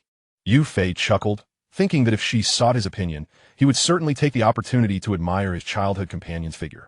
Before long, Ningxia sent the first photo. Yufei focused intently. She wore a black jacket on top and loose gray sweatpants below. Due to the snug fit of the jacket, her figure was accentuated, appearing quite enticing. What do you think? Very nice. Do you have any more? Of course, that's why I'm asking for your input. 3 minutes later, she emerged in another outfit, a light blue jacket paired with dark blue denim shorts, complemented by sheer black stockings. What do you think? Is it pretty? It looks great, but the shorts are a bit too short. Do you have any other options? Definitely. Seeing Yufei's eager expression, Ningxia decided to initiate a video call. She then changed into a white Adidas jacket and denim long pants. How does this look? Ningxia asked with a smile. This outfit is lovely. It exudes youthfulness. Shall I go with this one then? Absolutely not. Let us see more. Yufei grinned foolishly. Ningxia chuckled and changed into a pink jacket and a white long skirt. You're planning to hike in a skirt? Yufei frowned, acknowledging its beauty but deeming it impractical for climbing. Fool, I'm only wearing it for you to see. Ningxia called out from off camera. Then do show me more. I adore you, dear Xia. You're such a smooth talker, Ningxia huffed, yet her heart swelled with happiness, for who wouldn't want their boyfriend to be so enamored? After trying on several outfits, Ningxia, finally succumbed to fatigue. Xia, which outfit are you going with? Yufei inquired with a smile. Moments latte. Ningxia emerged in a third outfit. What do you think? You seemed quite pleased with this one before, she said. Let us go with this one. Yufei pondered for a moment before affirming. This particular outfit was indeed one of his favorites. It was not revealing yet still attractive, perfectly satisfying his criteria for an outing. Then it settled. Ningxia performed a playful gesture, rubbing her hands together, and smiled. After chatting for a while longer, they reluctantly ended the call. Just as Yufei prepared to take a shower, his phone chimed again with a message. Yufei, our school is organizing an autumn outing to climb Tiangang Mountain. Could you help me choose an outfit? Upon reading this, Yufei felt a wave of unease. Tiangang Mountain was precisely the mountain he was set to climb the very next day. How could the students from 9th Middle School be climbing the same mountain? Chapter 51. The Darkening of Xia Yining. Your school is organizing an autumn outing. Yufei typed slowly on his phone. To be precise, only our class is going, since someone in our class recently collapsed from stress and was hospitalized. Our teacher organized this outing to help us relax. Do you want to join us? Xia Yining replied to his inquiry. It's not that I want to. It's just that our school is also organizing an outing, and our destination is Tiangang Mountain. That is fantastic. You can help me pick an outfit, and I'll wear it for you tomorrow. I'd rather not. We might not even run into each other. Yufei caught a glimpse of 3 photos she had sent, which stirred a sense of curiosity within him. The outfits included a JK uniform, a maid outfit, and a nurse costume. I'm not that kind of person. Well, I've already sent them. It's up to you whether you want to look or not. My dear husband. Yufei quickly examined the 3 photos, all featuring Xia Yining in those outfits, unedited and without a hint of Photoshop. He had to admit, she looked stunning in each ensemble, especially when clad in a maid's outfit. Yufei's impression of Xia Yining underwent a significant transformation for the first time. It turned out that his ex-wife looked so sweet in a maid outfit, entirely contrasting her usual aloof demeanor. Unfortunately, he had never had the opportunity to experience this in both past and present lives. Beautiful. Ultimately, Yufei offered her a compliment. Indeed, witnessing a beautiful woman could uplift one's spirits, and under such joyful sentiments, one's lifespan might even extend. It was no wonder that some elderly gentleman ventured out daily to admire beautiful women. Perhaps he would be the same when he aged. Especially for you to see. Thank you for your hard work. Yufei found himself at a loss for words. He always felt a slight distance had formed between him and Xia Yining. They were friends, yet at times, they felt even more estranged than mere acquaintances. What hard work. After all, I'm only wearing it for you. I'll send you a few pictures of my outfits later. You can help me choose what to wear tomorrow. Upon reading Yufei's message, Xia Yining felt an uncomfortable pang in her heart. She didn't know why, but now, a day without chatting with Yufei left her feeling uneasy. The thought of him being affectionate with other women made her feel as if she were wearing a large green hat. Breathing became a challenge, let alone contemplating deeper matters. If only Yufei belonged solely to her, she would provide him with the best conditions, nurturing him into a homebody, living with her every day, devoid of contact with other women, only able to converse with her, reveling in endless nights of joy. Although such thoughts seemed somewhat pathological, Xia Yining could no longer tolerate the distance between them. The absence of love compelled her to seek control over Yufei, desiring to possess every inch of him. Yufei could only belong to her. Xia Yining dug her nails into her palm, a glimmer of madness flashing in her eyes. Although it was fleeting, she realized she could no longer contain herself. Tomorrow, she would meet Yufei immediately, without delay. All right, send me the photos. Yufei pondered for a moment before ultimately deciding to assist Xia Yining with her selection, deeming it a minor favor that posed no significant issue. Yufei, let us video call directly. That way, it will be clearer for you to see. Before Yufei could decline, she initiated the video call. Well, engaging in a video chat shouldn't be problematic. Clicking the green phone button, the video materialized, revealing Xia Yining in a pink pajama set. The pajamas were cinched at the waist with a pink bow, appearing quite loose-fitting, allowing Yufei an unobstructed view of her upper figure. Upon seeing Yufei, her pajama set immediately captivated her attention, and then her gaze fell upon her own chest. Xia Yining felt a hint of embarrassment, yet more than that. She was elated. Her allure was not insignificant, still capable of drawing Yufei's attention. This was the first step towards successfully pursuing him. If Yufei truly had no interest in her at all, the chances of rekindling their relationship would be nearly non-existent. Xia Yining, I apologize. My eye-rolling tendencies have resurfaced. Seeing Xia Yining gaze directly at him, Yufei awkwardly touched his nose. Just call me Yining. We're practically an old married couple. Why act so distant? Xia Yining softly replied, her complexion as rosy as a ripe apple. For reasons unknown. Her interactions with Yu Fei always elicited a fluttering sensation in her heart, a feeling she had never experienced before her rebirth. Old married couple? Haha, I suppose so. Yu Fei did not contest this. Although nothing had transpired, their relationship remained pristine, yet the reality of their married life was undeniable, at least in the eyes of outsiders. It appeared he had married a wonderful wife. Even his good friend Huang Mao Kai shared this sentiment. However, whenever he found himself alone, witnessing others in pairs, with colleagues being urged home by their wives, while his own phone remained devoid of messages, he often felt a profound sense of loneliness. This feeling was disheartening, distinct from the overwhelming sorrow he felt after Ning Xia's disappearance. Rather, it was a subtle sadness hidden deep within. This sentiment had accompanied Yu Fei throughout more than 2 years of marriage. Just when he thought he would be liberated, he found himself reborn, still intricately linked to his ex-wife. Fate has a peculiar way of toying with individuals, leaving his heart less steady than it once was. Yining, let us go with this outfit. Yu Fei examined Xia Yinying's selection of outfits, all of which were rather conservative. They appeared quite similar, and he chose a pink, sun-protective outfit for her. This was Xia Yinying's favorite color. Chapter 52, Becoming More Beautiful Each Day. This outfit is undoubtedly my favorite. No one understands me better than you. Xia Yinying's beautiful eyes blinked, twirling a lock of hair. She smiled and said, not understanding, just that you often wear pink. It's hard not to notice. Yu Fei shook his head, deliberately avoiding the subject. Yu Fei, must you distance yourself from me over a mere comment? Upon noticing Yu Fei's evasive gaze, Xia Yining suddenly found him so unfamiliar. Clearly, Xia Yining dared not continue her thoughts, fearing that the more she considered, the deeper she would sink into this quagmire. To her, Yu Fei was like a mire. The more she sought to approach him, the deeper she would find herself ensnared. At ISNT distance, it's merely acceptance. Yu Fei lifted his gaze, his black and white eyes shining like moonlight in the night, illuminating Xia Yinying's heart in an instant. I haven't accepted it yet. You've already moved on. Xia Yining remarked with a hint of self-mockery. Although she maintained a calm exterior, her heart was tumultuous. Friends, are we truly to become just friends? Although this was part of her plan, she still deeply cared about this matter. Transitioning from spouses to friends was an immense chasm to bridge. Life still stretched ahead, with many sights yet to behold, since she had been reborn. She must learn to cherish the present. Indulging in the past served no purpose. Rationality continuously propelled Yu Fei forward. Perhaps this was the inherent difference between men and women. Xia Yining smiled, refraining from contradicting him, and changed back in her pink pajamas, then said, Yu Fei, I'm feeling a bit insomniac. Could you keep me company for a while in bed later? Sure, I'll end the video call for now. I still need to take a shower. Yu Fei nodded. This girl remains the same as before, needing someone to chat with when she can't sleep. Then go ahead and shower. Xia Yining nodded, smiling as she spoke. After entering the bathroom and finishing her shower, Yu Fei lay on the bed and promptly sent Xia Yining a video call. She answered almost instantly. Yining, has Yin Yi returned to school? Yu Fei suddenly recalled Yin Yi and inquired. She returned this afternoon. I even went to see her. She seemed to be in good spirits, at least on the surface. Regarding Yin, she didn't harbor much aversion, since it was something Yu Fei requested.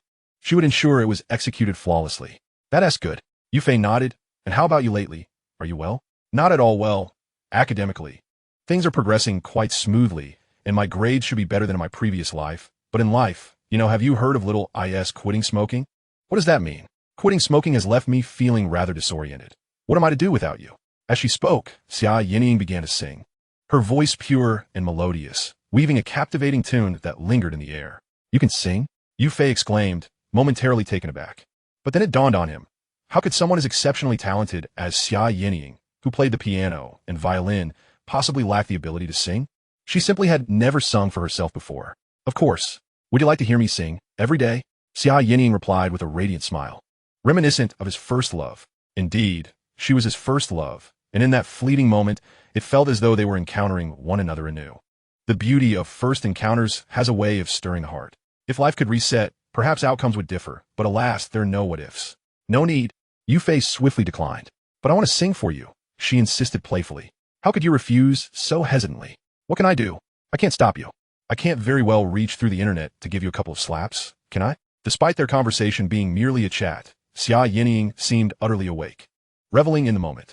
After reluctantly ending the chat with her, Ning Xia initiated a video call. After discussing plans for the following day, Yu Fei drifted off into a peaceful slumber. Upon descending to meet Ning Xia, he found her already waiting. Ah Fei, what do you think? Am I even prettier in person than on video? Ningxia wore a white sports jacket paired with denim trousers, her long legs adorned with sneakers, exuding a delightful fragrance. Indeed, she appeared more beautiful than she did on screen. Truly, you are a gem, my dear Xia. While others may seem more attractive online, you've turned that notion on its head. Yufei affectionately ruffled Ningxia's hair.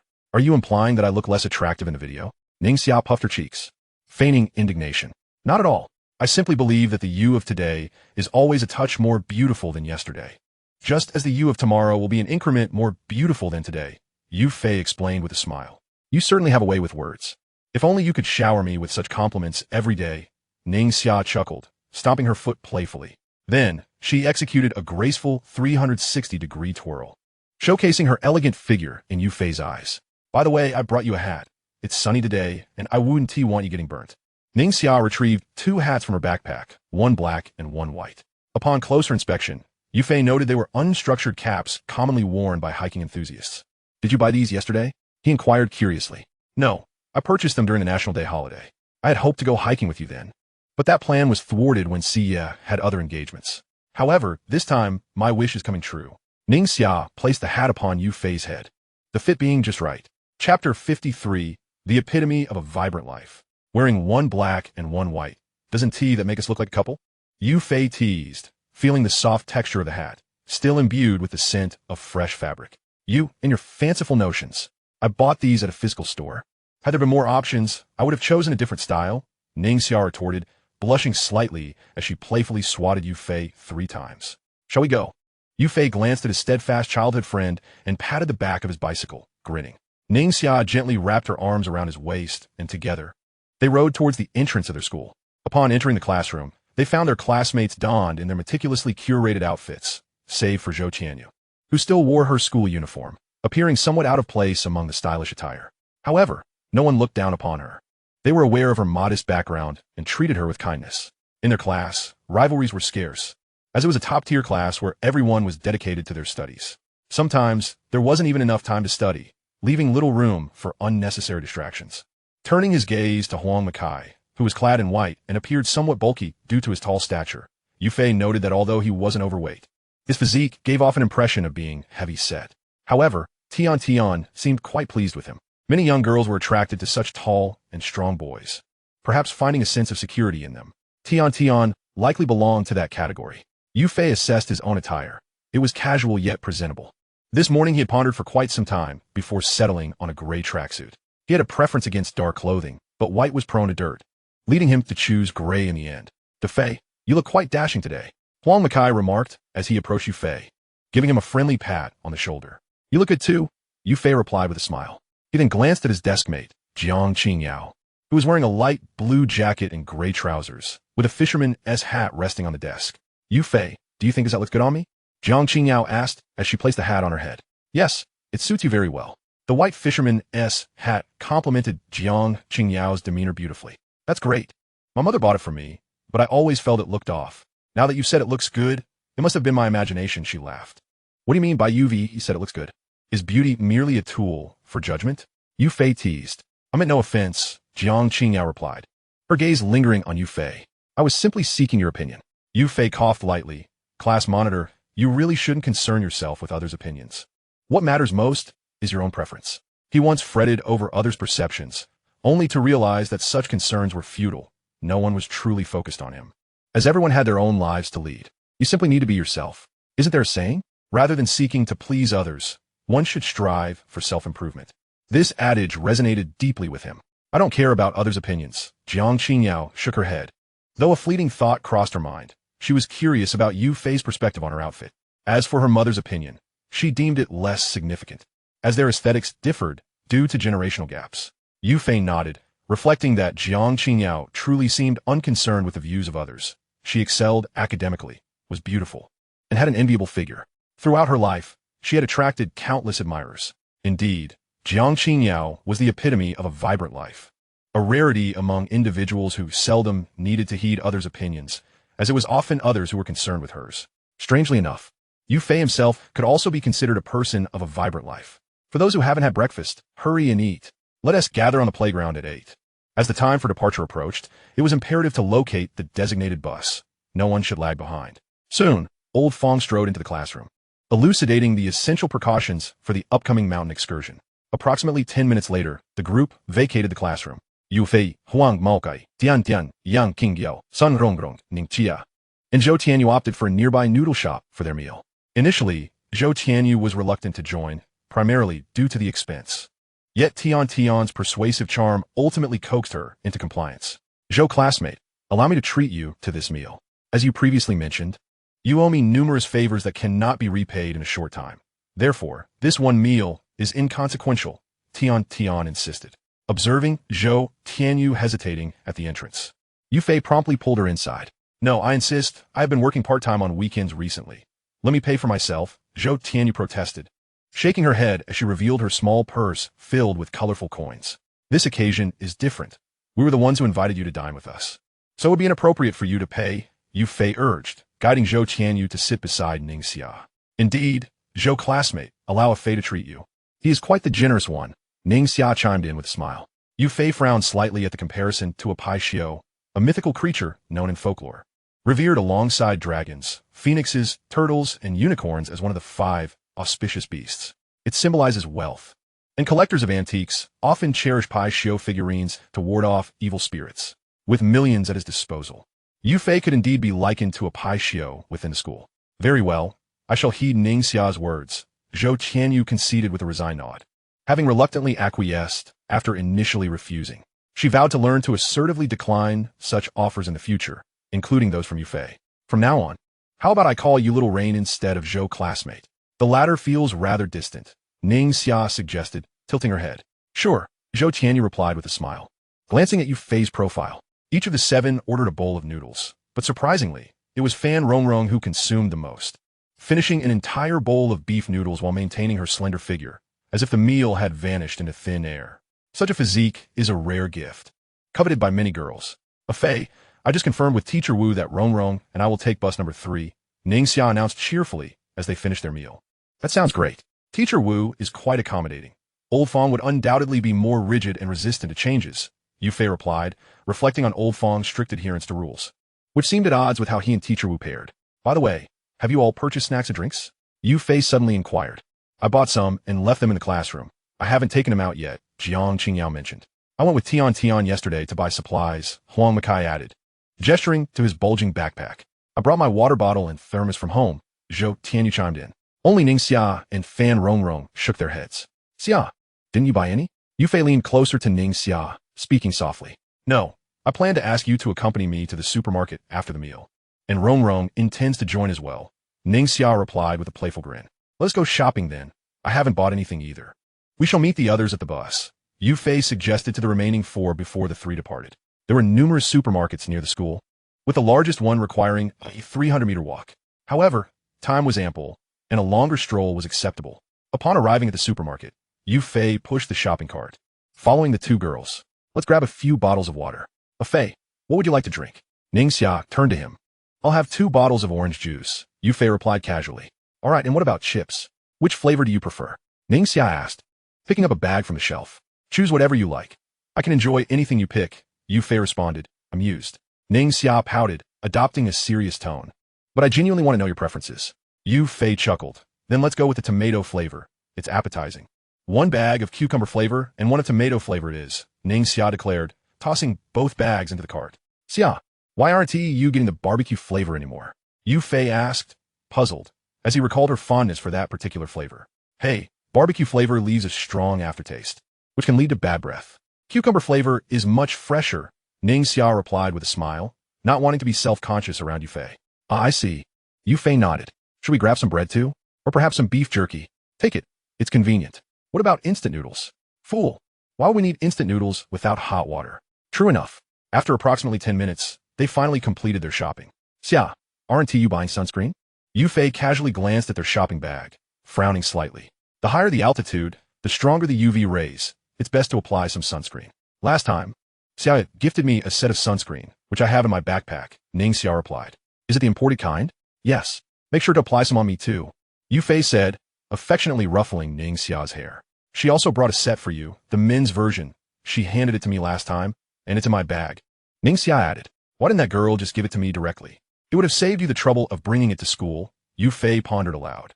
Don't worry, it's not too heavy. Even if Xiaoya hadn't given you sunscreen, I would have bought it for you. Ning Xia remarked while packing their items into the shopping bag. Hee, little Xia is the best to me, she teased. You know it. Now, please carry my backpack. Sure. Meanwhile, Fan Rong trailed behind them, wearing a forlorn expression, feeling like a perpetual observer of their blossoming affection. She yearned for her own sweet romance and a handsome childhood friend, yet it seemed that opportunity had slipped away. After their shopping excursion, the trio hurried back to the bus. By this time, the vehicle was already crowded, but thankfully, Tian had reserved seats for the three of them, ensuring they had a place to sit. Upon closer inspection, Yu Fei discovered that the seating arrangement was even better than he had anticipated. It was a three-seater. He settled by the window, with Ning Xia in the middle and Fan Rong by the aisle. As Old Fong boarded the bus and counted the passengers, they were finally ready to set off.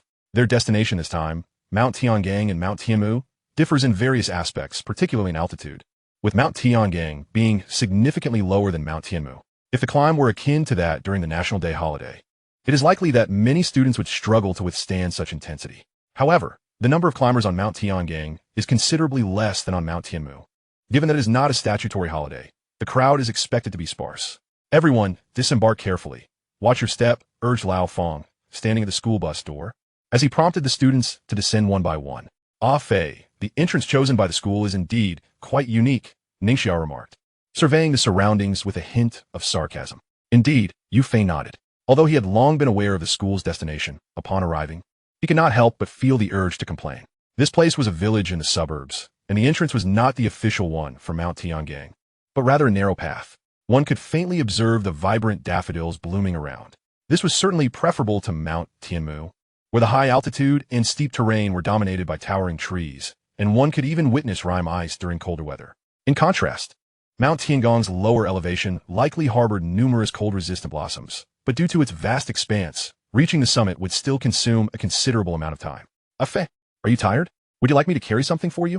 After approximately 10 minutes of walking, they entered the mountain, and Ningxia glanced at the spirited Yu Fei as she spoke. No need, I have an 8-pack of abs. I could carry this for a day without issue. Yu Fei replied, nonchalantly pulling out a bottle of orange juice to quench his thirst. Ah Fei, I would like a bottle of mineral water, Ningxia requested again.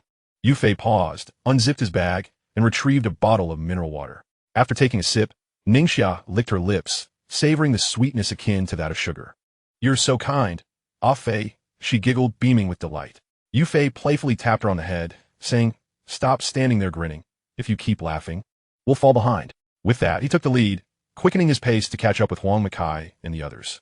Fei, I must say, I usually wouldn't want to come to a place like this with just one or two people, but with so many of us, it's actually quite enjoyable, Huang Makai remarked, glancing back at Yu Fei with a smile. Indeed, who would venture to such a desolate area otherwise? Yu Fei retorted, whether in games or travel.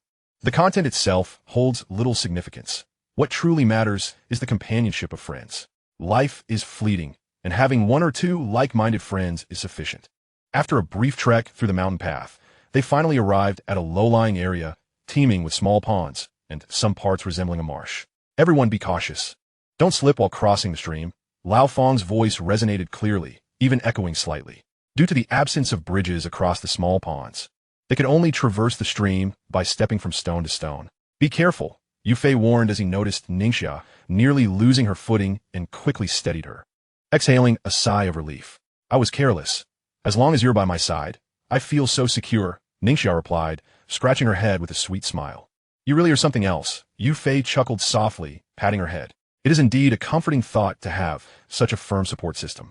Yu Fei cherished this trust deeply. Just then, a voice called from behind. Zhou Qinyu had slipped and fallen into the shallow stream. Fortunately, only her lower legs were wet, sparing her from greater embarrassment. Xiaoyu, Ningxia exclaimed, abandoning Yu Fei to assist Zhou Qinyu. Can you stand? Zhou Qinyu managed an awkward smile and replied, Ningxia, I think I've twisted my ankle again. Last time it was my right foot, this time it's my left. Zhou Qinyu, how can you be so clumsy? The usually self-sufficient Zhou Qinyu dreaded such situations. Yet, Murphy's law proved true. If something can go wrong, it inevitably will, no matter how improbable. This principle had plagued Zhou Qinyu throughout her life. What happened? At that moment, Lao Fong approached through the crowd. Teacher Fong, I sprained my ankle, Zhou Qinyu said as she was helped to the bank, wiping off the water. Ah, sprained it again? Lao Fong wiped the sweat from his brow. perplexed as to why Zhou Qinyu had sprained her ankle once more. Thankfully, it was merely a sprain. Had something more severe occurred, it would have posed a significant problem, potentially halting their hiking activity altogether. The school feared nothing more than incidents involving students. Yu Fei, hem your back. You'll need to carry Zhou Qinyu for a while. Once we reach Tiangang Square, the school can arrange for her to return, Lao Fong instructed, eyeing the bulging pack on Yu Fei's back, and then glancing at his own. After a moment's contemplation, he decided it would be best for Yu Fei to carry Zhou Qinyu. Most students were burdened with academic pressures and rarely exercised, so it would indeed be tiring for Yu Fei to carry 2 bags. Zhou Qinyu, upon hearing this, refrained from voicing any objections. After all, it was Lao Fong's decision, and there must be reasoning behind it. She simply needed to comply. Ningxiao's expression remained neutral, regardless. She would have insisted Yu Fei carry Zhou Qinyu even without Lao Fong's directive. No problem. Xiao Yu, hold on tight, Yu Fei nodded, signaling Zhou Qinyu to grasp his shoulder, then hoisting her up with determination. Zhou Qinyu instinctively spread her legs to avoid getting Yu Fei wet. There's no need to be so formal. It's just a bit of water. I'll be showering later anyway. If you keep this up, you might fall and twist your ankle again, and I wouldn't know how to explain that to Grandma Zhou, considering I promised to look after you at school. Yu Fei said, tilting his head to the left and speaking softly. Zhou Qinyu replied quietly, steadying herself on Yu Fei's shoulder and allowing him to carry her comfortably. As they continued along the low-lying path, Zhou Qinyu suddenly felt a wave of warmth. In her childhood, her grandmother had carried her in much the same way. Chapter 56. Grandmother often said, time waits for no one. Cherish the present to secure a beautiful future. Encountering friends like Yu Fei has made Zhou Qinyu feel incredibly fortunate. Although they may part ways after graduation, she is determined to savor the moments they share now, creating cherished memories during her final years in high school. Soon, they had traversed the low valley and arrived at another peak. This mountain was bustling with people, adorned entirely with maple trees, displaying vibrant hues of red and yellow. The scenery was utterly magnificent. All the classes paused here to rest. The line from the poem, stopping by the maple woods in the evening. Frost leaves are redder than the flowers of February, truly captures the essence of autumn. It is no wonder so many adore this season. Autumn possesses its own unique charm. Although it lacks the rejuvenation of spring, the vivacity of summer, and the picturesque landscapes of winter, for Yu Fei, autumn remains the most comfortable season of all. Regrettably, the climate of Xiangbei bears a striking resemblance to that of Qing, with autumn being fleetingly brief, easily slipping away if one is not vigilant. Throughout the year, it seems as though summer and winter are the only seasons that truly prevail. In the span of just a week, one might experience the full cycle of the seasons. Today could be sweltering summer, while tomorrow might plunge into the depths of winter. Maple leaves gently cascade down, landing atop Yu Fei's head, while Zhou Qinyu delicately picks up a leaf, idly toying with it in her hands. Grandmother often remarked that autumn is not a time of decline, solitude, or desolation. Rather, it is a necessary phase of renewal, applicable to both flora and fauna, as well as humanity. The maple leaf serves as a symbol of nostalgia and yearning for the past, while simultaneously representing the fond remembrance of loved ones. Yet, all of this pertains to what has transpired. Reminiscing about the past is merely a means to better envision the future. The deep crimson of the maple leaf remains steadfast against the chill, embodying a spirit of resilience. For a fleeting moment, the leaf in Zhou Qinyu's hand seemed to possess a life of its own. Yu Fei, doesn't this maple leaf remind you of the one atop the head of the calabash boy? Zhou Qinyu whispered, leaning toward Yu Fei's back. You must be mistaken. The leaf on the calabash boy's head is a gourd leaf, which has 3 points, while the maple leaf has more than just 3. Yu Fei shook his head, providing an explanation. Then I must have erred in my recollection, Zhou Qinyu replied, lowering her head softly. There's no need to feel so anxious. Allow me to tell you a story, shall I? Yu Fei flashed a mischievous grin. Sure, Zhou Qinyu nodded in agreement. I once came across a shocking piece of news. A kind-hearted elderly man had taken in several children, only to be murdered by his neighbors. The second child even had his eyes gouged out. Yu Fei recounted in a hushed tone, his voice chilling. That old man was so unfortunate. Shouldn't kindness be rewarded? What a pity to encounter such neighbors. Zhou Qinyu frowned, speaking with conviction. Fortunately, the children he adopted avenged him, subjecting the 2 neighbors to inhumane torment. Alas, only 1 child survived in the end, Yu Fei added. Is that truly the case? Zhou Qinyu blinked in disbelief. Absolutely. If you don't believe me, I can show you a picture. Yu Fei pulled out his phone and casually searched for an image online. Zhou Qinyu leaned in to look, sporting a bemused expression. Ningxia also moved closer, and upon seeing the image on the phone, she could no longer contain her laughter, exclaiming, "Isn't that the Calabash Boy?" Yet, what you said does indeed mirror the plot of the Calabash Boy. "You Fei, how could you deceive me? This is nothing like what I imagined," Zhou Qinyu murmured softly. "Just admit that the storyline is indeed similar," Yu Fei remarked, observing Ning Xia's amusement. Zhou Qinyu found herself at a loss for words. "All right, enough of the antics. There's an empty pavilion over there. Shall we sit for a while?" Ning Xia suggested, pointing to a small pavilion made of crimson wood in the distance. The others nodded in agreement. The 7 of them found their way to the small pavilion, where Ning Xia retrieved snacks from her bag and placed them on the stone table, cheerfully stating, "Help yourselves to whatever you like." She then took out a piece of bread and began to chew. For some reason, despite having only walked for a couple of hours, she felt a bit hungry. After all, she had eaten a bowl of noodles that morning. "Will this make me gain weight?" Ning Xia pondered with concern, yet she savored the bread, ensuring not a crumb fell. "Are you tired? Would you like a shoulder massage?" Yu Fei, seated beside Ning Xia, offered with a smile. "You can massage?" Ning Xia questioned, setting down her bread in surprise. "Of course," Yu Fei replied, flexing his bicep, having taken the time to learn a bit of massage techniques before his rebirth. This was a lengthy tale, primarily stemming from Aunt Zhong's deteriorating health, which prompted him to learn some basic techniques during his free time. "That feels wonderful." As Yu Fei's large hand rested on her shoulder, Ning Xia closed her eyes, feeling a significant relief from her fatigue in that instant. "Fei, you possess so many skills. I feel as though I can hardly keep up with your pace," she commented after he finished massaging her shoulders, handing him a bag of chips, stating calmly, "I only know a little. It hardly qualifies as impressive," Yu Fei replied, gently taking Ning Xia's hand, his tone tender. "If you wish to learn, I can teach you." "Really? Do you think I would lie to you?" "Huang Makai, give me a massage too," Tian Sweet chimed in, playfully tapping Huang Makai on the shoulder.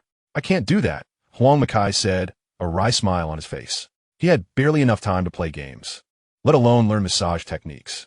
"Just do it lightly. You've never seen a pig run, but surely you've seen one," Tian Sweet encouraged. "Very well," Huang Makai nodded, adjusting his strength as he began to massage. Tian Sweet closed her eyes in delight. Although Huang Makai's technique was lacking, the light pressure was soothing rather than painful. Chapter 57. The cherry blossoms have yet to bloom. After about 10 minutes, the group continued their journey towards Tiangang Square. The number of maple trees diminished, and the surrounding environment began to be enveloped in vibrant greenery. "Why are there so many daffodils?" From a distance, they emit a sweet fragrance, but up close, it's rather pungent, Ning Xia remarked, furrowing her brow as she observed the flowers lining the roadside. If there had been only a patch, it would have been fine, but with daffodils in abundance, her mood soured a bit. "I think they're quite lovely," Jiang Qingyao said, plucking one to admire before bringing it to her nose. The scent of the daffodil is predominantly floral, with a strong and dull note. It carries a subtle fragrance, reminiscent of orchids blooming in a valley, wafting through the air, mingling with the fresh scent of the forest. She had always adored daffodils. Her grandmother used to plant a vast array outside their home. Later, when her uncle became prosperous, her grandmother chose to remain in her hometown, living alone in their old house in the village. Jiang Qingyao attended elementary school for a time at her grandmother's house, and those days were filled with tranquility. It was a time when dragonflies danced on the eaves, paper airplanes soared over fields, and spinning tops twirled on the concrete floor, a blissful and joyful period. In retrospect, only memories linger. Although they may be hazy, they evoke a sense of longing. Even in her old age, she would never forget those moments. Alas, that time was fleeting. Jiang Qingyao's grandmother passed away due to illness when she entered junior high. Ever since, during Qingming or the New Year, she would always bring a few daffodils to place at her grandmother's grave, expressing her remembrance. Meanwhile, Yu Fei noticed the hairpin in Jiang Qingyao's hair, adorned with a white daffodil and a yellow center, complementing her beautifully. He recalled vividly how much Jiang Qingyao loved daffodils. Her windowsill boasted cacti and various flowers, but only she had a pot of daffodils. "Do you really like daffodils, Jiang classmate?" Ning Xia inquired with a smile. Jiang Qingyao nodded enthusiastically. "I really like them." At this moment, Ning Xia offered an awkward smile. "I mean no offense. I simply find the flowers rather extravagant, and their fragrance a touch overpowering." Jiang Qingyao shook her head, chuckling lightly. "I would never lose my temper over such trivial matters with a good friend. Indeed, the scent of the daffodils is rather intense." Subsequently, Jiang Qingyao rubbed her nose and retrieved a bottle of jasmine-scented perfume from her backpack. "You Shutitas like this, right? If you find it a bit overwhelming, feel free to spritz some." Ning Xia accepted the perfume, squinting her eyes. "Thanks, Jiang. But how did you know I like jasmine?"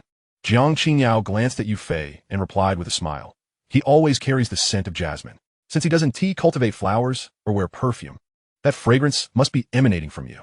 Ningxiao's cheeks flushed. Is there a scent? We haven't even hugged or kissed. At most, they held hands occasionally. Could the fragrance be that potent? Surely not. Besides, she only occasionally applied jasmine perfume herself. It seemed Jiang Qingyao observed quite closely. Last time you playfully sprayed perfume on me while we were fooling around, and I ended up smelling like it. Not just Qingyao, even my seatmate noticed it. I was so overwhelmed that I couldn't sleep that night, dreaming of that scent. Yu Fei, noticing Ningxiao's confusion, explained further. Ningxiao recalled the incident and smiled. Wasn't it because you insisted on goofing around while I was applying moisturizer?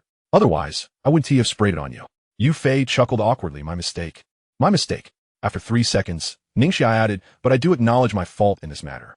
Reflecting on the trouble she caused Yu Fei, Ningxia furrowed her brow and attempted to grasp his hand, but he was currently supporting Zhou Tianyu, leaving her hands empty. Next time, I'll try to use less.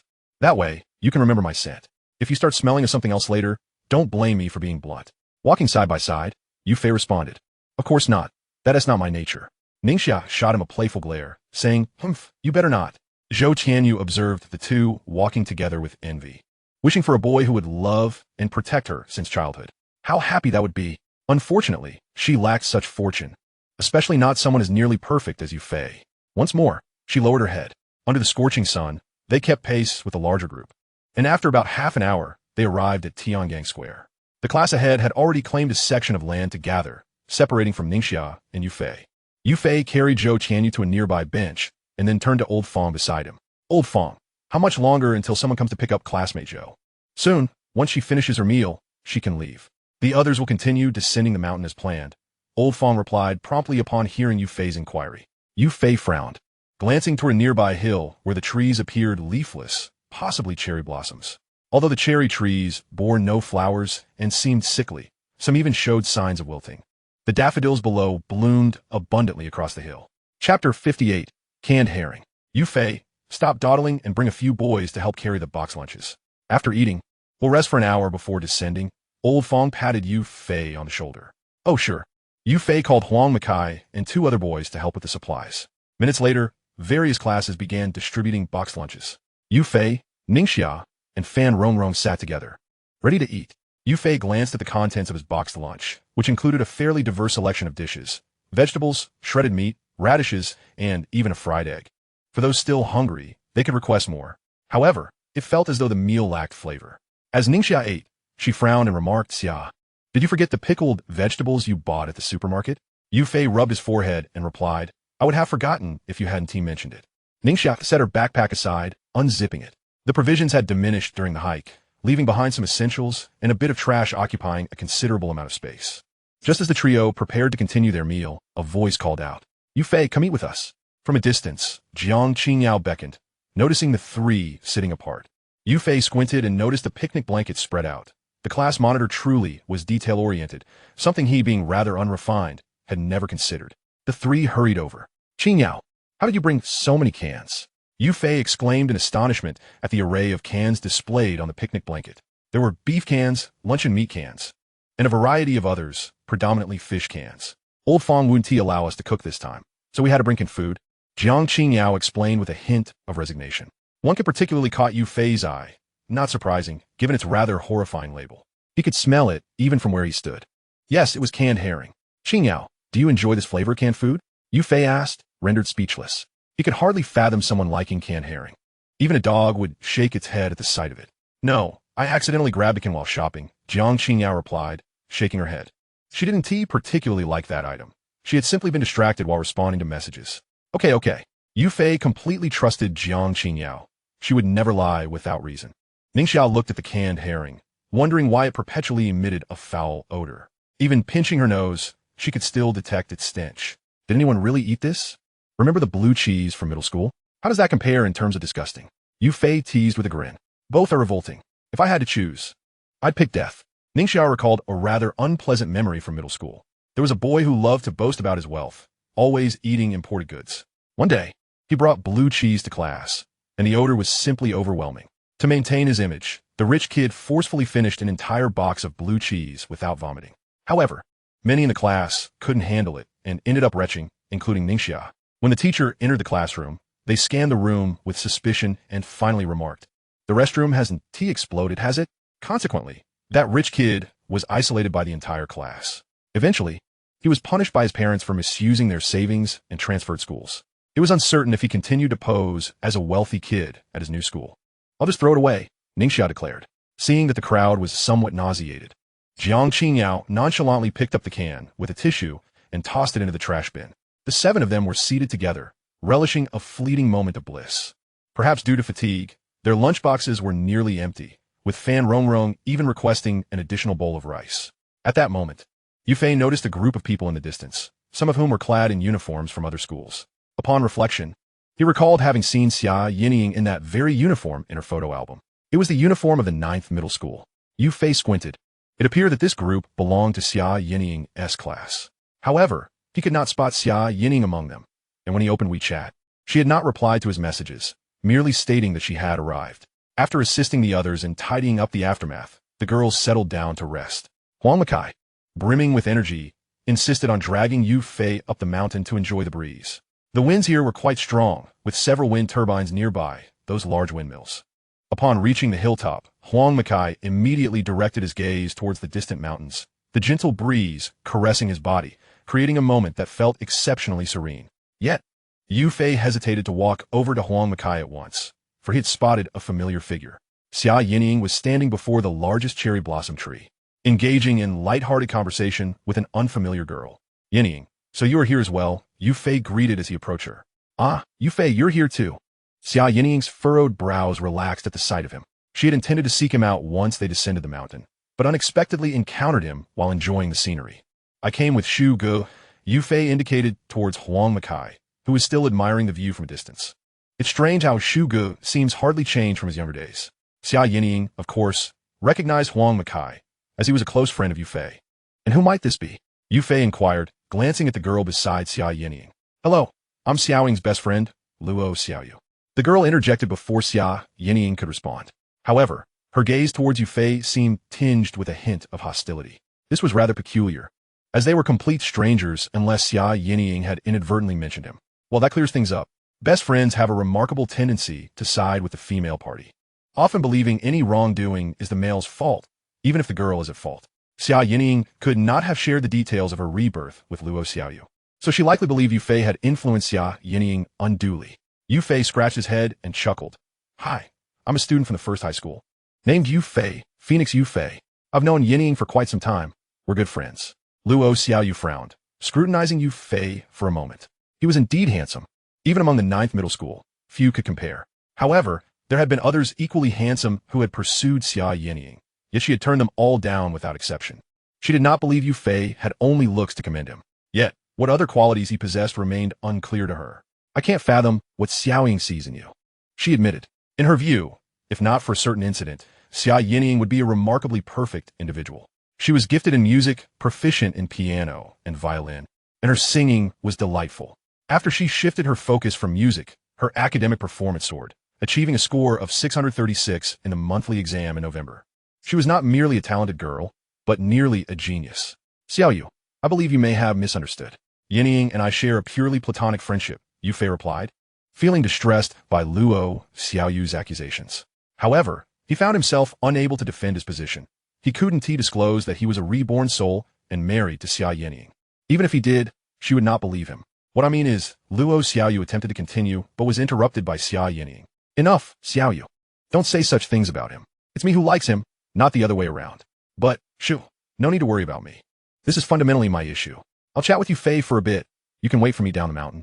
Xia Yinying blinked her beautiful eyes and gently urged her friend away. She then returned to Yufei's side. At this moment, Huang Makai came back to reality, noticing Yufei standing next to Xia Yinying, and involuntarily frowned. Nevertheless, he chose not to comment. Whatever Yufei wished to do, as long as it was not unlawful, he would not reproach him, not because he didn't care, but simply because Yufei was his dearest friend.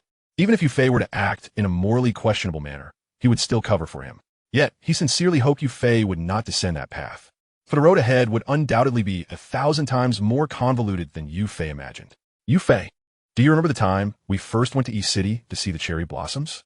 Xia Yining leaned against the cherry blossom tree, her expression slightly emotional. I do. It was on our first wedding anniversary.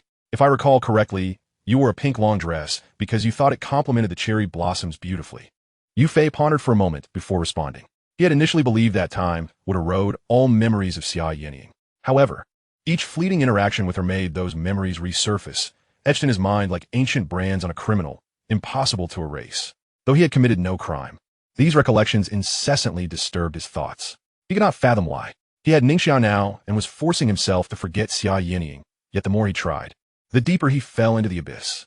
Sometimes, Yu Fei genuinely found himself feeling pathetic. The 2+ years of devotion seemed less than the wild grasses by the roadside. Now that she turned back to pursue him, he felt a flicker of emotion. Was this not pathetic? Despite Xia Yining having developed feelings for him, he felt conflicted. Yu Fei, I knew you would remember that.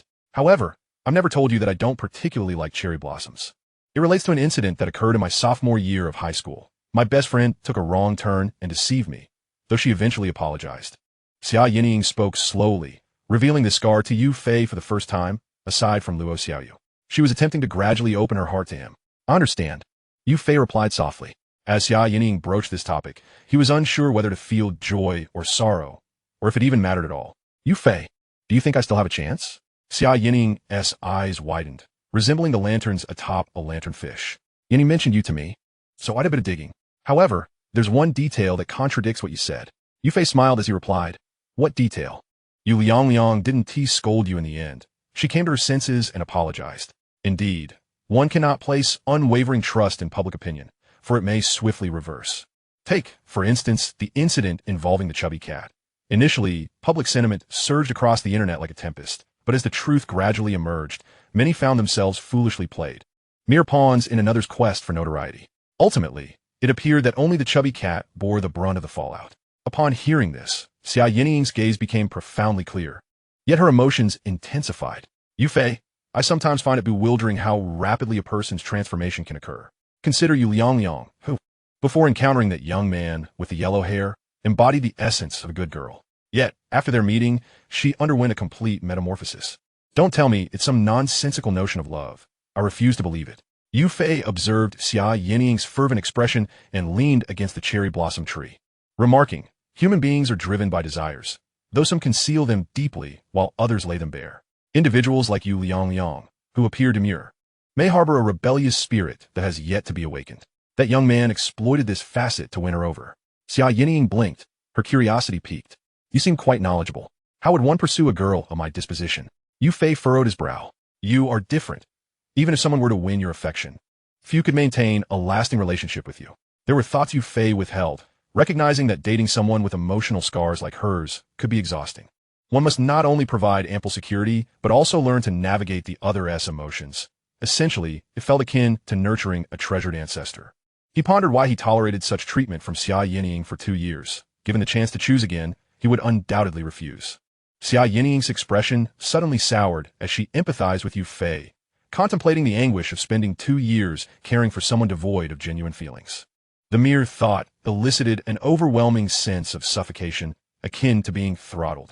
So, is your lack of a girlfriend truly due to Ning Xia's disappearance? She steadied her emotions and continued.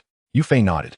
Indeed, upon reflection, 8 years have passed, and the impact of certain experiences has diminished. Sometimes I genuinely perceive infatuation as a curse. Had I been more reckless, I might never have encountered you or this convoluted saga of rebirth. Therefore, if Ning Xia were to vanish again, I would make a different choice. As one of the world's 2 reborn individuals. Every conversation with Xia Yining provided him with a cathartic release. Xia Yining felt similarly. Yu Fei, my fondness for cherry blossoms stems from the brevity of life. We ought to live vibrantly like the blossoms, even when battered. Their bloom and decay symbolize the cycle of life, embodying both its beginnings and conclusions, as well as the hope that life brings forth during its flourishing. She believed her rebirth was perhaps a blessing bestowed by the cherry blossoms. Thus, she resolved to seize this opportunity. What transpired in her past life would not dictate her current existence. In this life, I wish to live authentically for myself. Xia Yining clenched her fists and smiled. So, Yu Fei, do you think I still have a chance? Yu Fei's legs felt weak, nearly causing him to falter. Yining, that jest is hardly amusing. To utter such words while climbing a mountain feels peculiar. I would never dream of pushing you off a cliff. Especially since we have yet to experience the beauty of the future together. Xia Yinying stifled a giggle, causing the nearby daffodils to blush in response. You've changed so much, Yufei remarked helplessly. And you as well, Xia Yinying retorted playfully. The old you is far less composed in the face of certain matters. You certainly weren't as prone to romantic entanglements as you are now. Yufei chuckled, feeling an unusual ease in their banter. People inevitably evolve. His psychological maturity and youthful vigor had transformed his mindset entirely. Regardless of how you change, I appreciate every version of you. Yufei, after graduation, I will pursue you. At that point, you can no longer use the excuse of not wanting to date. Xia Yinying struggled to contain her emotions, fearing that losing her composure would lead her to embrace Yufei impulsively. The warmth she had previously dismissed had morphed into a cherished longing. Let's discuss it then. Yufei felt as if his mind might explode.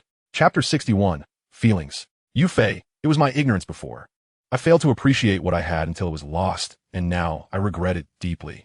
Xia Yinying's voice trembled with emotion, tears spilling down her cheeks. At least you grow now. Witnessing your transformation brings me joy. You needn't feel guilty towards me. My affection for you was merely a one-sided infatuation. I gave without expectation. And if love exists solely in one direction, it cannot be deemed true love, but rather an act of servitude. Yufei smiled, attempting to clarify. Xia Yinying wiped her tear-streaked cheeks, her delicate fingers brushing through her hair, weeping. Yufei, I shall repay your kindness tenfold. Before my rebirth, I may have been oblivious, but now I understand my heart clearly. I may not grasp the essence of love, yet all I desire is to be with you. Even if only for a fleeting moment, for that brings me immense joy. Sometimes I wish we could return to our first meeting, where you would forget all the negativity, and we could bask in happiness until life's end. However, I realize now that evasion solves nothing. The love you once had for me is mirrored by the love I now have for you, perhaps even greater. Yufei, frustrated, snapped a nearby branch and tossed it away, exclaiming, "What are you saying? We have never truly shared anything. Love cannot be conjured from thin air. Perhaps I still harbor feelings for you, but it bears no significance. I cannot bear to see Xia hurt. She is a pure-hearted girl, a romantic at heart. If she were to see me with another girl, it would surely break her." Xia Yinying's expression turned bittersweet.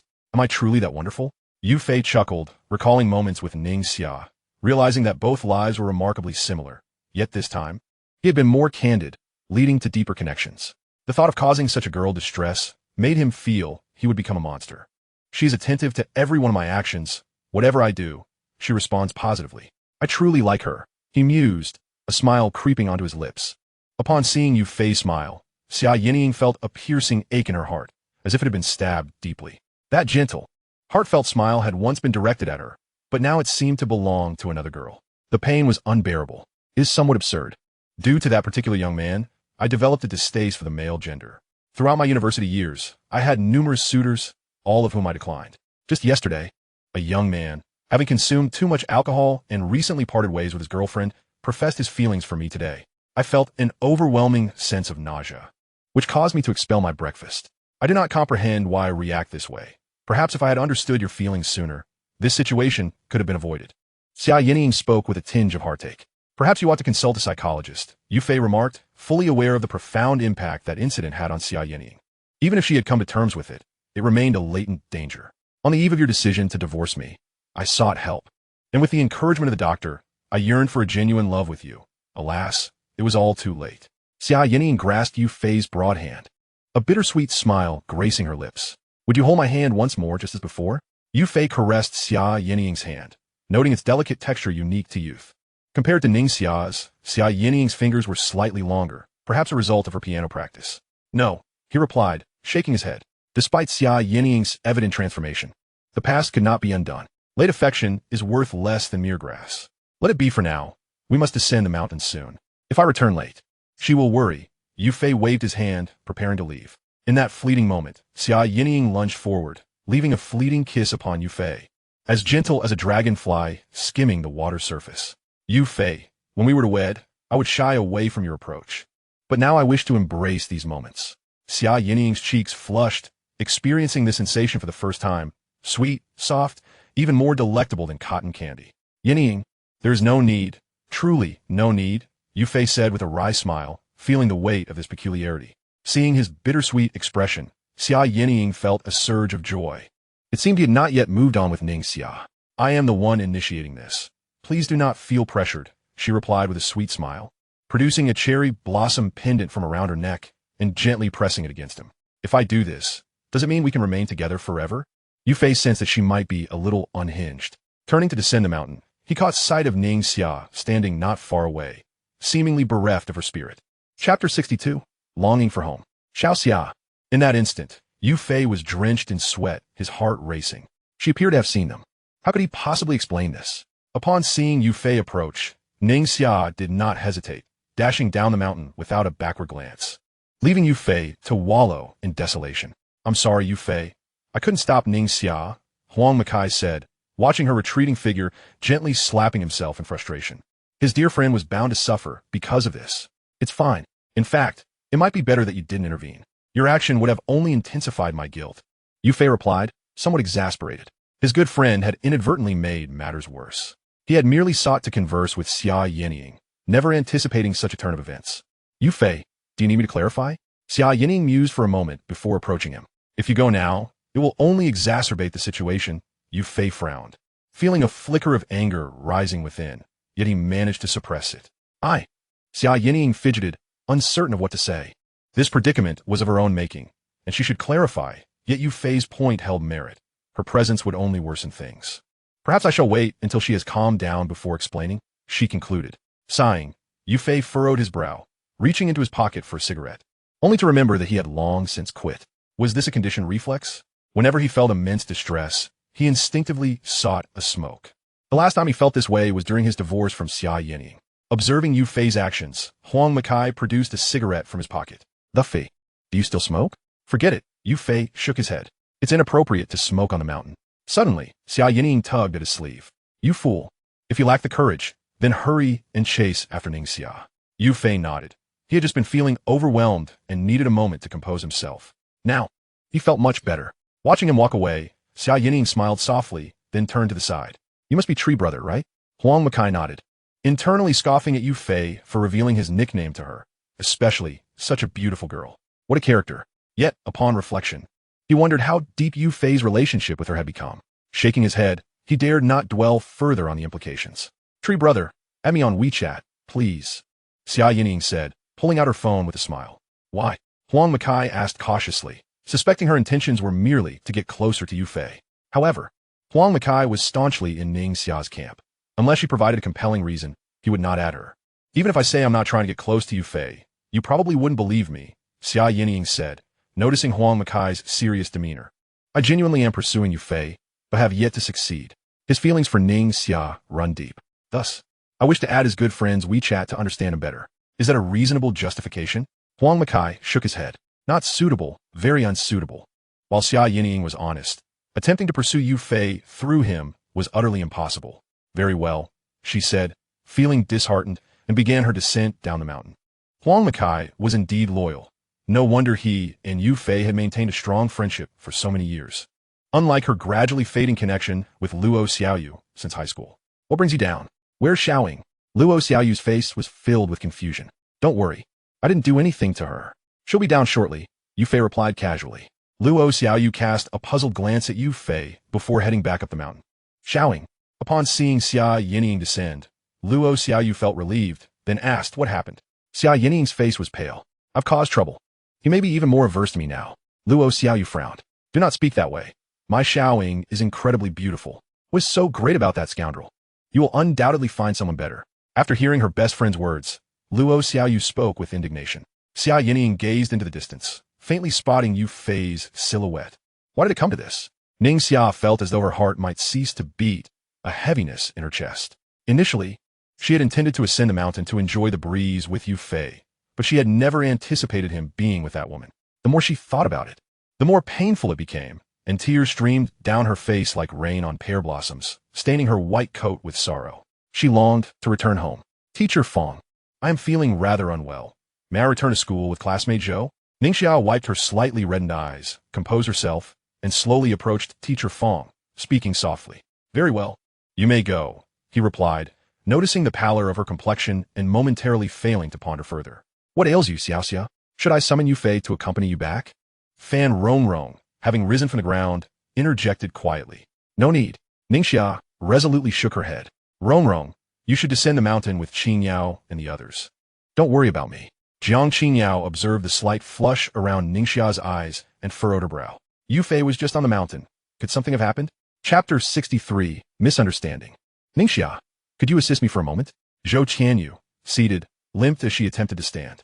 Ningxia nodded and supported her to a nearby vehicle. Teacher Wu, is this your car? Zhou Qianyu's eyes widened in surprise. Indeed, Teacher Fong mentioned you twisted your ankle again.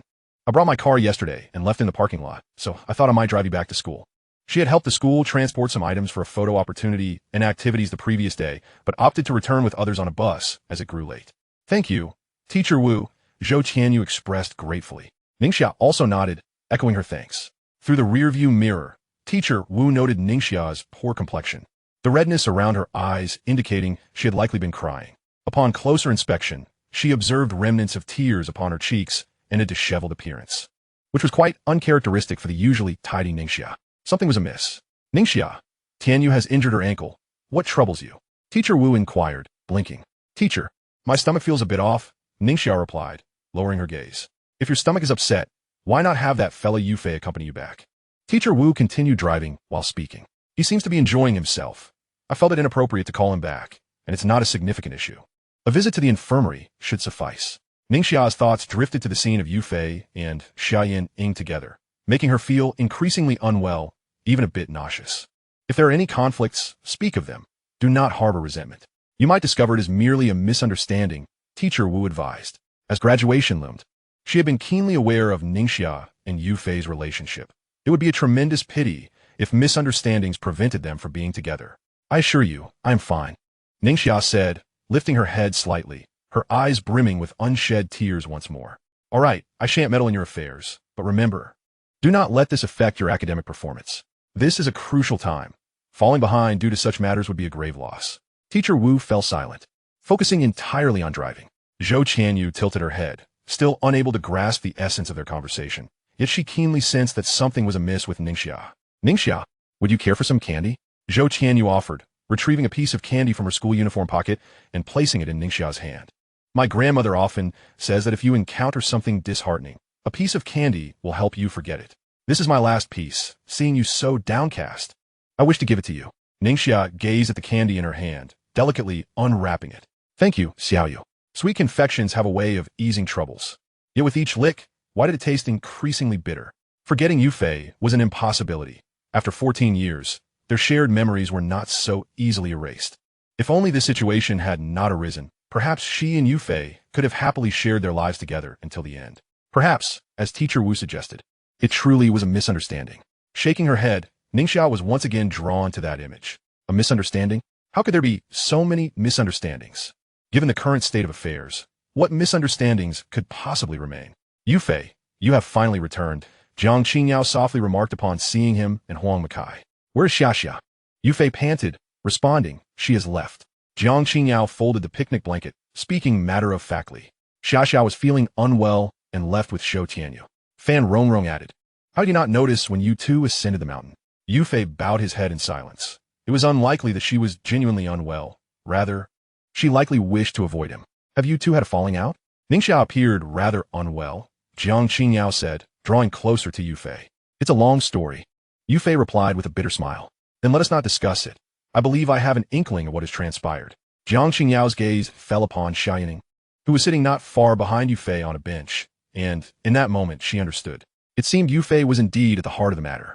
How did you come to know what had happened before I even spoke? Yu Fei wondered aloud. Jiang Qingyao, sensing his confusion, gestured towards the distance. Turning around, Yu Fei saw Xiaoyan Ying and Luo Xiaoyu seated on a bench. Yu Fei began to explain, but reconsidered. There was no need for further dialogue. Let's find a vehicle back to school. Teacher Fong, are there any spare cars? I wish to check on Ningxia. Yu Fei approached Teacher Fong. None available. Only after descending the mountain will there be cars, Teacher Fong replied, shaking his head. Do not be anxious. Ningxia appears to be in decent spirits. It should merely be a minor ailment. We shall address it after we descend. Yu Fei sighed. Wait. He could not afford to wait a moment longer. Scanning his surroundings, he noticed other vehicles and decided to inquire if any were preparing to leave. After attempting to speak with several drivers, none were planning to depart at that moment. It was still early afternoon, and most would not be leaving until 2 or 3. Meanwhile, Xia Yining observed Yufei engaged in conversation with the drivers and smiled slightly. Retrieving her phone to make a call. Mom, could you come pick me up? Chapter 64. Aunt Xia. Yufei had asked several drivers, yet none intended to leave immediately. He then considered using a ride-hailing app, contemplating whether to offer extra fare to entice a driver, albeit unsure if anyone would be willing given the challenging route. Just as he was about to place the order, a voice called out. Yufei, do you need a ride? Xia Yining waved from nearby. You. Yufei looked at the sleek crimson vehicle beside her, a brand new Mercedes-Benz C-Class. It was well within her family's means to own such a car. In truth, I had no plans to return just yet. I intended to meet you this afternoon, but with these events unfolding, I must head back first. If you don't mind, why not join me for a ride back in my mother's car? Xia Yining gently placed her hands behind her back and spoke slowly. Today, she had indeed been a tad impulsive, uncertain if her actions would mar the faint image she held in Yufei's heart. All she could do now was devise a means to remedy the situation, even if it entailed assisting Yufei in rekindling his relationship with Ningxia. The significance of Ningxia in Yufei's life was immeasurable, a fact Xia Yining was acutely aware of. Since Ningxia's disappearance, Yufei had not engaged in any romantic pursuits. Without the intervention of their mothers, even if Yufei harbored feelings for her, they would never have come together. Now, in this new life, Ningxia's position was undoubtedly secure, rendering Xia Yining seemingly dispensable in Yufei's eyes. Yet, there remained a glimmer of hope for change. Should Yufei and Ningxia sever their ties completely, the prospect of being with Yufei might forever elude her. After all, the discord between Yufei and Ningxia stemmed from her actions. Reflecting on her past transgressions, Xia Yining felt a wave of shame wash over her. Though she had developed an aversion to boys during her high school years due to her best friend's troublesome boyfriend, it was a fallacy to believe that no good men existed in the world. Indeed, many devoted men existed, all of whom loved singularly. She encountered such a man later, but failed to cherish him. Post-marriage, she had gradually attempted to accept Yufei. After 2 years, she found herself moved. Yet her relationship with Yufei had plummeted to an icy abyss. All of these issues lay squarely on her shoulders. She had not provided Yufei with the warmth he needed during his sorrow, nor had she shared in his joy during moments of happiness. Moreover, she had failed to offer the physical affection he deserved. On the day Yufei proposed divorce, even her bold gesture of offering her first kiss was met with indifference. In 2 years, much could change. They had both transformed. The last vestiges of hope in Yufei's heart had been extinguished, leaving her to atone for her past mistakes. This was her punishment. Aunt Xia, it has been quite some time since I last saw you, Yufei remarked lightly. In his memory, Aunt Xia was a woman of considerable elegance, her every gesture imbued with the aura of high society. When he married Xia Yining, her approval had been unequivocal. She had been exceedingly pleased with Yufei. During their wedding, she had wished to gift them a car and a house, which Yufei had declined, as his financial standing was sufficient and did not warrant such extravagance. Nonetheless, Aunt Xia had continued to care for them generously. Throughout those 2 years, Xia Yining's lack of pregnancy had caused her considerable distress. In response, both Yufei and Xia Yining had agreed to postpone starting a family, citing work commitments and suggesting they wait another 2 years. However, not long after, they had divorced. My mother looks far better now than she did 10 years ago, Xia Yining said with a smile. But it is of little consequence. I do not know why my father insists on divorcing her, especially since she has done nothing wrong. Yufei remained silent, having little insight into the complexities of Xia Yining's parents' relationship, and he refrained from passing judgment. However, after more than 2 years of interaction, he found Aunt Xia's demeanor genuinely pleasant. At least in his presence, she was a supportive and kind mother-in-law, not overly partial to her daughter. At that moment, Luo Xiaoyu approached. Xiaoyu, you can sit in the front passenger seat, Xia Yining said as she grasped her hand and opened the door. Xiaoyu, it has been ages. You're looking more beautiful than ever. Aunt Xia warmly embraced Luo Xiaoyu. Auntie, it has been too long since I last saw you. You are truly becoming more radiant. Such sweet words. Next time, come over for dinner. I will pick you both up from school, Aunt Xia replied. Certainly, Auntie. Observing their exchange, Yufei narrowed his eyes. The demeanor of his former mother-in-law seemed unchanged compared to 10 years later, still radiating warmth and kindness. And who might this be? Aunt Xia's gaze shifted to Yufei, her dark eyes glinting with a hint of sharpness. Hello, Auntie. My name is Yufei, the Yufei from Phoenix, and I have known Yining for approximately 3 months. He introduced himself calmly. Aunt Xia smiled. What a handsome young man. Please get in the car. 3 months seemed to align with her expectations. This young man must indeed be the one her daughter cherished. Handsome as he was, She pondered about his qualities in other respects. Yu Fei nodded. I am off to see Xiao Xia. It seems I cannot accompany you this time, Yu Fei said deliberately as he called Jiang Qingyao aside before entering the car. Just focus on your own affairs, Jiang Qingyao replied with a smile. I will take good care of everyone, but I think you should be more concerned about yourself. After all, you've known Ningxia for over a decade. You must not let her slip away. Otherwise, not only will everyone be upset, but I will not forgive you either. Yu Fei sighed, momentarily at a loss for words, before hastening toward the Mercedes.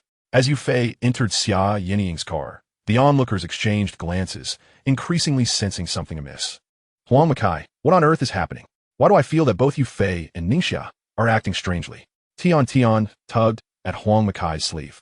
Don't ask me. I don't know anything, Huang Makai replied, sweat beading on his forehead. I've been too busy enjoying the scenery to notice anything between them. As a competent field reporter, he had always been reticent. How dull. Chapter 65, Returning to School. Don't overthink it. Yu Fei is merely taking a ride back, Jiang Qingyao explained. Let's hope that is indeed the case. Fan Rongrong scoffed, resolutely siding with her best friend whenever Yu Fei erred. Yet, she truly could not comprehend what mistake Yu Fei could have made to upset Ningxia, given their seemingly inseparable bond since kindergarten, appearing as if they were destined for one another. In the car, Aunt Xiao remarked, Xiaoying, you must be feeling unwell. I told you to rest at home if you had a cold, yet you insisted on coming out for a hike. Why? Aunt Xia frowned in disbelief, casting an unintentional glance at Yu Fei, wondering if this young man intended to court her daughter. However, Yu Fei remained oblivious to Aunt Xia's piercing gaze as he continued to message Ningxia, who, to his dismay, did not respond. It seemed a thorough explanation was in order. He turned to Xia Yinying and asked, Why would you come hiking if you're unwell? With a cheerful laugh, Xia Yinying replied, I simply enjoy hiking. Though she said this, she was simultaneously sending a message to Yu Fei, stating, I miss you. Yu Fei chuckled helplessly, pondering his inexplicable charm. It seemed he was merely a tad handsome, yet still fell short of being a true heartthrob. If you are ill, you should rest at home. If you wish to see me, just initiate a video call. Reality is not the same as a video, she replied. Yu Fei scratched his head, recognizing that maintaining a platonic friendship with Xia Yinying posed no issues. However, her persistent romantic inclinations toward him had led to this predicament. Perhaps it was best for him to keep his distance from Xia Yinying. Sakura, were it not for the fact that your mother happened to be nearby, discussing a project, I would have found it quite challenging to come pick you up today. The distance from Jiuzhong is a staggering 23 kilometers by the time I drive over. More than an hour will likely have passed.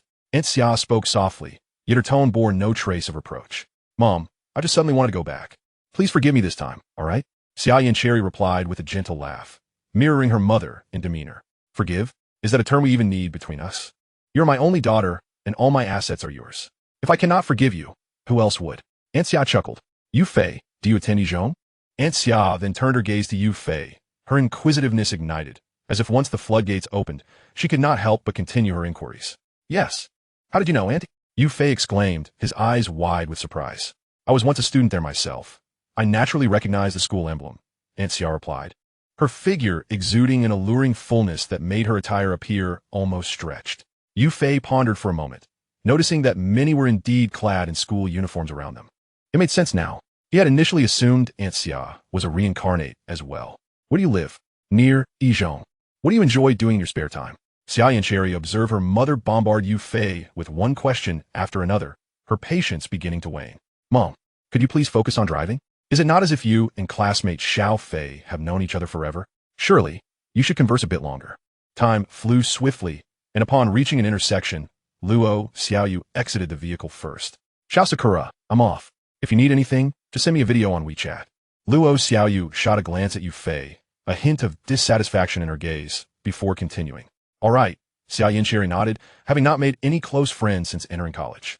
This time, she was determined not to part ways with Luo Xiaoyu.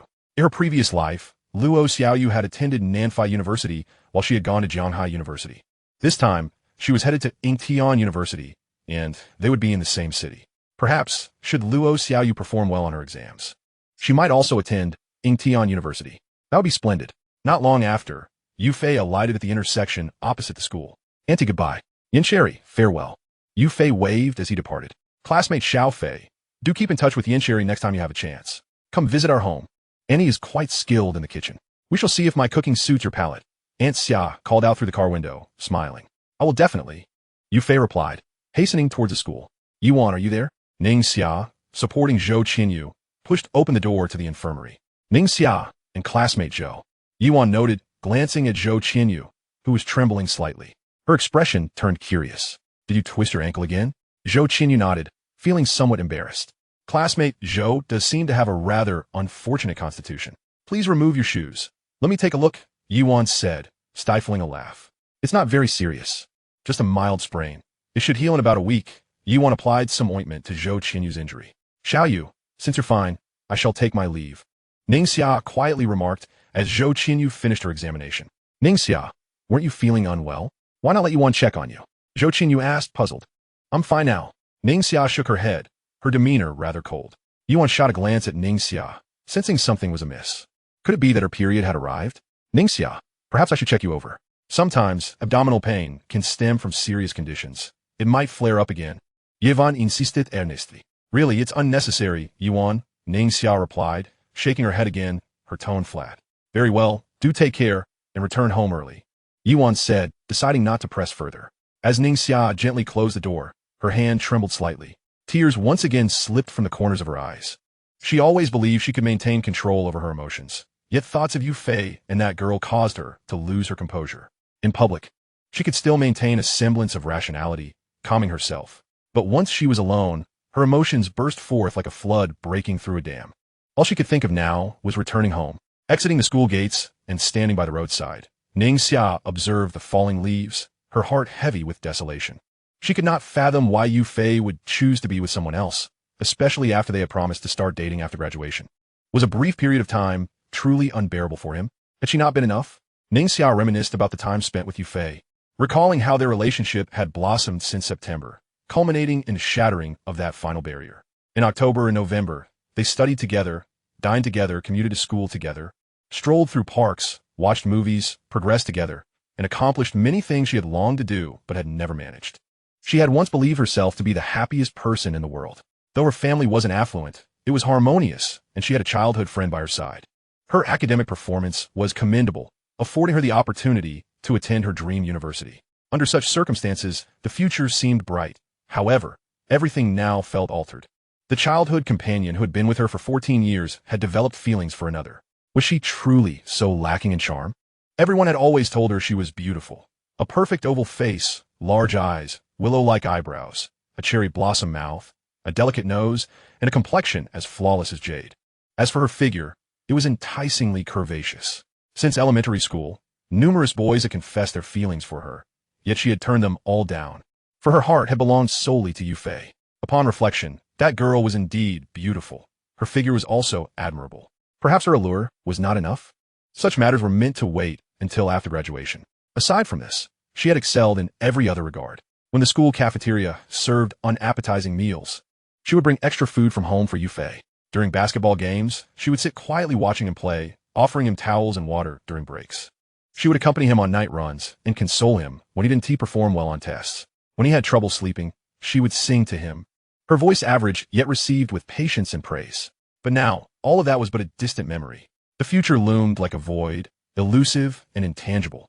Something she desperately wished to grasp, yet could never quite reach. In summary, during moments of joy, she would eagerly share her happiness with him, and in times of sorrow, she would unreservedly seek solace in his company. In her heart, Yu Fei had long transcended the bounds of mere friendship. She regarded him as family. Her trust in Yu Fei was absolute, yet, regrettably, he had still led her to disappointment. Ningxia gazed upwards at the sky, where birds traced a swift linear path, hastily soaring towards new havens to commence fresh chapters of their lives. Yet, Ningxia found herself unable to erase the beautiful memories that lingered. In the past, she believed she had done enough. However, love is not a matter of merely doing well. It cannot be sustained solely through one's own efforts. What one perceives as sufficient may be taken for granted by another. It is akin to a casual friendship, where small gestures of kindness elicit gratitude. But a grand gesture, one that could never be repaid, might be seen as a given. Yet, Yu Fei was not like that.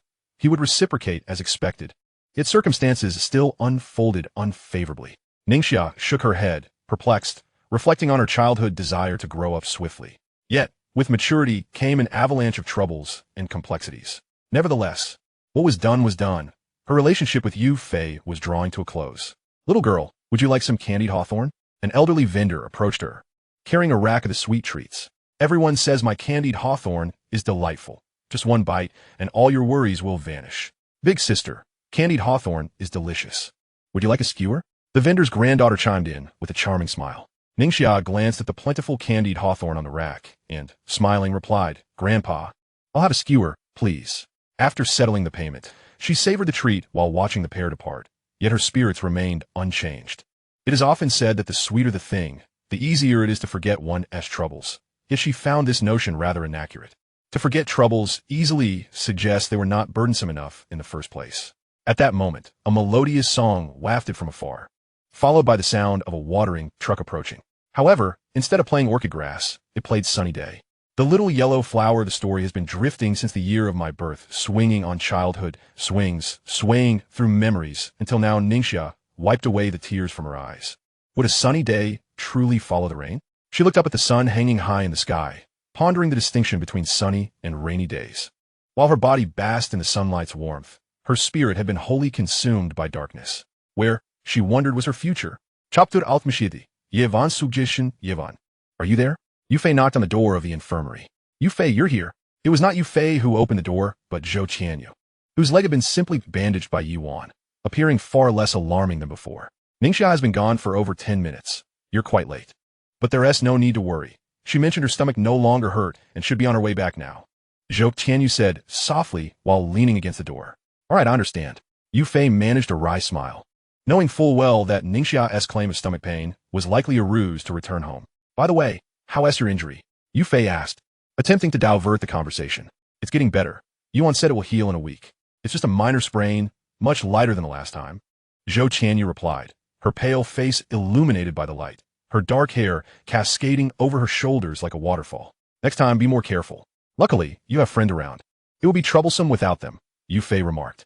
Zhou Qianyu nodded, resembling a chick pecking at grains, appearing adorably naive. Of course, this was merely an impression. For who would truly consider someone capable of scoring 620 on an exam a fool? Well then, I'll take my leave. Yufei smiled. At that moment, Yuan emerged from the room. Yufei, you're here too. I must say, when Ningxia suddenly complained of stomach ache, you should have paid closer attention. It should have been quite obvious if she exhibited any unusual behavior on the way here. For comparison, even if you do not harbor feelings for her, you have been good friends since childhood. It is only right to assist each other. Yuan spoke with earnestness. There is no such thing. I genuinely like her. Very much so. This incident is my fault, and I will definitely bring her back, Yufei asserted, clenching his fists as he felt a surge of breathlessness. He couldn't possibly deny his feelings for Ningxia. How could he not like her after all these years? How could he have spent his university days in melancholy, without engaging in any romantic pursuits? 14 years of friendship was not something easily forgotten. Yet, the crucial issue did not lie with him, but rather in how to explain things to Ningxia. I was merely drawing a comparison. It was just a stomach ache, not particularly serious. No need to get so worked up. Upon hearing this, Yuan suddenly considered a possibility. Could it be that Ningxia and Yufei had quarreled? The two had always been inseparable. Logically, if one fell ill, the other would accompany them. Yufei, come here for a moment. Just as Yufei was about to leave, Yuan called out to him after a moment as contemplation. Yufei cast a glance at Zhou Qianyu before walking over. Have you and Ningxia had a falling out? Once inside the room, Yuan crossed her arms, her demeanor calm. Yes, we did have a disagreement, Yufei admitted, not intending to conceal the truth from Yuan, though he withheld certain details. Tell me about it, Ningxia consulted with me in September on how to pursue you. Yevan chakit solfli, koviding hermot. Ningxia discussed such matters with you? Yufei exclaimed in surprise, as she had never mentioned it to him. However, this was not unusual. Few girls confide in their boyfriends about the hardships of pursuing them. After all, in such scenarios, the girl takes the initiative while the boy remains passive. The passive position often becomes intertwined with feelings of inferiority, and those feeling inferior seldom voice their contributions, which only further leads the other to take things for granted. Despite their mutual affection, in this new life, Yufei was determined not to let anything slip away, whether it be Ningxia or anything related to her. Thus, he succinctly recounted the situation, omitting certain details. A girl pursuing him who bore a striking resemblance to Ningxia, and an unexpected kiss from her that led to the current predicament. Yuan felt an urge to scold him, yet ultimately settled for a mere Yuan. Help me see this through. What can you suggest? Yufei implored from his side. I've read countless romance novels. Such matters are hardly beyond my expertise. Observing Yu Fei's earnest gaze, Yuan began to elaborate. What genre are you into? Yu Fei inquired, perplexed. The Yuri genre, Yuan replied, scratching her head, a hint of embarrassment in her voice. Yu Fei gave a thumbs up. Sister, you must think of me as a girl, right? Although it's Yuri. My theoretical knowledge is still quite extensive. In this situation, you must take the initiative. Buy something that Ning Xia likes. Find her, and she will surely appreciate your effort. As long as you can clearly explain the situation, the chances of reconciliation are quite high. After all, it's been 14 years of feelings. Such a long time ensures that one cannot easily forget the other. As for how to clarify things, it is essential to appeal to reason and emotion. This is fundamental. It would be best to leverage her feelings for you. And when the moment is right, perhaps a bold kiss might be in order. Although this may seem a bit shameless, I believe it is necessary, Yuan thoughtfully analyzed. Oh, and there's one last thing you must do after winning Ning Xia back. What is it? Yu Fei asked. You must sever all ties with that girl. After all, paper cannot contain fire forever. If Ning Xia discovers that you are still in contact with her, it will certainly not please her. No one enjoys the thought of their boyfriend still being involved with another. Sever ties? Yu Fei gazed at the ceiling, blinking. Perhaps that's the only way. Chapter 68. Methods for Resolving Conflicts. Mom, I'm back, Ning Xia announced as she rubbed her eyes, attempting to appear more alert. Xia, why are you back at this hour? I saw on WeChat that your teacher said you wouldn't return until 5 o'clock. Ning's mother paused her chores and hurried over. Mom, I'm feeling a bit unwell. So I came back early. Ning Xia forced a smile, having ridden in Mr. Wu's car. Her mother immediately touched her forehead. You don't have a fever. What's wrong? You look rather pale. Do you want me to take you to the hospital? Ning Xia smiled softly and embraced her mother. I'm fine now. I was almost better on the way back. Ning's mother stroked her hair. You must take care of yourself when you're out. Should I ask Yu Fei to look after you a bit more? Upon hearing this, Ning Xia's expression faltered. No need. He has his own things to do. He is probably busy getting cozy with another girl right now. It was unfortunate that she arrived at such an inopportune time. If she had been a little later, they might have already. My dear, Yu Fei is not an outsider. I'll call him later and ask him to take care of you more. Ning's mother said gently. Ning Xia neither nodded nor shook her head. She didn't want to burden her mother with her troubles. Xia, why do you seem so down? Your dad returns this weekend. Let us go out and have some fun, shall we? Seeing her daughter's troubled expression, she couldn't help but think of Yu Fei. It had been a long time since her daughter had been this glum. The only one who could make her so unhappy was probably Yu Fei. However, this was not a certainty. Since her daughter was unwilling to speak, she would inquire with Yu Fei later. He was so close to her daughter. Surely he would know what was happening. No, I just want to be alone for a while. Ning Xia shook her head. Every thought of Yu Fei brought her immense frustration. The images of him and that woman together flooded her mind, evoking a sense of betrayal. Xia, if you have worries, you can always talk to your mother. The most important people in my life are you and your dad. If you're unhappy, it will trouble me too, Ning's mother said, gently stroking her daughter's head. I understand, Mom, Ning Xia nodded. Thankfully, she still had family. Perhaps soon she would emerge from this melancholic state. Home is forever a person's best sanctuary. Ning, has Xia returned home? Yu Fei asked as he dialed the phone. She is at home. Is there something you need? I can have her come to the phone, Ning's mother replied with a smile. No need, Ning. Since Ning Xia is home, I will just come over and talk to her directly. Yu Fei sighed with relief. He was genuinely worried about Ning Xia doing something foolish. After all, she was a girl deeply immersed in her romantic thoughts. Xia, Yu Fei is calling, Ning's mother remarked, glancing at Ning Xia, who sat on the sofa with a vacant expression. He'll be here soon. Seeing Ning Xia's lack of response, Ning's mother frowned slightly and said, Why do you seem so unhappy? I have never seen you look so glum when he asked coming over. Ning Xia wiped her face. Although she wasn't crying, she felt unclean. Removing her hairband, her long, lustrous hair cascaded down her back and shoulders like a waterfall. Mom, I'm stepping out for a bit, Ning Xia said as she dashed back to her room, changed into casual clothes, and quietly slipped out the door. Xia, wait. Ning's mother began, but chose to refrain from pursuing the matter. After a moment's thought, she took out her phone and called Yu Fei. Yu Fei, Xia's gone out for a walk. I don't know where she went. If you want to see her, you might want to look for her, she said. All right. Thank you.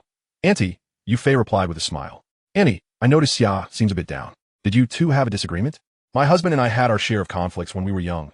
Conflicts aren't scary. But what is frightening is when no one is willing to open up and clarify them, Ning's mother said seriously, as if speaking from experience.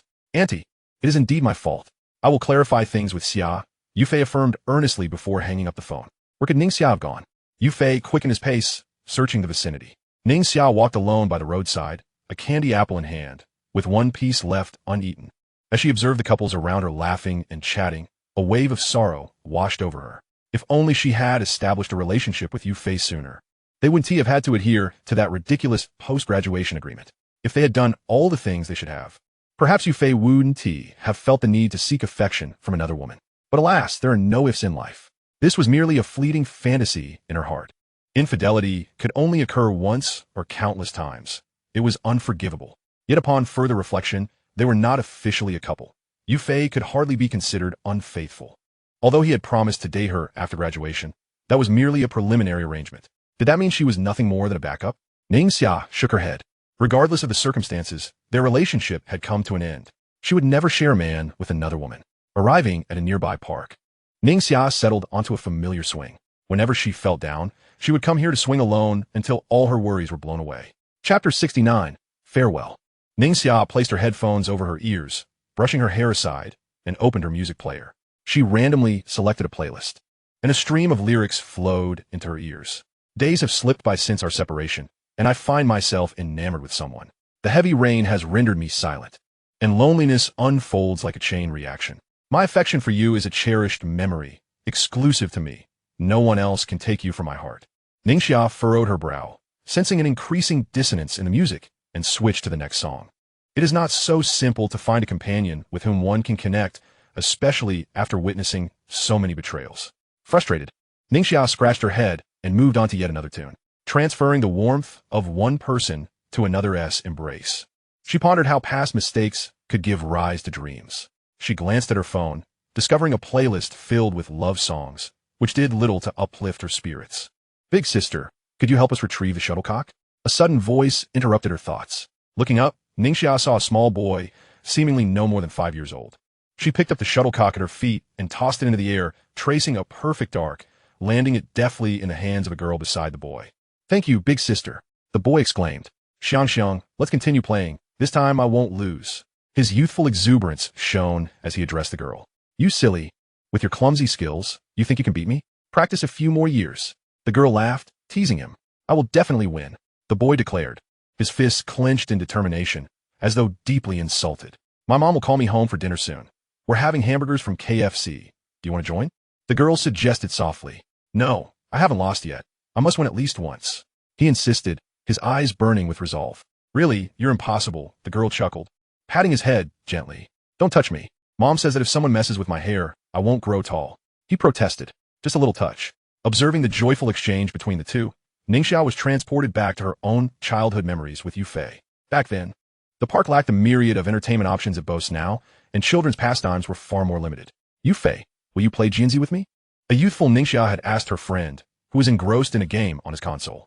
I'm not playing Jinzi. Only girls do that. Boys don't engage in such games, Yu Fei had responded, displaying a hint of rebellion. That's not true. It's quite fun, and many boys enjoy it too. Ningxia had argued, shaking her head defiantly. Those boys are just sissies, Yu Fei had retorted stubbornly. But I really want to play with you. Can't you just join me? Ningxia had pleaded. Absolutely not. Tears had welled up in her eyes as she whimpered. Why are you being like this? Yu Fei, drawing a tissue from his pocket, had handed it to her, exasperated yet kind. You cry too much. All right, I'll play with you. In an instant, Ningxia's frown had transformed into a radiant smile, as if her tears had never existed. Yu Fei, calm and composed, had skillfully begun to play Jinzi with her. Accustomed to her emotional fluctuations, in the present, Ningxia found herself unconsciously reaching out, only to be jolted back to reality as the scene before her shattered like fragile glass. A wave of desolation washed over her, her emotions rising and falling like a heart monitor in an ICU. Suddenly, a figure approached. Where could she be? Yu Fei rushed through the streets, visiting nearby supermarkets, restaurants, and amusement parks, but Ningxia seemed to have vanished without a trace. As he furrowed his brow, he reflected on their shared moments. Where could she possibly be?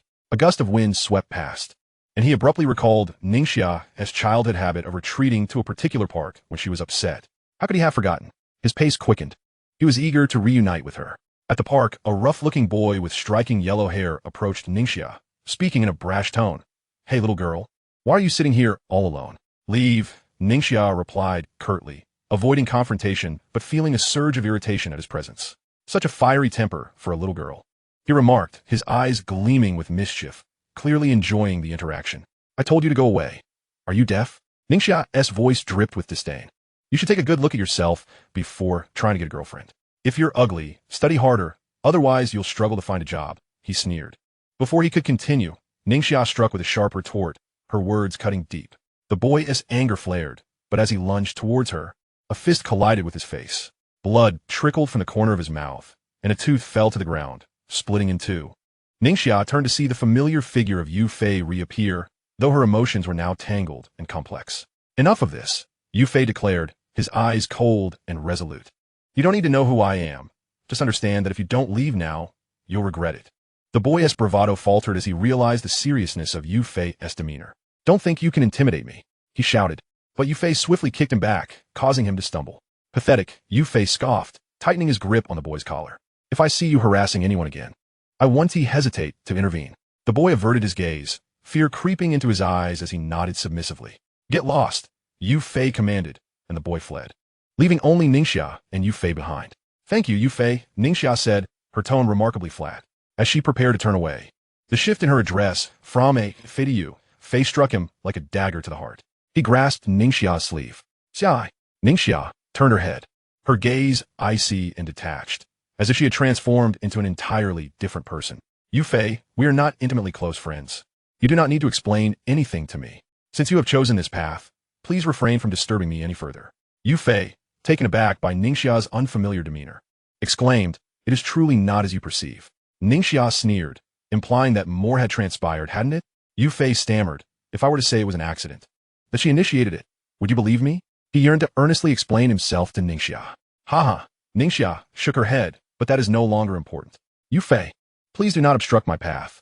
I wish to return home. Yu Fei offered a bitter smile, but you have only just arrived. Upon hearing this, Ningxia unexpectedly fell silent, subsequently plopping down onto the swing. Yu Fei, must you harass me to find happiness? I despise you. Could you not leave? The farther the better. Your presence truly irks me. My world no longer has a place for you. Ningxia's emotional facade began to crumble, tears streaming from the corners of her eyes. Glancing at Ningxia's cascading, jet-black hair, Yu Fei realized that the hairband he had gifted her was no longer present. He had given it to her during their first year of high school, and in the days that followed, he often saw her wearing it. She had indeed worn it today, but now it was gone. Ningxia wiped her cheeks. Her face was slightly swollen from crying. Yet every time she thought of Yu Fei standing alongside that other person, a wave of anguish washed over her, rendering her unable to suppress her tears. Yu Fei, have I not done enough? Why must you entangle yourself with others? Why? Ningxia stood up, her voice rising in fury. You have done enough. I simply did not expect her to act this way. I knew she would come to climb the mountain, yet I still chose to engage with her. At first, Yu Fei was speechless, but upon reflection, he recognized that he had not completely severed ties with Xia Yenying, and that alone was a misstep. It was almost amusing to think. Irrelevant, what a delightful term. Yu Fei, how many things have you deceived me about? Do you take me for a fool? I still do not understand whether the issue lies with you or with me. Remembering Yu Fei's words after Xia Yenying's confession ignited a fresh surge of unbridled rage within Ningxia. No, it is my problem. Yu Fei shook his head. I have known her for a long time.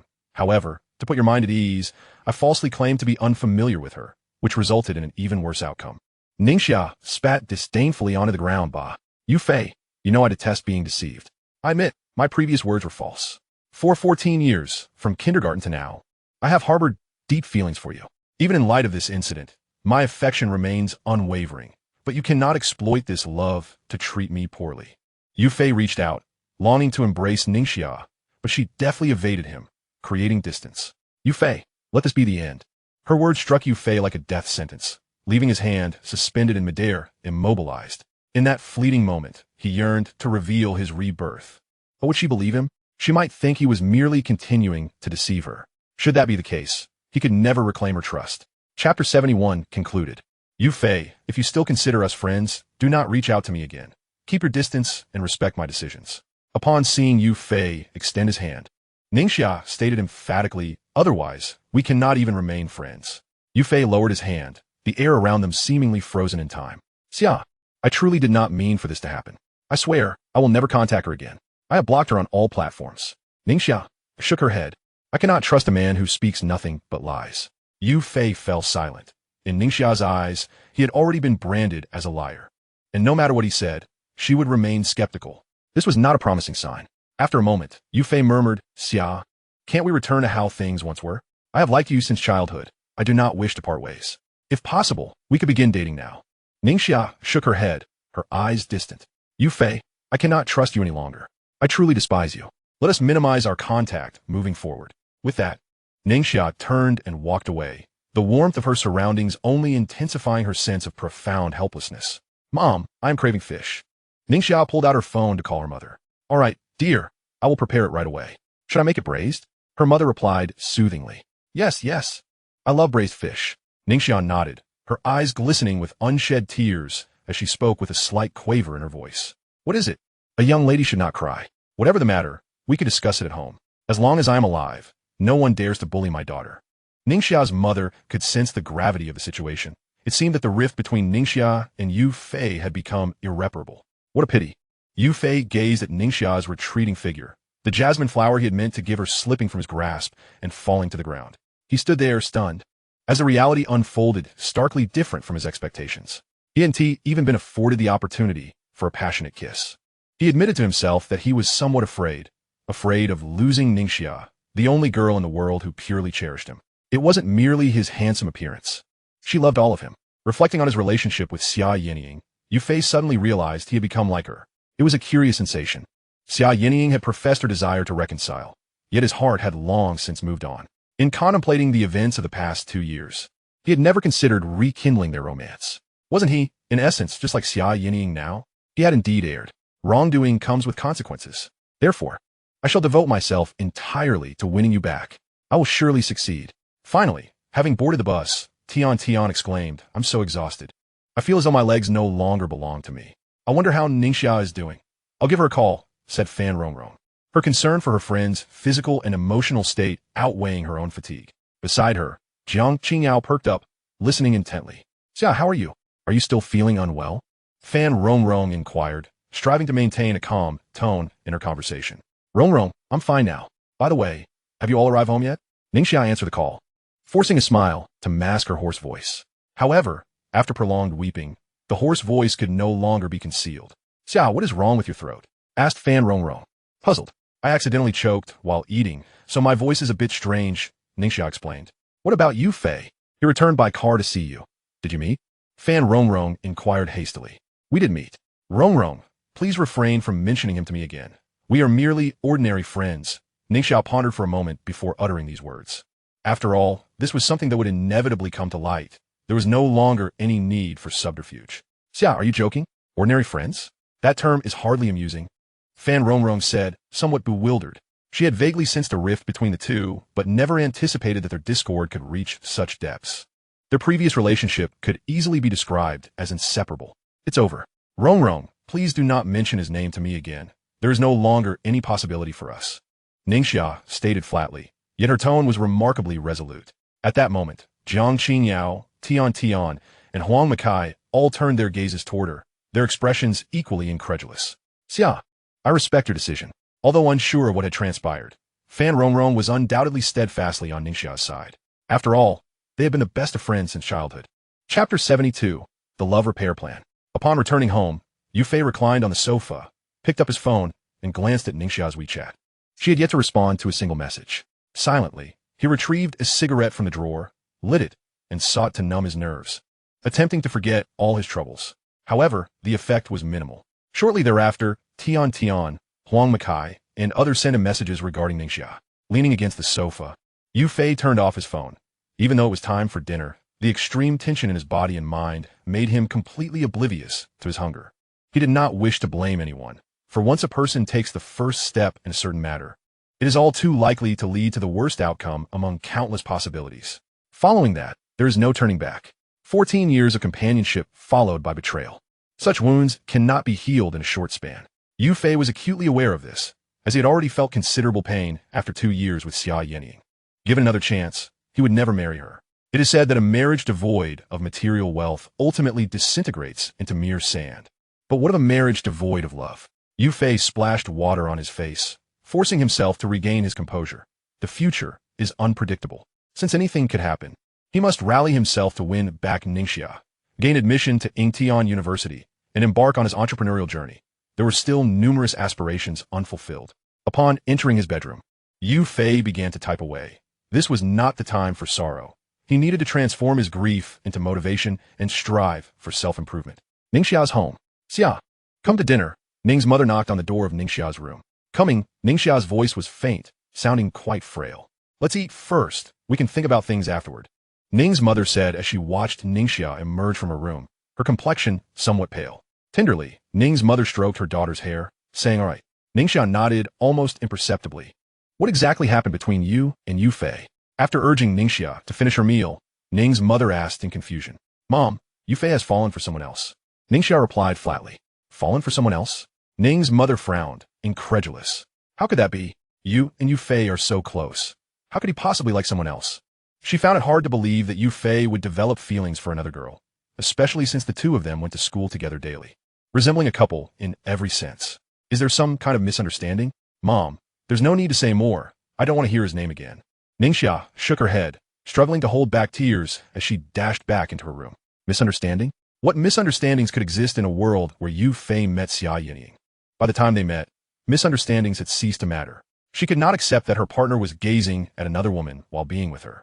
She longed for a platonic love and marriage, where both souls were intertwined, not merely their bodies. Yet, the Yu Fei of the present was entirely at odds with the man she had envisioned. She could accept his flaws, but she could not tolerate the notion of him being a scoundrel. As Ning's mother observed her daughter retreating to her room, she picked up her phone, contemplated for a moment, and then set it down. It was perhaps best not to interfere in such matters. If the two children were truly meant to be together, so be it. If not, she could accept that too. So did it work out? The sound of a message notification jolted Yu Fei from his thoughts. It was a message from Yuan. Yes, Yu Fei replied helplessly. Sigh, I knew you were unreliable. Had I known, I would have stepped in personally to assist you. Reading this message, Yuan sighed, realizing that Yu Fei was indeed inept when it came to matters of the heart. You help me? Yu Fei frowned slightly. I would help you because I believe your claims that you and that girl are entirely innocent. If there were truly something between you, I wouldn't be able to assist you. Yuan quickly typed her response with her slender fingers. No, absolutely not. I've deleted all contact with her. Yu Fei sent this message and exhaled deeply. Severing ties with Xia Yinying was imperative. He had to remain resolute in this decision to fully bid farewell to the past and embrace the future. That's good. Now just wait for my good news. My theoretical knowledge is quite extensive, and I can certainly serve as a love advisor. Yuan smiled at this message, then wrote love repair plan in her notebook. Ever since meeting these two youngsters, she had always held high hopes for their future. She did not wish for them to part ways over trivial disputes, just as they were on the verge of blossoming into something beautiful. My WeChat was deleted, and my number was blocked. Xia Yinying slumped on her bed, utterly shocked that Yu Fei could go to such lengths for Ningxia. A profound sense of desolation enveloped her. Could it be that she and Yu Fei truly had no potential whatsoever? No, even if they could not be lovers, they could still be ordinary friends. However, it seemed that even the possibility of maintaining a friendship had vanished. Xia Yinying's small face suddenly fell. After contemplating for some time, she clenched her fists. Perhaps there was still a way, albeit a risky one, but she was willing to try. Even if it resulted in heartbreak, she would have no regrets. Chapter 73, New Year's Approaches. In the early morning, Yu Fei drew back the curtains, and sunlight streamed through the gaps, illuminating the room. As she inhaled the sweet fragrance of the morning air, Yu Fei felt that her troubles seemed to have diminished slightly compared to the previous day. After freshening up, she rode her bicycle towards Ningxia's home. Let me give you a ride, she boldly proclaimed upon seeing Ningxia already on her way, walking by the roadside. No need. You should head to school early, Ningxia replied, shaking her head. I'm not in a hurry, Yu Fei insisted, gritting her teeth. Stay away from me. Ningxia halted, her voice resolute as she declared, Yu Fei. Yet, Yu Fei did not retreat. At such a moment, one must possess a thick skin. Xia, sit on the back seat. You don't need to hold on to me, just grip the bicycle-esque seat. Otherwise, I wouldn't mind spending time here until we're both late. Ningxia clenched her fists, exclaiming, Yu Fei, why didn't I realize before that you act like a little delinquent? You're truly unreasonable. Frustrated by Yu Fei's blockade, Ningxia felt a surge of negativity. She swung her fist towards him, but it lacked strength, landing on Yu Fei's body as softly as hitting cotton. However, her eyes soon glistened with unshed tears. Yu Fei, why do you keep bullying me like this? I don't want to be friends with you anymore. Do you understand? As her voice wavered, tinged with a sob, she seemed on the brink of breaking down. Yu Fei tightened his embrace, preventing her from escaping. Feeling the warmth of his chest, Ningxia found herself wavering. Perhaps forgiving him was not entirely out of the question. She felt a certain comfort in his presence, an inexplicable sense of security. Though unsure of the reason behind this sensation, she could not deny its existence. Forcing herself to regain composure, she broke free from his hold. Ningxia, you're such a love-struck fool. Thinking of forgiving him at a time like this. He is nothing but a jerk, you know? Despite her thoughts, she found it impossible to completely dismiss Yu Fei as a scoundrel. Let us just start as ordinary friends, shall we, Xia? Yu Fei spoke softly, refraining from touching her again. Ordinary friends? Fine, let us be ordinary friends.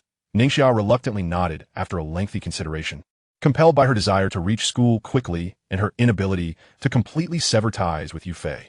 Yu Fei beamed with joy, promptly mounting the bicycle. However, Ningxia did not grasp his sleeve, but instead held onto the small seat. Nevertheless, Yu Fei felt content, for at least the first step of his plan had succeeded. A happy ending could not be far off. Defei Ningxia, good morning. On the way, Huang Makai spotted the two sharing a bicycle and initially thought they had reconciled, only to note Ningxia's still aloof demeanor as he approached, causing an awkward silence. Tree brother, let us go to school together, Yu Fei suggested, patting Huang Makai's shoulder. MHM, he replied. The three of them, with one riding the bicycle and another walking alongside, seemed to have returned to their former camaraderie. Upon reaching school, they hurriedly parted ways. Defei, how is the situation coming along? Huang Makai suddenly inquired. There has been some progress, but we need to keep trying. Yu Fei understood Huang Makai was referring to his relationship with Ningxia, and I can rest easy. I genuinely thought you two were going to fall apart. Huang Makai sighed in relief. You both are my best friends.